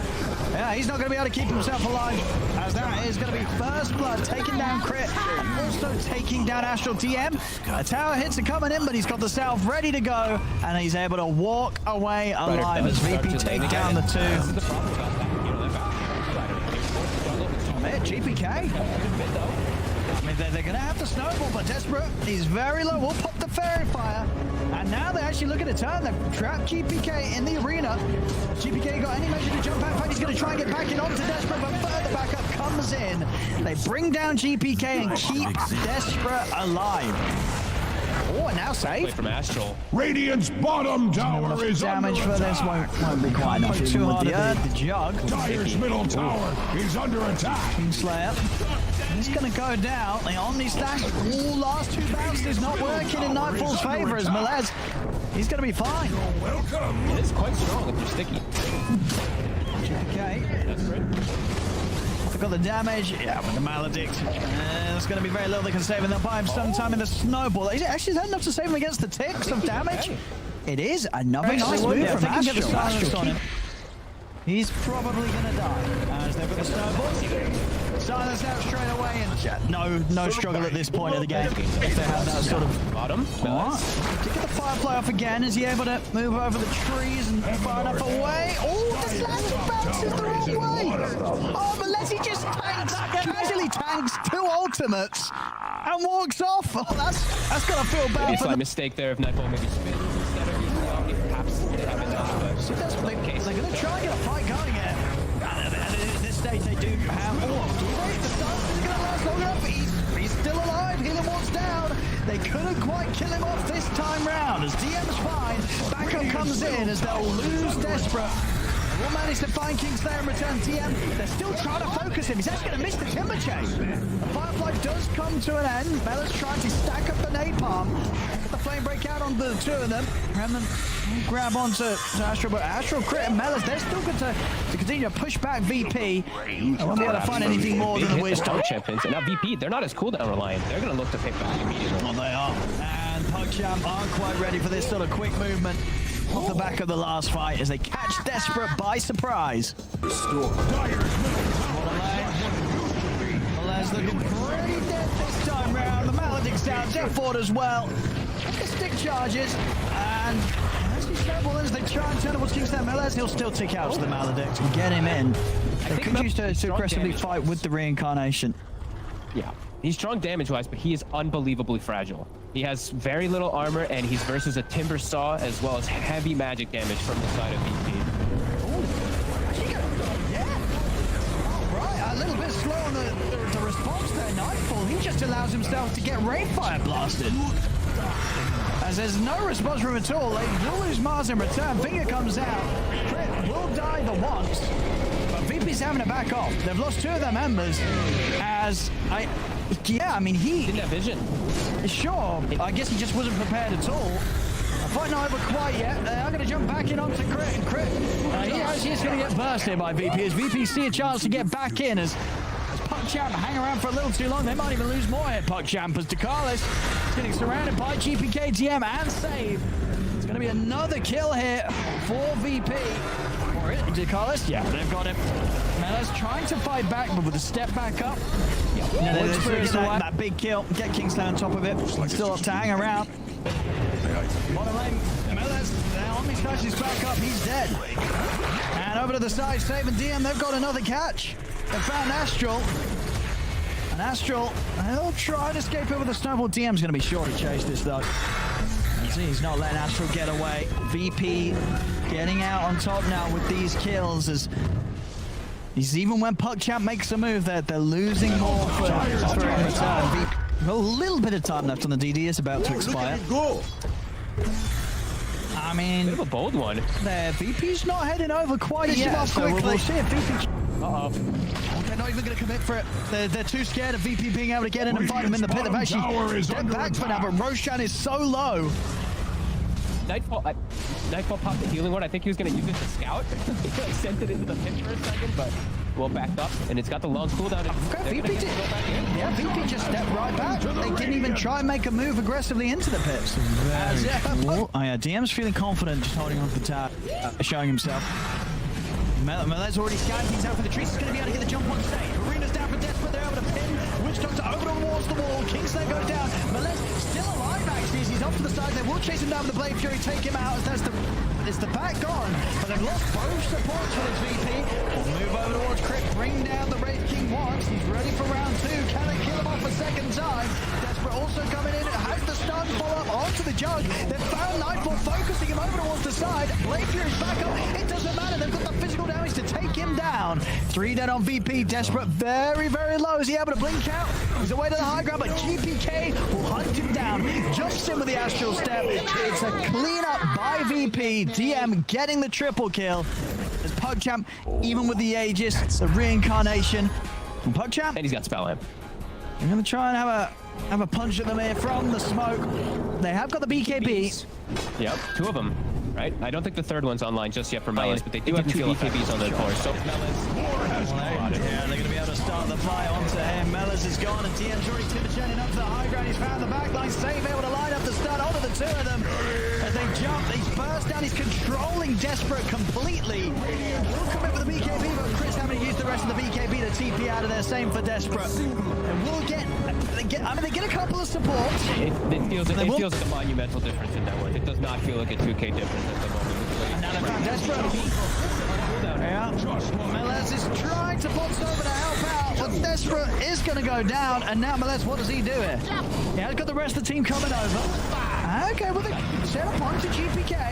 Have they got enough lockdown with the punch up? They do. So all things said and done, they'll certainly take that trade. He's so tanky.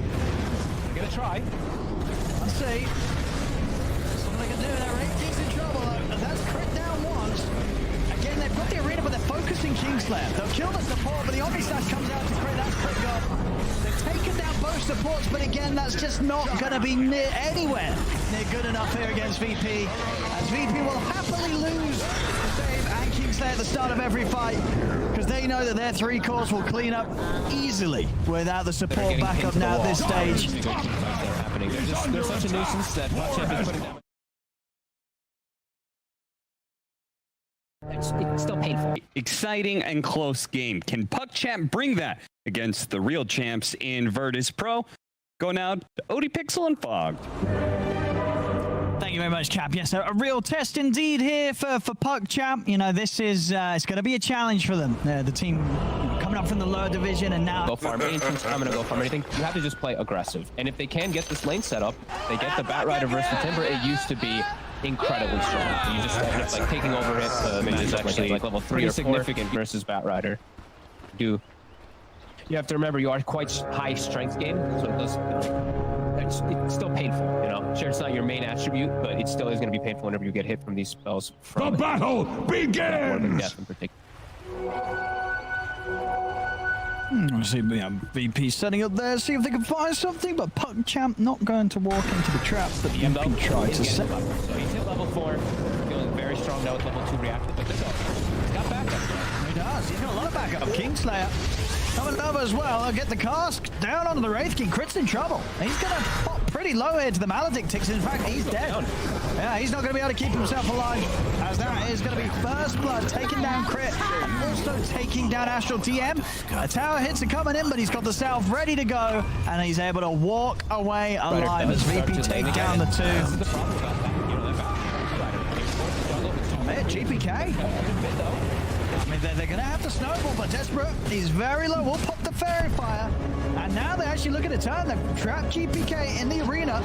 GPK got any measure to jump out. In fact, he's going to try and get back in onto Desperate, but further backup comes in. They bring down GPK and keep Desperate alive. Oh, and now safe. From Astral. Radiant's bottom tower is damage for this won't be quite enough. Dire team.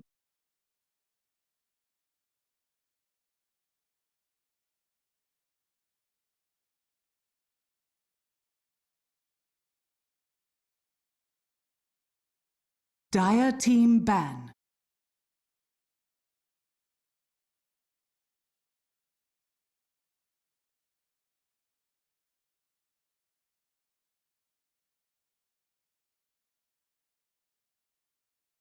see here, because we can't just go around appropriating culture like that, you see? We gotta be respectful. Alright, that was good. I expected more. Curve those words more, boy. I can't go pure stereotype. I need to play more Red Dead Redemption. It's on my backlog. Why are we wearing these hats, by the way? What happened? 10 I don't know, seconds production remaining. said, like, where the hat's at, and so... Where the hat's at, dog? Like... 5 seconds Lilgun's playing. remaining. Getting the spirit of things. Bang, bang. Yeehaw! Man out the Beastmaster. And the Broodmother. That gosh darn Broodmother ruining my games. Okay, Lilgun, what other things they've got? They've got Huskar.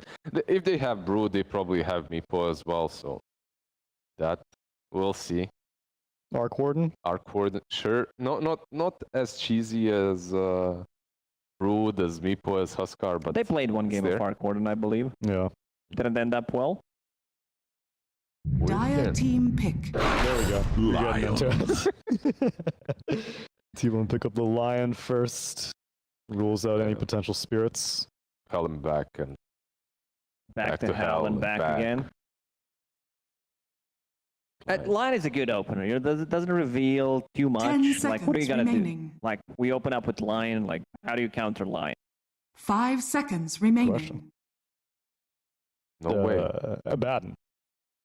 Sure, but I've seen some Chinese teams also picking Lion against the bat, be able to burst him down with the finger. Oh yeah. But if he can't get the ulti off. Hex him, impale him, finger him. That is gone before he can.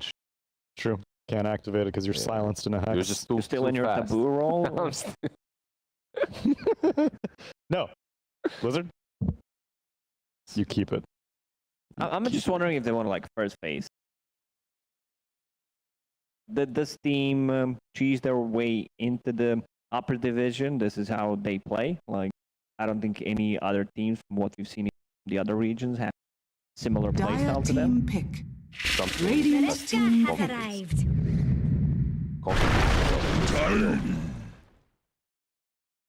Yeah, Or- but or you given pick their Tiny all individual the player time. skill, we've seen them. They don't seem like there's a huge gap. Like It's no. I It's see not that the about. It's not about how they play. It's about their heart and how they believe they play. It's about the confidence. 10 seconds Don't have remaining. confidence. Struggle no it's a matter what. shame because they should have the 5 confidence. seconds They beat remaining. the lower division teams. They got here. They belong here in the upper division. Have faith in your individual roles. Nice camera there, bro. Bottom left. He should be wearing a hat. Yeah, now with the At least he would name. have the Like, Damn it, Sanctity. he's more focused on the game. He wants us to read his whiteboard. That's also the problem. They're giving away all their strategies, all their secrets. I have to really talk to them about this. It's good. What if it's just I can't see it from here? What if it's like, whole board is Radiant team back. Oh, there's like at least. There we go. there we the go. zoom in. Oh, you're revealing all their strategies. This man. is What are you like doing? their like daily schedule or something. It's like Tuesday doctor's appointment or something like that. Dire team ban. Tuesday Radiant Brood, team back. Wednesday Huskar. Saturdays for the broods. Is White Money? That's my question. Oh, you're new to this. No, yeah, what is this? So every series that they had in season 1, Whitemon would always make sure that he's eating something. on the Really? camera, yeah. 10 seconds He's remaining. fiddling around with something He's here. fiddling around, opening maybe a chocolate wrapper, bar, yeah. a wrapper, some 5 candy. seconds remaining. Here's always eating some Dire team Breadsticks? ban. What a random thing to be eating. Well, we got used to it. First time our boy eating, and then he has some different issues. Not really focused on the Radiant picks. team Dude, he ban. can't get this wrapper open. He has problems. Someone get his manager in the room. Oh, he's making. There we go. There. Oh, You got it. And it is some candy. there we go. Oh, it's like a gum. It's a piece of. Or it's Is a it? 10 cube. seconds It's a remaining. caramel. Is that a butter? It looked like butter. Oh, we did 5 it. seconds I remaining. can't believe you called it. He literally does eat every single time. I told you, man.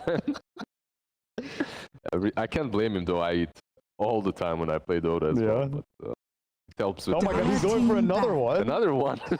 Let's see if he's gonna struggle a bit more with this one. Did he learn? Like how fast he learned? Dire team pick. Alright, I'm counting. The last 30 seconds, there's the countdown on the... It already took him 10. Like, man, these candies are hard to open. Complicated, dude. Especially if you just if he cut his nails recently, then like you don't have the leverage. Gamers don't cut their nails. That's true. Oh, he got it. No, he's still opening. Oh no, he has to make sure there's no paper left on it. Go, that's a minute. Like it took him a Dude, minute. He's Dire team upping pick. his time. Let's see if there's another one. Don't talk much. I mean, it's hard to talk. Like your You see? teammates, your teammates don't appreciate, you know, when you're eating and talking at the same time. So he's just focused on opening these things up. They pick 10 on dying seconds on remaining. Lilgun. There are 2 strength heroes on T1, 5 so that's seconds nice. remaining. My And man has priorities. Like he's supposed to be, you know, kind of a, you know, Cuckoo is the captain, but he should also help out as a position 5. I love his. You want him to open up the wrapper for him? No. I want him to be more, you know, chatty about the picks and everything. Oh. Why contribute as a position 5 to the draft? That never happens, right? He knows he's playing Lion. What more do you need? Yeah, it was... I wonder how many is he going to open. The camera is showing us. Yeah, We all where want to are see the wrapper. caramels. Missing the opportunity right here. So Dark Willow, Tiny, Undying, they have a lot of stuns, a lot of control, sustain. You need some AoE damage against the Dark Willow, so this is where Sanking will come. They also have like stun coming up from Earth Spirit, Lion Spike. This Dark Willow is not going to have a good game in Shadow Realm because they have so much to control her.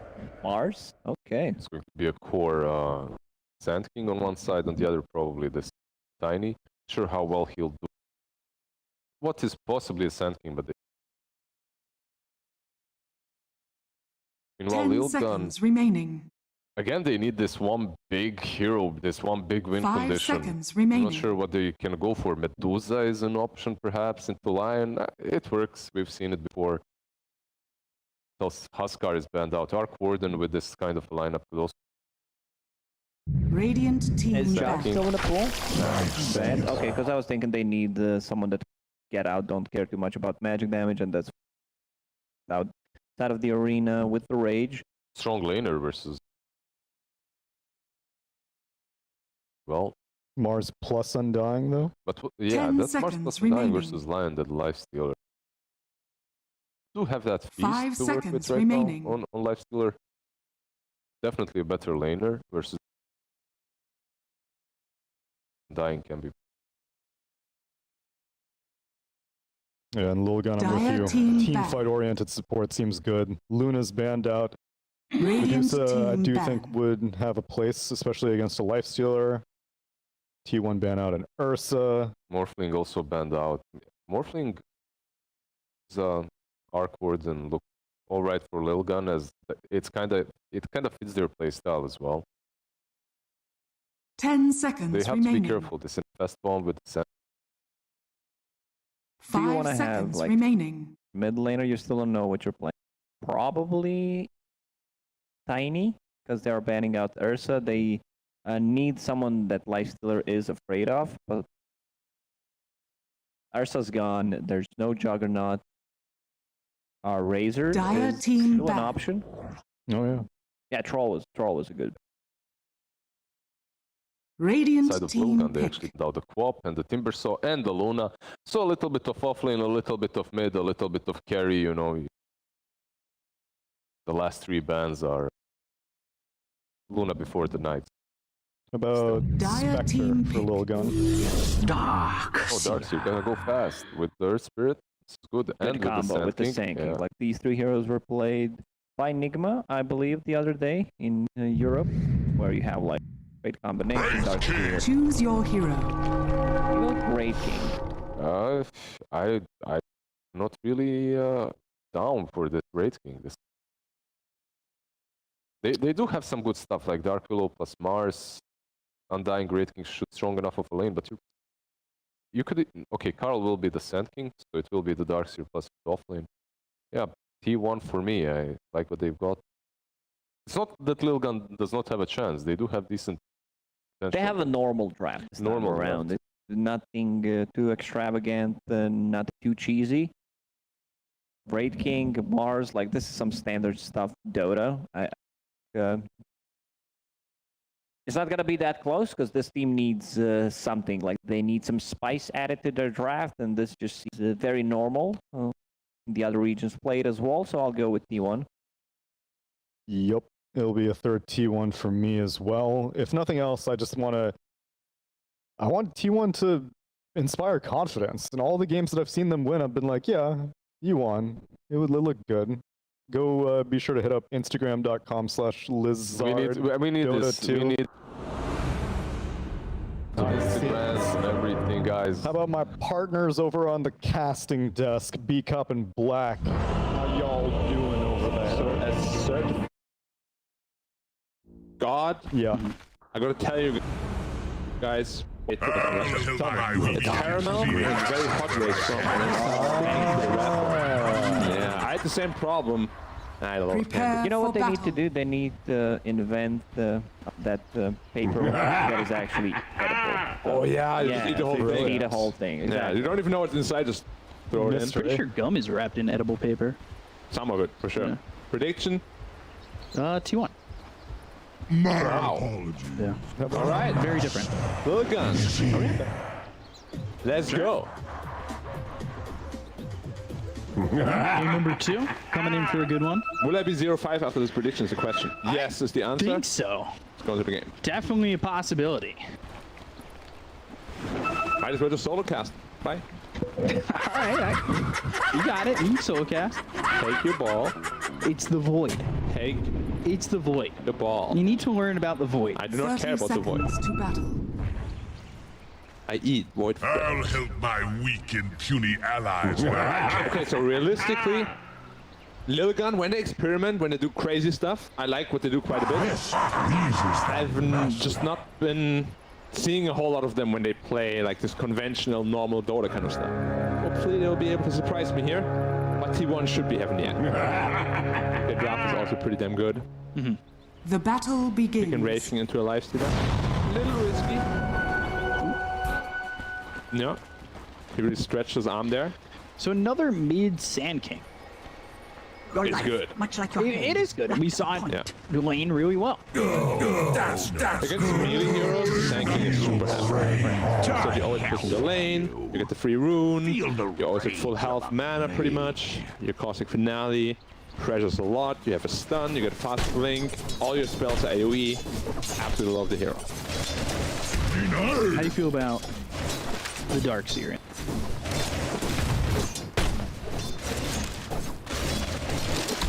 It plays very well against the Dying. Not so well against the Wraith King. He's just going to get a couple of points on Life Leech and Life Leech out of it. But yeah, I can't really see a much better hero. We have seen the combo a lot, Sanking Darkseer, so for that it makes a lot of sense. Right. Even Sanking Lion, they have a couple of impales to make good use of it. So I think I like it quite a bit. Maybe not for the lane necessarily, but for the game, it makes a lot of sense. Sanctity already at half health. He's playing on this tiny once again. And these caustics really hurt. How much max is that? 550, that's 55, that's 125 damage per creep explode. Look out for fallen rocks! That's a lot of damage. Early on, yeah. Feels like a lot of damage, that's for sure. It also scales. There's always a max percentage of your max HP. Cross into the tower. Avalanche. Under the tower, taking 3 shots. Man, that's going to be first blood for Sanctum. Well, look at that. Yours than mine. And Carl, who has been one of the most reliable and strongest mid laners in the first season, he has been struggling in the second season. Yeah. Not what we've been expecting from him. And we've had a couple guys from season 1 to season 2 that have really not felt up to par. Makes you wonder why. Right. Because ever since the major, he felt a little, you know, I don't know if it's like insecurity or what. Maybe not as confident as before. Like, why am I losing some of these matchups? You know, you can't get in your head. You're welcome. Mars either. Wow, Caldo taking both water runes. Got the first one top, got the second one bottom. No bottle refill. What a tiny. And no teammate that's dying anytime soon either. He is getting the job. That's not for the likes Strike of in, and that's what we call the rage. that's about it. Now he's gonna get tossed under the tower once again. Oh, he wants to steal the bounty rune now as well. He's just taking every rune away from his tiny. Yeah. Making sure this tiny really doesn't have anything to play with. Yeah. Then he pings out his own bounty rune. And Tiny is like, nah, I've had enough of this. Pulling the whole creep wave. I'll take your tribute. Radiant's Roll in middle onto the tower is Undying. under attack. Level 2 Iron Shell, a lot of damage. Yeah, doing quite a bit, but not enough to really commit to diving the tower that hard. Spear again, and he's in trouble. 23 on the run, avoiding the Bramble Maze from this Dark Willow. I was about to say, like, the higher the levels go, the easier it's gonna get. Roll from Zephyr. Yeah. He was like, Radiant maybe you structures think are fortified. that I will roll this way, so you walk this way, I will roll this way. Nope. Strike's coming out, but really not doing anything with it. Whitemon, he's low. He's got a Hex if need be, but doesn't throw it out. Still survives Marvel coming over. Low, but still fine. And for taking the water runes. So, 0 water runes for the tiny actually. Haven't seen it in a long time. Yeah, all we got was 1 bounty, so. Even then he had to drag the whole creep wave. Boulder Smash and the roll into Ace. Just burning away at him. And he's getting run down here pretty hard. And you can see, he's thinking about going in even further himself. Dire's structures That's the thing what I spoke about, though. Like, sure, you can pressure the Undying, but his rage can completely free farming. He's just sustaining himself with a life leech. No problem at all.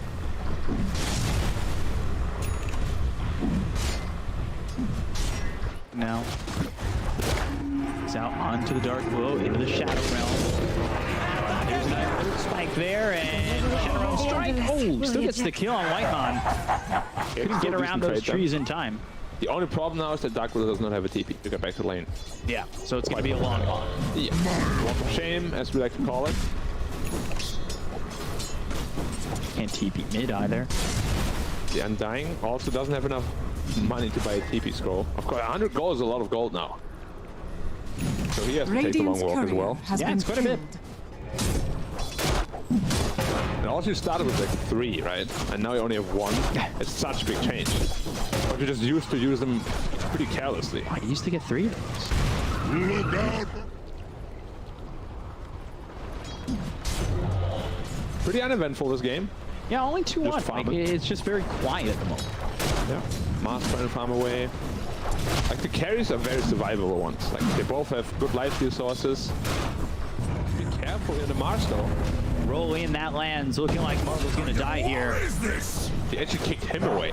And 23 will get the kill as he was getting kicked. I feel like if he gets kicked and doesn't definitely hit, he might potentially be able to get out. Yeah, just because he'd have the distance. He did also have the lion there. Double rotation middle. If that would have been enough. Did they get spotted? Can they go through mid? They don't have epicenter, so the damage is quite limited. They're going 2-3-1. Not enough damage to kill this tiny here for sure. Describe it. They could wrap around on this Mars again. Yeah, But they're already backing off the lane. It's 4 heroes though. They could potentially tower dive. No, take away the stack. 3.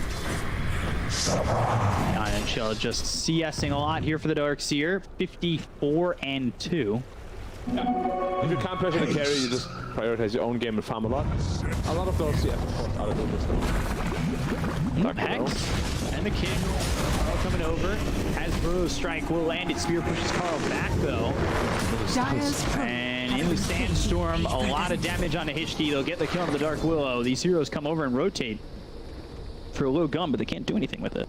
No, you get Hex, you get Lion impaled, you get Sanking impaled, you get Rolling Bouldered. You can't run. He did not run. On. Oh, can he get it? Yes, he can. Bring out sentries. Sitting pretty low. Oh, yeah, dangerously low at the moment. He's just gonna go back to base. Heal up, TP to a lane to potentially gank. Still no epicenter though. It's very interesting because the new epicenter is actually really damn good under that sandstorm.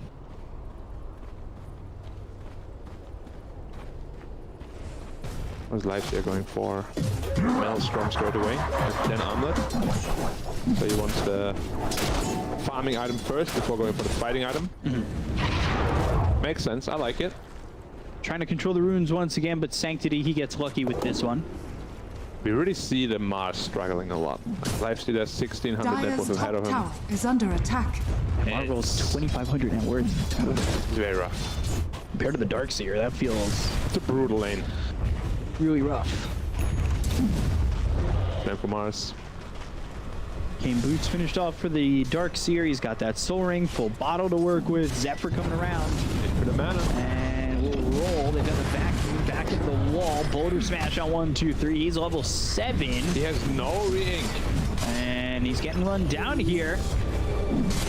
Surge moving forward, right clicks in under the tower, the illusion. They're still trying to get 1, 2, 3, but they can't. He doesn't have reincarnation. I think they thought the way he was playing that he has it. But well done by him. Wouldn't you want to pop it? Yeah, I don't know. That would have been a free kill pretty much. And now, well, Zephyr's dead. Lilgun might fall too. Brave King. He's going to wrap around and have the stun available. He's not keeping out of this. This Brave King is absolutely outplayed. Yeah, they really just got outplayed there heavily. It's all mentally too, because he did not have re-ink. And they thought he did, because he was playing so aggressively. Arena. Ooh. Spear missing. They've got the Hex onto the Mars. Roll through the arena, and Marvel, God's Rebuke, pushing Zephyr back, who's only level 4. And they'll get a good amount of gold off this tombstone, too. That was a very important spear miss. 41, and a pretty bad one for the Mars, because that was kind of his ticket back into the game with that kill. Right. Would have been sitting at a pretty respectable net worth. Now no arena for team fight. Mine is truly a blessed life. Dying, a little bit of trouble here. Yeah, they're gonna chase. They've got the mana drain. Marvel coming over, trying to land a spear. He misses again. Mars is this kind of hero when you miss a lot of spears, it really gets into your head. Start to overthink your spear throws. Yeah, so I hope Marvel won't have that issue. Maelstrom finished for the Lifestealer, getting Mithril Hammer delivered. Yeah, so his farming steroid is online. And then, like you said, he's going into the fighting item after with the Armlet. I like that quite a bit. If you have such a free lane, might as well just go a little bit more greedy. Racing is going straight into the Radiance. Still quite far away from it though. Good for your Steiny. He actually... Yeah, and he's sitting super low here. We'll hit up eventually, of course. Tiny. He went ground boost blink, so this is when you really need to make it pay. Right on nearby though. Oh, good spear dodge. Would have been a kill in Lifestealer. Marvel coming over, arena down, they've infested. Burrow Strike comes through, they pop the infest. Sanctity tossing right on top of Marvel. Have to terrorize the roll forward. Now the tombstone down, magnetized out of 3 of the tears as well as the geomagnetic crypt. They've got a wall down on the Marvel as well as Sanctity. They're going to get the kill onto the Mars. They'll pull back in with the vacuum. And they will take out the Mars. They'll lose Zephyr, so they're without the Earth Spirit. Wraith King comes in. 1, 2, 3, trying to clean up what he can, but he's taking a lot of damage, and he finally has the reincarnation on level 9. So he'll reincarnate. Avalanche comes in. It's not a good one from Sanctity. 23 on the run, gets brambled up, locked up for a second. They still want to go on a Sanctity, and he'll toss Carl with the Wraith Fire Blast. There's not a lot of damage, but is it going to be enough? Oh, strike through crown onto Carl, staying near Hishki. Hishki throws out the Bedlam, looking for that damage, get the kill on a 1 of these heroes, but it's not enough. They're mitigating most of it, and they won't get the kill on a Hishki without losing this Sand King. Yeah, Tiny kind of betting his own team there. He tossed in the and dying. Going for the next one too. He dies to the Ion Shell. It was a rough toss shot on the Sand King. Like, you could have just disengaged, no problem. Then they turn around, try to kill him. Great King, nice sidestep. Easy run away. Dire's top tower is under attack. That's a rough one. The fight looked really good for Dire until they lost 3 heroes at the very end there. Sanctity, Hex. First spike to Dire's follow it middle up. tower is under attack. Nobody else is nearby though. Roundwood's blink so far really didn't pay off. I don't know. Dire's top tower is under And attack. also Tiny's combo damage, of course, got Radiant's nerfed bottom in tower is under 29, attack. 28 even. He might just become a support bot. We have seen it many times with this Tiny. Where they just Radiant missed their timing. I don't feel like they do anything. Roll in on the history that lands. Kick back into the Shadow Realm. Bellroom onto a solo target for a moment. Rose Strike comes through, lands on it too. They should be able to finish off both. For the Terrorize though, that is on the free. They've got the arena down. Keeping Hitchkin nearby. Magnetize is going to be enough to get the kill with the end of losing Whitemon after the arena as well as the spear. Zephyr dies too. This is going really bad for T1. They'll lose Cuckoo. 3 heroes dead. They're going to chase for Carl. Can blink away, but Dire's top tower is under attack. I mean, you got a Burrow Strike on it too. You can't finish either. You allow the Dark Will to get a Terrorize off. That's poorly played right now from T1 and well done by Lilgun. Radiant's bottom tower is under pretty attack. significant lack of damage. That should be high to the tower. Oh, wow. Well done. Really well done. Carl killed off quite There's no quickly. reincarnation. Yeah, he does not have reincarnation. They're going to chase. Oh, they pull off though. They could have gotten the Wraith King and they let him leave. Instead, they go after Ace. Spear comes through. They've got the finger. They're looking for Marvel to land the roll. They'll get the kill onto the Mars. I'm almost certain they could have killed the Wraith King in that moment. Yeah, probably Lifesteal could have easily stuck on top of him because his movement speed is way higher. But yeah, they choose to just try to play around the teammate, protect the back Radiant's line. middle tower is under It's attack. not a bad decision. It's just a different Slow mindset down there. that Radiance though. Yeah, I mean, he has a relic now. Our So scan. he's getting there. It's like Lilgun really needs to Dire's start bottom just, tower is under attack. you know, like relax. You got a good team fight. You got 3 kills. No need to stay around and wait for the respawn timers to then come and just get killed by them, you know. So they're overplaying the hand a little bit. Wraith King is not strong yet. Roll in. Short of Sanctity. Avalanche hits Carl as well as Zephyr. They've got the Silence with the Geomagnetic Grip and they'll get the kill. Finish it. Might be Dire's a middle rotation for the mid tower is as under well. attack. And they're not done yet. Dire's structures are fortified. They can swing a Burrow Strike on him with the Infest, and that's exactly what they're going to do. Roll a little bit short once again, but it doesn't matter. They'll use the epicenter and get the kill on the Marble.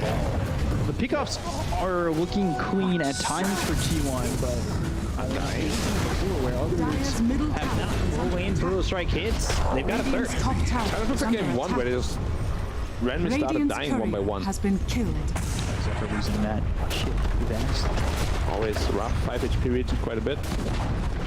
And this is really the mark of like an unexperienced team where when things suddenly don't go to plan, Lifesteal though, And swing just gets blown up by Sanctity. Curse Crown lands on 2. Do they want to go for more? they have the potential combo, but no, I think they got Mars. Going into him though. Yeah, they want to go Burrow Strike, magnetize out on the 2v0s again, looking to get the Terrorize off, but may not be able to do so. Marvel's starting to run away. Hishki ends up dead, so there won't be a Terrorize, there won't be a Bedlam. They've got the Tombstone down. Carl trying to clean that up. Ace use that ult, but they can't do anything with it. And they'll still get the 125 gold from the Tombstone. This game is so chaotic. 26 kills for 16 minutes. First game was slow, this game is super fast paced. Just rolling it out. Winner though from this, the Wraith King finally finishes Radiance. Next fight he'll top be very tower strong. is under attack. They find a way to work against him. Whitemon with the Hex. Two-man stun. From where he is on the high ground, this feels really tough for Whitemon to pull off, but he's still stunned. Wraith King comes in, they're going to go with the Avalanche. They've got this on a 3. They've also got the Terrorize on the 3. Uh-oh. They're going to chase for this. Cursed Crown, can they split up in time? Zephyr gets away from the group. Burrow Strike committing to this. Carl trying to save Zephyr, and he's done it. Burning. Oh, he burned. Burns out. The last burn. Barely enough damage to kill him. Attack. But yeah, like, I mean, what do you say about this game? Both teams are just so aggressive, even over-aggressive. They're always overstaying their welcome. Just go. Just fight. Yeah, full Davai mode. Yeah. Definitely getting baited into a nice tune. Nice tune from the Sand King, yeah. You know, we can make a song to that. Yeah, you can, definitely. We've had some rock ideas. You could work with that. Get that cut. 4K lead though still for T1, and it feels even. If it's somewhat even, yes. But the lifestealer is getting pretty damn strong. I should wonder who just wins late game. Probably T1. They have so much combo potential. When the BKBs so lower. Yeah, when the BKBs first come, it's gonna be all Lilgun, I think, because most of the damage is magic. And their combos are pretty decent too. Mars Arena with the Terrorize? Yeah, if they... I guess it really just depends on who gets the better initiation. Yeah. If you start first, you're probably gonna win. Let them start first. Radiant You're in structures are fortified. They're coming through the river. They've got the scan, and they smoke. That's broken immediately. They're going to chase. Defense bomb. Now the wall down. Terrorized drone. Hit on the 23. Gets the range off in time to land the spear out onto the turn spirit. Avalanche as well as the top. They get the damage out of the Zephyr. They get themselves at least one with Bird Strike as well as the epicenter with the figure coming through on a Marvel. Down goes 1, 2, 3. White Monster with a stun onto this Dark Willow. The wall, these illusions doing so much. Going after Ace, also trying to focus their attention onto the Dark Willow, who's sitting quite low. Hishki not looking likely that he gets out of this one. The blink to keep up with the Dark Willow. The right click saying one more shot needed. Hishki ends up dead. Avalanche toss not enough to kill Cuckoo. They got 4. They might get 5. I don't know if he's got the damage himself, but if 23 can catch up with a surge, he certainly can help out. Sanctity, toss, rage use. 23 catches up to Sanctity. The Brutal Strike is there. The vacuum back. Neutral doesn't steal. Carl gets the kill. Full team wipe here for the side of T1 and an ultra kill for Carl. Yeah, the teamfight pro is really coming through here. Great epicenter on top of the vacuum. We have seen that combo so many times. It's so devastating. Teamfight potential coming out from this Radiant team is massive. Dire's bottom tower is And under every time attack. somebody dies, Dire's structures or are also we didn't fortified. see a tombstone, of course, because when they initiated on Undying first. Very good pickoff, prime target there. Dire's bottom tower Ended up buying back into the fight, but it was way too late. And all they get in return is 2 supports. It's really not worth it for Lilgun here. Tombstone, they get that extra bit of gold. Brave gets again, he doesn't have reincarnation. He's gonna drain his mana. He's got the Spirit Vest on him. There's the roll. Rayfire Blast. Tombstone down, vacuum back. 1, 2, 3. Got it down. He's dead again as well. The Blue Frenzy too strong. Oh, he's taunting him. Okay. Dire's top tower is under attack. Gave it a car. Does he have that? Right? Yeah. I mean, he danced around him. That was super Dire's top He tower was is under playing around attack. with him, breakdancing a little bit. Watch these moves before I kill you. Sanking now, trying to set up on the Dark Willow. He has epicenter. I really hope we're gonna see a whole lot more of this hero. Like every time you get a kill now, you deal so much AoE damage as well because of the caustic, which scales on the enemy's max health. Do you think we'll see him top tower has fallen. more so in the mid lane, or are we gonna see him back off lane as well? He's strong mid and off lane, but I like him mid lane a lot more. When you have a good matchup against the melee hero, just always seems to own every game. Saber picked up. Oh no, they found the Wraith King again. He has reincarnation this time, so. Dire's top tower is He's under one of the attack. only heroes that has 4 AoE abilities. 4 AoE Radiant's damage middle tower abilities. is under attack. I'd have to think. Yeah, It's me gonna too. take me a while to go through all the heroes, and I I'm want trying to to just really sit here think of another silence. one. You know what I'd like to say? It's a lot of damage. It is a lot. It's a lot of damage. 5-man smoke coming in from Lilgun. Infested into the Earth Spirit. He has a Spirit Vessel completed. Raging in the front line. Yeah, Infernal Strike. Ooh, goes for the roll. It actually gets the Lifestealer out. So the arena comes down to Ghost of Spear. That's now on to the Darkseer. They've got the Rayfire Blast to get on him, but they have to kill him again. They'll get that kill on the Cuckoo. They'll end up losing Ace. And they finish off Marvel. Magnetized down on the second as well as 1, 2, 3. 1, 2, 3 is going to lose that first life. They're slowed up, trying to catch up to this Tiny is now. They've got the other Spike Burrows right at the center coming through. Onto the Wraith King. They'll get the kill there. That's going to be a third hit for the side of Lilgun. Now looking over at Sanctity. They will take him too. And 4 are gone once again on Lilgun. As they do end up losing that Darkseer, but it's well worth it in the end. They're very brave to even wanting to smoke into this T1 lineup here. Every time there's a team fight, without BKBs, they will get off their combo and you are going to lose. Like, you need to wait for your BKBs before you fight at all. Just look at this. Like, it didn't even look that good initially for them. They got a good combo off on the Dire. Well played by Zephyr to get the lifesteal out of dodge there.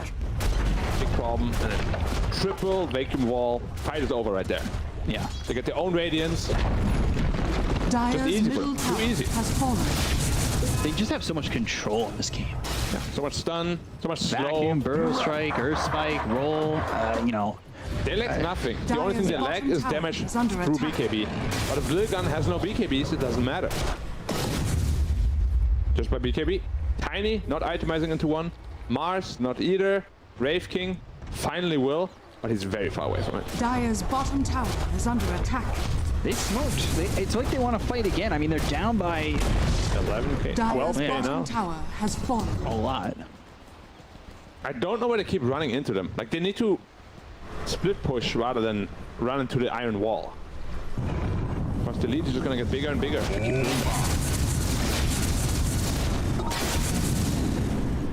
23. Wraith King farming enemy triangle. Doesn't feel safe in his own. Yeah. 23 is super farmed. Wraith King, super under-farmed. And 23 is going into one of my favorite items of the patch, Satanic. Burrow strike, Infesting the Earth ace. Spirit. Tops that ult. Here's Whitemon. First spike, epicenter getting charged up. Carl thinking about going in. He might actually find a couple of heroes here. He can make his way in. Epicenter now. Right on top of Ace. Get the go to Whitemon, but it's another vacuum wall on the 3 heroes. And this fight just gets so dangerous for Lilgun. They get the go to Sanctity. They look over at Ace. They've got the roll out on a 1-2-3. Sword's trying to keep him healthy enough, but he's running away from 23 to hit the burrow strike on the Ace. They'll get the kill on the 4. Make it a 5. They just got a kill on the second time. It's going to be another full team wipe here for T1. There is nothing this Wraith King can do to get away from this. And man, a 4 in the last fight, 5 in this fight. They're just bleeding heroes. Bleeding net worth disadvantage. Yeah, I don't think you can really rectify it anymore at this point. 14k with an inferior draft. They're probably just going to take Roche and try to finish it out. Just, however, whoever initiates, that's all they need to do. They just need to initiate the fight, then the team fight will follow. Like Darkseer into Sand or Darkseer into Lion, Darkseer into Earth Spirit, anything. There's so many combos that can work off of. It doesn't matter at all who gets the first initiation. Crazy good lineup. And it makes so much sense, you know? So much synergy. And when you can stun lock these guys like this, one thing. And then just have the damage right on top of it. Cuckoo, he's had some fantastic vacuum walls. Yeah. Which is also not like the hardest thing to do in this game because they're all running it. Raven wants to run into Mars wants to run into Tiny. Well, they want to be in a tight area, the arena. And that sets them up. Yep. It's a super good Darkseer pick. I think they picked it last, right? Yeah. We can see here why.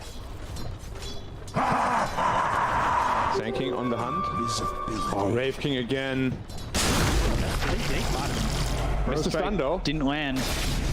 He's still on the run. Right click hits. He's trying to get out of here. Oh, look at the damage coming in. He's clapping the epi. He didn't even have reincarnation ready. There have been a couple of BM moments here. Breakdancing around. Now pumping the epi in front of a dead guy. Wanna mark the territory. Slap down the tail. Get out of the game, please. Dire's Sanctity taken out up top. Zephyr getting the kill there. You just can't do anything. Anywhere. Can't leave the base. If you do, you die. Dire's structures are fortified. And when you're dead, you're dead. Dire's bottom tower is under attack. Radiant structures are not fortified. that people. 17k lead, 17 kills ahead. Feels like a very difficult game to come back in, if it's even possible. They need BKBs, and I mean, to have BKBs, you first need to itemize into them. He just got so, no, not so much built. He was trying to cut the waves as an undying. Like, that's how desperate they are. Being desperate is not a good thing in Dota. Especially when you're behind. Especially when you're behind. That means you get further behind. It's like you can't ban Elven tunic. Dire's bottom tower is under attack. Dire's bottom tower has fallen. This is just 23 taking the bottom tier 3 and the Ceterax himself. And everyone's just looking at him like, hey, how are you doing? Can you stop doing that, please? Appreciate it. I don't like that. Okay, I'll leave. Oh no. Pass him the Elven tunic. Yeah. Now hitting even faster. Even more evasion with a level 20 count as well. Dire's bottom barracks has fallen. What do you do about Mr. Lifesteal then? Dire's bottom barracks are under attack. Dire's Mr. bottom B-Cup, if you're Lilgun here, what do you do? Radiant's top tower is under letter? attack. No, you give it one more. One more. Oh, that's good, that's good. It's a start. Under the tier 4, they're going to try and fight this. They got the Geomagnetic Grip. Shadow Arm Strike's not going to be enough damage to get the kill to 8. They got magnetized. The arena's down, and they've caught Zephyr first round. Avalanche coming through to get the kill to Zephyr. That'll at least be one with the epicenter rocking down right on top of the Mars. Marvel ends up getting the Tombstone. The wall that's through onto the Wraith King. They'll get the first life out of his hands. They'll take out the Tombstone before they'll have to deal with him again. Ooh, Sword, keep it alive. Can they keep the Wraith King alive? Brutal strike on the negative perfect. Carl trying to finish off this game. They'll call GG and they'll secure the 2-0. T1 with the 2-0. Just a bit shaky again. Game 2 a little bit convincing. And for what they need to do in the future series is try to make... It's still painful. Exciting and close game. Can PuckChamp bring that against the real champs in Virtus Pro? Go now to OD.Pixel and Fog. Thank you very much, Cap. Yes, a real test indeed here for PuckChamp. You know, this is it's going to be a challenge for them. The team coming up from the lower division and now... Go farm anything, I'm going to go farm anything. You have to just play aggressive. And if they can get this lane set up, they get the Batrider versus the Timber. It used to be incredibly strong. You just end up like taking over it. It's actually like level 3 or 4 significant versus Batrider.